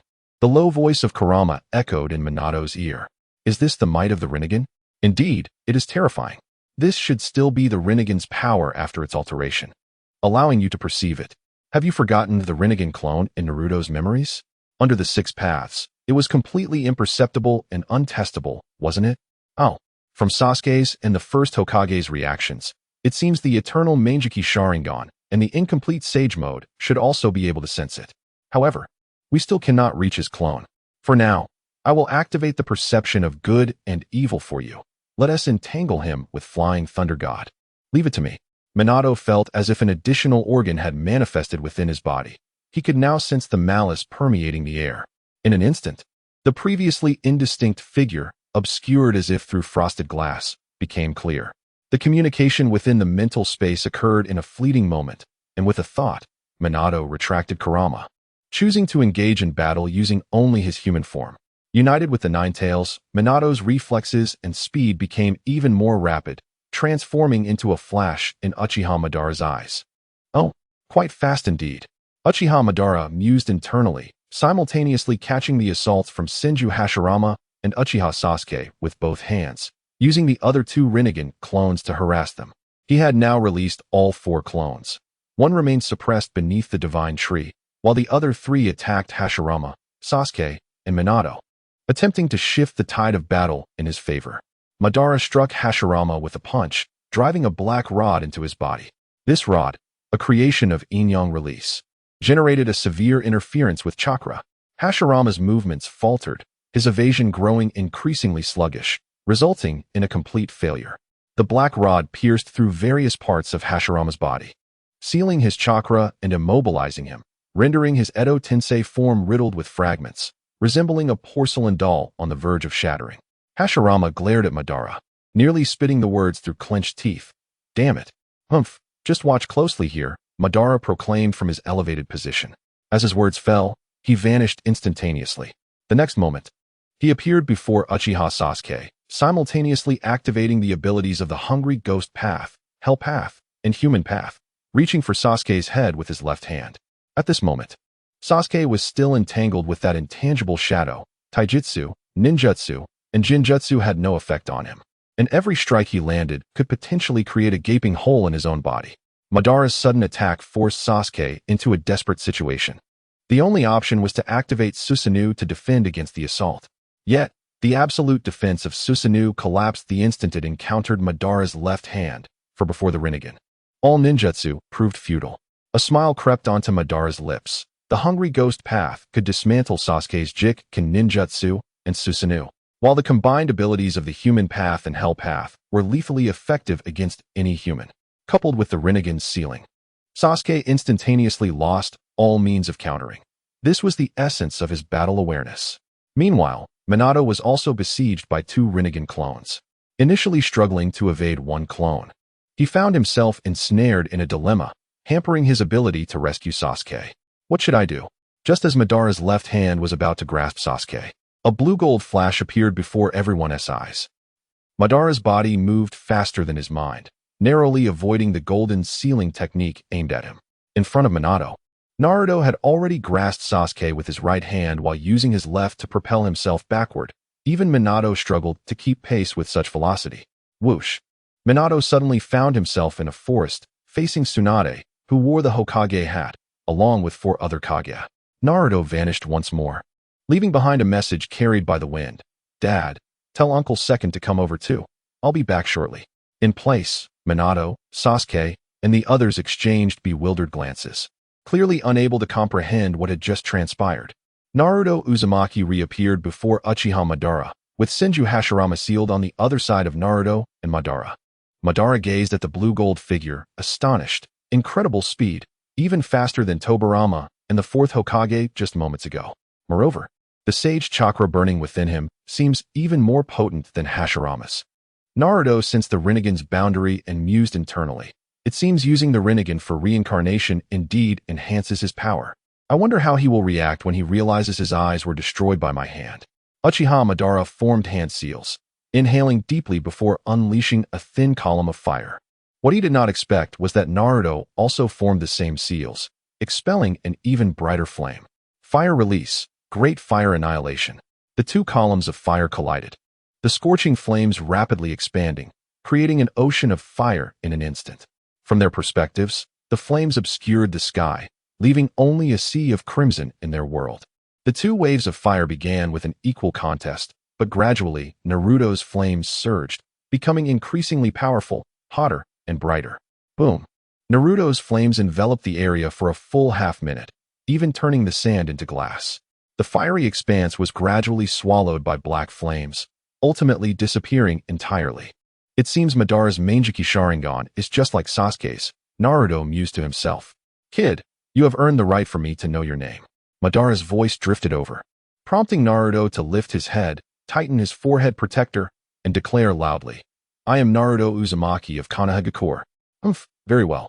Let me see how you fare in other aspects. Madara's gaze glimmered, and Naruto felt a sudden pressure on his head, causing his body to contort in an odd manner just in time to evade the simultaneous assault from the 4 Rinnegan clones. Madara also felt a powerful punch land on his face, sending him flying backward. What just happened? A brilliant blue light flickered across his body as ribs encircled him. Bang!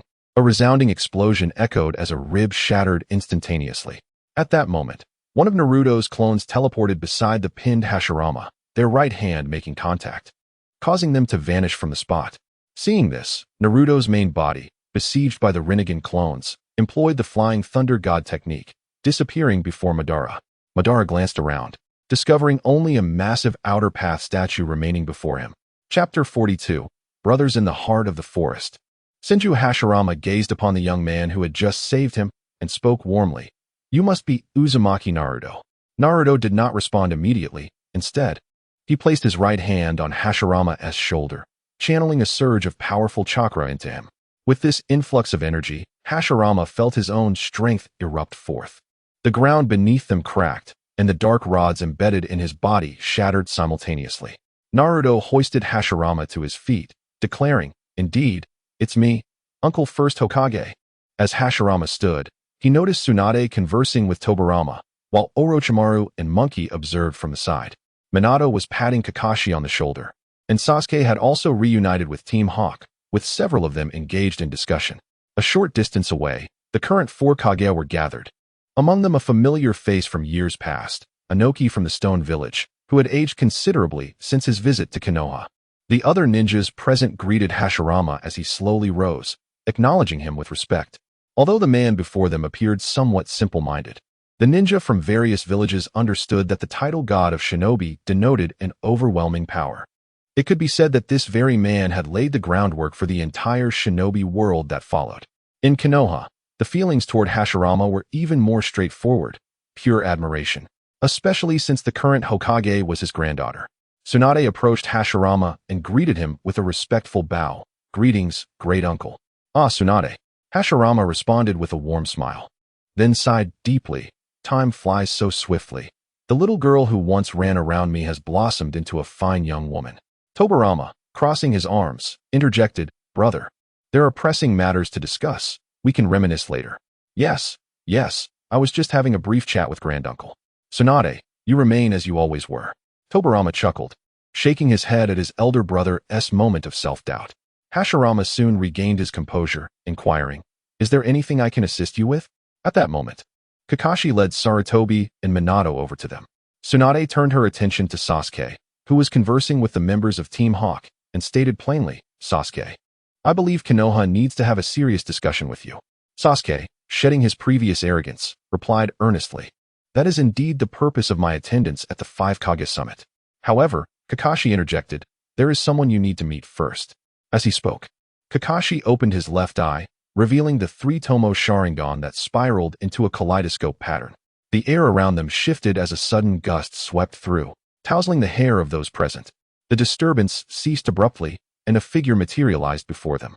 Naruto approached him, locking eyes with the man, who appeared momentarily lost in thought. The three-tomo began to spin, focusing intently on Naruto.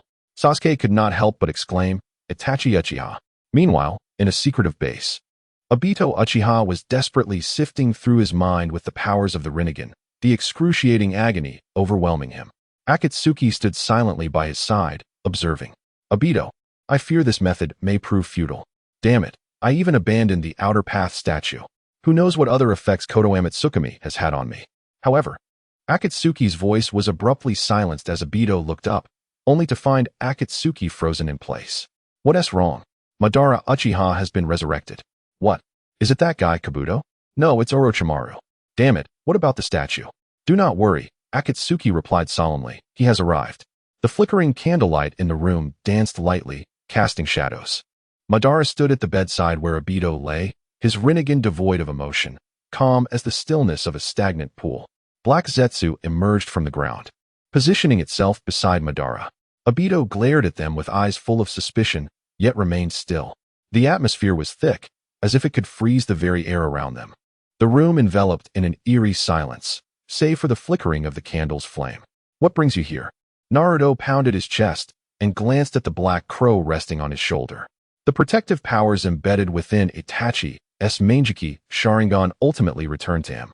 As Konoha Tsukumi overcame the reanimation technique, nearly affecting Kabuto, who had been spying on them. Released from the control of the reanimation, Itachi surveyed his surroundings. After Kakashi briefed him on the current situation, he departed with the others, leaving the space for the Uchiha brothers, Itachi and Sasuke. "I never imagined that after my death, the vast Uchiha clan would descend to such a state." Minato reflected quietly, having delved into the details of the Uchiha massacre. Tobirama, maintaining his composed demeanor, bluntly remarked to the third Hokage, "As leaders, weakness and compromise signify the greatest incompetence." Hiruzen lowered his head, unable to meet the gaze of his mentor. "Regarding the Uchiha policies, you have only seen the negative aspects. As for Danzo..." "Enough," Hashirama interjected solemnly, "at this juncture. It is meaningless for us to cease to argue further. Ultimately, I failed to uphold my promise to Madara." With a heavy sigh, Hashirama furrowed his brow. "At this point, all we can do is attempt to answer the questions of the Uchiha's descendants." Naruto closed his eyes, awaiting Sasuke's emergence, uncertain of the path his arrival would lead Sasuke to. "All I can do is hope for a favorable outcome. After all, Sasuke, I truly wish to avoid the necessity of drawing swords against you." The sound of footsteps on the sandy ground drew their attention. Itachi emerged with Sasuke, whose expression was devoid of emotion, yet bore a hint of relief. Chapter 43. Union. Within Sasuke's eyes, a newfound sense of relief was accompanied by deep contemplation. At that moment, several Hokages rose to face him, And it was then that Senju Hashirama made a gesture that resonated with everyone present. He bowed deeply to Sasuke.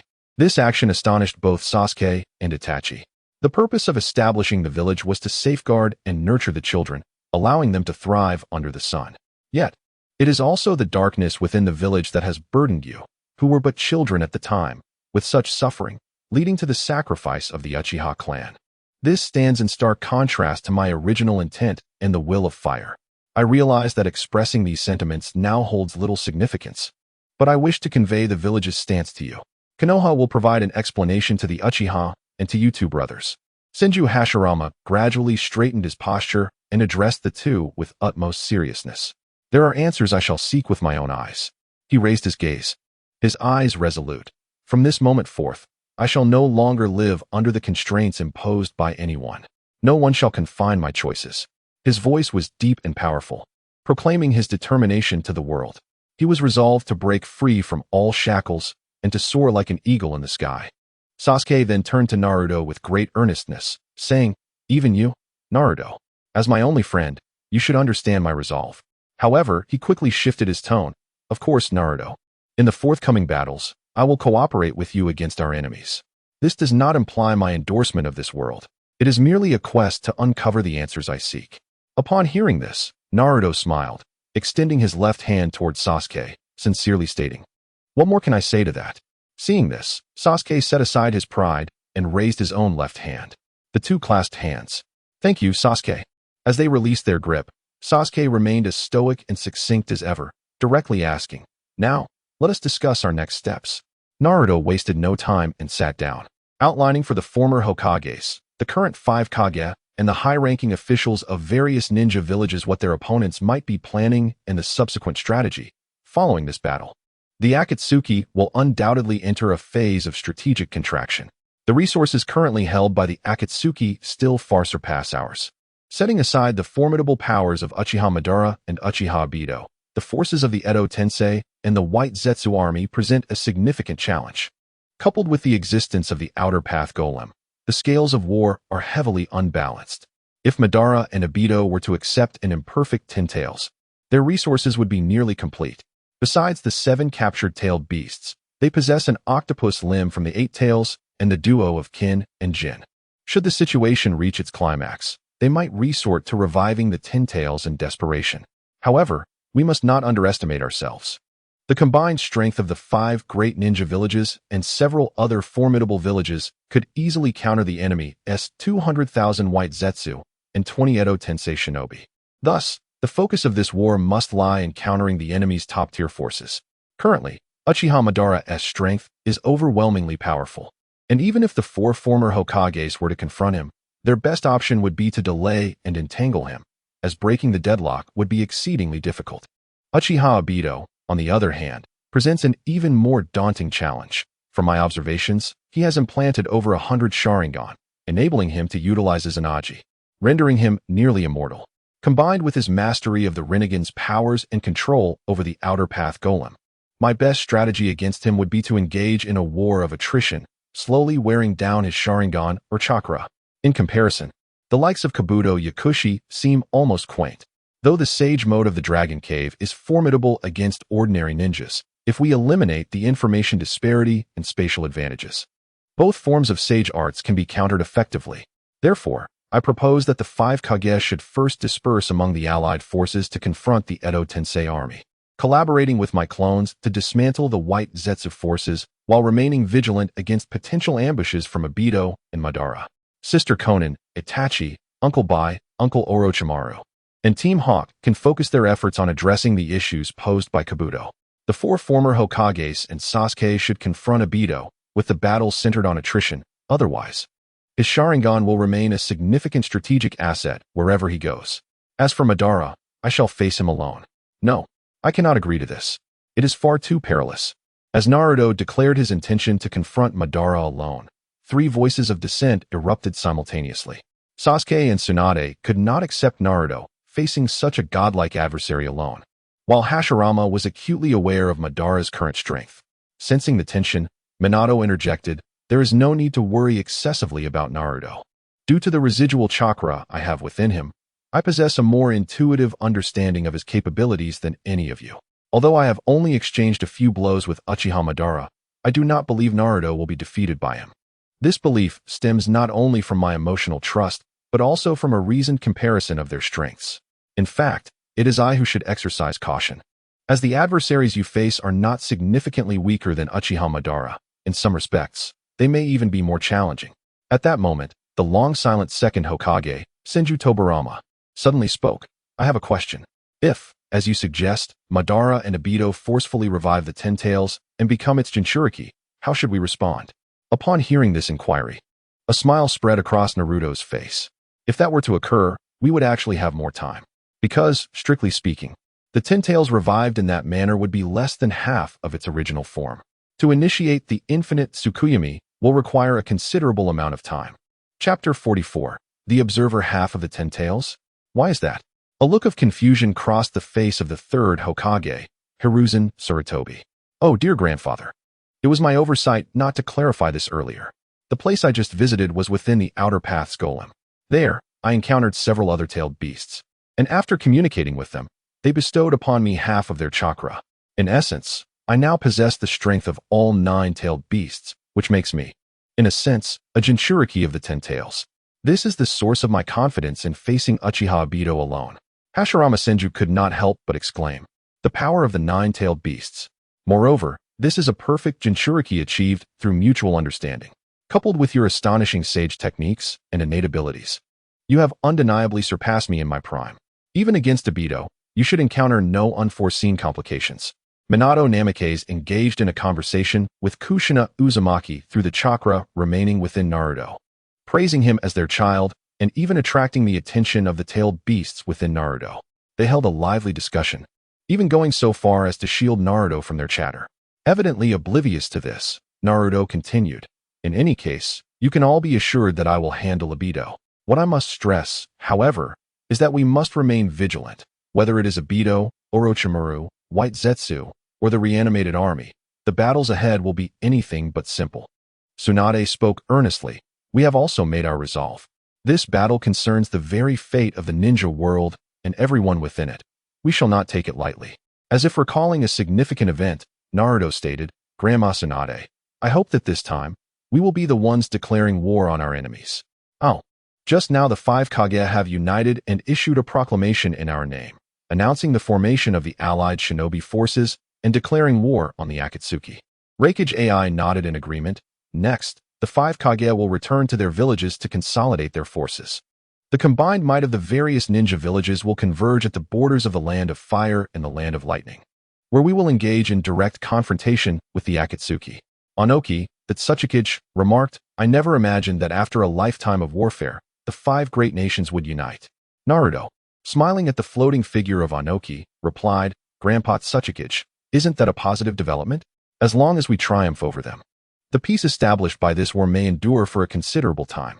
Peace, Onoki mused, recalling the faces lost to the ravages of war, letting out a long sigh. Naruto, we believe in you, and we trust that your vision of peace will prevail. Gaara regarded Naruto with unwavering faith, convinced that he would indeed create new miracles. We are fully prepared. This is a battle for all of us. Kuratsuchi's words marked a fitting conclusion to this gathering of the 5 Kage. Despite the numerous challenges faced during the meeting, including the sudden onset of warfare, all participants managed to conclude the conference unscathed. Once the 4 Kage, along with representatives from the Land of Iron and the Land of Rain, had departed, Tsunade returned to Konoha with the remaining members and Team Taka. She would collaborate with Hiruzen Sarutobi, Kakashi Hitaki, and Shikaka Nara to address the subsequent administrative affairs. Hashirama Senju engaged in the reconstruction efforts of Konoha following Pain's invasion. With his involvement, the village would surely rejuvenate before the impending conflict. Tobirama Senju, as a master of forbidden techniques and a representative of ninja science, was requested by Naruto to assist Orochimaru in researching sage techniques and the secrets of Indra and Ashura's chakra. Minato and Naruto would work together to comprehensively upgrade and improve Naruto's jutsu. Konoha resembled a roaring, high-speed machine, channeling all its strength towards the approaching war. In the following 2 days, Naruto utilized the vitality transference technique to implant Shursue's remaining eye into Kakashi, successfully enabling him to activate Susanoo. The other eye belonging to Obito was temporarily kept in Kakashi's possession. Furthermore, with Tobirama's involvement, Orochimaru's research progressed swiftly, leading to the discovery of the similarities between Hashirama's cells and Naruto's, as well as the effects of Naruto's vitality on Kakashi. Naruto's life force resembled a gentler form of sage body power, in stark contrast to the aggressive and repulsive nature of Hashirama's cells.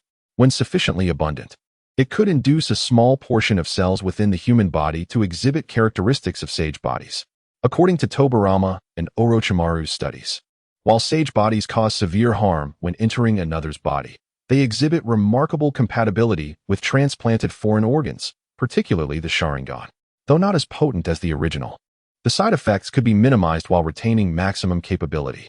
This elucidated how Naruto's life force could augment chakra volume and enable Kakashi to exert greater control over his Sharingan. However, achieving such effects came at a considerable cost. During the first enhancement, Naruto expended nearly 3/4 of Obito's immense life force, equivalent to the vitality of 3 white Zetsu or 5 Chunin. On another front, after collaborative improvements by Naruto's family, they successfully combined the Flying Thunder God technique, the Kagura Mind's Eye, and the Shadow Clone technique. Now Naruto could inscribe the Kagura Mind's Eye barrier into the Flying Thunder God seal as a form of sealing technique, embedding his chakra within it using the Shadow Clone's characteristics. This resulted in an extraordinary reconnaissance and perception capability. Wherever Naruto's mark was present, it would serve as a signal transmitter, allowing him to sense the happenings at that location. For example, Naruto captured a white Zetsu and, amidst its incessant curses and struggles, left a concealed Flying Thunder God mark on its tongue. He then found Kakashi, utilizing Konoha Tsukumi to cast an illusion on the white Zetsu, forget everything that happened here, and blend in with Obito and Madara. Chapter 45. Individual Strategies. White Zetsu returned to the secret base to report to Uchiha Obito about the surveillance of Konoha that had transpired that day. Since Obito possessed genuine Rinnegan, while Madara's Rinnegan was fundamentally a product of Edo Tensei and lacked the deepest capabilities of the Rinnegan, the control of the Outer Path Divine tree still resided with Obito. Except for a few, the majority of White Zetsu remained truly loyal to him. Today, Konoha appeared unchanged. Much like the previous day, are we able to observe the internal details? Not yet. The defenses of Konoha are impenetrable, akin to a fortress, and with Naruto Uzumaki present, we are swiftly eliminated the moment we reveal ourselves. It seems we have no choice. Return and continue your surveillance. Seated in a commanding position, Uchiha Madara exuded an imposing presence, resembling an unyielding mountain. His gaze was cold and piercing, as if he could see through everything. Merely sitting there, he emanated an indescribable aura of dominance and pressure, instilling a sense of reverence in those around him. His eyes turned, and even Obito felt the weight of his scrutiny. I wish to understand your obsession with the intelligence of the 5 great nations. He did not allow Obito the opportunity to respond, instead rising to his feet. Instantly, Obito felt a sense of alarm. Madara stepped forward, speaking as he advanced. Are you so terrified? The Moon's Eye plan has reached its current stage. Do you truly believe that subterfuge can still prevail as it once did? Do you think the current 5 great nations, along with the 8 tails and 9 tails, will grant you any opportunity? The most expedient course is to engage in genuine warfare with the great nations and seize the 8 tails and 9 tails. What are you clinging to in your hopes? Upon uttering these words, Madara stood towering over Obito, crossing his arms as he looked down at him. If the 5 great nations were to learn that their adversary's leader was bickering before the onset of war, the Kage would likely find it rather amusing. Kabuto Yakushi adjusted his round glasses, the lens reflecting a chilling white light. Madara cast a disdainful glance at him, and with a mere glance, Kabuto's head exploded. Yet no blood or brain matter emerged, only venomous snakes swirling in the air. Since when did insects have the audacity to interject? Kabuto's remaining body gradually disintegrated into several writhing serpents on the ground. These grotesque snakes coalesced in midair and reformed into Kabuto. It matters not if Lord Madara deems me an insect. My only concern is success. Indeed, all our actions are for the sake of success. Obito suddenly chimed in after a prolonged silence. If you wish to know what we are waiting for, I can reveal it. However, we must first deal with certain loose ends. Upon hearing this, Madara's thoughts shifted. He swung the azure arm of his Susanoo down into the ground.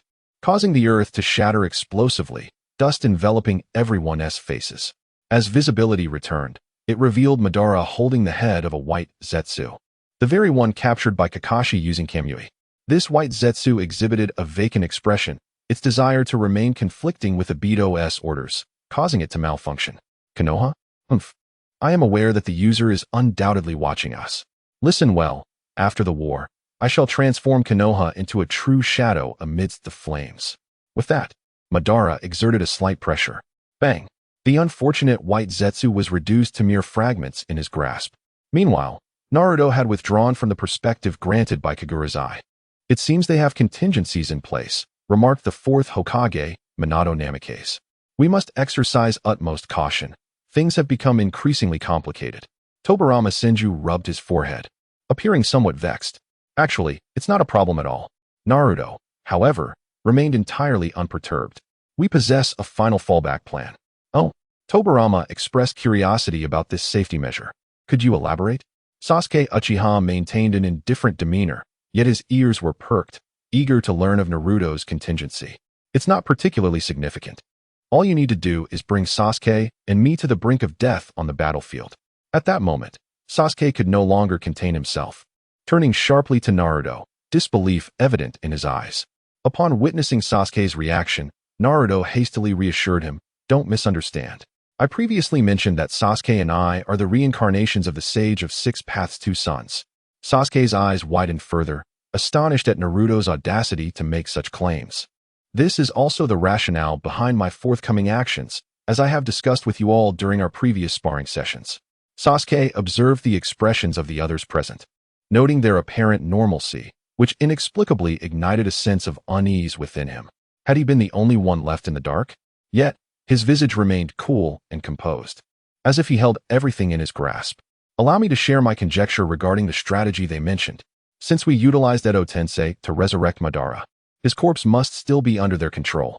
In a worst-case scenario, they might attempt to create clones using Madara's and Hashirama's cells, endowing them with Sharingan, and then compel them to absorb the Outer Path Divine Tree. However, if that were the case, the Rinnegan would also need to be bestowed upon these clones. Setting aside whether Madara and Obito would agree to relinquish the core of the plan to a third party, should they proceed with such an action, Obito's threat would significantly diminish.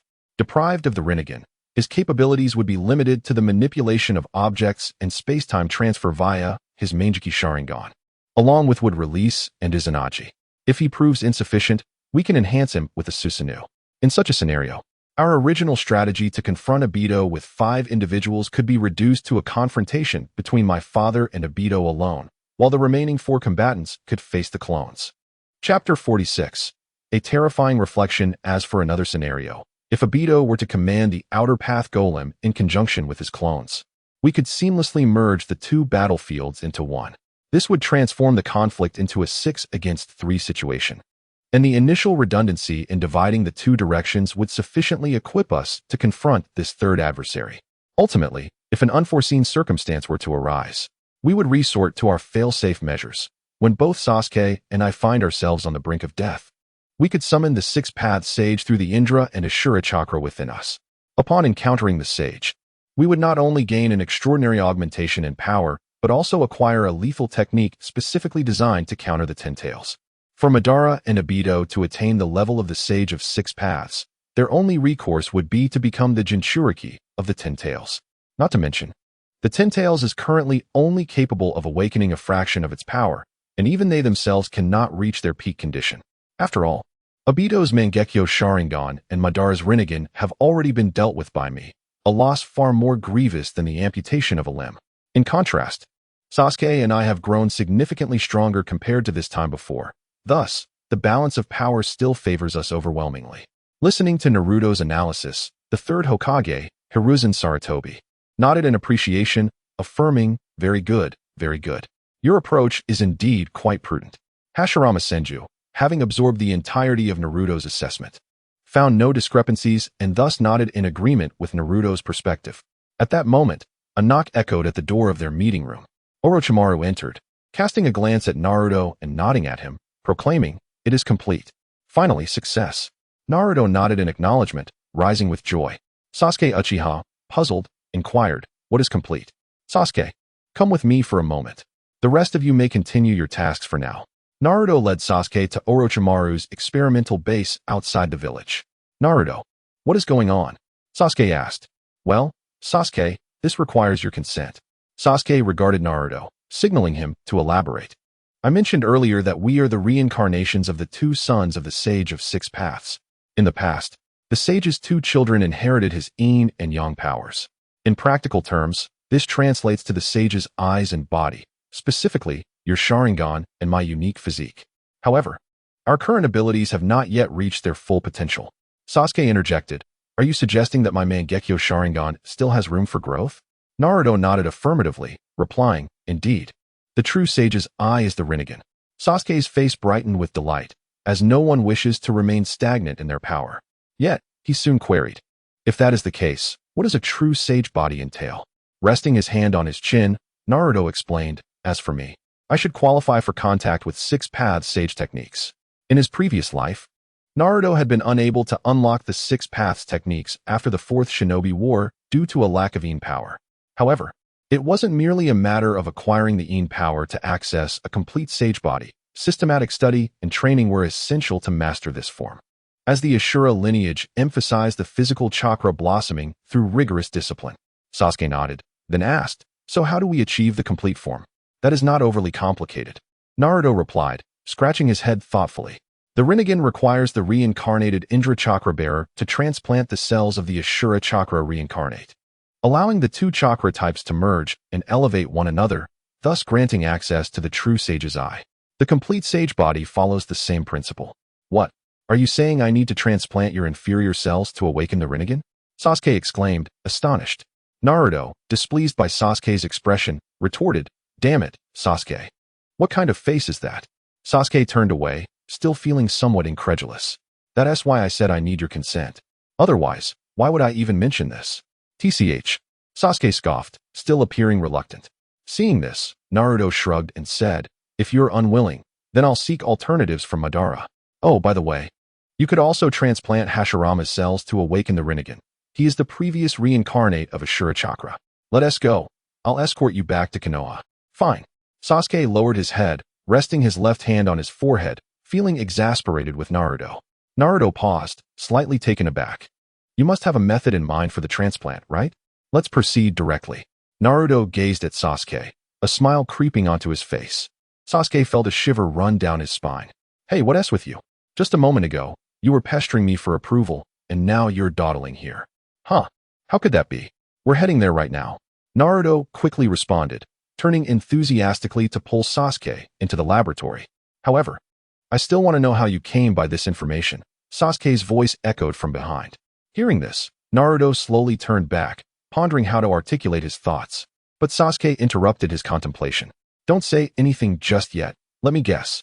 Sasuke fixed his gaze on Naruto's eyes and slowly continued. "You came from the future, didn't you?" Though phrased as a question, Sasuke spoke with certainty. Naruto looked at him intently and nodded earnestly. "Just as I thought," Sasuke murmured. But then he pointed out a detail that Naruto had unconsciously overlooked. "If you are a soul returned from the future, I would like to know, where did the original Naruto of this time go?" This question left Naruto momentarily speechless, as it was something he had instinctively ignored. His pupils dilated in realization. If he had returned from the future, then where had this Naruto gone? Had he also ventured into the future?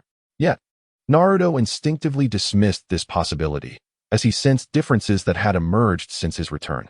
These discrepancies likely pertained to where his current self had ended up, but where exactly lay the divergence? Chapter 47. Fusion Evolution. As Naruto found himself engulfed in profound confusion, Sasuke could not help but speak up. "Naruto." The call pulled Naruto from his deep contemplation, and he turned to Sasuke. "What's the matter? You don't know either?" Sasuke asked incredulously, noticing Naruto's state. "I apologize. I have never considered this question before." However, Naruto quickly added a contrasting thought to pacify the impatient Sasuke, saying, "Yet, for some reason, while you bring up this topic, I can't shake the feeling that I haven't truly gone elsewhere or simply vanished. Instead, I feel as though I've exerted some influence in certain places." Sasuke nodded in acceptance of this explanation, inexplicably sharing a similar intuition that Naruto was not in any predicament. Naruto then rubbed his forehead and muttered, I will find a concrete answer to this issue later, so you need not worry, Sasuke. At this point, Sasuke ceased to dwell on the matter and remarked to Naruto. It seems futile to continue grappling with this issue. We should focus on the tasks at hand.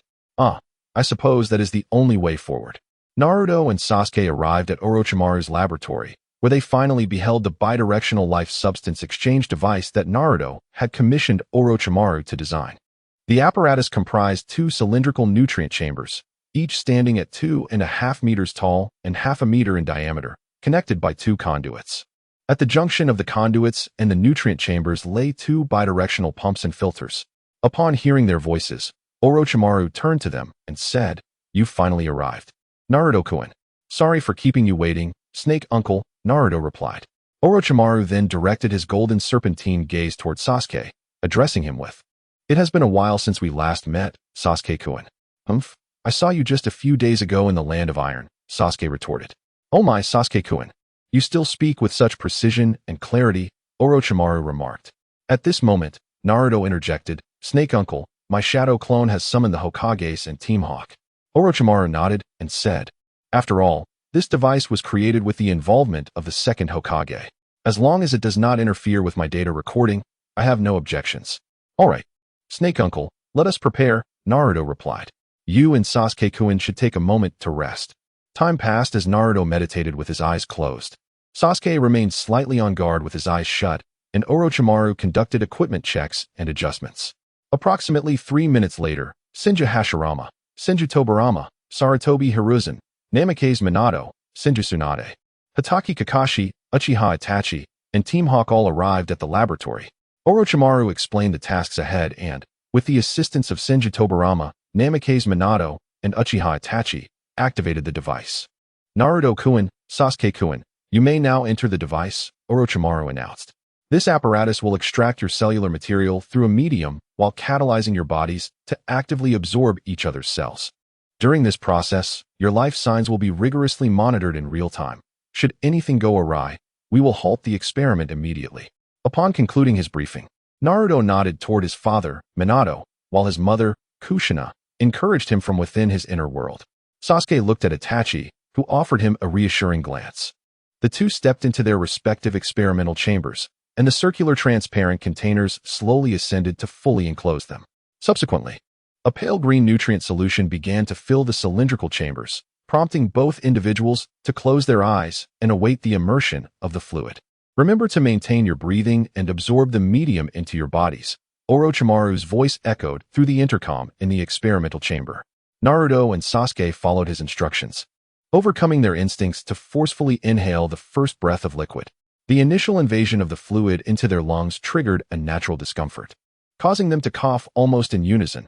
However, their bodies quickly acclimated to the substance. They stabilized within the liquid chamber, breathing as if in a viscous atmosphere. The two had successfully integrated the medium into their bodies. "Once the absorption reaches a critical threshold, we can proceed with the exchange," Senju Tobirama calmly assessed. Minato and Itachi monitored their life signs and absorption rates anxiously, fearful of any mishap. "Naruto's absorption has reached the critical value of 52.8. We may prepare for the interaction," Minato announced, while Orochimaru executed a series of operations to freeze the data at this point.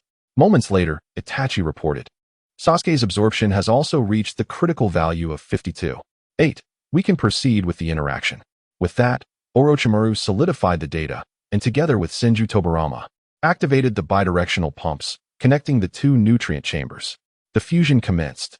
At this moment, Naruto felt as though he was experiencing the life of another, witnessing Sasuke's memories flow before him like a gentle stream. The bittersweet experiences of life were revealed to Naruto from a new perspective, allowing him to genuinely grasp Sasuke's joys and sorrows.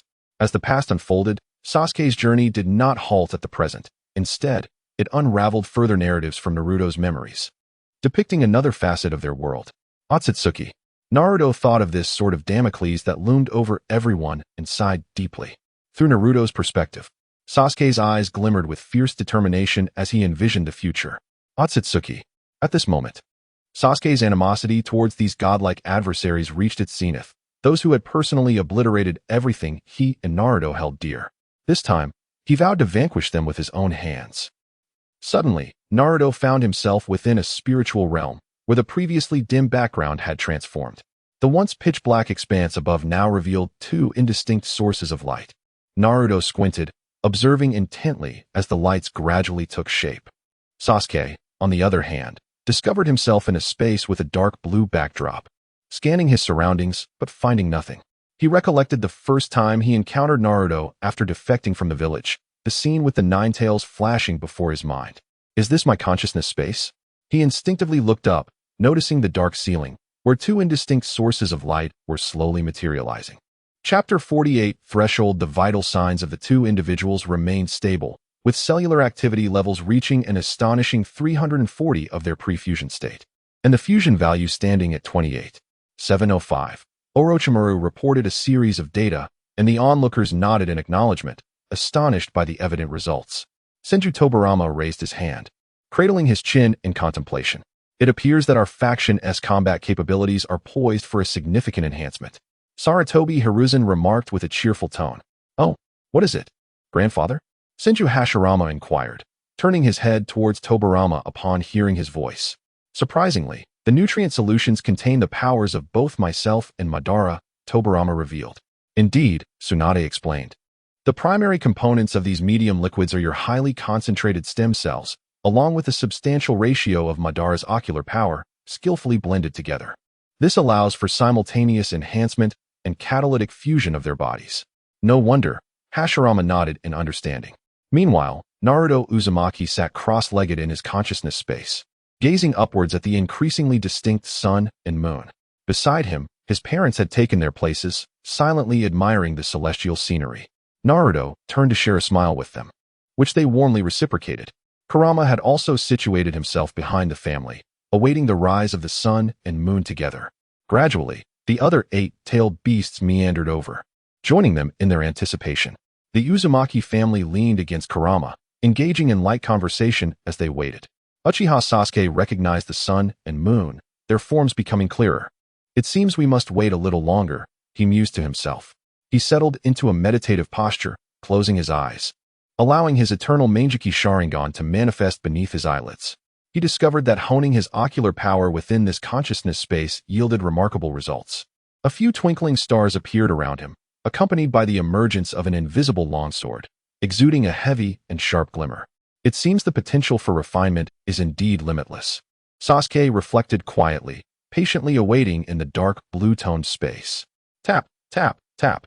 The laboratory door was knocked upon, and an outside ninja reported to Tsunade that the Konoha ninja had assembled, while the command center of the ninja coalition had completed the declaration of war against the Akatsuki organization. Excellent. Let us contact the four great nations and issue the declaration under the name of the five Kage.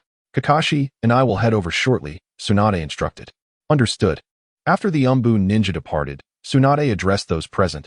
I shall be leaving with Kakashi now. Are you all set to gather with the other ninja villages? Hashirama asked, observing her intently.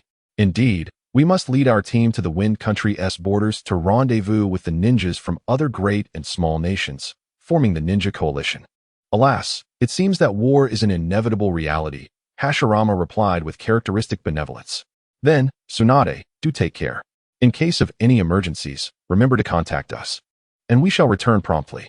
Got it, old man. We're off now, Tsunade exclaimed as she hurriedly pulled Kakashi out of the laboratory.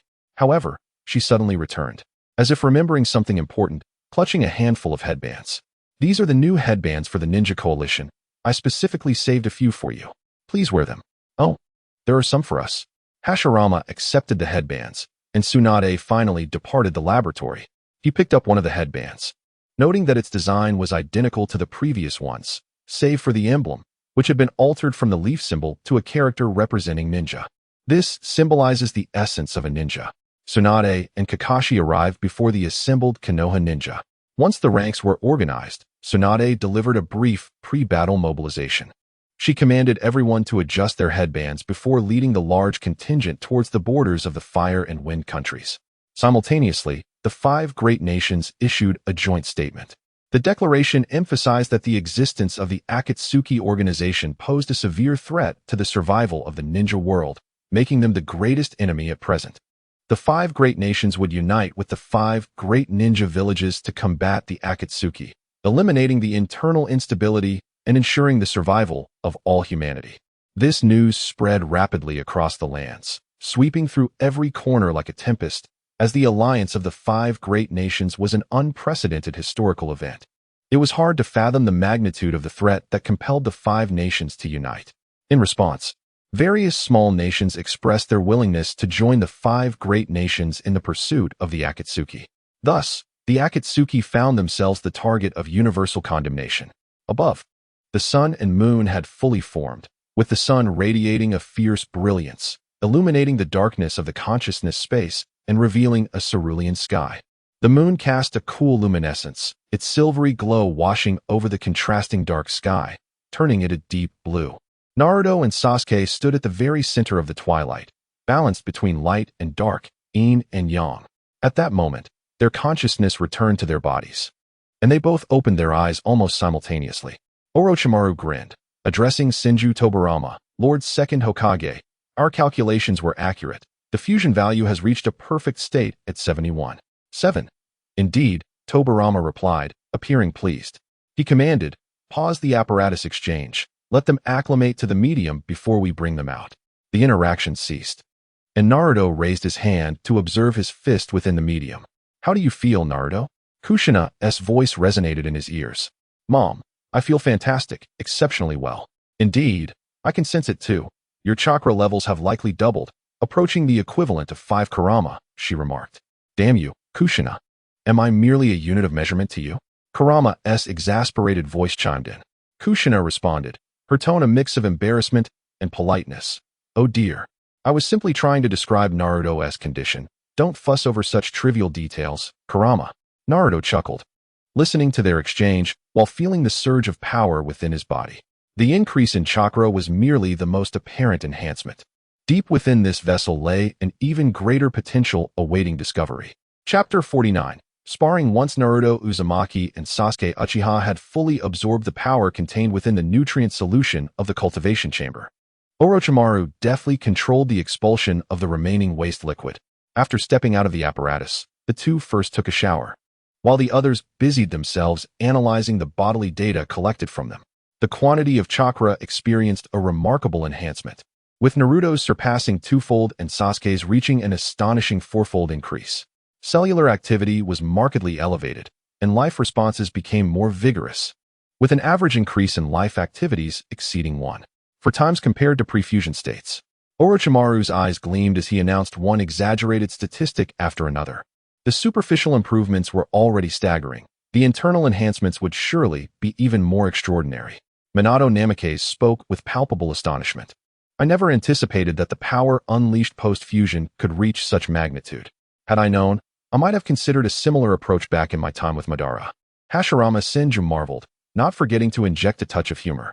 Brother, perhaps you should contemplate the objective conditions of that era, Tobirama Senju quietly remarked. The fusion of Naruto and Sasuke was profoundly deep, far more comprehensive than Madara's mere transplantation of a piece of the first Hokage's tissue, and it also absorbed a portion of Madara's chakra from the Rinnegan. Thus, at the very least, Sasuke's awakening of the Rinnegan should be considerably more potent than Madara's. As for Naruto, since there had been no precedent for a complete sage body, predictions were elusive. However, early observations indicated that his chakra had already reached an extraordinarily exaggerated level. Coupled with the half-forms of the tailed beasts within him and his superior sage techniques, his combat prowess likely exceeded the limits we could observe. Orochimaru explained to those present with his raspy voice. As his words lingered, Naruto and Sasuke had already regained their composure. Both of you have recovered. Would you care to share your current sensations? No, it's unnecessary, Sasuke replied first, lifting his gaze to Naruto, a spark of battle intent igniting in his eyes. Naruto, let us engage in a sparring match. Naruto met Sasuke's gaze, his azure eyes reflecting the same fervor for battle. Sure, I'm ready whenever you are. Oh, it seems we are to showcase our skills in a real fight? Hiruzen Sarutobi chuckled, stroking his beard. Indeed, combat is the swiftest means to develop new abilities. Tobirama nodded in agreement. Since we can't unleash our full potential in the village, let us head to the old grounds, Naruto suggested. Don't keep me waiting too long. With that, Sasuke vanished from sight. Observing him, Hashirama recalled the final confrontation with Madara and felt a chill run down his spine. What incredible speed. It's even faster than Madara back then. Dad, I'll go ahead. Once I leave a mark, you can bring everyone else over, Naruto called back to Minato. All right. Good luck, Naruto, Minato replied. Don't worry. Even as his voice echoed in the wind, Naruto had already disappeared. In the forest, two fierce gusts of wind spiraled into existence, and amidst the swirling leaves, one could faintly glimpse a golden blur and a streak of crimson light. The forest seemed to part for the gales, creating a clear and unobstructed path. Whoosh! The golden blur swiftly surpassed the red light. Sasuke squinted slightly as the fierce wind tousled his bangs. Humph! Suddenly, his speed surged, and he came to a halt atop the statue of Uchiha Madara in the Valley of the End. Across from him, Naruto already stood upon the statue of Hashirama Senju. Facing Madara, Sasuke, time is of the essence. I believe there is no need for further testing between us. As he spoke, Minato and the others from the laboratory appeared behind Naruto, having used the Flying Thunder God technique. Now, let us observe the spectacle, Sasuke declared, his words brimming with fierce battle intent. Then let us begin. Naruto and Sasuke moved almost simultaneously. Boom. In the next moment, a tremendous explosion resonated through the sky, the sound crashing into the lake and creating a massive wave. The two landed back on the water's surface amidst the splashes. Sasuke raised his hand, drawing the Kusanagi sword, its eternal Manjiki Sharingan radiating a fierce red glow. Naruto executed a spiral maneuver, wielding two trident-like kunai as he advanced towards Sasuke. Amaterasu. Naruto's speed accelerated dramatically, the black flames igniting only a fleeting shadow. Yet, Sasuke's form emerged within that instant, the Kusanagi sword crackling with electric brilliance. Shuriken, Shadow Clone Technique. Naruto hurled his kunai, and in the next moment, a multitude of kunai emerged from the smoke, launching towards Sasuke, while Naruto executed the Shadow Clone Technique. Each clone forming a cerulean spiral sphere, encircling Sasuke in a golden light. Gekido. A spark of black flame leaped from Sasuke's shoulder, swiftly expanding into a fearsome black fire dragon, which opened its maw wide to consume all the clones, then leapt towards Naruto's main body. At that moment, 6 colossal dragons surged forth from behind Naruto, each embodying a different elemental attribute: fire, lightning, wind, earth, water, and wood. Naruto's eyes shifted to a striking cerulean cross pattern, powerful sage energy blazing within. He swiftly adjusted his hand seals, simultaneously invoking the techniques of the Wetbone Forest and the Dragon's Cave. Sage Art, Inorganic Rebirth. Sage Art, Life Rewriting. The 6 dragons suddenly became animated, their golden eyes gleaming with rage and authority. The Crimson Fire Dragon roared fiercely, charging forward to collide with the Gekido. From a distance, Hashirama marveled, utilizing inorganic rebirth to imbue chakra with consciousness, then employing life rewriting to genuinely transform chakra into living entities. What a spectacular technique. The 6 dragons entwined around the Black Dragon, each of Gekido's attacks inflicting significant damage. Yet Naruto's technique allowed them to absorb the enemy's chakra during their assaults, gradually draining the Black Dragon's strength. Humph! Sasuke smirked, instantly appearing before the Black Dragon, spinning the Kusanagi sword, its icy light flashing as the blade expanded in a circular archengi. The sword's light sliced through, cleaving the 6 dragons in two. However, these fallen dragons did not dissipate. Instead, they transformed into 6 spiraling shuriken of differing attributes, as if 6 invisible Naruto clones were manipulating them in the air. Shuriken, 6-path spiral. The 6 spiraling shuriken were simultaneously launched, and upon contact, they erupted in a cataclysmic explosion more terrifying than a tailed beast bomb. Sage Art, 6 Elements Ball Spiral Shuriken. Chapter 50. The decisive battle. The 6 spiral shuriken collided, unleashing a terrifying explosion that sent a mushroom cloud soaring into the sky. Uzumaki Naruto gazed at the epicenter of the blast, his expression betraying no hint of relaxation. As the light and sound of the explosion gradually subsided, the concealed violet glow was revealed. Uchiha Sasuke stood amidst a vast swirl of dark purple chakra flames, the flowing chakra shielding him from the ferocious assault. With this purple flame, Sasuke charged toward Naruto. Is such a level of attack even bearable? Muttered Kisame Hoshigaki, lost in thought. The defensive capability displayed was likely beyond that of Madara's perfected Susanoo. "Brother, do you truly believe you can withstand such an assault?" Senju Tobirama inquired of Hashirama. After a moment of contemplation, Hashirama replied, "The technique of rank can withstand it entirely, but utilizing the wooden man technique might prove more challenging." Tobirama marveled at the emergence of such a powerful youth among the Uchiha descendants. The perfected Susanoo emerged from the flames, resembling a vengeful spirit returning from the depths of hell, descending upon Naruto. The quality and quantity of chakra had reached an entirely different magnitude, rendering the Susanoo solid and impenetrable. As Naruto focused his thoughts, hundreds of invisible hands, composed of natural energy, pounded toward the Susanoo. Initially taken aback, the Susanoo then executed a serpentine maneuver to evade the fists, even managing to form seals and unleash a massive fireball. Fire release, great fireball technique. The blazing fireball was caught by the transparent giant hands Naruto had conjured, unable to advance an inch, while the ground beneath him shattered under the impact. However, at that moment, the golden-orange fireball suddenly morphed into a dark purple hue, revealing the giant wings of the perfected Susanoo. Naruto's pupils constricted, and in the next instant, he was pierced through by the Chidori contained within the Susanoo's colossal hand. Yet, Sasuke, manipulating the Susanoo, attempted to pivot, though he could not match that extraordinary speed. The right wing of the Susanoo was penetrated by a transparent spear, which then sprouted spikes from within, creating multiple gaping holes. "Oh, this technique resembles the wood release insertion technique," remarked Sarutobi Hiruzen, having witnessed Hashirama in battle.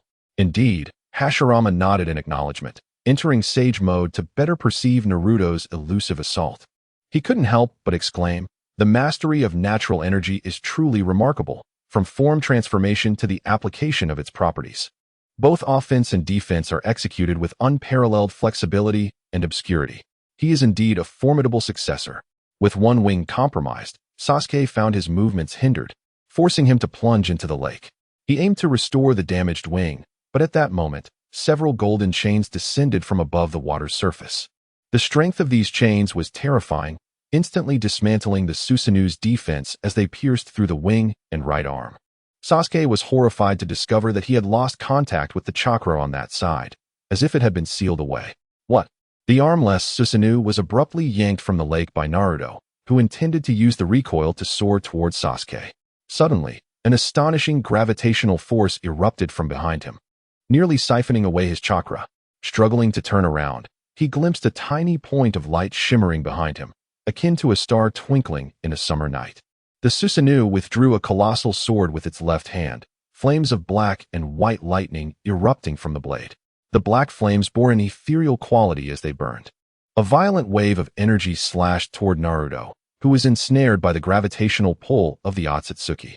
Sasuke watched the blade's arc approach Naruto, layering his techniques, Amaterasu, Chidori, Otsutsuki, and even Tsukuyomi, all in one strike. Yet, if he failed, he had the Tsukuyomi as a backup. "It's over." Sasuke raised two fingers, ready to retract the attack, but was suddenly alarmed as the blade's energy exploded in an instant. He turned to see Naruto suspended in midair, the azure chakra cloak billowing as if stirred by an unseen wind. The natural energy in the atmosphere swarmed toward Naruto like subjects to their sovereign.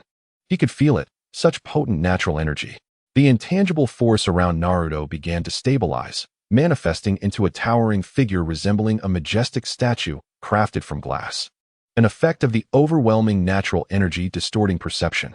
This colossal being, with arms like bulging muscles wielding 6 different weapons, donned heavy armor and a battle skirt.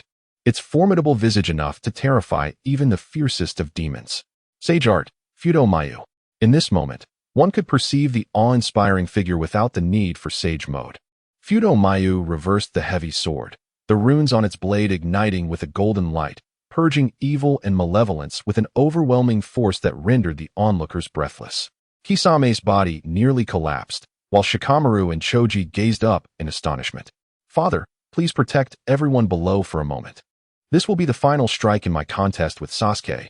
Naruto's voice resonated from above. Upon hearing this, Minato was enveloped in dark golden chakra, 6 tomo marks appearing at his collar. Subsequently, the dark golden chakra surged from his feet, forming a protective barrier around all present, coalescing into a black-gold fox head. Kurama, you should have a clearer view now, yes? Minato inquired. The encircling dark golden fox head nodded, its voice echoing from all directions. This perspective is much more comfortable. Seeing that the gathered crowd was prepared, Naruto turned to the vigilant Sasuke and declared, Sasuke, there's no need for further probing. This technique will determine today's victor. Ah, I am most willing. Sasuke responded, his eyes widening as he concentrated his immense ocular power. The Susanoo wielded two blazing swords. The temperature soaring as the lake below began to boil and the forest ignited in layers of flames, reaching for the heavens. With both hands raised, the two fiery blades merged into one, rapidly expanding into a colossal black flame sword measuring 400 meters, standing tall against the backdrop of the sky. Its dark blade interspersed with hints of deep violet and searing white lightning. Uzumaki Naruto commanded Fudo Mayu to raise the heavy sword, its golden copper glow resembling an orange sun standing defiantly against the pitch-black flames, the runes on the blade resonating with a sacred chant that pressed down upon Sasuke. In an almost synchronous motion, both combatants unleashed their techniques. Susanoo Flame Thunder God Slash. Sage Art, Demon Suppression Technique. Chapter 51, The Outbreak of War, Susanoo and the God of Thunder Strike.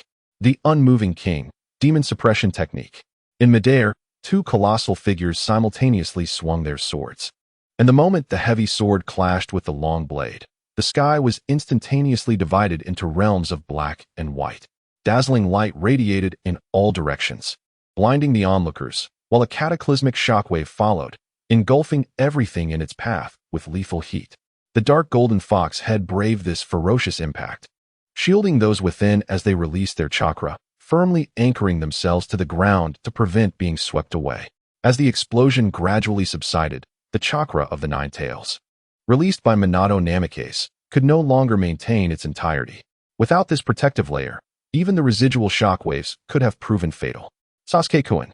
Vortex Karen anxiously looked up at the sky, the recent bout far exceeding her expectations, and the powers wielded by the two were beyond her comprehension. Faced with such terrifying force, the protection they were under left her worried about Sasuke's condition. Do not fret, Hashirama Senju replied, a smile gracing his lips as he gazed upwards. They are in excellent shape. There is nothing to worry about. Indeed, Tobirama Senju added, exhaling with relief. It was truly an exhilarating match. Such powerful youths, Hiruzen Sarutobi remarked, his eyes nearly squinting with delight, witnessing the surpassing growth of the younger generation, a joy for any elder. As the final barrier dissipated, the two figures remained steadfast in midair, neither Susanoo nor the unmoving king showing signs of wear. Their breaths remained steady, undisturbed. How about we conclude this match? Naruto surveyed the lake below, now half-dried, and the scorched terrain within a 10-mile radius. The battlefield can no longer accommodate our fight. How shall we judge the outcome? Sasuke is indeed Sasuke. For him, only victory or defeat matters. Let it be a draw. As you wish. The two slowly descended to the ground, deactivating their battle forms and returning to normalcy. Sasuke glanced at the desolate earth surrounding him, raising his left hand contemplatively. I should be able to perform that technique as well. He clasped his hands together, channeling his water and earth chakra, drawing upon his immense chakra as a source of life. With a decisive hand seal, Sasuke struck the ground. Wood release. Birth of the trees. New shoots burst forth from the scorched earth, rapidly growing into lush trees. From the barren soil, darkened trunks served as nourishment as new life emerged, revitalizing the ground with the essence of vitality. Have you already mastered the birth of the trees? Such talent is enviable, Tobirama sighed, lamenting the inability to pass on his wood release techniques, a significant regret for him as a senju. Meanwhile, Itachi Uchiha appeared immensely pleased. For him, the stronger Sasuke became, the better, as he cherished the thought of his beloved brother achieving heights greater than his own. Very well, indeed. Hashirama nodded appreciatively, stating, it seems both of them have mastered the wood release techniques. While Sasuke restored the forest, Naruto had already utilized water and earth techniques to rejuvenate the lake and terrain. After completing their tasks, they returned to their onlooking comrades. Minato praised, remarkable. This battle can only be described as extraordinary. You both have far surpassed us all. Indeed, even your elder brother and Madara did not possess such capabilities at your age. Tobirama, usually stern, offered a rare smile of commendation. Given time, you two will undoubtedly become new legends in the ninja world. Hiruzen freely shared his accolades. The others chimed in with their praises. Naruto engaging cheerfully in conversation, while Sasuke maintained his aloof demeanor, speaking sparingly. Suddenly, after a period of silence, Hashirama stepped forward, holding 2 scrolls in hand. He presented the scrolls to Naruto and Sasuke, saying, "These are the wood release techniques I created and mastered. Within them are my insights and experiences. Until now, no one in the village was able to inherit this power.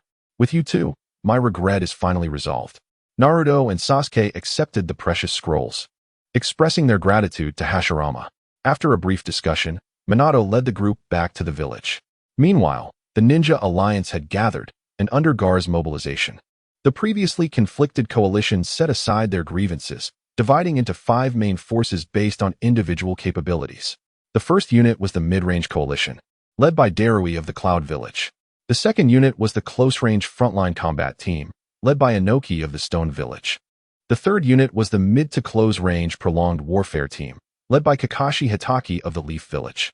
The fourth unit was the long-range combat and support team, led by Gaara, the 5th Kazekage. The fifth unit was the Special Operations Team, led by the General of the Land of Iron, Mifune. Additionally, there were various special squads responsible for auxiliary, reconnaissance, infiltration, and medical operations. Ultimately, at the command of the 5 Kage, the 5 main forces surged from different directions toward the location of the Outer Path statue, discovered during preliminary reconnaissance.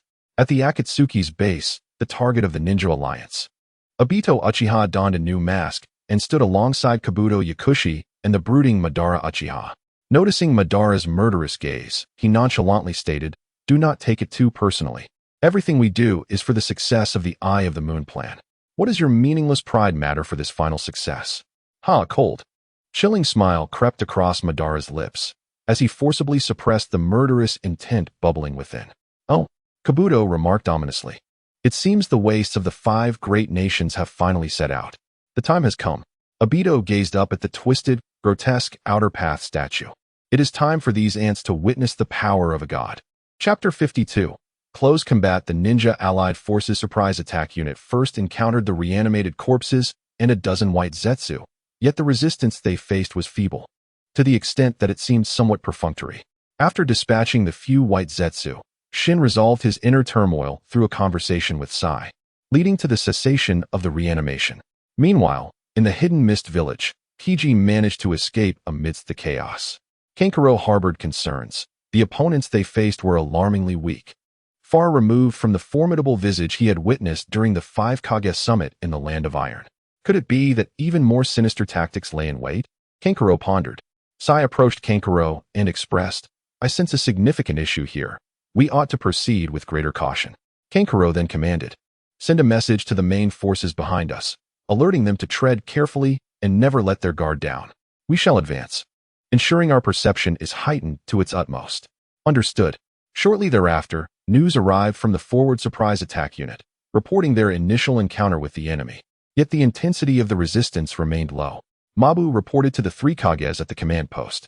Presently, only the Fire, Earth, and Lightning Kages were stationed at the command center.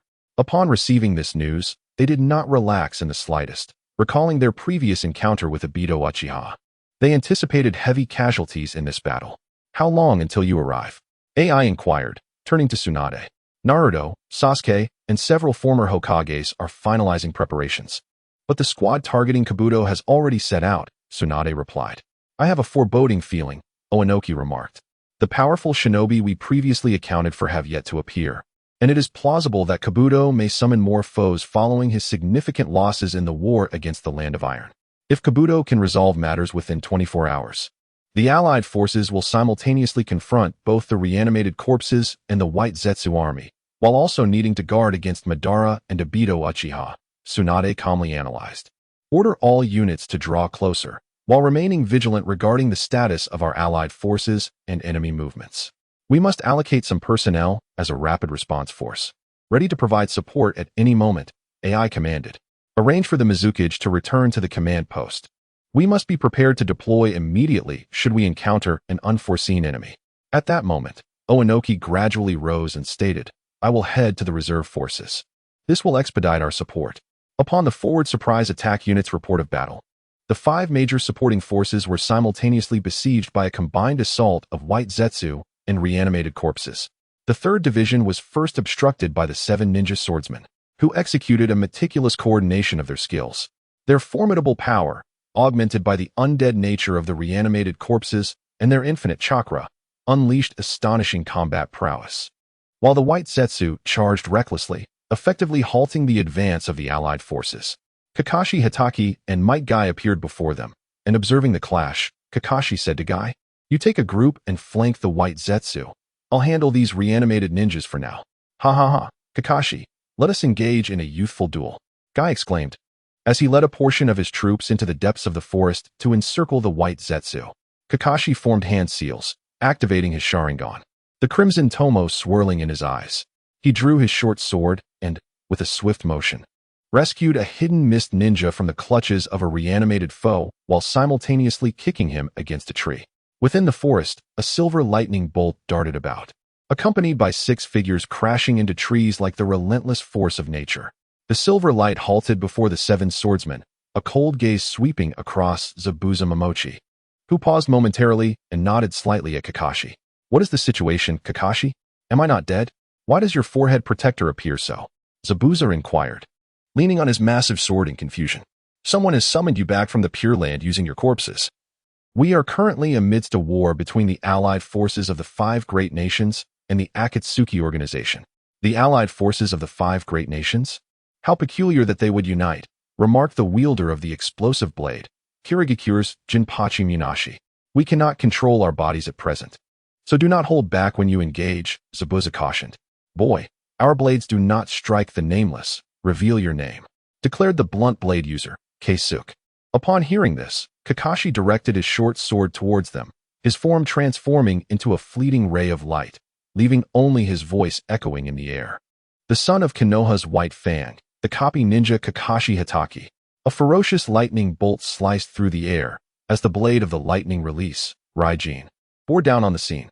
Wairi, the wielder of the blade, narrowed her eyes, the blade crackling with yellow lightning as she hastily braced against the silver flash.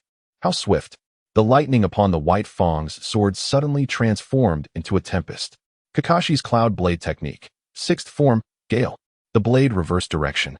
The once tangible short sword now rendered elusive as the wind, leaving Wairi unable to defend herself as she could only watch the blinding light approach. The explosive blade struck the ground, a violent explosion erupting, yet it was still too slow. Kakashi emerged as if carried by a gentle breeze, while the explosion's effect only grazed Wairi's head. The long sword, needle, shot forth from the black smoke as Kakashi, with a single hand seal, summoned an earthen wall adorned with the heads of 3 canines. The long sword pierced through, halting mere inches from Kakashi's nose. The dull sound of Keisuke's blade reverberated as the earthen wall shattered, the explosive blade striking the hilt of the long sword, the blast propelling it towards Kakashi with renewed speed. Executing a fluid combination of techniques, Kakashi was caught off guard and sustained numerous wounds, while Zuki Mangetsu wielded a standard ninja blade that, under the mastery of water techniques, gleamed with a dazzling light. He, along with Zabuza and the recovering Wairi, relentlessly struck the bloodied Kakashi. The wielder of the Sword of the Mist leapt from behind, raising his oversized ninja blade, as Munashi swiftly pulled the long sword from Kakashi's body, allowing the other 3 to retreat rapidly. The portly figure of the Sword of the Mist then descended, his blade crashing down upon Kakashi, cleaving him in twain. "Boy, the ones who seek your life are the 7 ninja swordsmen of the mist." Chapter 53, The 4th Shinobi World War. The 7 ninja swordsmen of the mist struck a pose, arrogantly introducing themselves before Kakashi Hatake's bisected and bloody body. Subsequently, they launched a devastating assault on the terrified allied shinobi forces, cutting a swathe through their ranks. They even located their respective adversaries within the alliance, transforming once more into vengeful deities, brutally slaughtering those who had systematically destroyed their lives before unleashing their unbridled homicidal intent upon the remaining foes. Apparently, the casualties among the 3rd Division of the Allied forces were excessively severe. The higher echelons of the Shinobi Alliance were now focusing their attention on this area. "The Mizukage is on his way," a Sunagakure shinobi shouted from the rear. Hozuki Mangetsu, wielding the Hiramakiri he had somehow acquired, appeared before the Suna shinobi, pressing the twin blades against his neck, and coldly inquired, "Who is this Mizukage you speak of?" The Suna shinobi's face now bore a fanatical expression. Of course, it's the most magnificent and formidable fourth Mizukage, Yagura Karatachi. Hozuki Mangetsu was displeased by this declaration. The fervent expression and adulatory language instantly enraged him. He decapitated the Suna shinobi in a fit of rage, bellowing, "What do you know? He's nothing but a beast." Boom. A colossal surge of chakra erupted behind him, the shockwave propelling him backward at an alarming rate. As he was sent hurtling through the air, his comrades managed to pull him down.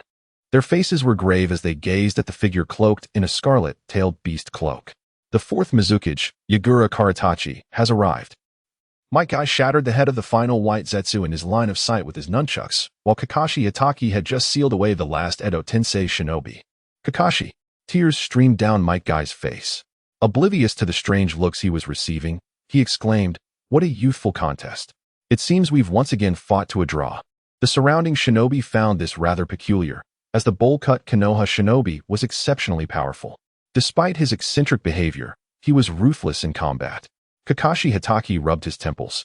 Ignoring the exuberant guy, he then formed a seal to deactivate his Sharingan. He had no intention of engaging the 7 ninja swordsmen of the mist in a prolonged battle, and instead employed a Sharingan Jinjutsu, effectively ending the fight before it even began.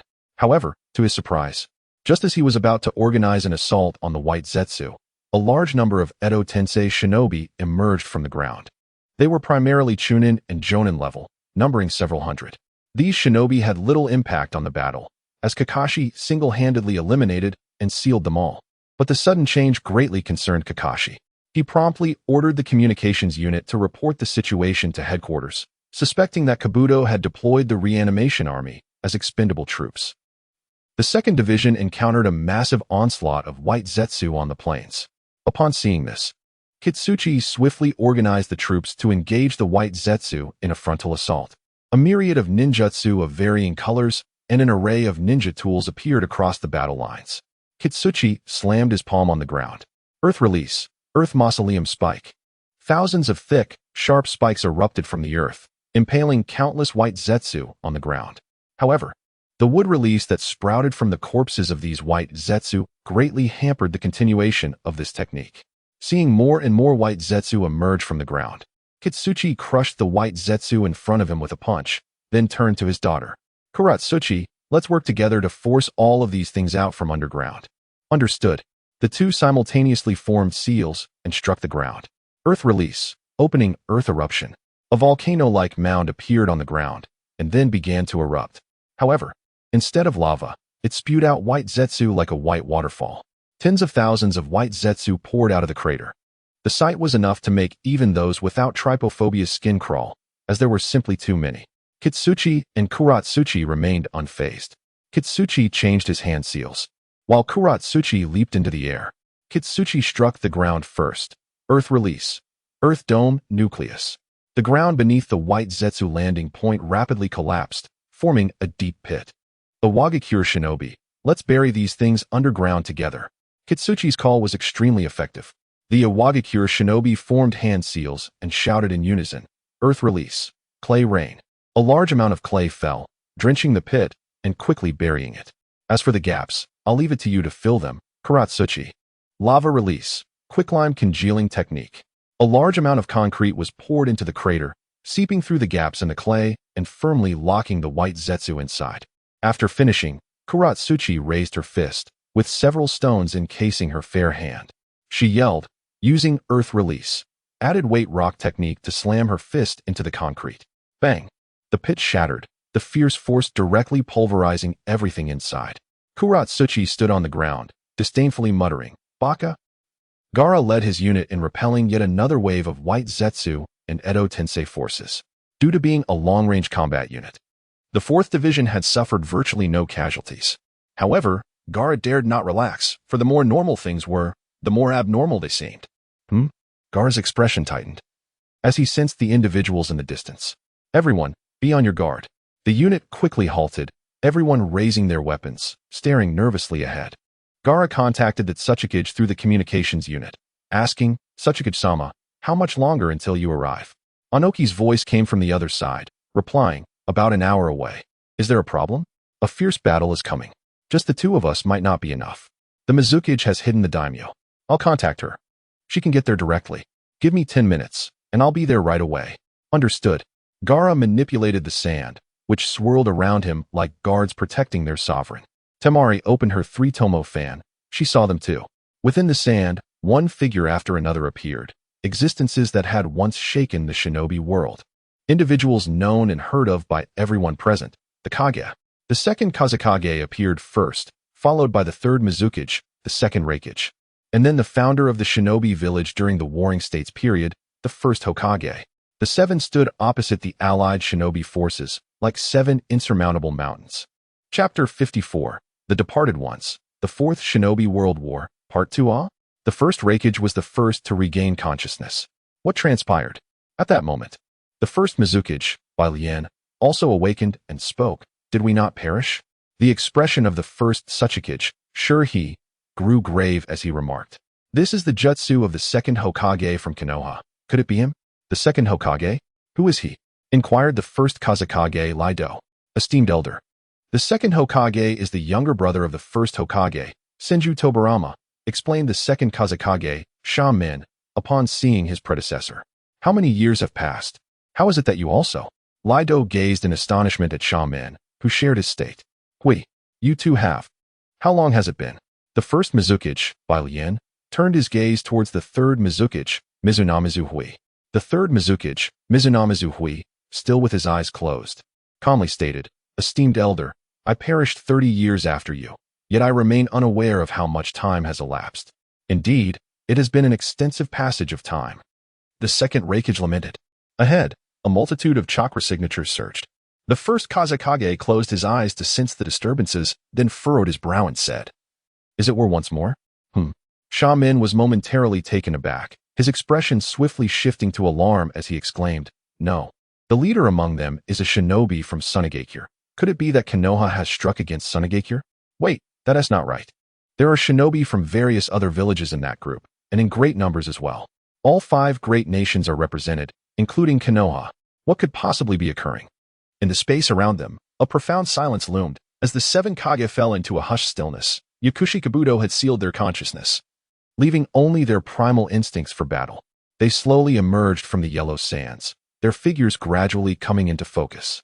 Upon witnessing these figures, the ninja allied forces erupted into a clamor, grappling with the reality that their foes were the legendary ancestors they had only glimpsed in textbooks or statues, pioneers of their very existence.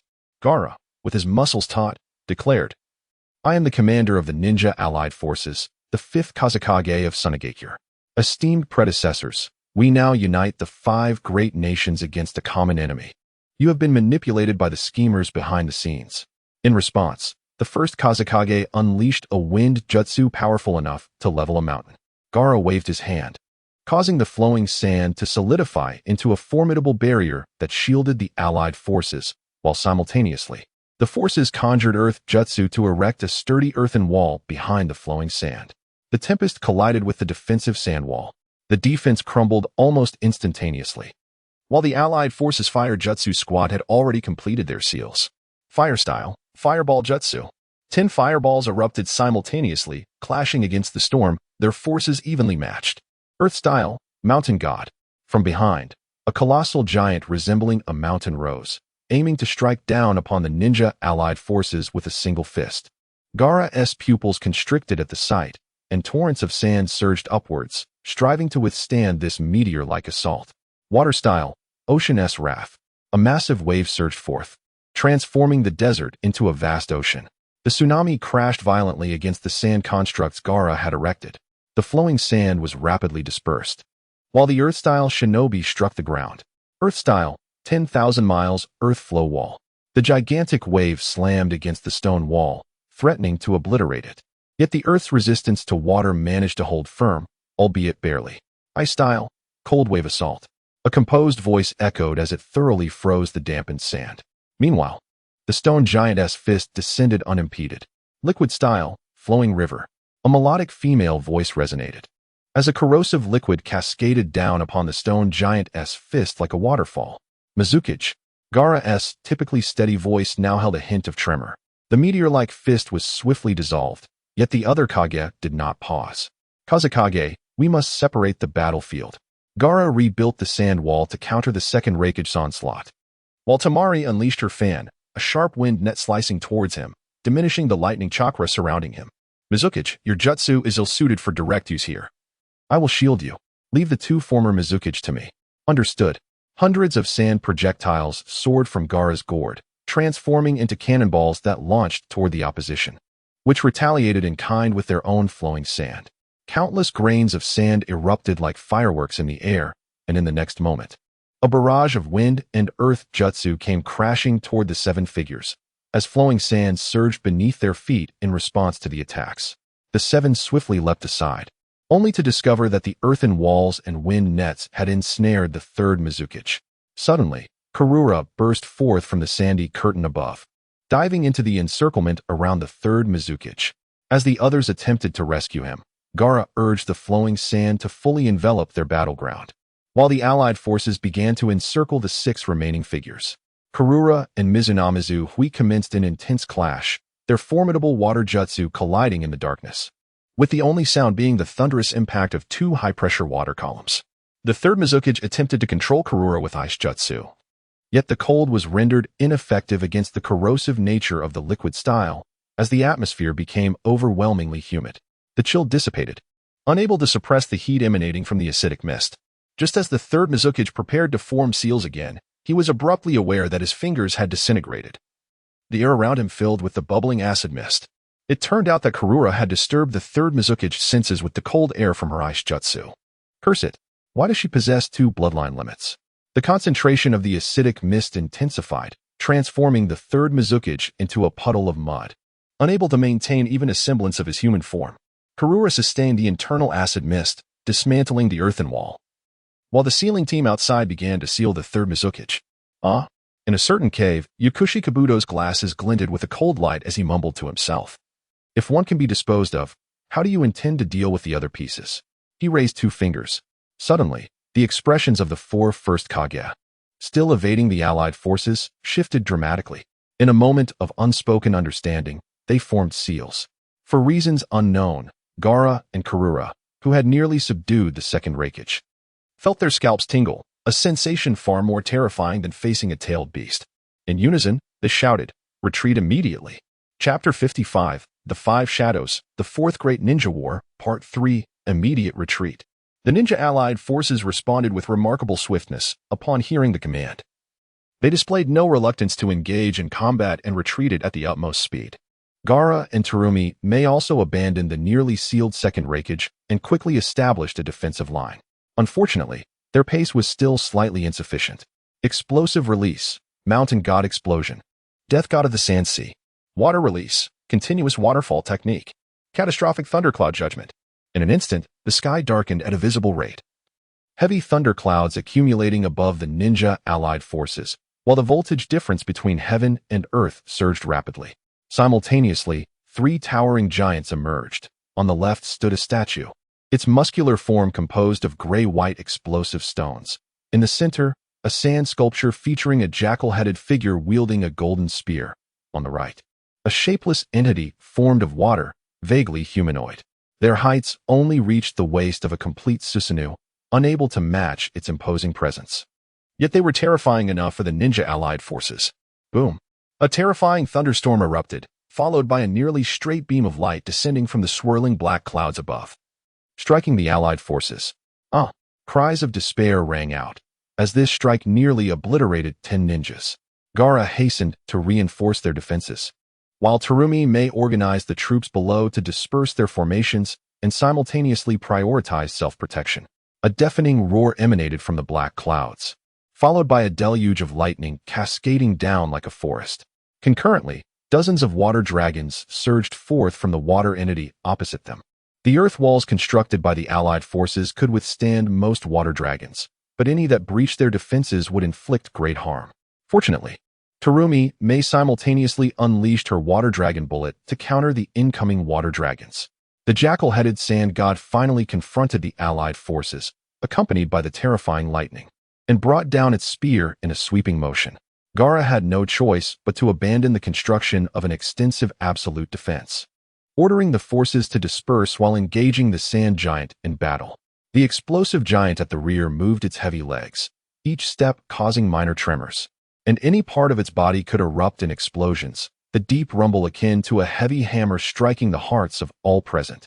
At this moment, the second Raikage, cloaked in blue lightning, transformed into a streak of lightning and surged into the allied forces, while the second Wind Shadow, Esmon, manipulated his uniquely designed 10 puppets to unleash large-scale ninjutsu upon the ninja allied forces. The 4th Division was thrown into disarray, with ninjas doing everything possible to resist an opponent of an entirely different caliber. Do not panic. Do not fight individually. Form teams and organize a resistance, Gaara shouted, seizing an opportunity to hand sign. Desert Betrayal. A pair of colossal hands emerged from beneath the feet of the sand god, grasping its ankles. The jackal was caught off guard, losing its balance and collapsing to the ground. Just as Gaara prepared to seize the moment to attack, a lightning bolt struck down, forcing him to halt and evade. The first Wind Shadow once again commanded the sand god to rise and launch an offensive. The explosive giant grew ever closer, the violent explosions threatening to engulf the ninja allied forces. Terumi Mei's clone launched a dissolution technique at the giant, yet was seized by the first water shadow, Hakuren, who seized the opportunity to command the water entity to unleash even more water dragons. Simultaneously, a soil ninja in front of her swiftly raised an earthen wall, momentarily halting the advance of the water dragons. Terumi Mei quickly leaped aside, but the acidic fluid veered off course, only managing to dissolve half of the stone giant's calf. The stone giant staggered, and the explosion subsided slightly, allowing several ninjas to seize the opportunity to surround and assault it. Boom. However, at that moment, lightning struck down, reducing the ninjas attempting to exploit the opening to charred remains. Water release. Continuous waterfall technique renewed its relentless assault on Terumi Mei, and the two sides clashed once more. Meanwhile, the stone giant regrew its severed calf and advanced step by step, but Terumi Mei could no longer divert her attention to prevent it from encroaching upon the crowd. Damn it! Terumi Mei wielded her water whip, cleaving the water giant's fist in two, glancing helplessly at the self-destructing giant. Dust release, original world separation technique. Just then, the resounding voice of Noki, the third Tsuchikage, echoed behind them. An infinitely extending slender white beam shot forth into the distance, followed by a horizontal slash. No material in reality could evade this technique. Even the stone giant was obediently bisected by the beam. Tsuchikage-sama. The allied forces below exclaimed with joy. Ninjas, the Hokage and Raikage will be joining you shortly. Noki declared loudly to the allied forces below, skillfully dodging a lightning bolt. The 5 shadows will fight alongside you. This announcement instantly stirred the troops below, their morale surging to new heights as the allied forces once more organized an effective resistance. Simultaneously, a silver-white lightning bolt surged into the ninja allied forces, colliding with the blue lightning that was relentlessly piercing through their ranks. A tremendous sound reverberated from the clash, and as the sparks flew, the previously helpless second Raikage was momentarily halted.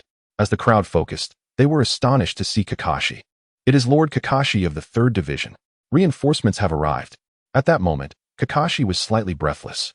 After learning of the 4th Division's plight, Tsunade had promptly informed him, commanding him to support them with utmost urgency.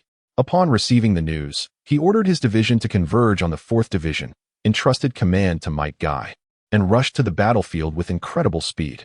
He activated his Crimson Sharingan, sending the second Raikage flying with a kick, then swiftly launched an assault on the still attacking second Wind Shadow, Esmon, interrupting his attack while kicking him in the same direction as the second Raikage. Kakashi drew his short sword, silver-white lightning enveloping his form, illuminating the pristine blade, which reflected his crimson eyes. Those eyes fixated coldly on the 2 shadows, devoid of warmth.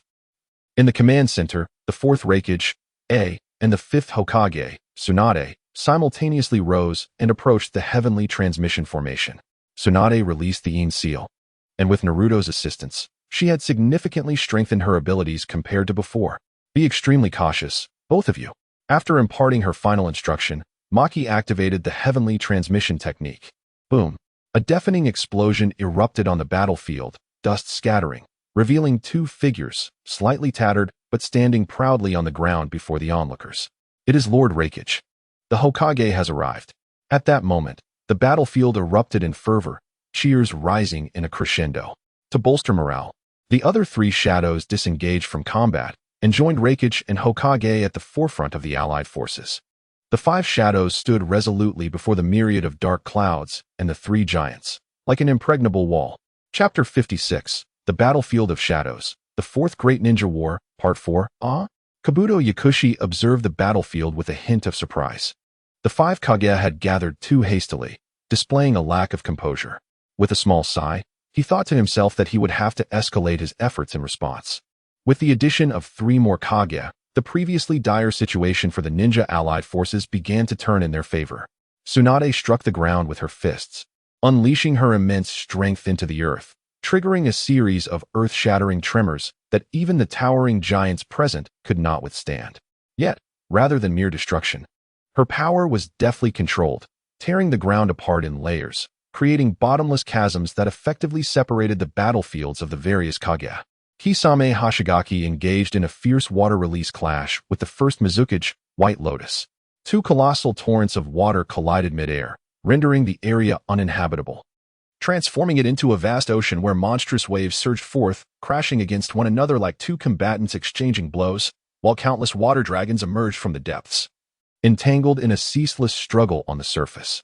On the other side, the Desert Reaper faced relentless sand waves and swirling sand whirlpools, wielding a massive spear to confront the quicksand head-on. Heavy sand projectiles, manipulated by Gaara, intermittently pummeled the enormous sand sculptures, while the first Wind Kage's wind techniques proved equally formidable, creating a gale that acted as a lethal barrier, preventing the projectiles from breaching its defenses. The fourth Reikage, persistently attracted the attacks of the first Reikage. The terrifying lightning bolts, known for their speed, held no significance against A's agility. He continued to maneuver closer to the first Reikage, who, in turn, unleashed an increasingly dense storm of lightning, striving to capture the flickering bolts of energy, granting the allied forces a momentary respite.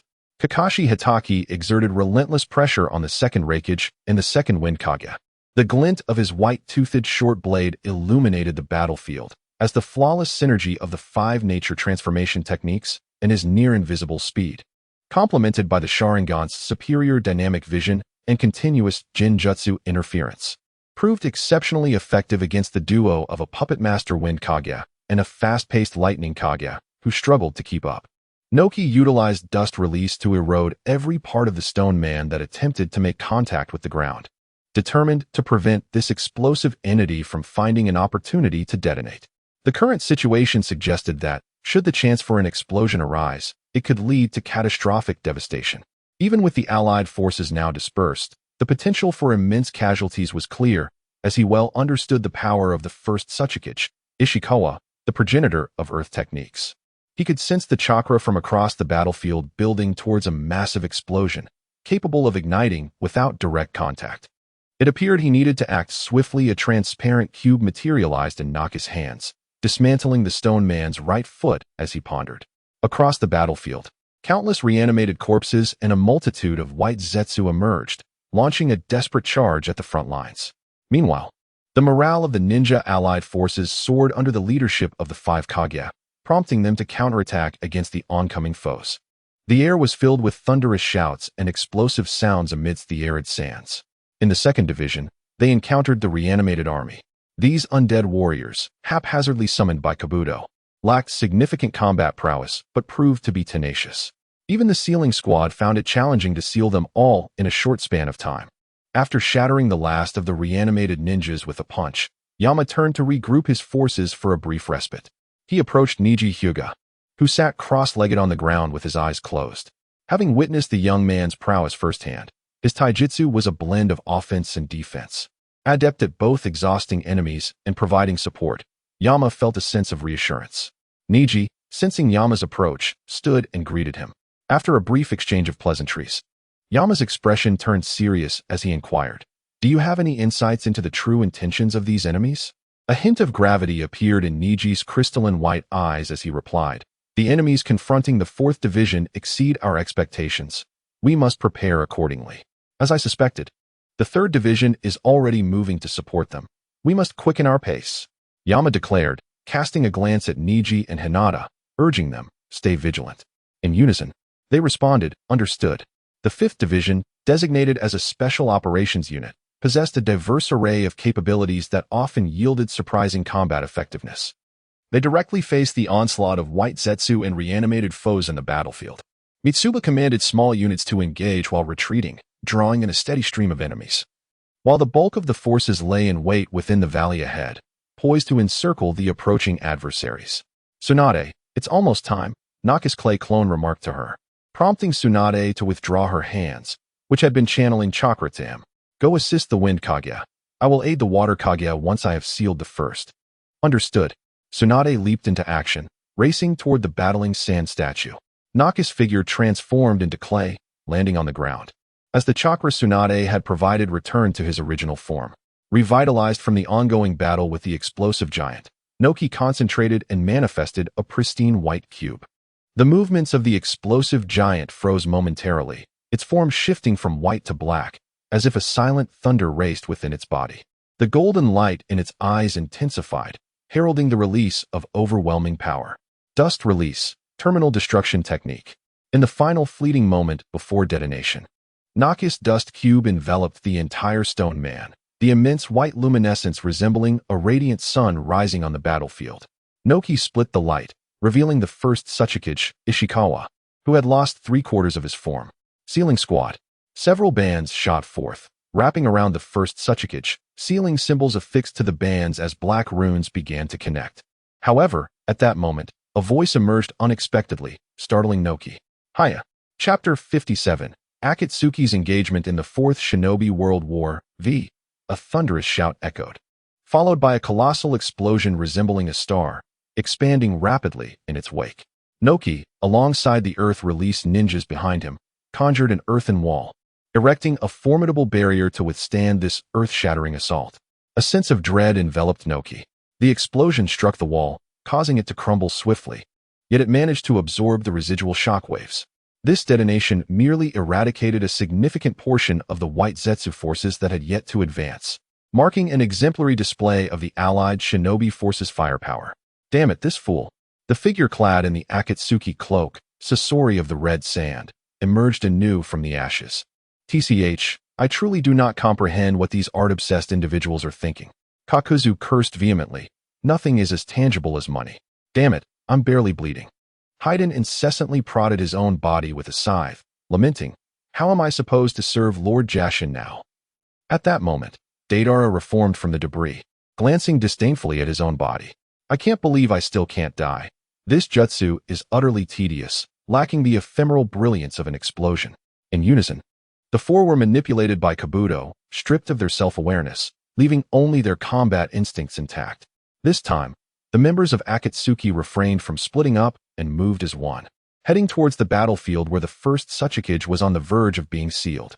Noki felt an overwhelming surge of pressure, casting a glance at Deidara's expressionless visage, igniting a flame of fury within him.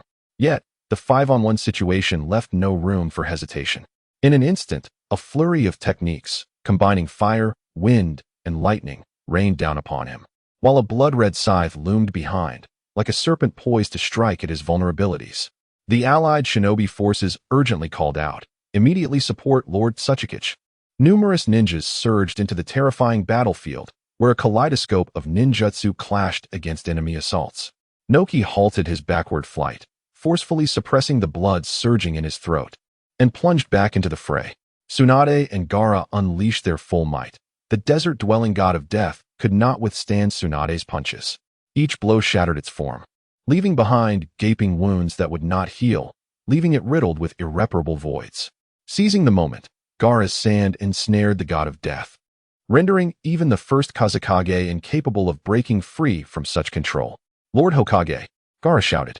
Tsunade propelled herself forward, leaping towards the god of death's face, unleashing the 100 healing seal, delivering a devastating punch to its jaw.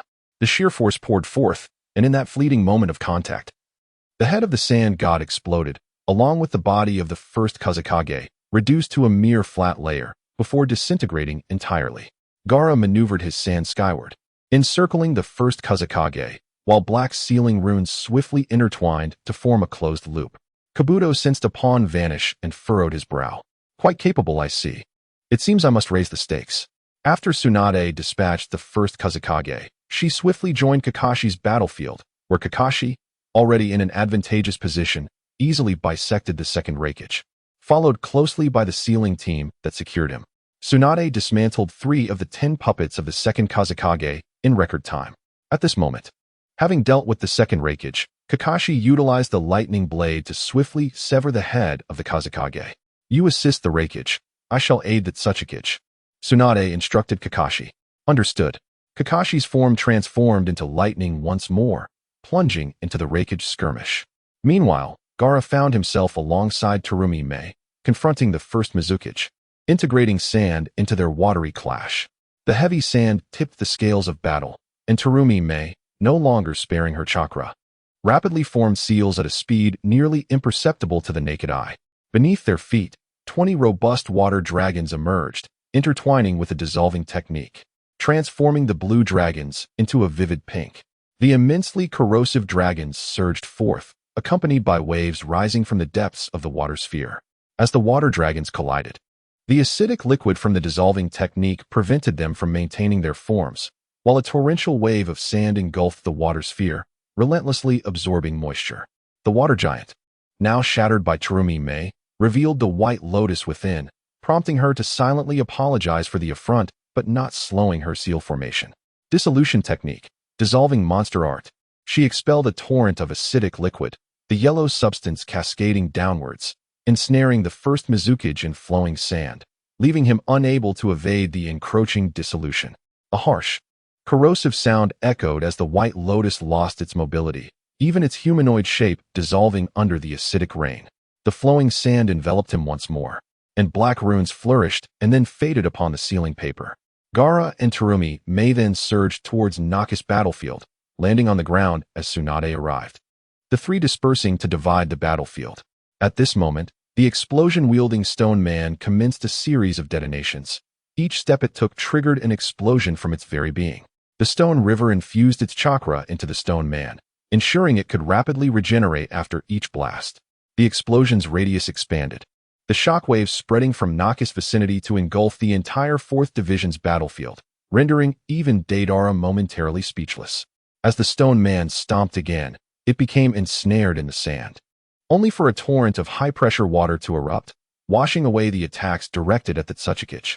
Finally, Devi arrived, Noki gasped, glancing at the explosive stone man before channeling immense chakra into the white cube in his hands.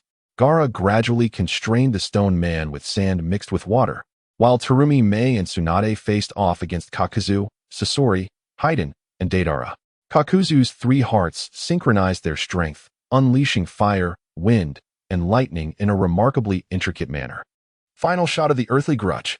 A thick beam of chakra shot forth. Water release. Water formation pillar. The 2 techniques collided, matching the power of the waterfall capable of suppressing Uchiha Madara. Chapter 58, Severing the Thunder, the 4th Great Ninja War, Part 6, Dust Release, Boundary Stripping Technique. As Tsunade, Senju, and Mei Terumi engaged in combat with 4 members of the Akatsuki, Inoki had already amassed his chakra. A towering white cube materialized in an instant, its blinding radiance signifying an absolute force of annihilation. In the face of such a dust release technique, even the formidable first Tsuchikage, Noki, found no avenue for escape. The brilliance of the white light intensified, and the explosion of the giant was completely quelled, leaving the battlefield in a profound silence. A low hum resonated as Inoki separated the dust release once again. Kazekage. Gaara raised his hand towards the first Tsuchikage, enveloping him in layers of sand, while multiple sealing tags appeared to bind him. At that moment, Kakashi Hatake dashed into the fray of the 2 Raikage. The 4th Raikage, utilized his speed to continuously divert the first Raikage's lightning storm. A glanced at the approaching Kakashi and nodded slightly, saying, "This technique is the strongest blow of the first Hokage. He quelled the entire war in the land of lightning with this storm." Kakashi narrowly evaded a bolt of lightning aimed at him, drawing his short blade, and inquired, "How do we deal with him?" In his current Edo Tensei state, he could only manipulate 100 bolts of lightning. We must keep moving and wait for the perfect moment to strike. Kakashi nodded, joining A in the search for weaknesses.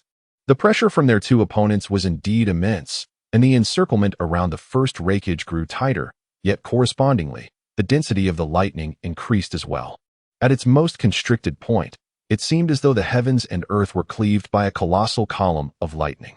Kakashi transformed the blade into wind release, attempting to exploit elemental superiority to find a breakthrough, but the power of the lightning was insurmountable. Even the wind could not sway it.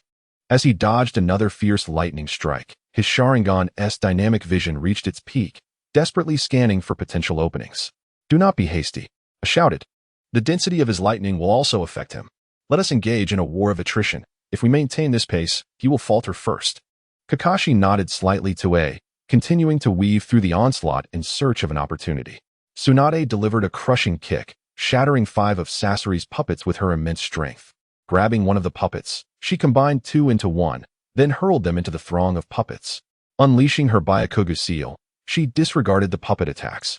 Even Sasori's poisons proved ineffective against her. The infusion of life force and the chakra of the Nine Tails significantly enhanced her physical prowess.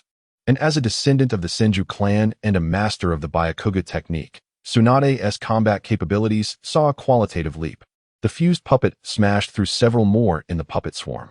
Tsunade leaped high, swiftly pursuing a dodging puppet in the air, effortlessly cleaving it in two.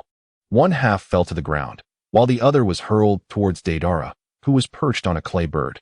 Without a glance back, Tsunade twisted midair, utilizing chakra to create a propulsion point beneath her foot, lightly tapping it.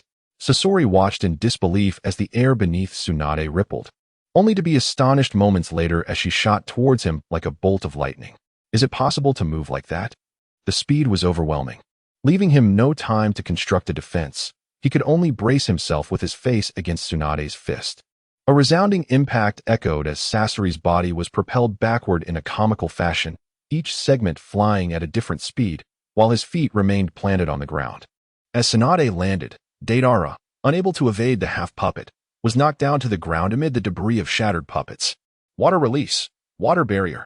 Terumi Mei conjured a wall of water to fend off Kakuzu's fire release, then leapt aside to avoid an earth spike ambush. Earlier, Mei had encased Haiden in a corrosive acid, and even his immortal body struggled against the highly viscous substance, severely hindering his mobility. However, Kakuzu was indeed a formidable adversary. Wielding all 5 elemental natures, adept in both ranged and close combat, and boasting high defensive capabilities as a hexagonal warrior. Although Mei had managed to destroy one of his water-based hearts, she now found herself limited to using water and boil release to disrupt and restrain him. After an exhausting battle, her chakra reserves were running low, while Kakuzu, due to his Edo Tensei state, was brimming with energy. Observing Mei's labored breaths, Kakuzu ominously remarked, "Heh, the head of a village leader would fetch a handsome sum at the exchange." At last, A and Kakashi found their opportunity. The dense lightning torrent had momentarily waned, and they both sensed a fleeting vulnerability. A's speed eclipsed even the lightning. He surged into the gap, his lightning release armor powered to its peak, causing his hair to stand on end like steel needles. Lightning release, thunderclap. A's devastating punch struck the already battered face of the first Raikage, causing the storm to momentarily abate. However, in that instant of impact, a deep wound appeared on A's shoulder, revealing bone. Kakashi now? I ignored the charred injury on his shoulder. Kakashi seized the precious opportunity created by A, his Sharingan spinning rapidly, while his short blade and body radiated a pale lightning glow. Hatake Lightning Blade, Final Form, Raijin Flash. Kakashi's leg muscles tensed as his body transformed into a streak of lightning, instantly appearing before the first Raikage. The sheer speed left the Raikage with no time to respond. Even the lightning he commanded could not keep pace with Kakashi. There were no convoluted sword techniques, only a smooth and simplistic horizontal slash. For a brief moment, it seemed as if the world had darkened. In that instant, only a piercing white light remained. The first Raikage's head was severed from his body, and only then did the summoned lightning strike Kakashi. The fourth Raikage's heart sank. No, fortunately, events did not unfold as he anticipated. An invisible blade of energy seemed to manifest in midair. Crack! The lightning erupted with a thunderous roar, the loudest sound yet on the battlefield, drawing everyone's attention. Kakashi knelt on the ground, sheathing his short blade, his silver hair falling over his eyes. Before him lay the decapitated figure of the first Raikage, alongside a massive bolt of lightning cleaved in two. Chapter 59, The Descent of Obito, the Fourth Great Ninja War, 7. With the arrival of Kakashi Hatake and the Fourth Raikage, the four members of the Akatsuki organization found themselves powerless to alter the course of the battle. Even when Sasori summoned a massive dragon with four limbs on the ground and wings sprouting from its back, using his third scroll, the tide could not be turned. The coalition swiftly coordinated their efforts, systematically eliminating them one by one, as the enemy's elite forces were sealed away one after another. The victory of the Ninja Alliance on the fourth battlefield became inevitable. At this moment, the first battlefield had seen the sealing of several formidable foes resurrected through the reanimation jutsu, and after clearing away the White Zetsu army and the reanimated minions, they were greeted by a heavyweight figure of this war, Obito Uchiha, clad in a white mask. Darui conveyed information to the command center before standing in front of Obito. Gripping his broadsword tightly, his gaze fixed intently on Obito's every move. Yet Obito seemed indifferent to him, his mismatched eyes devoid of any spark. He showed no concern for the Ninja Alliance. His sole purpose in this endeavor was to retrieve the sealed Eight Tails Jinchuriki, Killer Bee. He took a step forward, causing the Ninja Alliance to instinctively retreat slightly, but they raised their weapons, pointing them at him and shouted, "Don't move. Stay right there." Darui then questioned, "What do you intend to do?" Obito muttered to himself, "What a nuisance." In apparent response to Darui's words, a multitude of blades suddenly appeared around him, hovering ominously, their edges glinting with a cold light. Whoosh! A surge of golden chakra materialized in front of the Ninja Alliance, revealing that this power had shielded them from the onslaught of blades. A bright golden flash appeared at the forefront, and the coalition members discerned 5 large characters emblazoned on the back of the long robe. Fourth Hokage. How swift! Darui's pupils constricted, not merely in astonishment at the appearance of Minato Namikaze, but also in fear at the speed of Obito's blades, so rapid they were nearly imperceptible to the naked eye. Had the fourth Hokage not intervened to block the attack, he would have met a grim fate in that instant. "Thank you for your hard work. I will take it from here." A gentle voice, as soothing as a spring breeze, reached the ears of the coalition. Upon hearing this, Darui did not hesitate, immediately commanding the alliance to retreat swiftly to clear the battlefield. There was no other option in such a high-stakes confrontation. Not hindering these powerful fighters was the greatest help he could offer. However, Obito would not allow the alliance to withdraw so easily. He vanished and then unleashed a flurry of wooden blades. Minato charged toward him, 9 golden chakra hands extending from his back, each cradling a massive Rasengan. Shinra Tensei. The repulsive force, far stronger than that of the Deva path, erupted and clashed directly with the Rasengan. The Rasengan detonated, a blue explosion expanding outward. Yet it could not approach Obito. Instead, several wooden branches burst through the explosion, driven by the repulsive force into the chakra hands. The wooden branches rapidly sprouted, piercing deep into the chakra hands. Minato realized that the wooden constructs were absorbing his chakra, causing the chakra hands to dissipate like ice sculptures under intense heat. Nevertheless, he had already completed his technique, unleashing a miniature-tailed beast bomb directly at Obito. The tailed beast bomb collided with the residual force of Shinra Tensei. Boom! The tailed beast bomb suddenly illuminated, and a violent explosion surged forward, shattering Obito's Shinra Tensei. As the remnants of the explosion faded, a conical crater was left in the ground before Minato. Obito, descending from the realm of illusion into the physical world, gazed at Minato before him and taunted, "Fourth Hokage, your speed is impressive, yet why could you not save your beloved wife?" Minato looked at Obito, his expression filled with disappointment and regret, and replied gently, "There is no need for further probing, Obito. Naruto has already informed me." Obito fell silent, then spoke with a tone of resignation. "Indeed, it is I. I am the student you failed to save, just as you could not save Rin. You are a failure. Not only could you not save your student, but you also could not save your own wife. What good is being Hokage if you achieve nothing?" Minato regarded Obito quietly, his expression unwavering despite the harsh words. He understood that Obito's anger stemmed not merely from this, but from a world that had allowed someone like Rin to perish. Yet, he felt a tinge of self-reproach. Why had he not recognized Obito sooner? Why had he been so weak at that time? Minato recalled how he had been influenced by Obito during their last encounter, hesitating when he should have acted. This time, however, he understood that dwelling on the past was futile. All he could do now was to fight Obito with unwavering resolve, to utterly defeat him, and in doing so, guide him back to the right path. Gathering a Rasengan in his hand, he simultaneously extended a massive hand behind him, launching the Flying Thunder God Kunai to various locations. Haha, you think your psychological tactics are working? Obito laughed, believing he had gained the upper hand. Teacher, have you lost your composure? Obito, Minato's voice, tinged with sadness, interrupted him. In the next moment, Obito felt a searing pain in his chest and looked down in shock at the dark golden Minato, the pointed blade of the Flying Thunder God Kunai still dripping with his blood. If you were still alive, I would hope you could become Hokage, Minato's voice, filled with regret, echoed in his ears. The Flying Thunder God Mark. When? Where? Obito's heart raced, and he activated Izanagi, resurrecting himself a short distance away.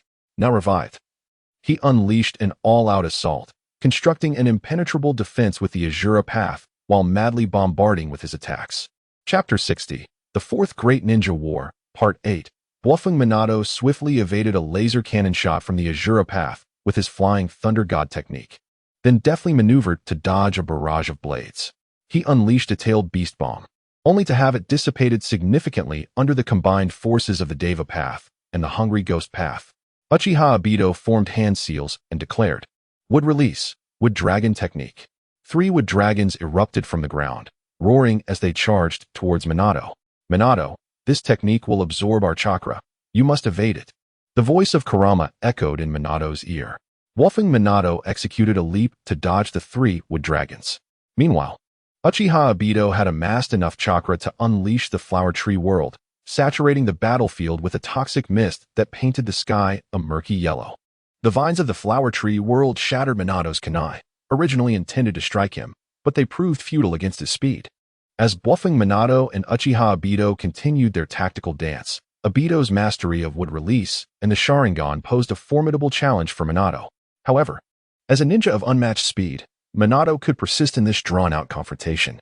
Suddenly, a horde of reanimated corpses emerged behind the Ninja Alliance, launching a frenzied assault upon the ranks.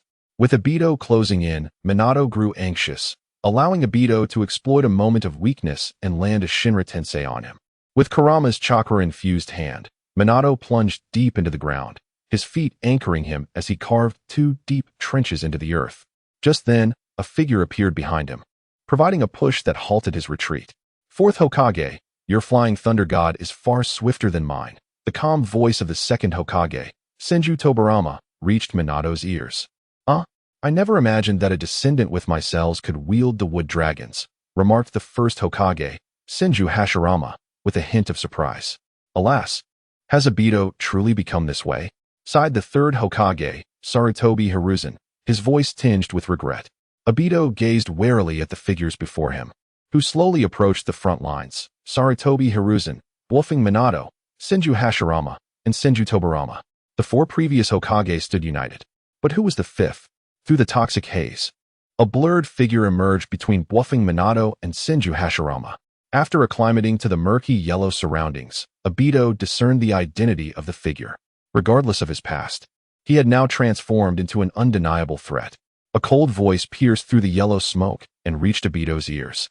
Such a being must not be allowed to continue existing. As these words echoed, a pair of 6-pointed star patterns glimmered ominously in Obito's vision. Humph. Sasuke, it seems your wings have grown strong enough, he sneered. Sasuke, unperturbed by the taunt, retaliated with a scorching, meteoric fireball jutsu. Humph, still as impulsive as ever. Obito formed hand seals, and a tempest of air swirled before him due to the spatial transfer. Fire release, storm dance. Spiral fire serpents clashed with the meteor-like fireballs, exerting immense pressure that sent waves of heat rippling outward. Water release, water severing wave. Earth release, earth dragon fire flow.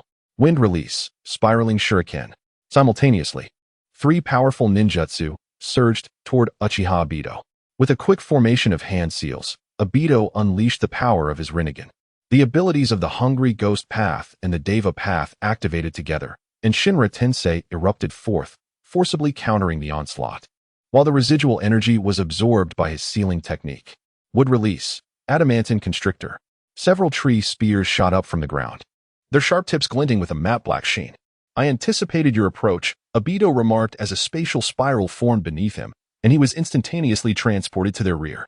A barrage of laser cannons unleashed towards the group, igniting Sasuke in a dark purple chakra. The impact of the light cannons produced a thunderous roar. And as the blinding radiance faded, a skeletal Susanoo enveloped Sasuke, while the others vanished from sight. Uchiha Obito evaded the staff of Sarutobi Hiruzen by angling his body midair, then struck the ground to summon a great tree that ensnared Sasuke's bow. Wolfing Minato and Senju Tobirama materialized on either side of Uchiha Obito, their weapons and chakra claws launching a simultaneous assault, only to be repelled by a forceful Shinra Tensei. With the Shinra Tensei forced out, Senju Hashirama, Uchiha Sasuke, and Sarutobi Hiruzen initiated another ranged attack against Obito. Confronted by the combined onslaught of the wood dragons, the Susanoo's arrows, and the lightning water dragon bullets, Obito's gaze flickered as the powers of the Hell and Hungry Ghost paths activated simultaneously. A king of hell, with its mouth agape, manifested a transparent air barrier. The three attacks entered its maw without causing any disturbance. Amaterasu. Black flames erupted, incinerating the king of hell as it attempted to devour the ninjutsu. Wolfing Minato and Senju Tobirama reappeared at Obito's flanks, wielding miniature-tailed beast bombs and explosive tags. Simultaneously, Uchiha Sasuke emerged from the black flames, releasing a close-range Amaterasu arrow. Humph! A mayfly shaking a tree. Uchiha Obito made no effort to evade, condensing a black sphere in his hand, allowing the attacks to engulf him. Planetary devastation. A tremendous gravitational pulse surged forth, causing everyone present to struggle to maintain their footing.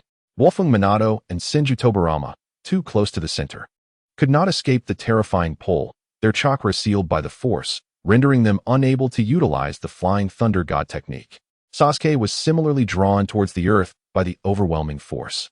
This technique was far stronger than what Naruto faced against Pain. Damn it, we must break free. Kurama. Prepare for a strike to break through. Minato instructed Kurama, gathering chakra for the impending push. Kurama's voice echoed with confusion. What are you gathering chakra for? Are we not breaking through? Hey, though Senju Hashirama is past, he is not truly dead. A sudden dragon's roar reverberated from below as a massive wooden figure emerged. Its fists clenched and two wood dragons spiraling around it. Chapter 61. Theft. The Fourth Great Ninja War, Part 9. The wooden man crouched slightly, gathering strength, as two wooden dragons emanated a faint golden light from its right fist. Senju Hashirama shouted, and the two golden wooden dragons roared forward. Their terrifying power from the wood released crashing into the colossal celestial body in the sky, which was nearly 10 meters in diameter. Boom. The small asteroid in the sky erupted into a magnificent white light, resembling a sun born on the battlefield. The overwhelming gravitational force dissipated, freeing Uchiha Sasuke, Namikaze Minato, and Senju Tobirama, who immediately joined the fray with Sarutobi Hiruzen and Uchiha Obito. Namikaze Minato appeared before the third Hokage, using the golden fox head to block incoming blades, while simultaneously reinforcing Hiruzen with Nine-Tails chakra. Meanwhile, Sarutobi Hiruzen formed hand seals. 5 elements. Great multi-shadow clone technique. The power of the 5 elements erupted, and 5 luminous spheres raced toward Obito. Uchiha Obito countered with the powers of the Hungry Ghost Path and Hell Path, summoning a spectral figure capable of devouring ninjutsu. However, this time Uchiha Sasuke and Senju Tobirama were prepared. Amaterasu. Shadow Clone. Flying Thunder God Slash. Black flames ignited upon the spectral figure as several shadow clones wielded katana and teleported to the figure, slicing through it. The intense heat and strikes caused the figure to vanish. Namikaze Minato positioned himself before the 5-element spheres, and upon seeing this, Sarutobi Hiruzen swiftly altered the technique's trajectory, redirecting the explosion's center to Minato. Uchiha Obito, perplexed, wondered why the opponents had begun their assault. Had his sensei unexpectedly grasped his intentions? As he pondered this, the second Hokage, Senju Tobirama, suddenly appeared behind him. Flying Thunder God. Both Tobirama and Minato exclaimed. Mutual instantaneous technique. Obito, evidently unaware of the unfolding events, suddenly faced 5 terrifying spheres of light. Boom! A cataclysmic explosion erupted, creating a towering mushroom cloud. The explosion's impact area expanded, obliterating everything within, its destructive power rivaling that of a tailed beast bomb. The explosion lasted a full 30 seconds, during which Uchiha Obito was killed multiple times. The first unit observed the battle from the rear, witnessing the asteroid hovering in the air, the circling golden dragons, and the subsequent explosion. Is this truly a human battle? One ninja stuttered, astonished. Darui, equally shocked, reflected on the scene he had witnessed in the Land of Iron. Yet each sight continued to astonish him. It was hard to imagine such chaos could arise from a human conflict. Suddenly, Hinata Hizashi, observing the battle with his Byakugan, was taken aback. He turned towards a sealed body of a reincarnated individual, unleashing a palm strike. Watch that area. Something is approaching. A nearby ninja, close to the seal, immediately drew his weapon, anxiously watching. As the shockwave approached the sealed corpse, a small figure suddenly emerged from the ground. It was a Sharingan with limbs. A triangular kaleidoscope eye. A vortex of space-time appeared, and the sealed body, entwined in layers of sealing, along with the Sharingan, vanished rapidly. The palm strike struck the ground, sending up a cloud of dust. Darui arrived just in time, gazing at the vacant space where the body had been, his expression grave. Whose body was that? It was the corpse of the previous Eight Tails Jinchuriki, Killer Bee. Uchiha Obito, having momentarily relaxed amidst the skirmish, was seized by Senju Tobarama, who delivered a powerful blow that exploded Obito's head. Obito reappeared at his original position, but Sarutobi Hiruzen's lightning water dragon bullet surged toward him. He raised his hand to use the hungry ghost path to absorb the technique, but suddenly felt a sharp wave of paralysis. The sound of chirping thunder erupted as Sasuke, wielding the Kusanagi sword, flashed past, leaving only a trail of lightning and Obito's severed head in the air. The illusion shattered, and he found himself once again ensnared in a dreamlike state. Namake's Minato appeared in an instant, delivering a Rasengan point-blank. Uchiha Obito activated his wood release for defense, only to realize that Minato was merely feigning an attack. A straight bolt of lightning descended from the sky with such speed that even Obito could not evade. Lightning release. Kirin. As the lightning dissipated, Obito stood unscathed, his complexion slightly pale. If one overlooked his somewhat ashen face, they might believe that the recent battle had merely been an illusion. However, the others were panting. Even the reincarnated bodies could not endure the accumulated mental strain from prolonged high-intensity combat. They had managed to kill Obito dozens of times, but the battle had devolved into a war of attrition. They understood that defeating Obito was a daunting task, and they were aware that he still had trump cards yet to be revealed. Nonetheless, Obito could not easily escape. As long as they could keep him occupied, they could force out more of his hidden abilities, making the subsequent battles easier. Obito's mood had plunged to the depths. While the recent planned success had initially thrilled him, it was no longer merely a matter of strategy. He was now cornered. Moreover, the fact that Senju Hashirama had not yet made a move added to the immense pressure he felt. Damn it, when will Madara make his move? Obito raged internally, fully aware that Madara was retaliating against him. Yet, he was powerless, for the hope of breaking the deadlock lay with Madara, and all he could do was clear obstacles as best as he could. Uchiha Obito's assaults became increasingly ferocious, unleashing a barrage of blade-like projectiles and wooden spears with reckless abandon. The Shura Path's cannon spewed forth relentless firepower, overwhelming even Minato's Fox Head and Sasuke's second-stage Susanoo. The force spread out, launching a frenzied counterattack. Various ninjutsu bombarded from all directions, creating earth-shattering explosions that echoed throughout the battlefield, nearly reducing the cliff along the coastline to sea level. At a critical juncture of their confrontation, a blinding white light erupted at the center of their clash, accompanied by a voice filled with exasperation that resonated across the battlefield. Super, Shinra Tensei. Chapter 62, Niji, the Fourth Great Ninja War, Part 10, a radiance as fierce and resplendent as the sun descended upon the battlefield, unleashing a terrifying force that overwhelmed every soul present. Even Sasuke, having activated his Susanoo, found himself unable to withstand the onslaught entirely. In the fleeting moments preceding this catastrophic strike, the four reanimated Hokage swiftly repositioned themselves, subsequently activating the Four Crimson Suns formation. The towering Crimson Barrier partitioned Obito and the allied ninja forces, forcefully obstructing the cataclysmic Shinra Tensei. Uchiha Sasuke, harnessing the power of Susanoo, drove his long blade deep into the earth, a desperate attempt to create a counterforce against the overwhelming repulsion. The chakra of both sides entered an unparalleled frenzy of consumption. their anguished roars resonating as the blinding light began to fade. The temporary depletion of his ocular power caused Obito's vision to darken momentarily, yet from that gloom, a massive purple sword descended like divine retribution, piercing through him and driving him deeper into the ground. In a bid for escape, Uchiha Obito activated his Anaji, only to be met with a chilling revelation. The ground beneath him was marred with a spiderweb of fissures, from which dark purple light flickered as if emerging from the depths of an infernal abyss. Susanoo signified absolute annihilation.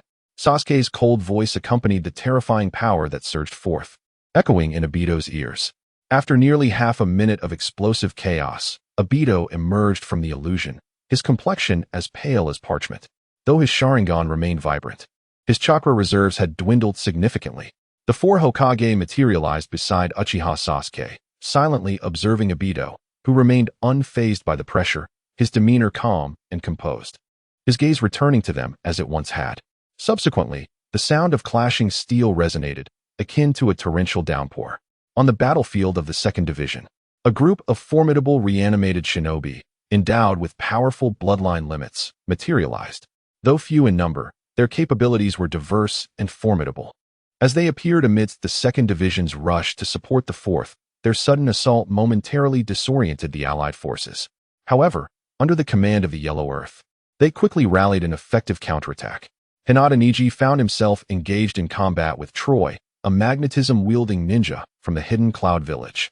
Troy's ability to manipulate magnetic weaponry revealed vulnerabilities to Niji's perfect Byakugan, allowing him to evade waves of attacks with elegant ease, ultimately positioning himself right before Troy.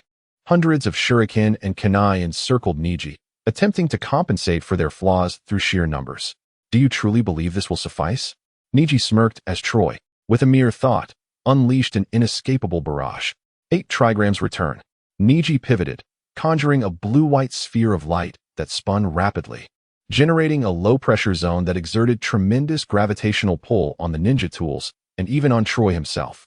The weapons detached from Troy's control, drawn towards Niji's return, and were subsequently obliterated by the high-speed chakra. Yet, Troy withstood the dreadful force, standing firm. Humph! Niji scoffed, as the blue-white sphere expanded suddenly, engulfing Troy within its grasp. Unable to evade such an attack, Troy found himself gradually disintegrated.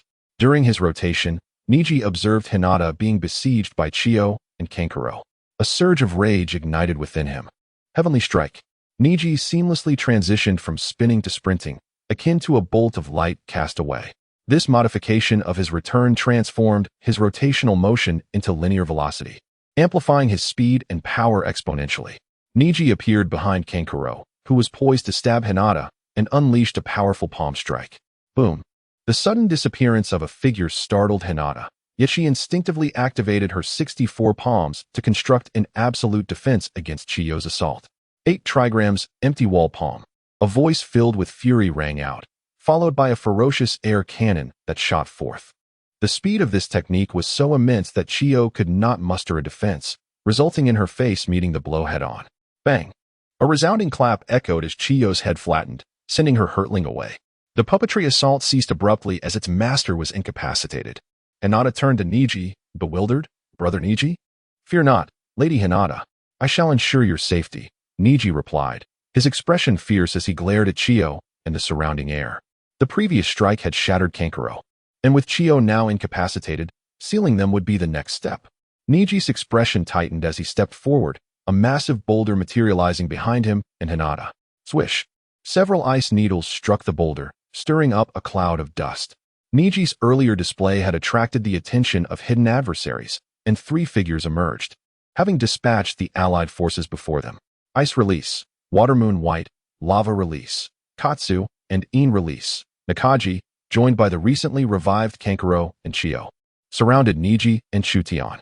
Meanwhile, other ninjas attempting to provide support faced even fiercer resistance. Damn it! Black Earth found himself overwhelmed by a colossal fused white Zetsu and a swarm of reanimated minions.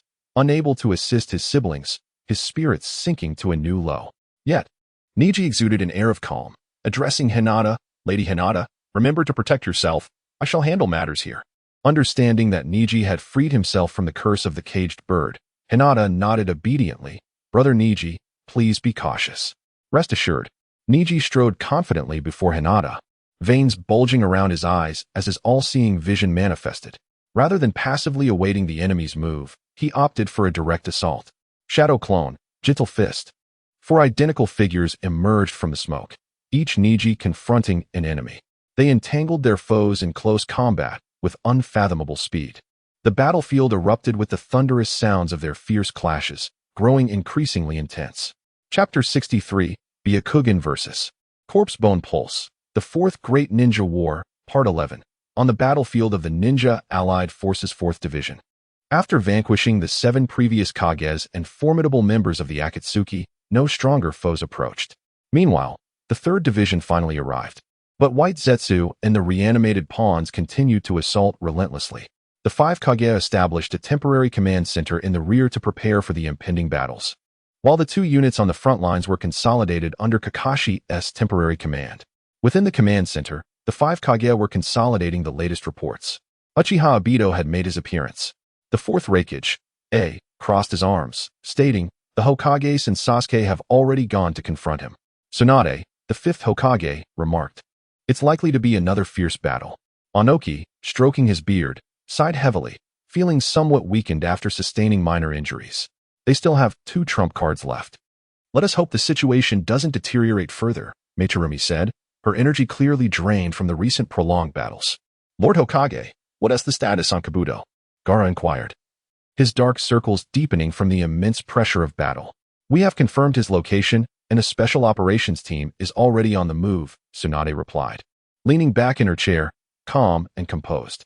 "Now, we must await the appearance of Uchiha Madara and that secret weapon. For now, we wait here." Seated at the center of the Allied Forces Command, spoke with gravity, "We must also be vigilant against Kabuto summoning more terrifying entities. We must remain alert at all times." On the first battlefield, the once clear coastline had transformed into a desolate wasteland, ravaged by powers akin to those of deities. The ocean encroaching upon the land by at least a kilometer. The Allied forces and White Zetsu were engaged in a blood-soaked frenzy, the sea stained crimson, the dim, grayish-yellow atmosphere amplifying the sense of an apocalyptic world. In the core of the battlefield, Uchiha Obito faced 5 adversaries in a prolonged stalemate, prompting even Senju Hashirama to join the fray. Relying on his immortality and the Rinnegan, Obito battled against 5 foes, though he remained at a disadvantage and was continually suppressed. He did not succumb to defeat. The struggle yielded no significant advantage to either side. Uchiha Sasuke evaded a flying blade, drawing the Kusanagi, which transformed into a transparent barrier of chakra around him, appearing amidst Obito's black flames. Sensing the moment, Namake's Minato swiftly used the Flying Thunder God technique, hurling several kunai. Spiraling Flash, Super Rasen Dance. His form became a brilliant golden light, darting through the kunai until he coalesced into a dazzling golden tornado. Obito attempted to repel the attack with Universal Pull. However, during the rapid maneuvering, the Flying Thunder God exhibited aspects of divine power, completely disregarding the repulsion. The spatial storm engulfed Obito without restraint, subjecting him to hundreds of strikes in but a second. Sasuke quickly followed up, merging Chidori with Amaterasu. Yukake's piercing spear. With a cry, the combined forces pierced Obito's heart, lightning and flames obliterating him in an instant. Minato then teleported beside the 2nd Hokage, awaiting Obito's inevitable resurrection. On the second battlefield, Hyuga Niji's performance could only be described as exceptional. With the absolute clarity of his Byakugan and the enhanced capabilities of his body due to its unsealing, Niji's agility reached unparalleled heights, ensnaring his opponents within his close combat range. Most of those he faced were ninjutsu-oriented, lacking prowess in hand-to-hand combat, and thus, once ensnared by Niji, they promptly lost all opportunities. Coupled with the Gentle Fist's ability to seal and suppress chakra, Kinji, Mizuki, and Jay-Z soon found themselves incapacitated. Conversely, the puppet master Chiyo and the heir of the Corpsebone Pulse, Kimimaro, managed to withstand Niji's initial onslaught, engaging him in a fierce exchange. With 3 ninjas sealed, Niji dispelled 3 shadow clones, focusing his power against the 2. Scorpion, dual water and fire cannons. A robust voice resonated, drawing Chiyo's attention. As Niji observed the surprise assault from the Allied Forces ambush unit, Kankuro, "We received orders from the 5 Kage. The ambush unit will rendezvous with the follow-up forces. A cold male voice followed. Asai launched his attack on Chiyo. Niji nodded slightly, dispelling his last shadow clone, fully committing to combat against Kimimaro. Can you hear my voice? Niji asked, but Kimimaro remained unresponsive, his expression vacant. Lacking self-awareness, Kimimaro sprouted several bone spikes that spiraled into a spear and charged forward. Niji executed a side kick, redirecting Kimimaro away, yet sharp bone spikes suddenly erupted from Kimimaro's shoulder and back. Niji performed a backflip to evade the strike, simultaneously kicking Kimimaro to push him back.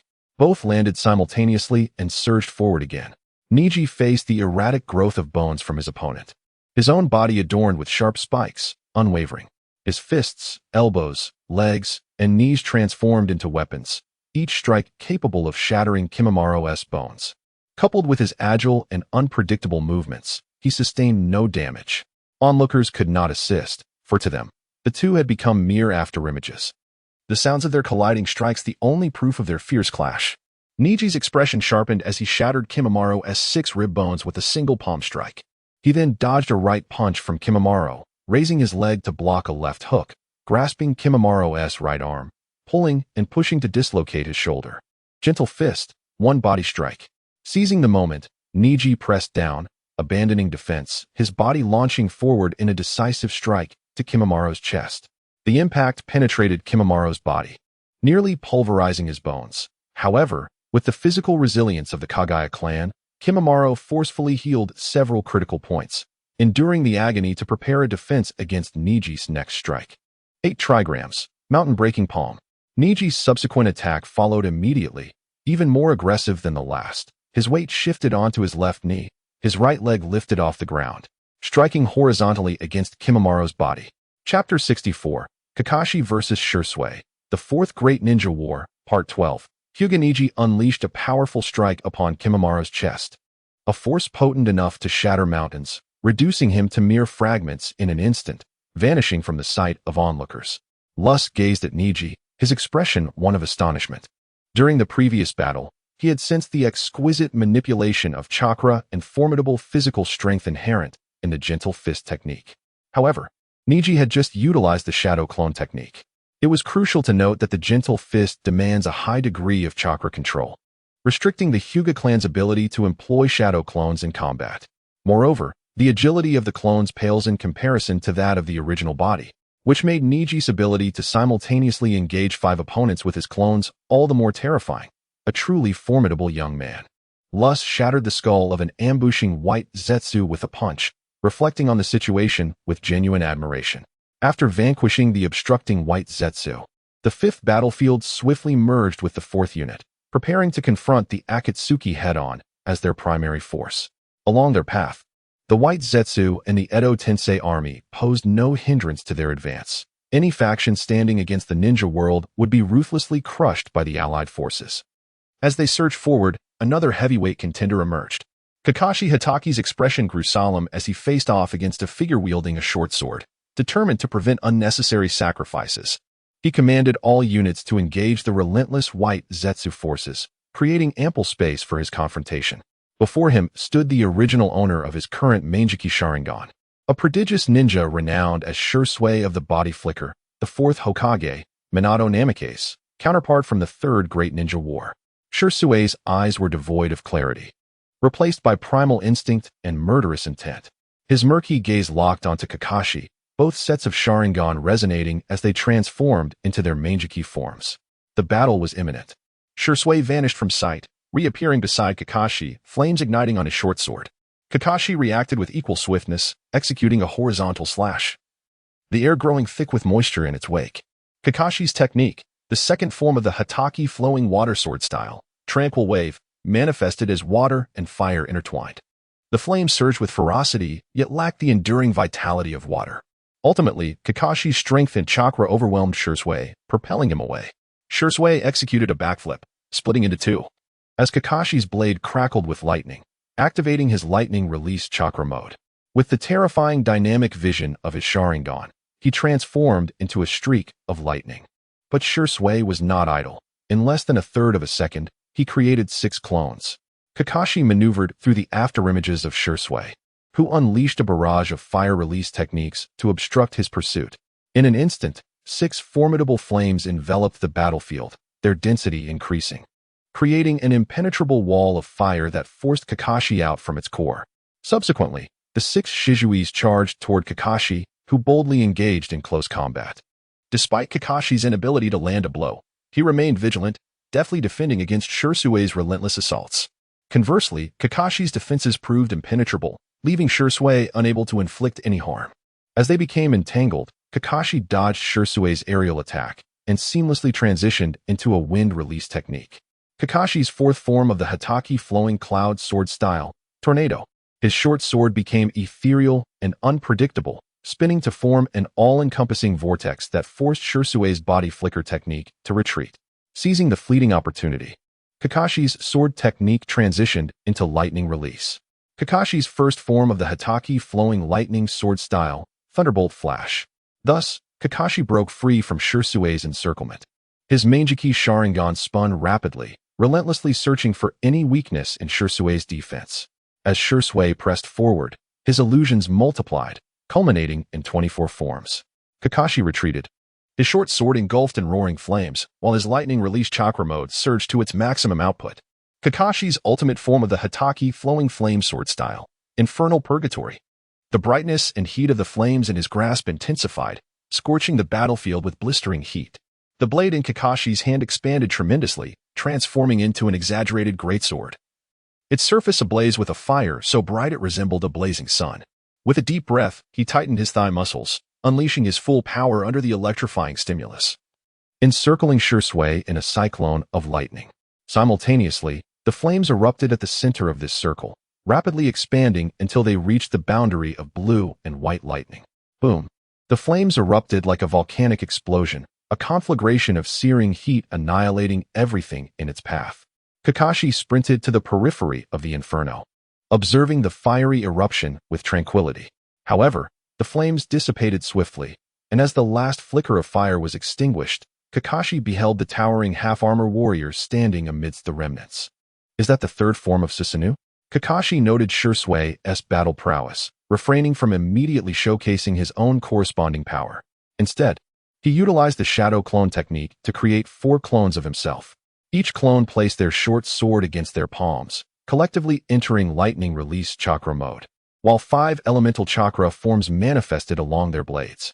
This technique represented the culmination of the Hatake clan's swordsmanship, a card up his sleeve beyond Susanoo.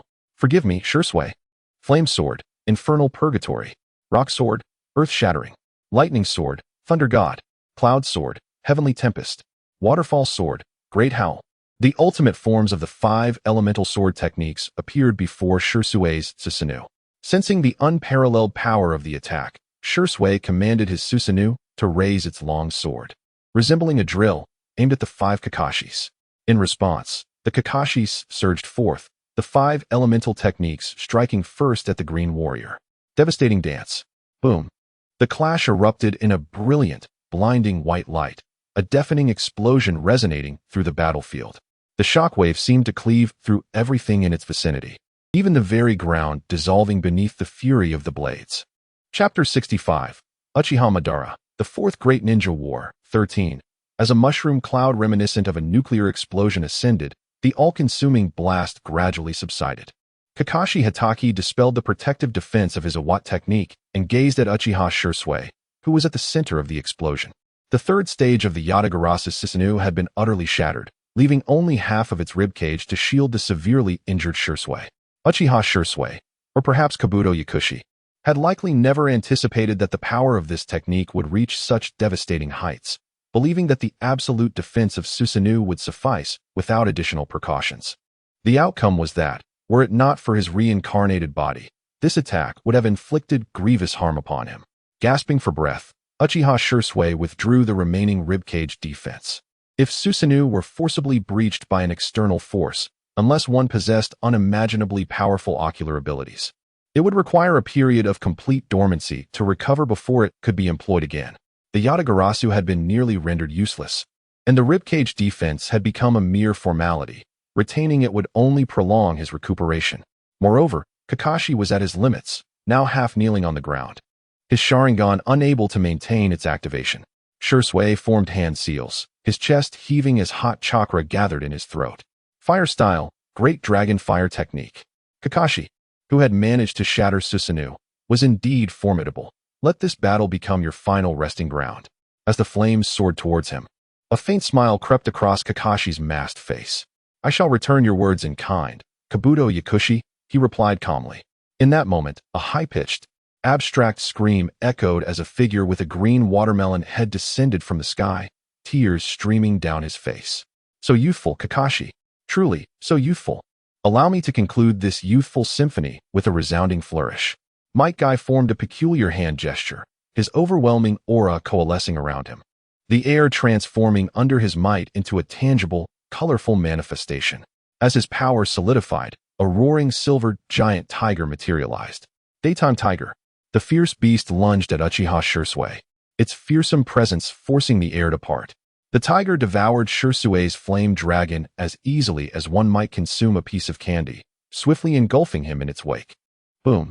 Dust erupted as the ground was violently displaced, leaving a massive crater where Uchiha Shursui's figure had been obliterated. The two warriors waited a moment, and as the remnants of the reincarnated Shursui materialized in the air, they confirmed it was indeed him before sealing him away. Guy exited the 8th gate, and Kakashi struggled to rise from the ground, both now in a state of battle fatigue. On the primary battlefield, Uchiha Obito's condition had deteriorated significantly. His complexion was as pale as death, unable to even open his Rinnegan, relying solely on space-time ninjutsu and Izanagi to entangle his opponents. Across from him, the 4 Hokage of Konoha and Uchiha Sasuke were equally beleaguered. In the face of the full might of the Rinnegan and the immortality granted by Izanagi. While Obito was not their match, he proved to be exceedingly troublesome, necessitating utmost vigilance, as he possessed the potential to inflict real damage. The intensity of battle combined with extreme mental strain left them all in a dire state. You cannot prevail against me. Obito gasped defiantly. Humph. You shall not leave here unscathed. Hashirama Senju clasped his hands together, gathering the nearly depleted sage chakra. Sasuke Uchiha forced himself to muster his strength, reigniting his once-diminished Sharingan from 3 Tomo to the eternal Manjiki Sharingan. Obito Uchiha, today, you will not escape from here. His crimson eyes had been honed in battle, and he sensed that upon his next recovery, enhanced by the power of the Star of the Sea, he would emerge even stronger. Minato Namikaze, having provided chakra to Sasuke, found himself with a gap in his own reserves, his Nine-Tails mode now reduced to a flicker of dark golden flames on his shoulder. Sasuke let out a low growl as dark purple chakra enveloped him, solidifying into the second stage of Susanoo. He drew back the bow of Susanoo, aiming an arrow at Obito. Seeing this, Obito utilized his Manjiki to teleport away from the arrow, but his chakra was insufficient for rapid long-distance travel, allowing him only to evade the arrow narrowly. When the purple arrow struck the ground, it kicked up a cloud of dust. Yet, unbeknownst to Obito, this luminous arrow contained a kunai imbued with the Flying Thunder God technique. The second Hokage, Tobirama Senju, transported Sasuke to the location of the kunai, placing Obito squarely within the attack range of Sasuke's Susanoo. The skeletal hand of the now first stage Susanoo gripped a formless light sword, swinging it toward Obito. Boom. Another cloud of dust erupted as Obito's resurrection took a considerable toll, slowly emerging from the illusionary realm back into reality. His expression darkened severely moments ago. He had nearly been trapped at the juncture of reality and dreams. Damn it, Uchiha Madara, hurry up. Is your petty pride truly more important than the Moonai plan itself? Obito seethed internally. Kakashi led the 3rd, 4th, and 5th divisions, meeting up with the 2nd division en route, culminating in the full assembly of all 4 forces. The 5 Kage understood that, with the strength of the Ninja Alliance, confronting Uchiha Madara directly could grant him an opportunity to eliminate them all. However, uniting their forces also meant they possessed sufficient leverage to entice Madara into action. They were dancing on the edge of a blade. As the Ninja Alliance advanced, they suddenly encountered a sandstorm. The world around them grew dim and indistinct, as if reverting to a primordial state of chaos. The temperature plummeted alarmingly, and as they ventured deeper, the winds weakened, seemingly suspending the sand particles in midair due to reversed gravity. The atmosphere was stifling, and the leaders, along with the 5 Kage, realized Uchiha Madara awaited them just ahead. Chapter 66. Naruto joins the battle. The Fourth Great Ninja War, 14. The only thought occupying the minds of the allied shinobi forces was one of despair. As if the entire world had been engulfed by an overwhelming sandstorm. The sky was shrouded in gloom, as if the sun had forsaken this realm. With the howling winds echoing like the cries of a desolate world. The suffocating sand enveloped them, rendering visibility nearly non-existent. The troops moved forward, shoulder to shoulder. Those who strayed from the group risked becoming eternally lost in the sea of yellow sands. Their pace considerably slowed. The air was oppressively heavy, each breath requiring immense effort. As they ventured deeper into the storm, the wind's speed diminished, yet the suspended sand particles remained unchanged, as if the very laws of physics had been upended. The atmosphere was stifling, and an unnatural silence prevailed. At this juncture, even the dullest of ninjas could sense the abnormality. The forthcoming adversary seemed far more formidable than the 7 shadows they had faced earlier. Anxiety gripped their hearts, and they clutched their weapons tightly, bracing for the impending confrontation. Suddenly, Uchiha Obito, confronting 5 opponents, erupted into laughter. "Ha! You have ultimately failed to hinder me." He wiped blood from his body and forcibly activated his Rinnegan, his purple eyes igniting with the last remnants of his chakra. Summoning technique. Dark summoning runes expanded beneath his hand, yet with each increment, Obito's hair turned increasingly white, as if the very essence of his life force was being siphoned away. In the blink of an eye, his hair had turned nearly entirely gray. Boom! A massive plume of white smoke erupted behind him, accompanied by a sharp crack, as the outer path golem materialized before the group. However, this incarnation was not entirely as they had previously encountered. Its structure remained unchanged, yet it was enveloped in a swirling black and white substance. Senju Hashirama's expression shifted dramatically as he sensed that this viscous layer contained the essence of both his and Madara's powers. Stay vigilant. The visage of the sage returned to his forehead, and an immense chakra surged forth. Would release, would golem technique. With the assistance of Senju Tobirama and Sarutobi Hiruzen, Minato Namikaze and Sasuke Uchiha unleashed their full might. Kurama and the complete Susanoo positioned themselves on either side of the wooden figure, ready to confront the towering golem. After a brief moment of energy accumulation, a pitch-black tailed beast ball, 2 spiraling golden wooden dragons, and a dark purple arrow enveloped in black flames surged forth simultaneously towards the black and white outer path golem. Boom! The unleashed assault resulted in a cataclysmic explosion, a force so tremendous that it surpassed even Shinjutsu's gravitational pull. The already battered coastline was utterly obliterated, as the terrifying power flattened mountains. The explosive shockwaves cascaded into the ocean, triggering a counter-tsunami that temporarily revealed the devastated terrain. As the chaos subsided, the remnants of the joint attack revealed that the outer path golem had vanished, leaving behind only a half-black, half-white figure. Yet, this figure was not distinctly black and white, but rather a tumultuous blend of both. Upon closer inspection, they discerned that the figure bore 2 faces, Uchiha Madara's visage on the left and Senju Hashirama's on the right, each sporting 4 Sharingan. This grotesque and eerie appearance elicited a visceral reaction from the 5 warriors, with Hashirama's expression darkening profoundly. He turned to Sasuke and declared, "The village of Konoha must implement cremation henceforth." The others did not respond with mirth to this morbid jest. Their tension was palpable. For this foe was far more daunting than Obito, emanating a pressure that overshadowed the mere presence of the outer path golem. Meanwhile, Obito had already retreated the moment the golem diverted their attention. "Fourth Hokage, how is Naruto faring?" Tobirama inquired, standing behind Minato. "He has already set off towards the 4th battlefield. Where's Madara?" Minato replied. Tobirama nodded, and together with Minato, they entered a state of heightened alertness, facing this seemingly demonic adversary. With a cough, "Let us all advance together," Hashirama commanded, as the 3 colossal figures surged forward towards the golem. Suddenly, the slow yet distinct sound of footsteps echoed through the yellow sands, resonating in the ears of every ninja present. The silence of the battlefield was shattered by this sound, instilling an immense psychological burden upon all gathered. 5 figures leaped over the allied forces, landing before them. The 5 Kage stood resolutely in front of Uchiha Madara and the Shinobi Alliance. Kakashi Hatake joined them, standing shoulder to shoulder against this legendary figure.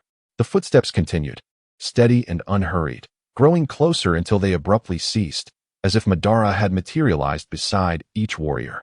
So, this is the era's 5 Kage, yet there are 6? Madara mused, his voice emanating from above. The group looked up to see a figure clad in the red armor of the Sengoku period, long hair flowing, standing defiantly amid the dense sands. Oh, there are members of the Uchiha clan present, or rather, individuals possessing Uchiha eyes? He soliloquized. Nevertheless, after the infinite Tsukuyomi, nothing holds significance anymore. Concluding his musing, his voice crescendoed as if proclaiming, Kage, your audacity to stand before me and challenge my might is commendable. Let me witness the dance of this era. No, that will not be necessary. A youthful voice suddenly rang out across the desolate battlefield. As the final note faded, a figure materialized instantaneously before the 5 Kage. Madara squinted, realization dawning upon him. Is it him? Naruto Uzumaki straightened, his profound aura causing the surrounding sands to part gently. Standing resolutely before all, he gazed up at Madara, his azure eyes locking onto the crimson Sharingan, confidently declaring, as the Jinchuriki of Kurama, I believe I possess a greater allure for you. Chapter 67. Each War, the Fourth Great Ninja War, 15, as the Jinchuriki of the Nine Tails. I must certainly be more appealing to you. The azure eyes of Naruto Uzumaki reflected the figure of Uchiha Madara. Madara, do you still remember me? Uchiha Madara lowered his gaze towards Naruto. Of course, he remembered this Uzumaki Naruto. Back in the Land of Iron, Naruto's extraordinary speed and flawless sage mode left an indelible impression on Madara. Had it not been for this boy's unexpected arrival, he would have likely succeeded in gathering the 8 tails, 9 tails, and the Geto Mazo, thus achieving the Eye of the Moon plan long ago. Hey, Naruto, do not underestimate him. The fourth Raikage urged as he saw Naruto prepare to confront Madara alone. Indeed, do not assume that this opponent is akin to those you have faced before. Meitarumi quickly added, we acknowledge your strength, but as your elders, we should first assess the situation for you. Inoki declared resolutely as he soared in front of Naruto. Gazing up at Uchiha Madara, Naruto scratched his head and stepped forward, addressing Inoki. Lord Sasuke, rest assured, I will not fall here, no matter who stands before me. Nothing can halt my advance. He continued, Lord Sasuke, Uchiha Madara will not come alone. I can sense that behind him lies 60,000 white Zetsu and 10,000 Edo Tensei. While I engage Madara, you two will face a formidable battle. Therefore, I implore you all to survive and witness our victory. Tsunade approached Naruto and placed a reassuring hand on his shoulder. I believe in you. Kakashi added from behind, esteemed Kage, you are undoubtedly aware of Naruto's prowess. He will prevail. However, should we allow even one enemy to appear, it will complicate Naruto's battle further. Indeed, Gaara interjected, I trust in Naruto. He will achieve victory here. We too have our battlefield, and we must secure our triumph. Thank you, Gaara. Naruto expressed sincerely. Inoki fell silent for a moment, then resolutely placed a hand on Naruto's shoulder, saying, fight freely. Do not worry about us. Rest assured. The light in Naruto's eyes intensified, his tone brimming with calm confidence. Victory will surely be ours. The allied forces received the order from the 5 Kage and swiftly retreated, maneuvering to confront the enemy's main force. Oh, Uchiha Madara observed with interest, murmuring to himself, how intriguing, they wish to bypass me. He propelled himself with force, shattering the stone wall beneath him, transforming into a streak of black-red lightning through the air. However, before he could soar far, a swifter figure collided with him from below. Bang! The gravel suspended in the air was sent flying with a muffled thud, the impact creating a vacuum where the air had been. Madara's eyes evolved into the 3 Tomo Sharingan, the crimson orb spinning with dark Tomo, while Naruto gazed at him intently. Madara activated his ocular powers, unleashing an illusion through his Sharingan. Yet, Naruto's eyes remained clear, unaffected, as he forcefully separated them with his right arm. Naruto performed several flips to dissipate the momentum, while Madara used his legs to push off the ground, bringing his body to a halt. They charged at each other, their forearms colliding and sending the sandstorm swirling once again.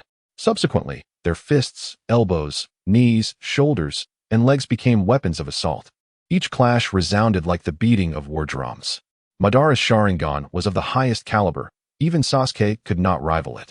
His dynamic vision was powerful enough to perceive Naruto's movements in this state, allowing him to keep pace with Naruto's relentless taijutsu. Naruto, relying on his formidable sage physique and unorthodox fighting style, matched Madara blow for blow. As they countered each other's moves, the intensity of their clashes escalated, forcing the sandstorm back a mile. Both extended their right fists, colliding, then simultaneously struck with their left palms. Their forehands pressed together, engaging in a contest of strength like gladiators. Suddenly, a smile appeared on Madara's face as he exclaimed, "Allow me to borrow your hand." He manipulated Naruto's right hand to form two seals, and as Naruto turned to look at his hand, Madara seized the opportunity to kick him away, executing a backflip while forming the tiger seal. Fire style, Grand Fireball Jutsu. Madara unleashed a blazing fireball, radiating destructive heat toward Naruto. In response, Naruto simultaneously expelled his own fireball, matching Madara's technique. Madara was taken aback by Naruto's swift utilization of the seal. He couldn't help but admire Naruto's keen battle awareness. Boom. The two fireballs collided, unleashing a surge of heat that caused the air to expand rapidly, a scorching wind gusting outward. Amidst the flames, a figure approached swiftly. Madara turned to face him, extending a black rod in his hand, sidestepping Naruto's thrust while thrusting the rod into his back as he pivoted. Bang! Naruto vanished into a plume of white smoke. Even Madara was momentarily surprised, thinking, what a sharp movement. Is this a shadow clone? Two more figures burst forth from the unquenchable flames, both bearing the same speed and cunning as Naruto, their angles complementing each other. Yet, Madara was not to be outdone. Black rods appeared in his hands, the tomo of his Sharingan spinning rapidly, his insight reaching its peak. With an even sharper and swifter motion, Madara's two black rods pierced through both Naruto's. Bang! The simultaneous dispersal eliminated two clones, but before him remained a trident-shaped kunai, which did not vanish with the clones. A tempest suddenly arose on the battlefield, dispersing the flames, and in that instant, Naruto reappeared before Madara, his Rasengan colliding with Madara's Susanoo. The energies unleashed from their clash created a turbulent maelstrom, as Naruto's azure cross-shaped sage eyes met Madara's crimson eternal Mangekyo Sharingan, locked in an intense confrontation. Chapter 68. The Fourth Shinobi World War, 16. The clash between Susanoo and the Rasengan unleashed a tumultuous wave of energy, sending layers of shifting sand cascading outward. Uchiha Madara gazed at the azure cross-shaped sage's eye, feeling a sudden surge of chakra. Sensing this, Naruto Uzumaki utilized the rebound from the Rasengan to leap backward, narrowly evading the ferocious strike from Susanoo's arm. At that moment, another arm of Susanoo rapidly lunged toward Naruto, who executed an extreme aerial spin, his right fist seemingly enveloped in an invisible gauntlet. With a sudden burst of power, he collided with Susanoo's arm. Boom! The abrupt sound of an explosion echoed, as despite the absence of direct contact, Susanoo was forcefully propelled away. Naruto landed firmly on the ground, swiftly forming 6 hand seals before striking the earth. In an instant, 6 dragons embodying the elements of fire, water, wind, lightning, earth, and wood materialized behind him. With his hands pressed together, he infused his ninjutsu with Sage Chakra. Sage Art, creation of the inorganic. Madara, clad in his skeletal armor, witnessed the sudden glint of life in the eyes of the 6 colossal dragons. What is happening? Clutching the scythe summoned through summoning technique and the Uchiha fan, Susanoo sprouted 2 arms to assist in forming seals. Fire Release, Great Fire Annihilation. Madara exhaled a concentrated column of fire, smaller than the Great Fire Annihilation in scale, yet swifter in speed. The water dragon circling above roared as it dove down, colliding with the nearly white-hot pillar of flame. Sage Art, Life Transmission. Naruto raised his hand and grasped at the water dragon in midair, the essence of life within it growing increasingly vivid. It opened its massive jaws, consuming the fierce flames, and the immense heat swiftly evaporated a considerable amount of water. Yet the water dragon absorbed chakra to rejuvenate itself. As the fire release neared its conclusion, the water dragon remained resolute, devouring the flames as if incited, and soared toward Uchiha Madara. Simultaneously, 5 other dragons surged forth, while Naruto formed Sage Seals and unleashed a scarlet dragon alongside a black sphere toward Madara. Sage Art, White Flash Technique. Madara did not retreat. He evolved Susanoo to its initial stage, using it to perform the fire release seals as a torrent of chakra flooded into Susanoo. The giant opened its massive mouth and unleashed a formidable fire release. Fire Release, Susanoo's Great Fire Annihilation. At the same moment, he raised the fan, unleashing a frenzied gust of wind that intensified the already ferocious flames into a cataclysmic inferno. The conflagrant fire formed a scorching barrier, crashing into the 6 dragons. Boom! Naruto, encircled by flames, formed hand seals as the red dragon spiraled around the black sphere, radiating brilliant white light and piercing noise that directly impacted Uchiha Madara. The terrifying sound and light bomb could not be thwarted, not even by the impure body. Susanoo was unable to withstand the sound and light, interrupting Madara's actions. Damn! The resonance caused by the noise shattered Madara's impure body into fragments, resembling a grotesque doll. Naruto, on the periphery of the flames, suddenly intensified his chakra, the power of the 6 dragons surging as they voraciously consumed the surrounding scorching flames. His body shimmered with silver light as he leaped over the erupting white flash technique. Sage Art, Adamantine Body. Naruto struck down upon Susanoo, unleashing a torrent of monstrous strength that obliterated Susanoo entirely, reducing it to a viscous form. While Madara struggled against the final remnants of the white flash technique, he was astonished to see half of Susanoo so effortlessly shattered, his mind racing. What power is this? Yet, Naruto's fist did not relent, continuing forward until it made contact with the unresponsive Uchiha Madara. In a mere instant, Madara's form vanished without a trace. Indeed, he had disappeared. The 6 flying dragons circled back, glaring fiercely in the direction Madara had occupied. Pieces of paper materialized from the void, gradually assembling into Madara's form. Naruto patiently awaited his gradual restoration. Madara opened his eyes, standing resolutely, excitement flickering in his gaze. Then, unexpectedly, he began to laugh. Naruto, you have earned the right for me to know your name. Now, allow me to witness your dance. Madara formed 4 seals and clapped his hands, exclaiming, "Wood release, birth of the forest world." A torrent of roots surged forth like a roaring river, rushing towards Naruto. Fire release, great fire annihilation. The sea of flames crashed down like a colossal wave, merging with the rushing roots to form a searing river. The apocalyptic scene did not perturb Naruto in the slightest. He inhaled deeply, the power of Sage Mode surging within him. Madara continued to form seals, acutely sensing a shift in the air. He split off a wood clone, directing it to fan the Uchiha fan, unleashing a violent wind that threatened to melt the earth beneath the raging flames, while Madara focused his gaze upon the flowing wood, pouring an immense amount of ocular power into it. Amaterasu. With wood as fuel, the wind intensified the flames, combined with the everlasting black flames of Amaterasu. Madara had truly achieved a fusion of Uchiha and Senju powers. Madara cackled. Naruto, let me see how you will respond to this power of all creation. After a brief moment of preparation, Naruto was finally ready. He looked toward Madara, a confident smile gracing his lips. Madara, watch closely as I respond. Naruto pressed his hands together, releasing a vast amount of sage chakra, channeling the natural energy of the world. Sage Art, Heavenly Arrow. Madara sensed it, vaguely perceiving the sudden emergence of countless invisible forms standing resolutely before the fiery river, each raising a hand high. Hundreds of pure natural energy formed Big Ball Rasengan manifested.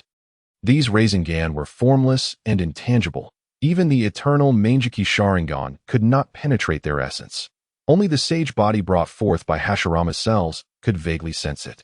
Previously, Naruto had relied on Kurama's power to create a Big Ball Rasengan to counter Madara's birth of the forest world.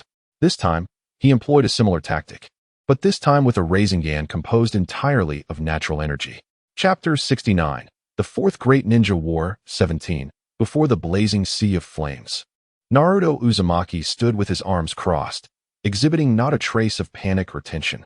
In front of him, countless clones of natural energy raised their right hands high, cradling numerous massive Rasengans. The normally formless and intangible natural energy distorted the light under the weight of such a grand scale of sage techniques, tracing transparent lines in the air. The fiery river surged toward the clones, who resolutely charged into the cataclysmic jutsu, each bearing their own Rasengan. Rasen Shuriken, Great Ball Rasengan. The path of the flames was abruptly severed, as though plunging into an abyss.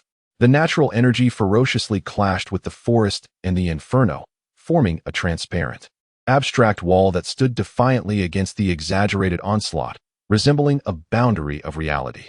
Suddenly, 6 colossal wooden clones of Uchiha Madara materialized beside Naruto, and they attacked in unison. Boom, boom, boom. The battlefield echoed with the sound of thunder, sending plumes of smoke billowing upward. As visibility returned, it became evident that the Uchiha Madara clones were immobilized, frozen mid-attack like marionettes. The real Madara, having released his hand seals, halted the spread of the forest, creating a distinct boundary in the desert between the verdant trees and the arid sands. As Madara lowered his hands from the hand seals, the wooden clones erupted in brilliant blue chakra flames, breaking free from Naruto's natural energy confinement, evolving into the four-armed, dual-faced form of Susanu's second stage, and subsequently advancing into the full-body form of Susanu's third stage. With a swish, each of Susanu's 4 hands wielded a radiant blue chakra sword, directing their assault toward Naruto. In response, Naruto waved his left hand, summoning 6 colossal dragons that soared into the sky. Roar! The wind dragon was the first to engage with Susanu. The clash of the 2 titanic beasts creating tremendous noise and explosions. The wind release's cutting ability demonstrated enough strength to contend with Susanu's divine power. The remaining 5 dragons commenced their own battles, showcasing the searing heat of fire release, the fluidity of water release, the fortitude of earth release, the sharpness of lightning release, and the regeneration of wood release, all pushed to their zenith by Naruto. These dragons ensnared the Uchiha Madara clones while Naruto propelled himself into the air, colliding directly with Madara. Naruto evaded Madara's scythe with a deft maneuver, countering with a Rasengan that struck Madara's fan, then sidestepped Madara's Uchiha rebound, as transparent arms emerged behind him to grapple with Susanu's arms. At this close range, both unleashed water release and fire release in a fierce clash. A violent steam explosion erupted between them, the extreme temperature and pressure even melting Madara's Susanu. At that moment, Naruto activated his diamond body, his fists radiating a dazzling silver light. Ignoring the terrifying steam, he delivered a powerful punch through the impenetrable mist, striking Susanu. However, Madara had anticipated this, raising his Uchiha fan to shield himself. Naruto's mighty fist pierced through Susanu, crashing against the fan. The ground around them shattered under the explosive force, while Madara's fan suddenly shone with a brilliance akin to the sun. Inwardly alarmed, Madara thought, "This punch is even stronger than a tailed beast bomb. What is happening? Why does he seem to grow stronger?"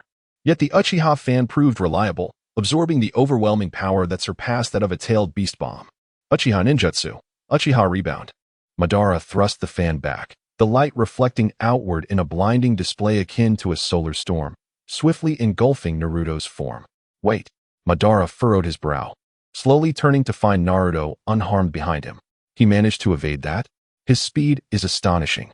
Meanwhile, the 6 dragons had ensnared the 6 Susanu forms, trapping Madara's clones, rendering them incapable of dispelling Susanu, as they sensed their chakra being gradually siphoned away.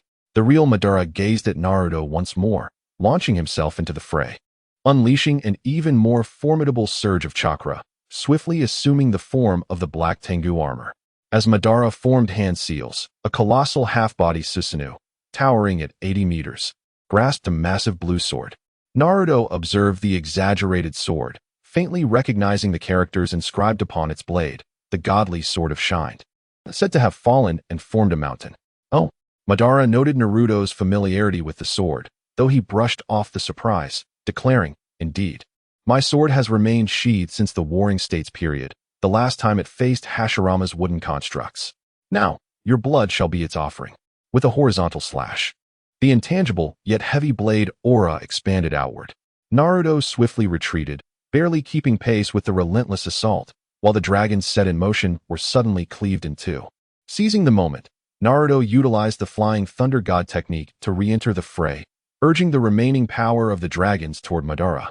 Madara maneuvered Susanu to meet the colossal sword, preparing to defend against the onslaught.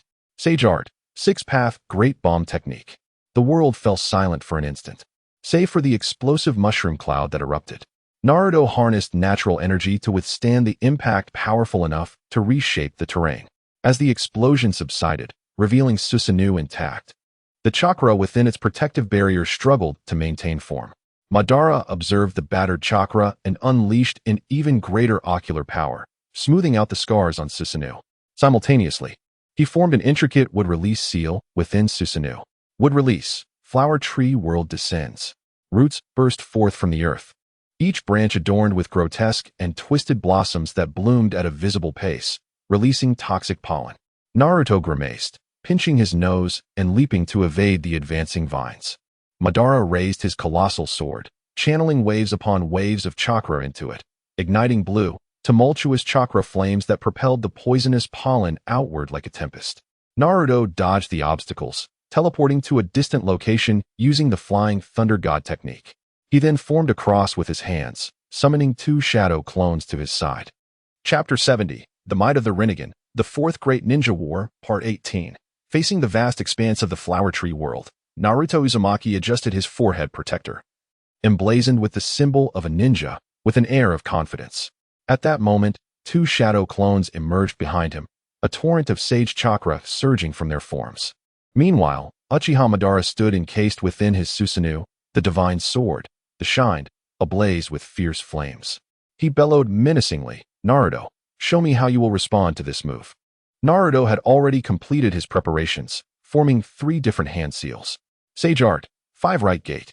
The clone on the left inhaled deeply before unleashing a violent gust of wind, imbued with immense power and speed. Simultaneously, the clone on the right unleashed a torrent of searing flames, igniting the surrounding air and creating a sea of fire. The original Naruto, channeling all his might, expelled a deluge of toad oil, which quickly spread and mingled with the wind and flames. The temperature of the flames surged, becoming even more intense and ferocious, as the scorching fire consumed the viscous oil, producing explosive crackles. Madara thrust the colossal sword into the ground, infusing the earth with his formidable chakra. A ghostly blue light emanated from beneath the Flower Tree world, spreading through the fissures in the ground, heralding an impending cataclysm. However, the sea of oil swiftly overwhelmed the entire realm, its terrifying heat counteracting the explosive force of the shine. The hot oil cascaded onto the Susanoo, causing the armor to emit a sizzling sound, akin to ice meeting boiling water. At the same time, the extreme heat catalyzed the toxic pollen wafting in the air, resulting in a catastrophic reaction as the poisonous pollen descended upon the already ignited forest below. With a thunderous roar, a chemical explosion erupted, sending a dark mushroom cloud soaring into the sky, propelling Madara backward. This devastating strike obliterated half of Madara's body, prompting Naruto to immediately cease the 5 right gate and dash toward the vulnerable half of Madara. Yet Madara responded with remarkable speed, his eyes widening as an even more violent chakra erupted around him, swiftly transforming him into his full Susanoo form. The gigantic figure reached out with its right hand to seize Naruto, who narrowly evaded the grasp by utilizing the Flying Thunder God technique. Were it his desire, Naruto could gradually wear down the Susanoo, but it was evident that Madara would not simply allow Naruto to gain the upper hand. He would escalate the confrontation. As predicted by Naruto, Madara clenched his right fist mid-air, releasing a colossal surge of chakra akin to a tailed beast, causing the Susanoo's armor to expand exponentially. The power of the eternal Mangekyou Sharingan stabilized the explosive chakra. With a resounding crash, the mushroom cloud began to dissipate. In the sky, a colossal and imposing blue chakra giant unfurled its wings, casting the moonlight into darkness, descending like a deity of death and destruction, surveying the earth below. The complete Susanoo slowly drew forth a long blade, its surface engulfed in raging black flames. Madara fused the 2 long blades together, forging the shined, a broad and heavy sword. The Susanoo descended with thunderous force, its massive wings generating intense friction with the air, igniting crimson flames. With both hands firmly grasping the enormous sword, he aimed it at the ground, where a brilliant blue-white light erupted from the sword's tip, illuminating the entire battlefield like a dazzling flash of lightning. This radiant light intertwined with the pitch-black Amaterasu, creating a surreal and awe-inspiring spectacle, reminiscent of a black-and-white meteor descending from the heavens, poised to reduce everything to ashes. For Naruto, this was akin to a world turned upside down, yet his expression remained fearless. He clasped his hands together, drawing forth vast amounts of natural energy from the surroundings. The turbulent sage chakra entwined with the natural energy, forming an invisible and intangible vortex around him. Sage Art, Akala, Naruto roared, as a 6-armed translucent giant rose from the ground, brandishing 6 different weapons: a sword, a spear, a halberd, an axe, and a cleaver. The edges of these transparent weapons shimmered with faint golden runes, which transformed into a brilliant copper light in an instant, exuding a radiant power capable of vanquishing evil, dazzling enough to blind the beholder. The 6 weapons pointed toward the Susanoo, colliding head-on with the descending heavy sword. Susanoo, Starfall. Akala, Guardian Form. In the heart of the desert, a colossal source of light erupted, its formidable force leveling the uneven terrain. Even the Ninja Alliance battling against Kabuto in the swirling sandstorm felt the overwhelming impact. The 5 Kage had been monitoring the situation, and upon witnessing the emergence of the 2 giants, they began constructing a protective barrier. However, they were unprepared for the aftermath of the battle, which obliterated their hastily erected defenses. Had they been any closer, they might have perished on the spot. Is this still the world of ninjas? Mei Terumi gazed in astonishment at the unfolding scene, simultaneously striking down a white Zetsu with a water whip. Don't overthink it, Tsunade exclaimed, rescuing a fellow ninja injured by the shockwave. Anoki dispatched several powerful foes hidden within the reanimated army, declaring, "We have our own battles to fight. We must secure victory." Gaara's sand crushed the dozens of white Zetsu he had captured, asserting, "We cannot let Naruto down. Not a single enemy shall escape." A splinter of lightning dashed through the enemy ranks, slashing and saving, directing the allied forces, "Follow my lead." On the battlefield between Naruto and Madara, the land had been transformed into a vast basin, fissures so deep that they exposed the molten rock beneath. The complete Susanoo shine had been cast aside, disintegrated by the overwhelming impact, leaving only blue flames upon the ground.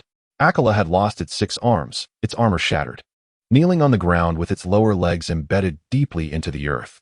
Naruto, shielded by Akala, maintained a calm demeanor, the azure flames around him dissipating, though the blue cross-shaped sage eyes remained. The blue flames on the ground morphed into pure black, their heat intensifying as the scattered flames transformed into dark arrows, swiftly shooting toward Naruto. Observing this, Naruto withdrew Akala, utilizing the heavenly arrow to continuously drain the attacking Gekkid. Meanwhile, Uchiha Madara, having inexplicably recovered, stood amidst the chaos, his eyes tightly shut. Yet, the frequency of Gekkid's attacks showed no sign of abating. They grew increasingly fierce and relentless. Naruto, harnessing the natural energy, dispersed the Amaterasu arrows with a powerful strike, acutely sensing the shift in the ocular power contained within Madara's gaze. Despite the distance that had formed between them, Naruto could still distinctly perceive the divine strength emanating from Madara's eyes. Despite possessing formidable perceptual abilities, he was previously incapable of easily sensing the unique power within the human body known as eye power. This capability was acquired only after exchanging abilities with Sasuke. Was the Rinnegan finally approaching? With this thought, Naruto Uzumaki felt a flicker of excitement within his heart. "Kurama, how are we doing?" he urged internally. "Almost there, don't rush," came Kurama's somewhat exasperated voice. "This is the natural energy we've collectively gathered for you. Just feel it in a moment." After becoming the ally of the nine-tailed beasts, Naruto's ability to accumulate natural energy transformed from relying on Kurama alone to drawing from all 9 beasts, significantly enhancing both the efficiency and quality of energy accumulation. Consequently, his combat strength and growth rate in Sage Mode had markedly improved. Coupled with the fusion of Sasuke's chakra, Naruto's mental and physical prowess had surged, placing him on the threshold of the 6 paths level. Furthermore, the power of the tailed beasts within him was now far greater than in his previous life, resulting in a certain evolution of the Kurama mode, transitioning from a predominantly golden-orange hue to a platinum tone. If one were to describe it, Naruto mused, it closely resembled the form of the Ten-Tails Jinchuriki from his past life. Of course, wielding such immense power was inherently more challenging. While activating this form alone posed no issue, maintaining its stability in conjunction with Sage Mode required the combined assistance of Minato and Kushina alongside the 9-tailed beasts. At this moment, Naruto faced a tempest of black flames, which fell like rain. Yet, he maneuvered through this storm with an agile grace, evading the fiery sparks as if he possessed eyes at the back of his head. This enhancement was a result of his fusion with Sasuke, allowing him to instinctively navigate attacks with remarkable precision, almost as if his body reacted autonomously. Realizing this tactic was ineffective, The torrential rain of Amaterasu gradually subsided, and Naruto steadied himself, directing his gaze toward Uchiha Madara. A peculiar sound echoed through the air as Madara opened his eyes, revealing the Rinnegan glowing with a supreme purple radiance, its concentric circles radiating a divine power. The overwhelming force of his ocular prowess surged forth, and in that fleeting moment, Naruto's eyes briefly took on the appearance of the Rinnegan before swiftly reverting to normal. However, Madara seized that fleeting opportunity. Flames, intensified tenfold, erupted forth, accompanied by a spear of wood sharp as steel, hurtling toward Naruto. Naruto activated the Flying Thunder God technique, teleporting to Madara's right side, though a wound marred his chest, blackened and smoldering. The next instant, an even more ferocious assault followed. In response to this dire situation, Naruto exhibited his astonishing speed once again. Observing the flickering golden light surrounding him, Madara could not help but think, truly swift and reminiscent of Hashirama. What is happening? Utilizing the frog kata, Naruto cleared the obstacles before him, and the wound on his chest had nearly healed. His recovery capabilities rivaled those of Hashirama, but his speed was significantly superior, intensifying the sense of familiarity he felt. Moreover, why did it seem as if there was still a portion of his power within Naruto? In the brief lull, Naruto maintained his vigilance as Madara slowly raised his left hand. Universal pull. A gravitational force far more potent than that wielded by Pain or Obito emanated from Madara's hand, overwhelming even Naruto in his current state. Reluctantly, Naruto launched a disappearing lightning release Rasengan toward him. However, the Rinnegan allowed Madara to perceive the fluctuations of chakra, transforming the pull into a repulsion. Shinra Tensei. The violent force surged toward Naruto like a tidal wave, striking him with the ferocity of a wild beast. Naruto felt multiple bones within him crack, akin to a stringed instrument that had been abruptly severed. Simultaneously, a stream of hot blood erupted from his mouth, tracing a vivid arc through the air. The initially formidable lightning release Rasengan was shattered into countless fragments, dissipating in the atmosphere at the moment of the force's transformation. Madara, keenly aware of Naruto's current injuries, exhibited a glimmer of cold rut. Chapter 71. The situation on various battlefields. The Fourth Great Ninja War, 19. Uzumaki Naruto stood resolutely in place, his entire being radiating a brilliant platinum glow. The chakra of the tailed beasts manifested as a white cloak draped behind him, adorned with the tomo symbolizing the 6 paths at the collar and back. Surrounding his form was a cocoon of platinum chakra, his skin slightly luminescent compared to his normal state, while his hair flickered like flames, white at the roots and gradually transitioning to blue at the tips. Beneath the white cloak, he wore an ensemble of black, accented with flecks of blue and gold. As Naruto opened his eyes, his irises transformed into a captivating blend of blue and gold.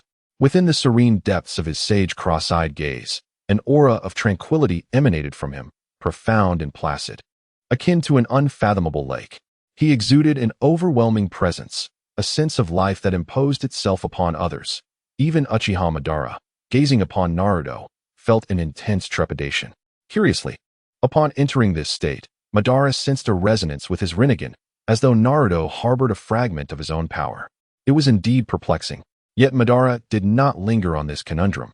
As a man of action, he preferred to confront Naruto directly rather than remain on guard against his formidable abilities. With his Rinnegan activated, Madara's chakra surged, enhancing his physical prowess significantly, making his body flicker technique swifter. In an instant, he appeared behind Naruto, launching a powerful punch. However, Naruto slightly tilted his head, evading the crushing blow, and with a deft motion, seized Madara's wrist with his left hand. Unfazed, Madara delivered a swift kick aimed at Naruto's back, but his attack passed harmlessly through Naruto's form, revealing it to be merely an afterimage. Madara was taken aback. Naruto's speed surpassed even that of his Rinnegan. What?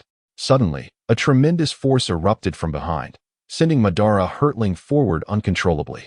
Naruto, are you ready? Echoed the voice of the Five Tails, Mu King, in Naruto's ears.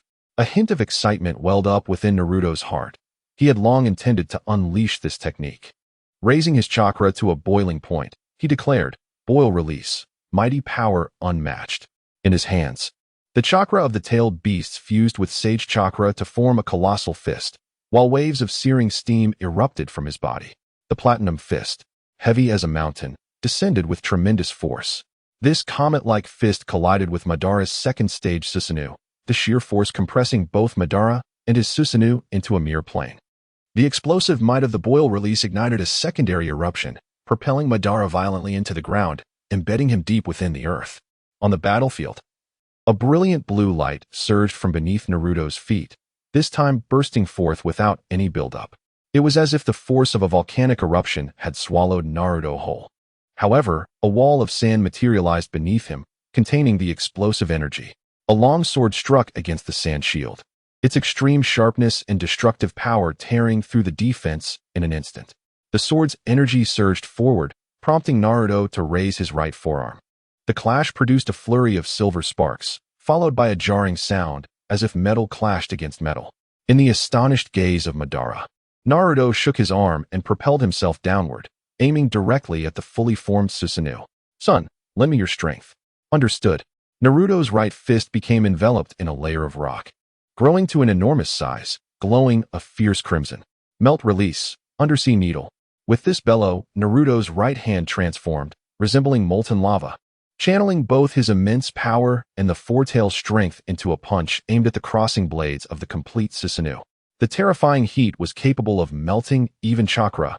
Madara's colossal blades were severed in the blink of an eye by this overwhelming force. Yet, Naruto did not cease his assault.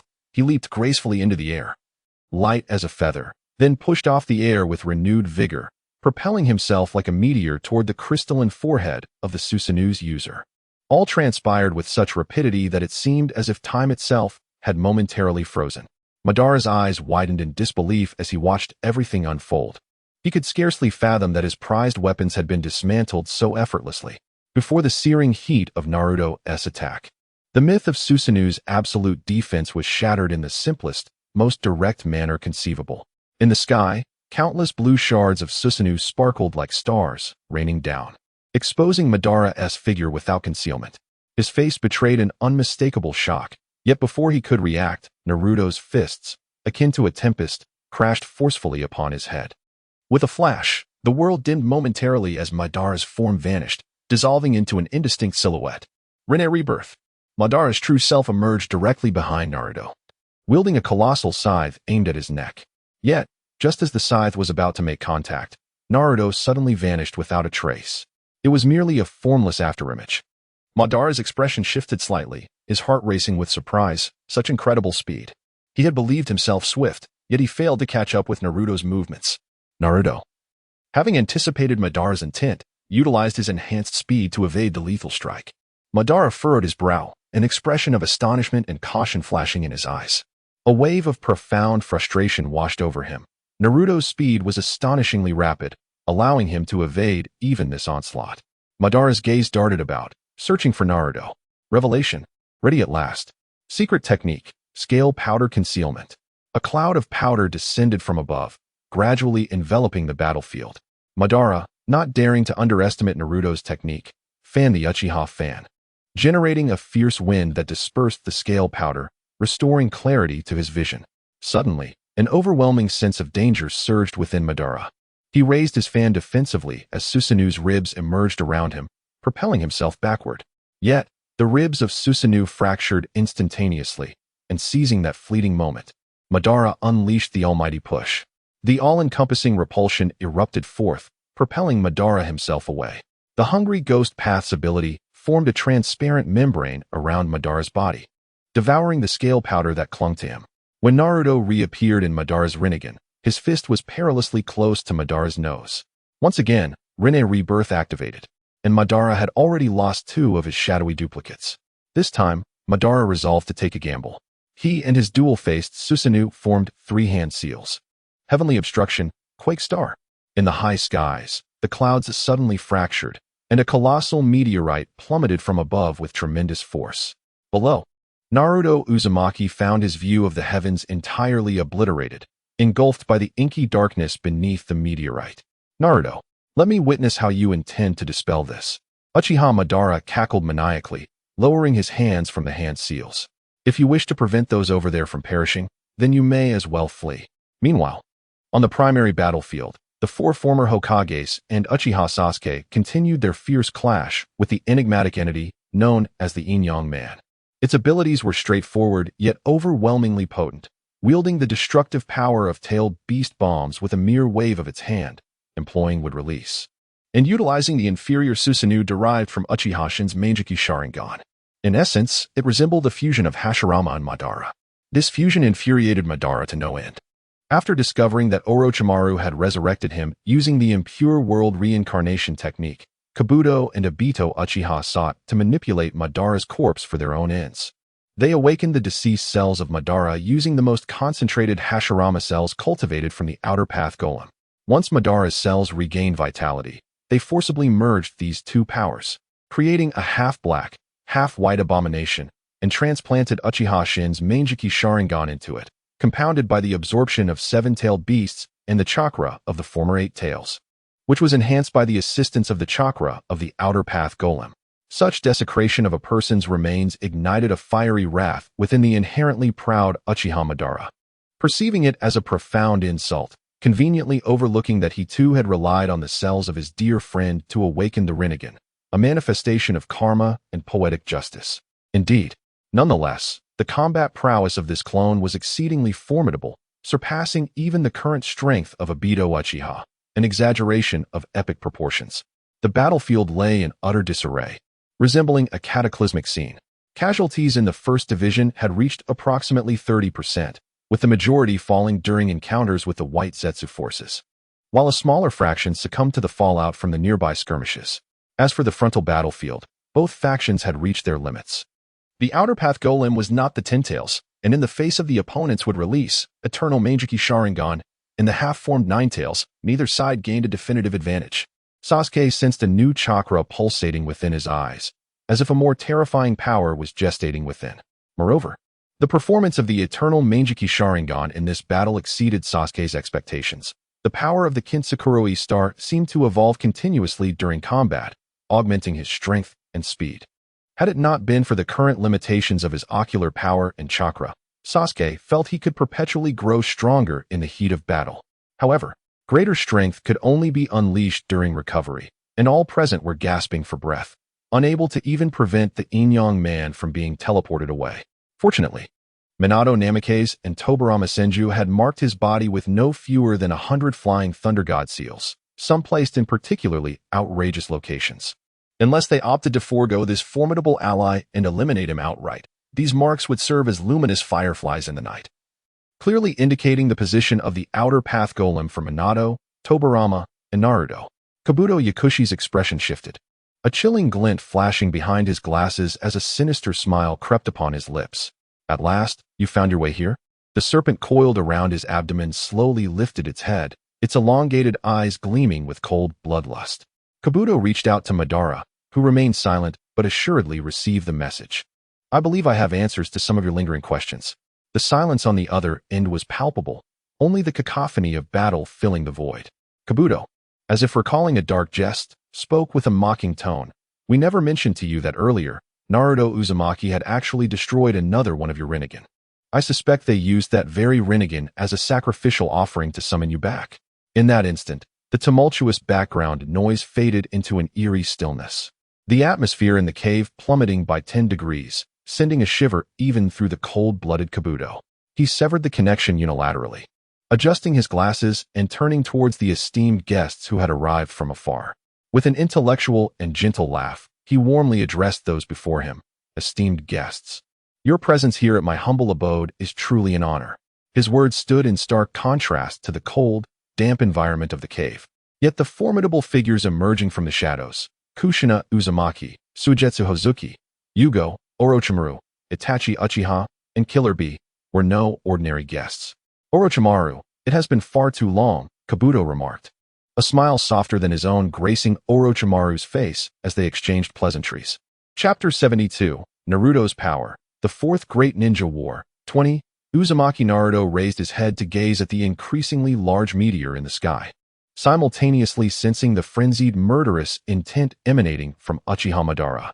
What in the world has caused this sudden surge of anger? He muttered softly. Naruto, your chakra has been refined. The voice of Kurama echoed in his ears. Ah, thank you, Kurama. A dazzling golden light erupted from Naruto's body, and a magnificent golden fox materialized beneath the meteor. boasting 9 colossal tails resembling the display of a peacock, each with a slightly different hue, symbolizing the 9-tailed beasts. Roaring, Kurama unleashed a thunderous growl towards the meteor, as a glass-like sage armor manifested around him. Sage art, armor of the immovable king. The imposing 6-armed armor slowly enveloped Kurama, and as the giant golden fox stomped its feet, the heavy armor and war skirt produced a resonant clang. The face of the fox was adorned with a transparent, eerie mask, its fangs interlocking in a menacing grimace that evoked both laughter and tears, creating a profound visual impact. To accommodate the 6-armed heavy armor, Naruto channeled Sage Chakra alongside the tailed beast chakra, transforming Kurama's form into a singular 6-armed entity. Kurama thrust his 9 massive tails into the ground, and with a mighty roar, the earth beneath the meteor fractured, sending 9 infinitely extending pillars of chakra soaring skyward. These were Kurama's 9 tails. The tails pierced the meteor, drastically reducing its descent speed, while immense pressure forced Kurama's legs deeper into the earth, causing the ground to sink violently due to the clash of forces. No, I must increase the intensity. Naruto took a deep breath, and chains of faint golden light emerged from behind him. A total of 18 adamantine chains shot out from Kurama's back, anchoring themselves into the meteor. Earth release, super heavyweight rock technique. The density of the meteor significantly decreased, causing its weight to plummet, and the rate of sinking beneath Kurama's feet also slowed. Sage art, heavenly sniping technique. Naruto raised his hands, and a tremendous amount of natural energy surged from the ground, lifting the meteor as if it were a colossal tree. With multiple forces working in unison, the meteor finally ceased its descent. Uchiha Madara observed this with a chilling smile. Indeed, quite capable. But how will you handle the second one? Naruto, however, wore a brighter smile than Madara's, proclaiming, I've been anticipating your second one all along. Kurama opened his massive jaws, compressing a pitch-black, tailed beast bomb aimed at the meteor. Above him, a shadow clone of Naruto emerged, raising its right hand to conjure an enormous spiral shuriken of the same caliber as the tailed beast bomb. A terrifying 100-meter diameter weapon, even larger than Pain's earth-shattering star. Let's go together, Kurama. Oh, Sage art, super large-tailed beast bomb pulsar, spiral shuriken. Naruto first launched his spiral shuriken, the incredible speed of chakra rotation generating a deafening roar akin to a self-destructing train racing skyward. And the high-frequency vibrations resonated directly with the meteor. Buzz. The massive stone suspended in the sky began to resonate at a high frequency, cracks spreading outward from the fracture points. When the blade of the spiral shuriken struck the meteor's surface, Kurama unleashed the tailed beast bomb, previously compressed from 100 meters to about 10. The ultra-high-pressure chakra found its release, transforming into a straight laser that instantaneously crossed a kilometer to strike the spiral shuriken. Boom. The spiral shuriken was forcefully detonated by the tailed beast bomb, the explosive force morphing into a white sphere larger than the meteor itself, consuming the first meteor entirely. The tailed beast bomb's laser pierced through the first meteor without hindrance. Then, like a string of candied hawthorns, it swiftly penetrated the second meteor, continuing its luminous path toward the heavens, even breaching the Earth's atmosphere to launch its assault into outer space. The breach caused by the tailed beast bomb created an opening for the explosion of the spiral shuriken, and the violent wind release combined with Sage Chakra surged through the rupture, triggering further explosions from within. Under the dual onslaught, the first meteor was rapidly torn apart, leaving not a trace of dust, while the second meteor descended into the devastating white vortex, being completely engulfed from above. Having accomplished this, Naruto swiftly retracted Kurama into his body and, without hesitation, darted into the air, evading the onslaught of four shadows. Damn it! Uchiha Madara cursed, propelling himself towards Naruto with the power of the Deva Path. Unfazed, Naruto realized that Kabuto and Obito had likely withheld information about Madara's Rinnegan from him. They were using Madara as a bomb. After narrowly dodging another attack from the Wheel of Suffering, Naruto unleashed the heavenly sniping technique once more. Several clones of natural energy surged toward Madara with increased ferocity, but Madara stood his ground, his Susanoo sustaining several fractures that were swiftly mended by the overwhelming power of his Rinnegan. In the blink of an eye, he was before Naruto. For clones of the Wheel of Suffering simultaneously unleashed fire release, causing the temperature in the real world to spike dramatically. Madara utilized the abilities of the Azura Path, transforming his right arm into a laser cannon with a diameter of 1 meter, firing it at Naruto. Naruto, I've sent you the chakra, the gentle voice of the two tails. Matatabi resonated in Naruto's ears. Ah, thank you, Matatabi. Naruto converted the entire influx of power into kinetic energy. Fireball instantaneous technique. Naruto's body ignited in blue flames, devoured by the laser cannon and the flames of the Wheel of Suffering in an instant. Boom. The area where Naruto stood erupted violently, the blue flames expanding in a spherical manner akin to Shinra Tensei, the heat of the blue inferno surpassing even that of Madara's fire release. At the last moment before the flames engulfed him, Madara activated the abilities of the Hungry Ghost Path to evade, and although he escaped ignition, the terrifying heat significantly impacted him, partially melting his Susanoo. But it was not over yet.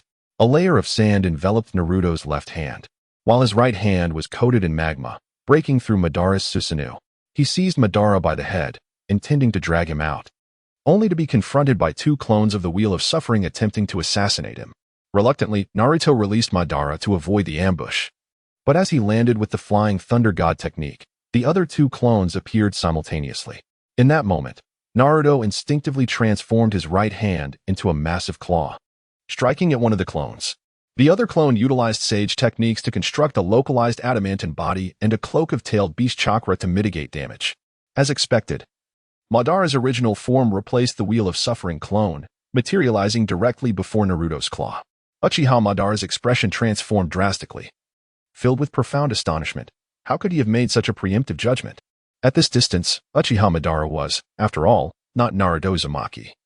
He had already lost the opportunity to defend against the onslaught of the Uchiha fan.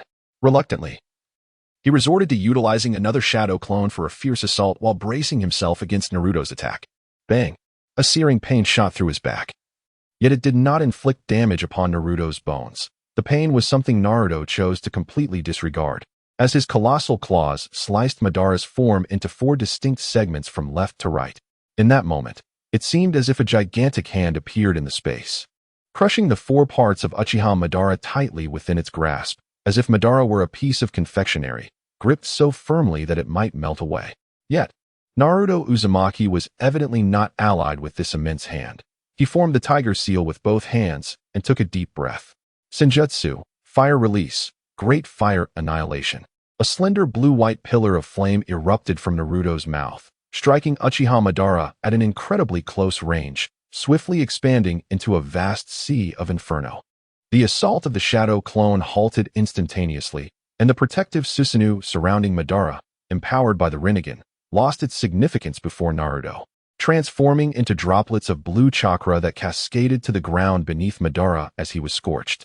The flame seared for an entire minute before Naruto finally ceased his onslaught, discarding the charred remnants like refuse onto the ground, waiting for Uchiha Madara to resurrect. True to his nature, Uchiha Madara, even in his incomplete recovery, activated the full form of Susanoo, and with the augmentation of the Rinnegan's powers, this Susanoo was significantly more formidable than when he had accessed it through the eternal Mangekyou Sharingan. Concurrently, the 4 shadow clones in a parallel realm each summoned their own complete Susanoo, and within Naruto's perception, 5 colossal Susanoo stood, each wielding dual swords, quietly observing him. Naruto Uzumaki merely grinned and remarked, "Madara, even with all this, it is of no avail." Once more, an overwhelming surge of chakra erupted from Naruto's body, exerting pressure upon Uchiha Madara, the massive fluctuations generating violent tremors. An immense quantity of Senjutsu chakra intertwined with vast natural energy circled around Naruto, coalescing into a fearsome 6-armed, translucent giant that towered before him. Senjutsu Fudmai. This time, Naruto's Fudmai had doubled in height, reaching a staggering 400 meters, even dwarfing the full Susanoo, which could only reach its waist. Moreover, this was merely Naruto's intention for Fudmai to attain such towering stature, given enough time. He could indefinitely increase its height, thanks to the Sage Mode's boundless potential for growth and enhancement. As for why he refrained from summoning Kurama to combat alongside him, it was simply because Naruto had yet to master Yin-Yang release, which would enable him to create a form for Kurama that matched the current size of Fudmai. To put it another way, even against a diminished version of the Rinnegan's boundary, Fudmai would suffice. Whoosh! A ripple of spatial distortion appeared beside Uchiha Madara, who coldly turned to gaze at it. A half-black, half-white silhouette emerged, that of a figure with two faces atop a single head. Upon recognizing him, a flicker of disdain crossed Madara's face, yet the figure paid no heed, its four eyes fixed upon Naruto as it formed hand seals. Boom! A vast cloud of smoke erupted from behind it, gradually engulfing the yin-yang figure. When the white mist dissipated, an outer path golem of comparable size to Naruto's Fudmai materialized before him. Oh, Naruto mused, resting his chin in curiosity. It appears this is your secret weapon. How to describe it? You and Hashirama bear a striking resemblance. Yet why do you possess two faces on one head? Silence. Uchiha Madara bellowed, fury radiating from his voice. You wretched scoundrel. With a heart-wrenching roar, the five complete Susanoo lunged towards Naruto, 10 colossal blades striking like monumental pillars from Madara's Susanoo. The dense onslaught transformed into an impenetrable wall, crashing against Fudmai like a meat grinder. Fudmai staggered slightly under the ferocity of the attack, but shortly after, with Naruto wielding a colossal sword even broader than Susanoo, the situation began to shift in his favor. Suddenly, the outer path golem coalesced a powerful tailed beast bomb for an offensive maneuver, and Naruto simply formed hand seals to summon a shadow clone. The clone materialized midair, confronting the outer path golem from a distance, raising its hand to instantly generate a tailed beast bomb of comparable scale to that of the golem. The two-tailed beast bombs were unleashed simultaneously, colliding in a tremendous explosion. A colossal detonation rippled across a 10-kilometer radius, the overwhelming force once again reshaping the landscape, plunging the world into a profound silence. Uchiha Madara's Susanoo abandoned its offense, plunging its long sword into the earth to withstand the violent shockwave. However, Naruto's Fudmai endured the explosion, transforming the heavy sword in its 6 arms into a cold, long spear. The runes at the blade's edge radiated a silvery light, reminiscent of snow's hue on the coldest winter day. Chapter 73. The Fourth Great Ninja War. 21. Naruto Uzumaki formed hand seals with both hands, muttering incantations as a torrent of formidable chakra surged forth, illuminating the sky with radiant runes. With each movement, the imposing figure of Fudmai gradually materialized, standing like a colossal mountain between heaven and earth. Fudmai wielded a spear, its transparent shaft emanating an aura that was both mysterious and ancient. The tip of the spear flickered with dazzling frost, radiating a bone-chilling cold that seemed capable of freezing anything in its path. As Fudmai raised the spear high, the entire world trembled in response. An invisible pressure emanated from the spear's point, enveloping the surroundings in a suffocating weight. The intensity of this chill was so profound that it significantly hampered Uchiha Madara's movements. His once fluid and graceful attacks became sluggish and clumsy, as though bound by an invisible force. Even his formidable Susanoo, which had always exuded power, now moved with an unusual lethargy, as if every action required immense effort. This was an unprecedented predicament for Madara, who was renowned for his unparalleled speed and strength. Yet, this overwhelming cold had ensnared him, drastically diminishing his combat prowess. Senjutsu, Fudmai dash, sealing evil technique. With a thunderous crash, the spear descended like a bolt of lightning, accompanied by an icy chill that felt like divine retribution. Piercing through Madara's azure Susanoo, an extreme frost rapidly spread, engulfing the battlefield in chaos. A silvery energy surged into the ground like a raging tide, causing the beleaguered desert to suffer yet another devastating explosion. This detonation brought with it an absolute cold, as if seeking to freeze all into lifeless statues. In an instant, the extreme ice encased everything, even the fragments of Madara's pierced Susanoo. These shards, suspended in midair, remained frozen in place, unable to dissipate. Madara himself suffered a tremendous blow. Half of his body disintegrated into countless shards, yet those fragments too were trapped in the air, unable to revert to their original form. Damn it! Madara was pinned in place by this strike, his body seemingly frozen, rendering him immobile. Even his consciousness and thoughts were ensnared by this extreme cold. As if time itself had come to a standstill, his eyes widened in disbelief and astonishment. He had never imagined that such the muffled sound of clashing fists and feet gradually suppressed the explosions, while the violent aftershocks dispersed the chakra fluctuations in the air. As the battle raged on, Naruto Uzumaki realized that the strength of this enigmatic foe was also escalating with time. Although the speed of this increase was far inferior to his own mastery of Sage Mode, it was still quite remarkable to Naruto. In addition to his terrifying physical prowess, this adversary was capable of wielding an array of potent wood-release techniques. He could execute techniques such as the Wood Dragon Jutsu, the Wood Clone Jutsu, and the Wood Barrage Jutsu, with effects that likely rivaled those of Hashirama Senju. This was unacceptable. Naruto knew he had to eliminate this threat immediately. The sense of danger within him only intensified, becoming clearer and more pronounced. He seized the approaching wrist of the foe with a firm grip, suddenly increasing his strength to crush the left wrist, then using that hand to form a seal. The agony from the shattered bones caused the creature to falter, and Naruto seized the opportunity. With a sweeping kick, he shattered the enemy's right kneecap, forcing him to kneel. Placing his foot on the enemy's knee, Naruto pivoted and delivered a powerful kick to the creature's head, simultaneously dislocating its right arm. A barrage of taijutsu strikes battered the Yin-Yang being. Yet Naruto maintained his grip on the left hand and proceeded to form another seal. The creature's right hand lunged towards Naruto's groin, but with swiftness. Naruto grasped its wrist and crushed it, then twisted both hands to ensnare the creature's neck. Ultimately, Naruto compelled the Yin-Yang being to complete the final seal of his jutsu. Canine Beast, come forth. Understand. Dissolution Release. Bone Erosion Technique. Taking a deep breath, Naruto expelled a stream of highly corrosive pink fluid. This viscous substance adhered to the Yin-Yang being's body, producing a sizzling sound and immense heat, filling Naruto's lungs with the acrid scent of charred flesh and intense acidity.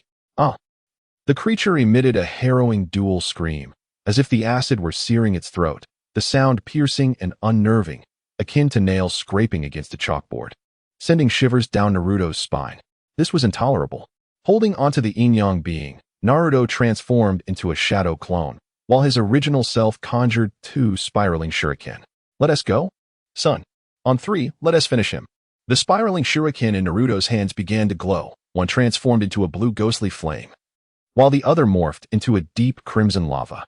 Sage Art, Fire Melting Release, Twin Great Ball Spiral Shuriken.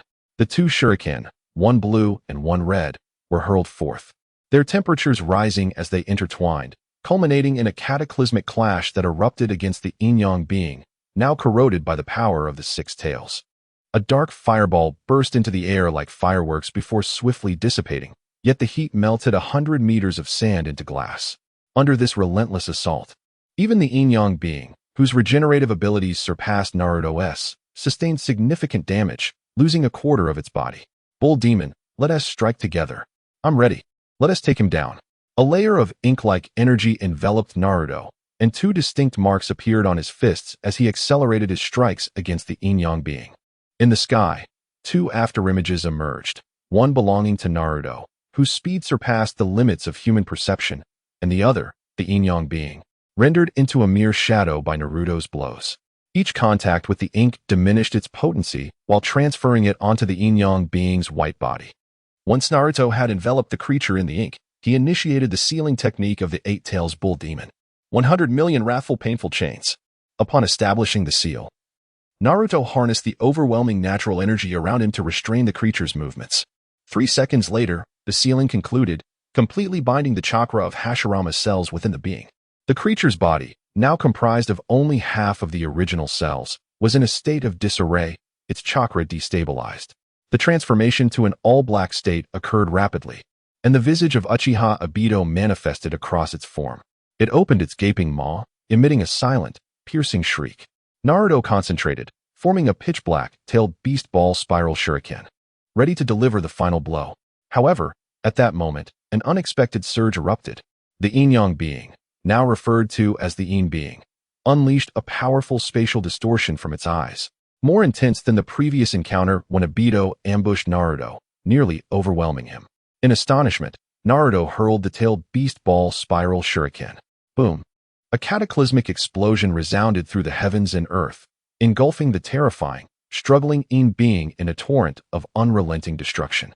In the midst of the 4th Great Ninja War, the overwhelming explosion triggered by Naruto Uzumaki's colossal chakra-infused, tailed beast ball, Raisin Shuriken obliterated everything within its vicinity, exhibiting a level of devastation that surpassed even the dust release, destruction of the original realm technique. As the explosion gradually subsided, Naruto, with a grave expression, gazed toward the epicenter, where the enigmatic figure had vanished, presumably utilizing a form of space-time ninjutsu to escape at the moment of impact. Furthermore, his attention shifted to the frozen Susanoo behind him. The once towering, majestic blue warrior now bore the marks of catastrophic damage. Its head was shattered into fragments, and a gaping wound marred its upper body, with both shoulders grotesquely torn apart. The spot that had once sealed Uchiha Obito was now vacant, suggesting that the enigmatic entity not only teleported away but also rescued Obito in the process. Naruto disengaged from the combined mode of Tailed Beast Chakra and Sage Mode, gently descending to the ground, his demeanor clouded with unease, the ominous sense of foreboding lingering nearby.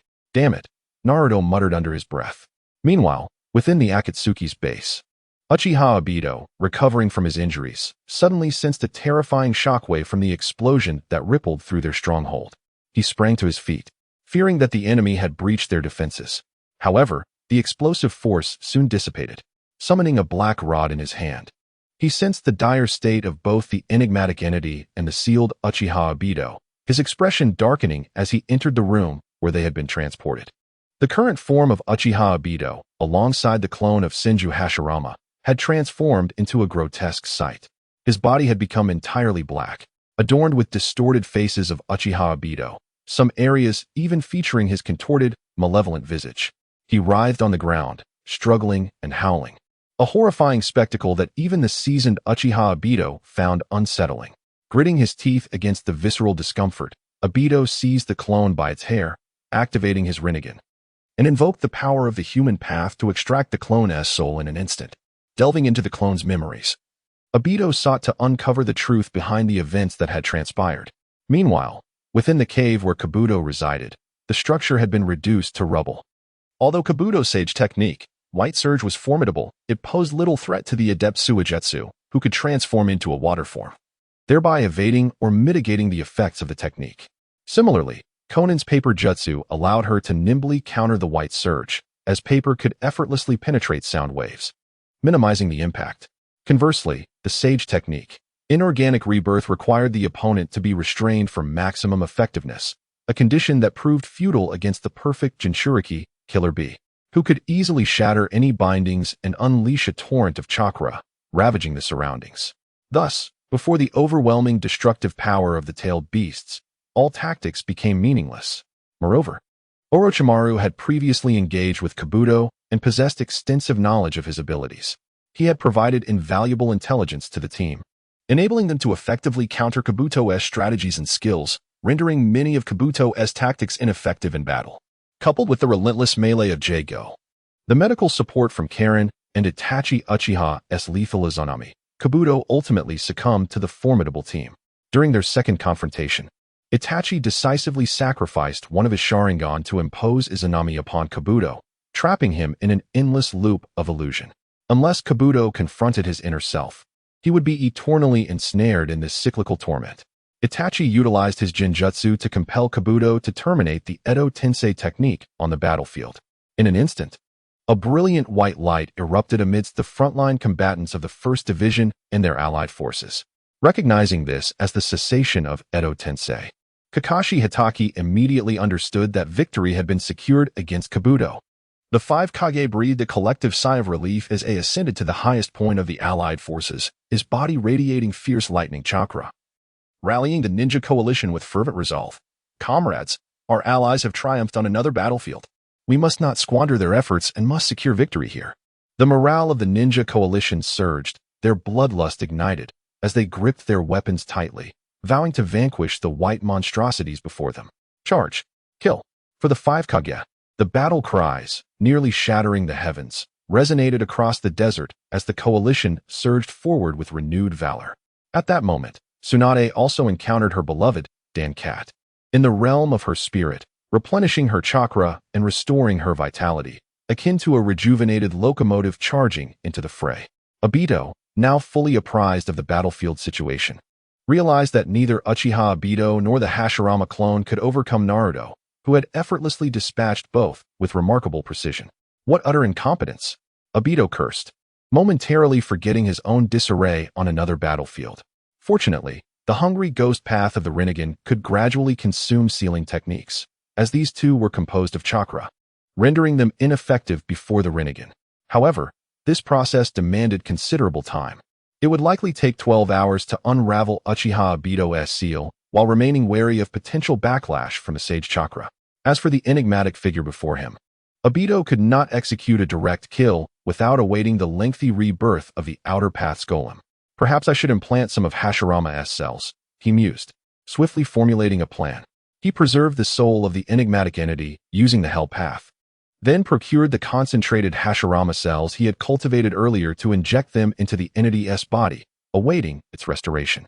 Having completed these tasks, Obito cast Uchiha Obito aside, activating the Hungry Ghost Path to absorb the chakra from the sealing technique that bound the notorious Uchiha Obito. On the fourth battlefield, Naruto Uzumaki, the former 4 Hokage, and Sasuke Uchiha joined the allied forces, their presence elevating the coalition's morale to unprecedented heights. The forces swiftly eradicated the remaining white Zetsu with a sweeping efficiency.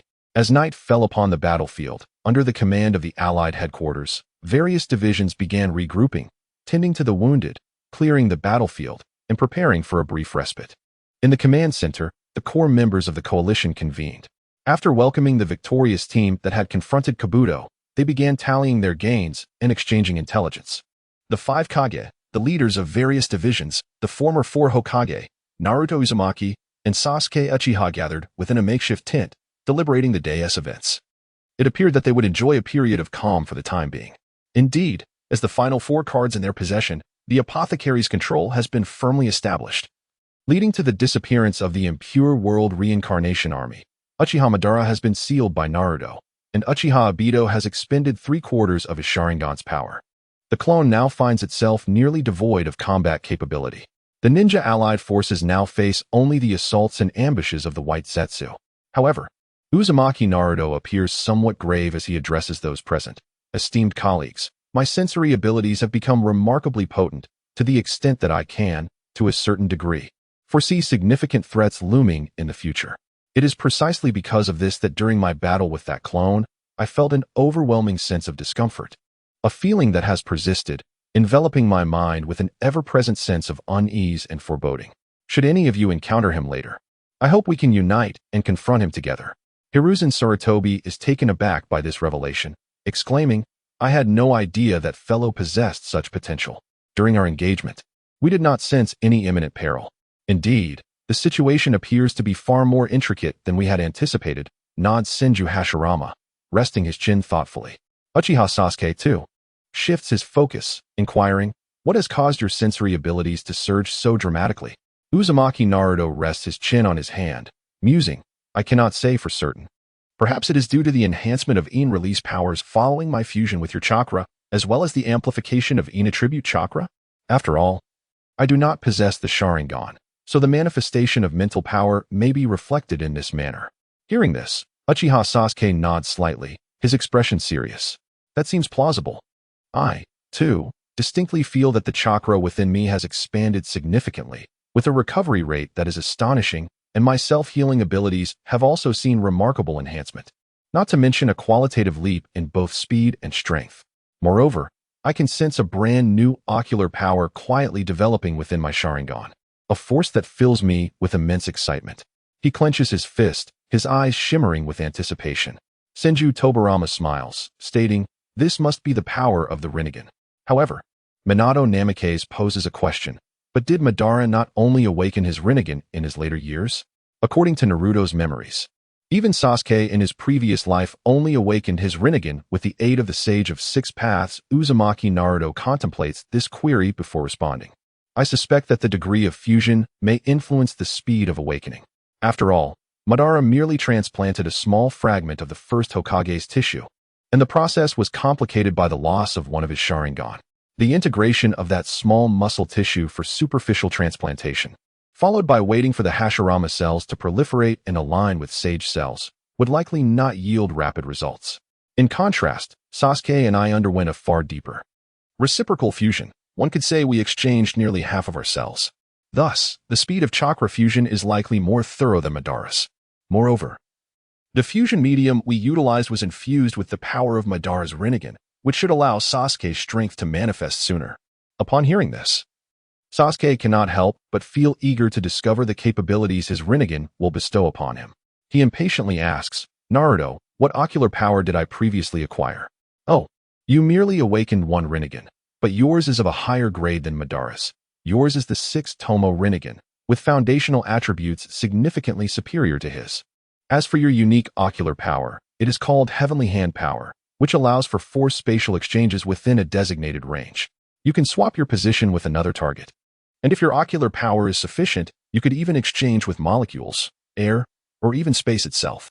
You can also forcibly relocate others, even swapping the positions of 2 targets, making it an incredibly potent ocular technique that operates at blinding speed, rendering it nearly impossible to react or counter.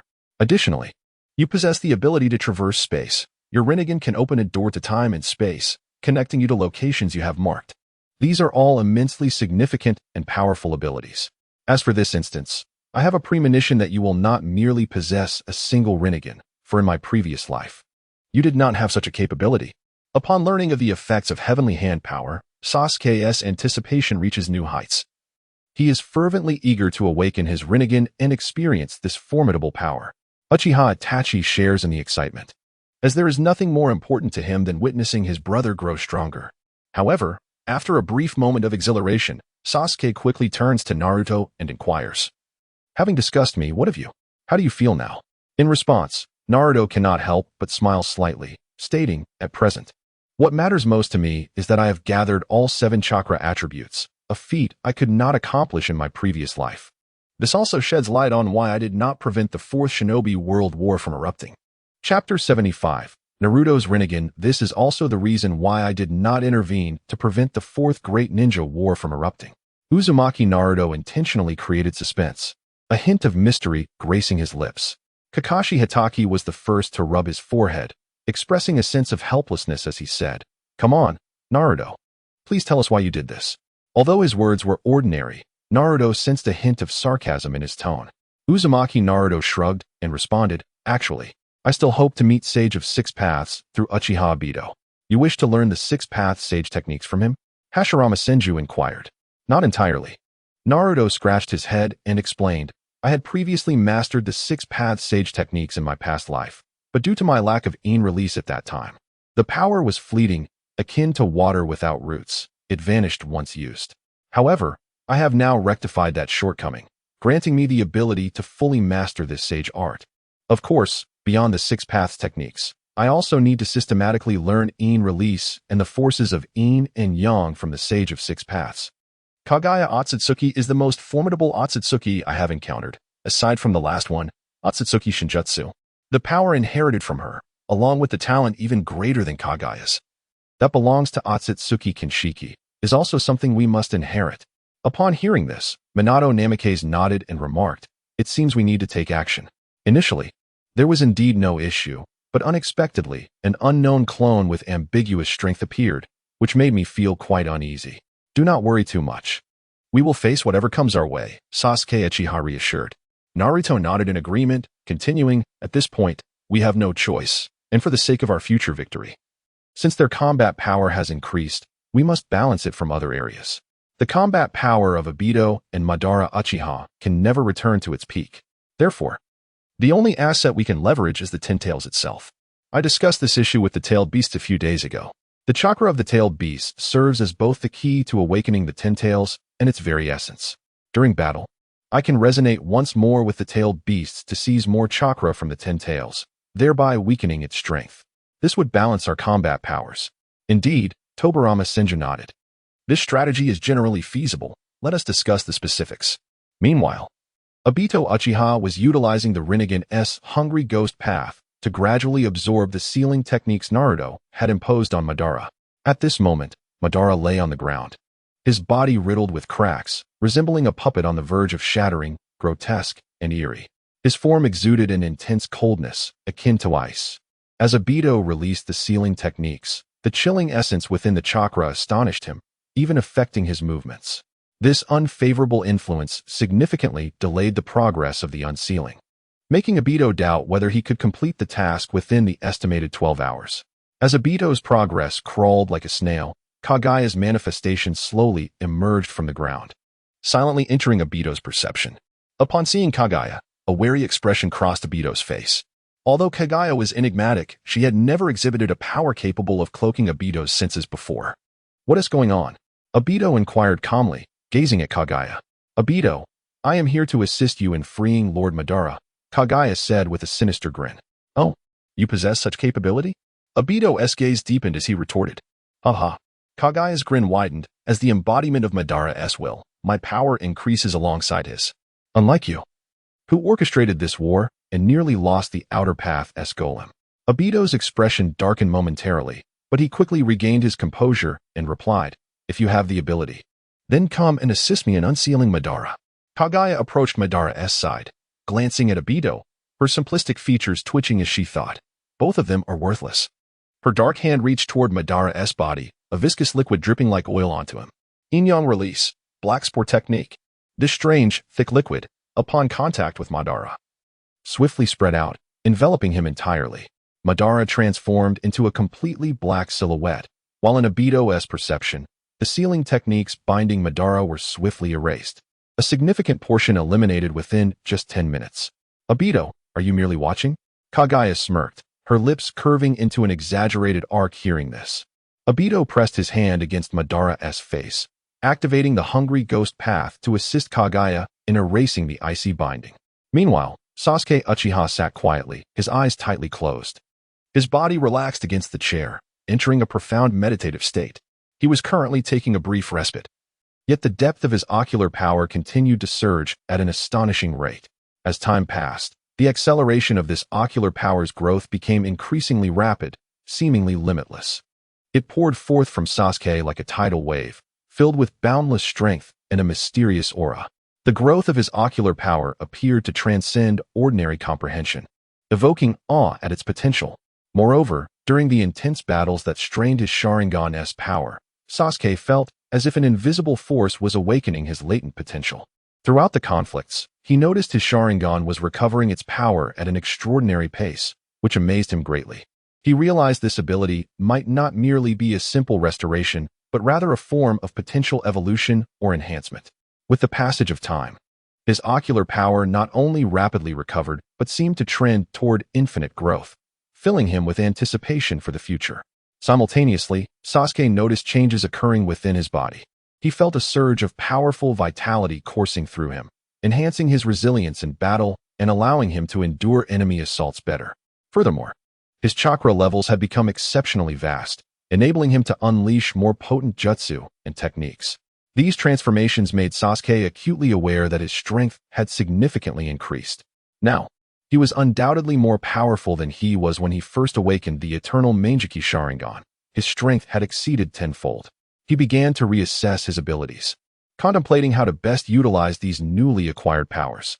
Beyond these changes, the influence of the J-Gon had permanently imprinted on Sasuke's fundamental attributes. In other words, the J-Gon provided not only enhancement in battle, but also a lasting augmentation of his innate capabilities. Now, Sasuke Uchiha exhibited notable improvements in speed, strength, and endurance. I find myself utterly perplexed regarding the limits of my own potential. Uchiha Sasuke inhaled deeply, allowing his almost untamed ocular prowess to flourish freely during his respite. Meanwhile, Uzumaki Naruto closed his eyes, attuning himself to the vibrant chakra of the Yin attribute coursing through his being. Though he had previously encountered this power in Sage mode, it remained largely unfamiliar to him.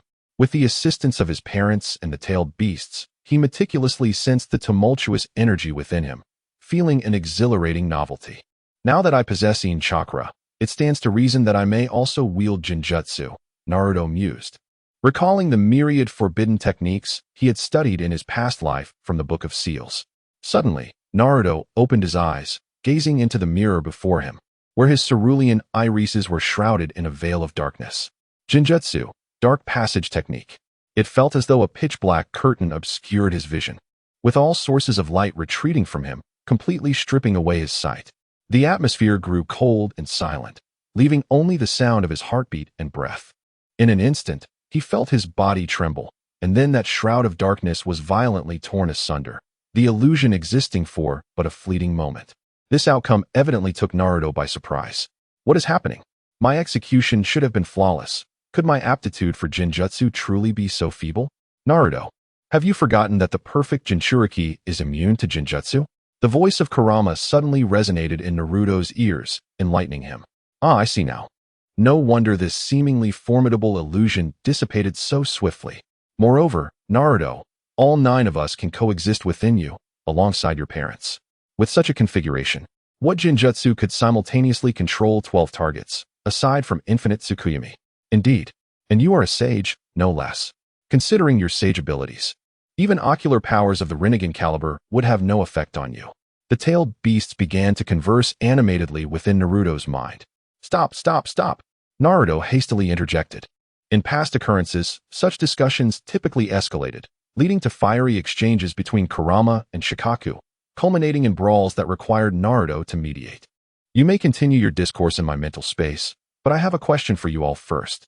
Feel free to ask. Naruto spoke Nibi, as polite as ever. It's not a pressing matter, but I wish to know if there has ever been a precedent of Ashura awakening the Rinnegan. Naruto's query struck like thunder, astonishing the 9-tailed beasts and his parents alike. What do you mean, Naruto? Are you contemplating seizing Madara's eyes? Or perhaps turning against Sasuke? No. Please do not misconstrue my intent. Naruto quickly clarified. I recently underwent a profound cellular fusion with Sasuke. In my perception, he now possesses a sage body equivalent to mine. However, Sasuke has yet to master sage techniques, while my understanding is more refined, thus placing my development at a higher level.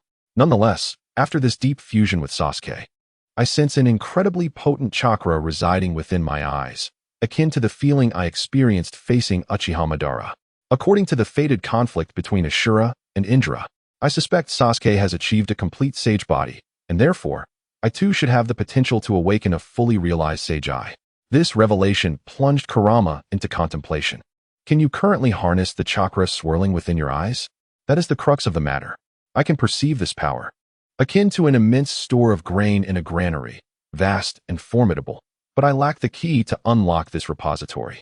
I suspect that key to be the Rinnegan. Hiruzen, upon hearing this, tentatively suggested, why not attempt to seize Obito's Rinnegan? No. Father, I can foresee that being improbable. Each eye is a unique key of distinct form. Unless it is an eye that belongs solely to me, this granary shall remain sealed. Although the Rinnegan possesses extraordinary powers, it is precisely for this reason that Nagato and Obito suffered tremendous backlash upon transplanting them. Only Uchiha Madara could truly wield the Rinnegan's full potential. Does that not render the situation unsolvable? Your eyes are not originally Sharingan. How, then, can you awaken the Rinnegan? In truth, Naruto, Kurama interjected. I believe that the Sage of Six Paths must possess knowledge of how to transcend this predicament. Chapter 76, The Awakening of the Ten Tails. Indeed, Naruto, the Nine Tails remarked. In such circumstances, the Sage of Six Paths surely possesses a solution. Naruto Uzumaki nodded in agreement, stating, I believe that to be the case. We merely need to await tomorrow's battle. Well then, let us rest for now. Tomorrow promises to be yet another grueling fight. The Nine-Tails said, squinting his eyes as if to feign sleep. As dawn broke in the east, the first night of the ninja allied forces was spent amidst the relentless assaults of White Zetsu. Despite the heightened tension among the soldiers, the anticipated heavy artillery of the enemy had yet to materialize. Meanwhile, within the Akatsuki organization, Uchiha Madara, Uchiha Obito, the Yang and Yin beings, and Black Zetsu stood together, their atmosphere far from buoyant. Uchiha Madara bore the scars of his recent clash with Naruto, the fissures from the Edo Tensei still densely clustered on his body, as if they might crumble at the slightest touch. Uchiha Obito had spent the night utilizing the powers of the Hungry Ghost Path, his Rinnegan devoid of its former radiant purple glow, now appearing somewhat dim. He had been significantly weakened by the combined efforts of the 4 Hokage and Uchiha Sasuke. Reduced to merely 10 Sharingan, the Yin being appeared even more grotesque, his form a jarring amalgamation of black, white, and gray. His black body was adorned with the roaring visage of Uchiha Madara, while the white sections bore the contorted face of Hashirama Senju in agony, and the gray portions represented the Senju cells sealed by Naruto, now rendered ineffective. Black Zetsu maintained his usual obsequious demeanor towards Madara, resembling a mere sycophant. As for the schemer Kabuto Yakushi, he remained oblivious in his chosen resting place, lost in an endless cycle of dreams. Let us directly unleash the Ten Tails, Uchiha Obito suggested feebly. Madara's expression turned icy. He neither rebuked nor agreed. Do you truly believe we can still rely on ourselves to reclaim the 8 tails and 9 tails? Setting aside their living and deceased shadows, and even Uchiha Sasuke, do you think that with the 3 of us combined, you can assuredly subdue that brat? Did you not observe yesterday's battle? He was far too effortless. Regardless of the abilities you employed, he managed to discover suitable countermeasures. Even attacks that seemed impossible to evade were dismantled by his preferred method, what you so proudly call the aesthetics of violence. Obito grew increasingly animated as he recounted the devastation he had witnessed, having learned from Black Zetsu about their confrontation. Initially skeptical, he was struck by the aftermath. The desert transformed into a basin, with some areas releasing groundwater that formed a vast lake. The terrifying heat lingered for hours, altering the very atmosphere. At the heart of the battlefield lay a shattered forest, instantly encased in ice. With a towering blue ice statue, Madara's pierced Susanoo, standing at 250 meters tall, as if transitioning abruptly from the sweltering summer to a frigid winter's night. The chill seeped into Obito's being, causing his chakra to stagnate. Moreover, your Susanoo is now rendered unusable, is it not? Do you truly believe that the shadow within your Rinnegan can contend with Senju Hashirama, Uzumaki Naruto, Namake's Minato, and Uchiha Sasuke simultaneously? Do not forget that 3 of them can sense your abilities, while one can even perceive him directly. Enough, Madara barked, his icy gaze fixed on Obito. What? Are you truly so intimidated by just a handful of them? Upon hearing this, Obito smirked. Let me remind you, no matter how grand your claims may be, they are meaningless if you cannot overcome them. Obito, do you believe you have matured? Do you intend to take action against me? With the Moon Eye plan facing such obstacles, you would dare to incite internal conflict for the sake of your trifling pride? Madara erupted in transparent flames, the force shattering the ground beneath them, pressing down on Obito's shoulders, forcing his legs into the earth. Obito struggled to raise his head, the overwhelming force threatening to rupture his insides and shatter his bones. Just as he felt on the brink of obliteration, the immense pressure suddenly lifted. Coughing violently, Obito tasted blood in his throat, the metallic flavor overwhelming him. You, humph, merely a lesson in respect for your elders. The fury in Obito's eyes seemed palpable, yet Madara disregarded the intensity of his glare, activating the hell path of the Rinnegan. With a resounding crash, a figure resembling the king of hell materialized before them. Upon seeing Madara approach, it obligingly opened its vast maw. The Rinnegan rippled once more, transforming the hell path into the human path. Madara plunged his left hand into the king of hell's throat, pulling forth 2 ethereal blue souls, the souls of the brothers Kin and Jin from the 5 Kage summit in the Land of Iron. Madara gestured towards the white Zetsu, invoking the Deva path. Universal pull. The force drew the 2 wailing white Zetsu closer, and he cast the souls upon their heads. Following this, Madara formed 4 hand seals, and upon completing the final one, he knelt, slamming his right hand onto the ground. Edo Tensei. As the 2 white Zetsu screamed in anguish, a storm of debris enveloped them, gradually revealing the imposing figures of the 2 brothers, Kin and Jin. Their eyes, devoid of life, opened to behold Madara's face, and their expressions shifted dramatically as they attempted to cry out, only to be instantly subdued into puppetry by Madara's will. Simultaneously, Obito also transported the sealed Barubi and a severed tentacle from the battle with Uchiha Sasuke. Suddenly, Naruto felt a violent surge of emotions from the tailed beasts, causing him to halt. The figures of Uchiha Sasuke, Senju Hashirama, Namake's Minato, Senju Tobirama, Sarutobi Hiruzen, the 5 Kage, and Uchiha Itachi all sensed Naruto's unease and turned their gazes toward him. Within Naruto's perception, he detected a vast, ominous, and bloodthirsty chakra emerging from that direction. The tumultuous energy struck like a hydrogen bomb detonating, momentarily stunning even Naruto, who had encountered the Ten Tails several times in his past life. Naruto, they have awakened the Ten Tails. The voice of the 9 Tails resonated in Naruto's ears, imbued with an air of caution and solemnity. Simultaneously, the palpable hostility emanating from the 9-tailed beasts mirrored Naruto's own escalating heartbeat and deepening breaths, a surge of strength flooding his muscles, a manifestation of adrenaline surging through him. The second to react was Minato Namake's, the perfect Jinchuriki, who too sensed the overwhelming malice and terror. His expression hardened as he turned to look back.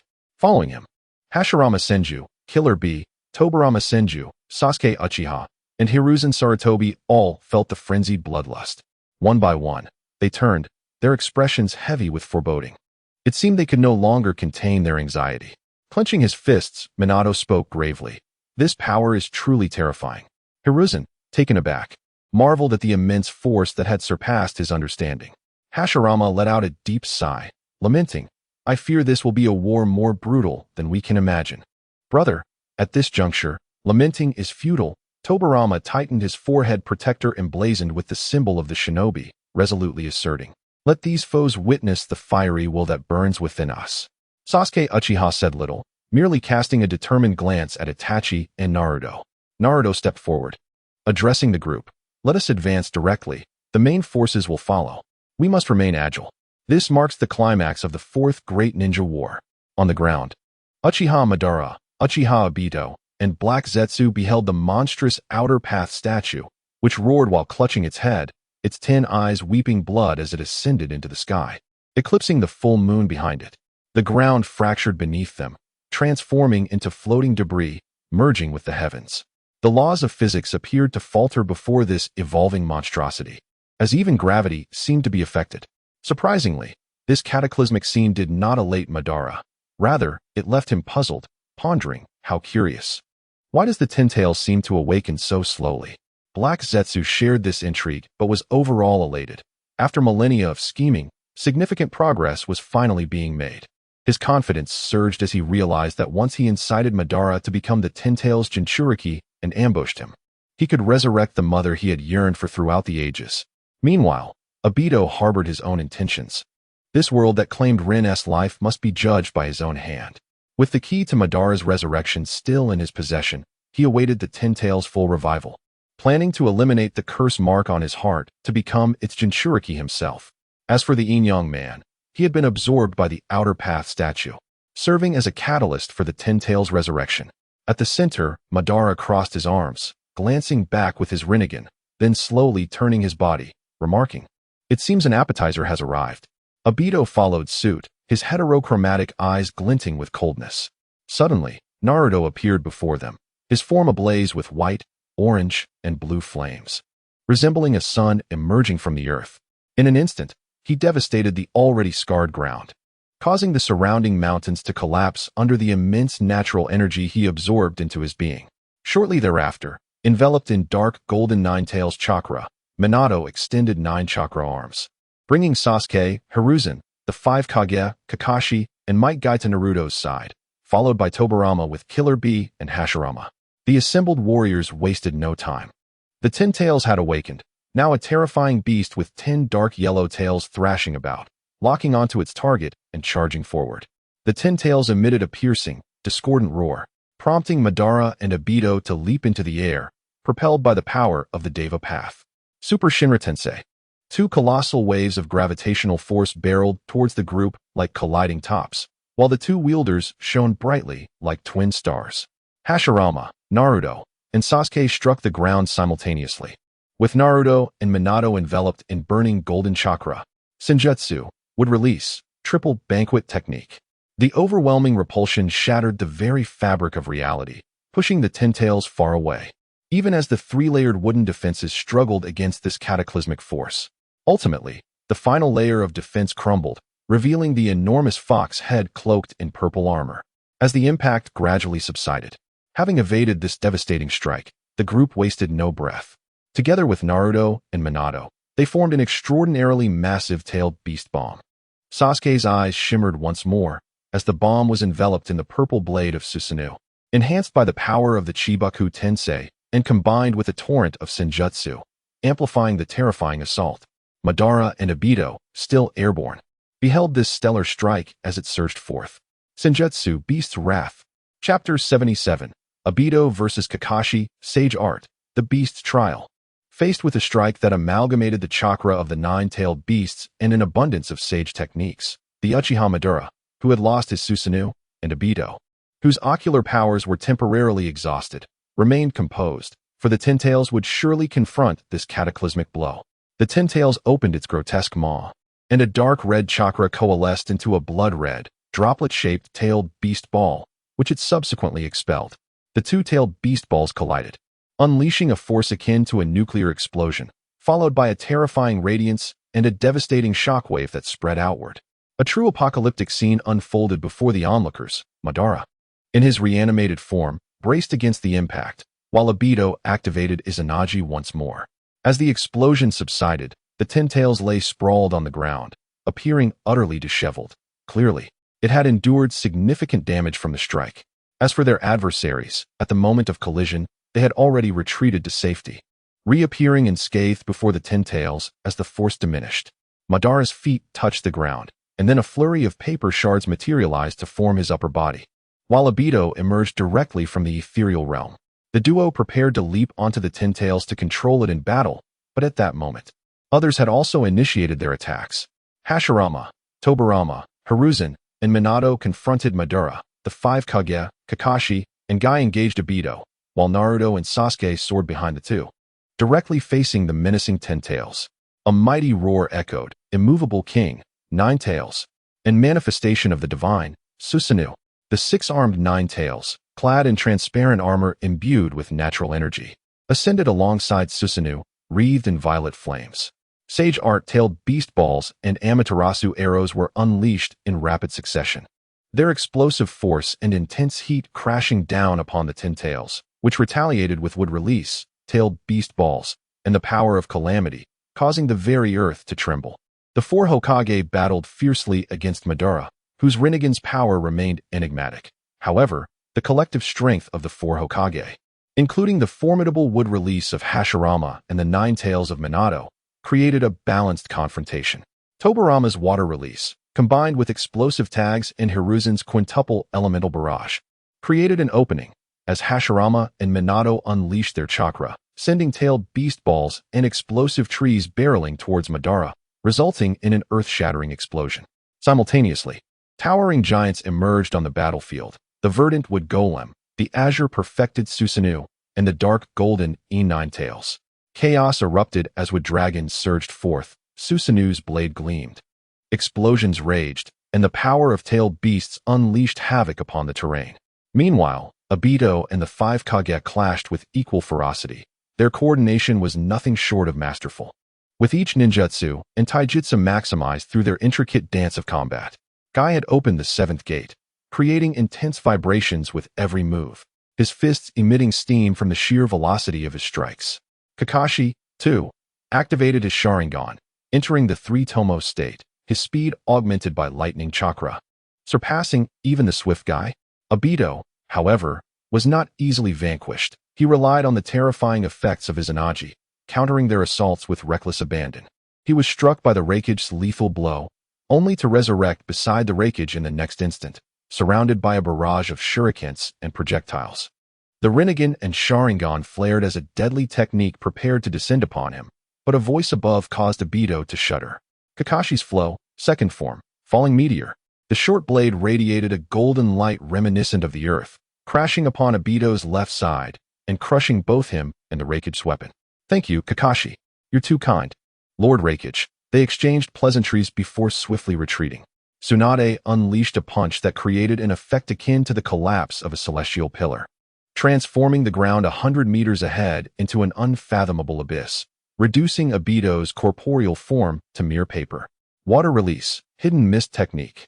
Meiterumi's lips parted, releasing thick white mist that enveloped the battlefield, so dense it obscured the Rinnegan's vision. Kakashi landed atop Gaara's sand cloud, closing his eyes as chakra coalesced in his pupils. On the ground, Inoki placed his hands upon the earth, shimmering with a faint yellow glow as if merging with the land itself. He then opened his eyes, bellowing, "Everyone, 200 meters to my northeast." With that command, massive stone pillars erupted from the ground, and the assembled shinobi sprang into action. Lightning water dragon bullet, sand waterfall, daytime tiger, heaven-shattering fist. In an instant, the area was ravaged as the four Kage and Guy unleashed their might. Yet Obito summoned a protective barrier using the power of the Deva Path, barely withstanding the horrific onslaught. However, the true fatal strike lay in wait. As Obito sensed Kakashi's approach, realization dawned, and he attempted to flee. But it was too late. He beheld the three-blade shuriken pattern of Kakashi's left Manjiki Sharingan and the four-blade pattern of his right Kamui. When Obito regained his senses, He found himself within the Kamui dimension, with Kakashi wielding a short blade, empowered by fierce lightning chakra, the two Mangekyou Sharingan glowing like crimson stars in the night. After exchanging a few words, they clashed fiercely. Kakashi, now able to control the Mangekyou Sharingan to manifest Susanoo, gained the upper hand with the third stage of the Yatagarasu Susanoo. Once again, they pierced each other's chest, Kakashi intentionally puncturing Obito's heart before using Kamui to release him from that realm. Chapter 78.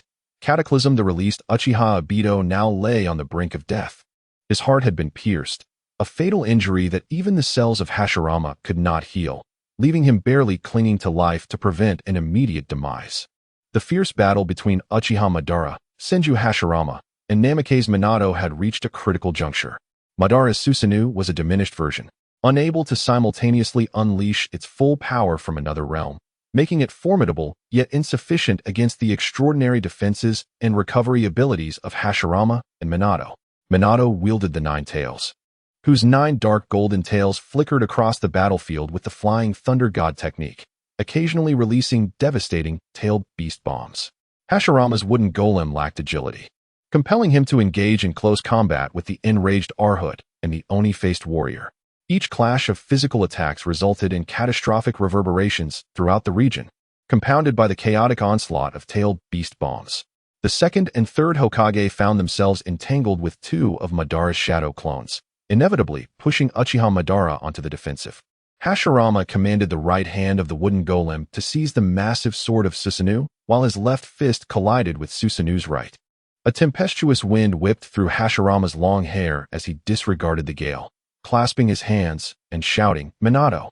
The voice of Namake's Minato pierced through the storm, and in an instant, the 9 tails appeared beside the wooden golem, its jaws agape, ready to unleash a tailed beast bomb that had been charged for an eternity. With no time to spare, the dark-tailed beast bomb transformed into a blinding white light, an explosion of terror and heat erupting from the immense wings of Susanoo, which struggled to maintain its defense. Minato's true form materialized beside Hashirama, the complete Susanoo having relinquished its grip on the wooden golem due to the force of the explosion. Yet, Uchiha Madara stood resolute, understanding that he could not afford to be sent flying. Otherwise, he would face even graver repercussions. "Let us strike together." Hashirama clapped his hands, instantly restoring the battered right hand of the golem. 6 wooden dragons spiraled behind it. Minato crouched, placing his hands atop the golem's head. As the 6 wooden dragons each coalesced a tailed beast bomb. Concurrently, 2 massive, azure, rapidly rotating Razengans formed in the golem's hands, emitting a sharp, explosive sound. Hashirama infused both the Rasengan and tailed beast bomb with wet bone forest sage chakra as the 2 joined forces, launching an assault that fused their unique strengths against Madara's Susanoo.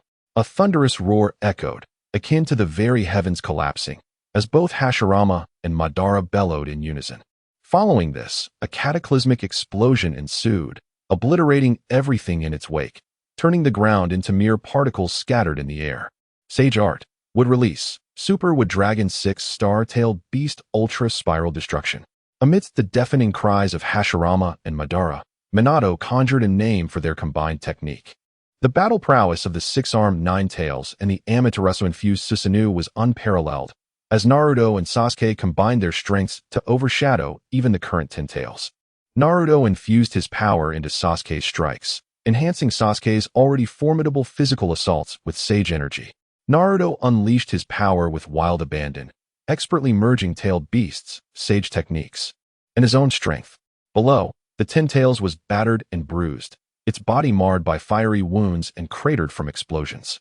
Yet, its combat effectiveness remained undiminished, showcasing the essence of a monstrous entity. Once more, the 10 Tails unleashed a tailed beast bomb, which Naruto and Sasuke deftly evaded, prompting the 10 Tails to initiate an area of effect attack, heavenly change, earthly transformation. Naruto and Sasuke were pushed back by the swirling winds and tempestuous lightning. The ground began to fracture, and horrifying magma erupted from the depths of the earth. Naruto commanded the 9 Tails to open its massive jaws, merging vast amounts of sage chakra with that of the 9-tailed beasts into a singular tailed beast bomb. Meanwhile, the second arm of the 9 Tails formed a transparent spear, exuding an intense chill from the runes at its tip. Naruto combined the spear with the tailed beast bomb, creating a new beastly assault. Sage Art, Tailed Beast Sealing Technique. The tailed beast bomb propelled the spear toward the Ten Tails, its blinding brilliance cleaving through storm and lightning, akin to a ray of sunlight piercing the roiling darkness. Sasuke evaded a torrent of magma, witnessing Naruto's stunning strike, and resolved to amplify his efforts. In a moment, Sasuke activated the full power of his eternal Mangekyou Sharingan, locating the nearly undetectable strike. The dark purple Susanoo drew back, unleashing an arrow composed of fire and lightning, propelled by the immense force of the bowstring, merging with the tailed beast bomb mid-flight. The accelerated tailed beast bomb collided with the Ten Tails, exploding as tailed beast chakra surged forth, accompanied by the forces of nature, lightning, and black flames, enveloping half of the Ten Tails' colossal form. The spear, propelled by the explosion, pierced cleanly through the Ten Tails' body, leaving a precise wound. But the assault was far from over. Naruto recalled the immovable king and the Nine Tails into himself, disregarding the anguished cries of the Ten Tails below. He shouted for Uchiha Sasuke, joining his hands together as an almost infinite reservoir of sage chakra burst forth like a flood. Simultaneously, Sasuke retracted his complete Susanoo, his left eye narrowing as a spark of black fire materialized beside Naruto.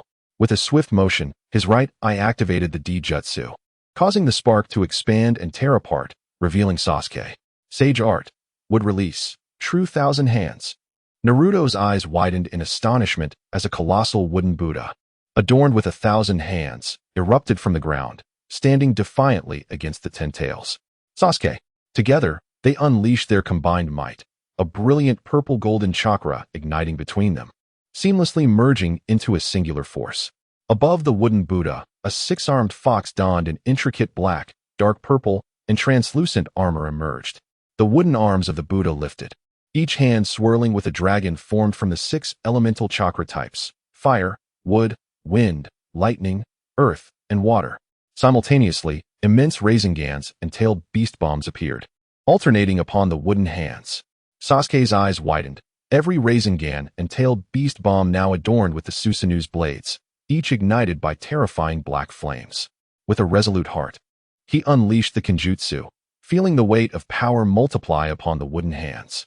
He and Naruto exchanged a glance, inhaling deeply, recognizing that this technique surpassed even the current Ten Tails, marking it as the most potent assault since Ashura of the 6 Paths. Now, the myriad of wooden hands, accompanied by countless Susanoo Razengans, struck fiercely against the roaring Ten Tails.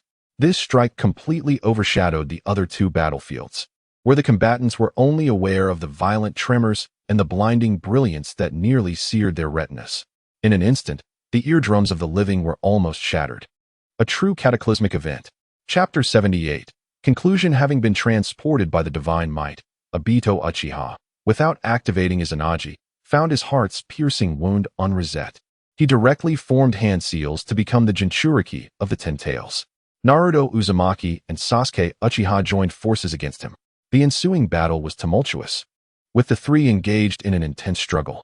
Minato Namikaze, Hashirama Senju, and Madara Uchiha fought fiercely, ultimately leading Minato to open a path for Hashirama with a spiraling, flash super round dance howl, tail beast bomb, spiral charge. Hashirama then unleashed a sage art, heavenly palms to seal and suppress Madara. Meanwhile, on the battlefield against Obito, Naruto displayed the full extent of his powers since his resurrection, while Sasuke could only strive to maintain Susanoo and enhance Naruto's abilities with Kagetsuchi. Kurama and the divine tree clashed, leaving deep gorges on the tree with their natural energy weapons and Susanoo, showcasing formidable defense even against the Ten Tails Bija Bomb. Under the overwhelming pressure of Naruto's formidable abilities, Obito once again found himself vulnerable, just as in his past life, as Naruto and Sasuke together exploited a flaw in his defenses. This time, the struggle culminated in Naruto's victory over Obito, further aided by his persuasive words. Awakening to the desolation in his heart and his own folly, Obito sought to utilize the rebirth technique to resurrect the deceased present, as well as those who had perished due to his actions. Do not forget to bring back my mother as well, Naruto urged Obito. Nodding in agreement, Obito prepared to activate the rebirth technique, but was parasitized by Black Zetsu, altering his resurrection targets. However, Bolstered by Obito's indomitable will, he did not abandon his original goal. Thus, the deceased present, including Madara, were revived. The tailed beasts bestowed their full power upon Naruto, who in turn granted a modicum of chakra to the Outer Path Golem, unbeknownst to Madara. After a brief struggle, Naruto deftly placed the Rinnegan into Madara's hands. Madara then erupted in laughter before becoming the Jinchuriki of the Ten Tails. Subsequently, Naruto killed Sasuke. Overwhelmed by immense grief, Naruto awakened the Rinnegan and took his own life. In a spiritual realm, Naruto and Sasuke encountered the Sage of Six Paths. Naruto expressed his desire to systematically learn and master Yin-Yang Release, Six Paths Sage techniques, the Sun Seal, and the Moon Seal. The Sage of Six Paths consented, imparting this knowledge to both Naruto and Sasuke. Sasuke, lacking the ability to perform sage techniques, could only memorize the teachings, while Naruto integrated the knowledge holistically. Consequently, the two were revived. With Naruto achieving his goal, he swiftly eliminated the imperfect version of Madara. Following this, he vanquished Black Zetsu and then rushed to the moon to defeat Kaguya Otsutsuki. Afterward, he returned to Earth, absorbing the last remnants of tailed beast chakra from Madara's body, claiming his eyes, and sealing him within a newly created moon. Naruto's Rinnegan abilities included Celestial Leap, allowing him to traverse different spaces and instantly move to any location within a given space, and Celestial Stasis, which granted him control over time, enabling time reversal, acceleration, deceleration, and stasis for 10 seconds. Sasuke possessed two Rinnegan abilities, Celestial Exchange, enabling the swapping of entities, and Conceptual Enhancement, which allowed him to amplify, modify, or reduce concepts, transforming the nature of exchanges. Later, Naruto sealed half of the Nine Tails from Minato's body into himself and revived Minato using Yang Release, culminating in a reunion with Kushina, thus reuniting the family. He also utilized Yin Release to complete Kakashi's dual Kimui and fashioned a body that would not impair his vision. Additionally, he employed sage techniques to awaken Hinata and Niji's sage bodies, assisting them in unlocking their reincarnation eyes. 13 years later, at the age of 30, Naruto synthesized his own ninjutsu by merging sage techniques with Six Paths sage arts, creating Nirvana sage technique. He resurrected the Riaian mode by integrating Dragon Vein chakra. With the scientific research contributions of Tobarama Senju and Orochimaru, he awakened his Otsutsuki bloodline and acquired a divine technique, End of Days. This technique enabled him to manipulate time, space, reality, spirit, soul, and power, allowing him to grasp the very fabric of causality. With such capabilities, he eradicated Kaguya Otsutsuki, Kinshiki Otsutsuki, the Shell Organization, Shin Uchiha, and all other adversaries, bringing closure to the world of Naruto.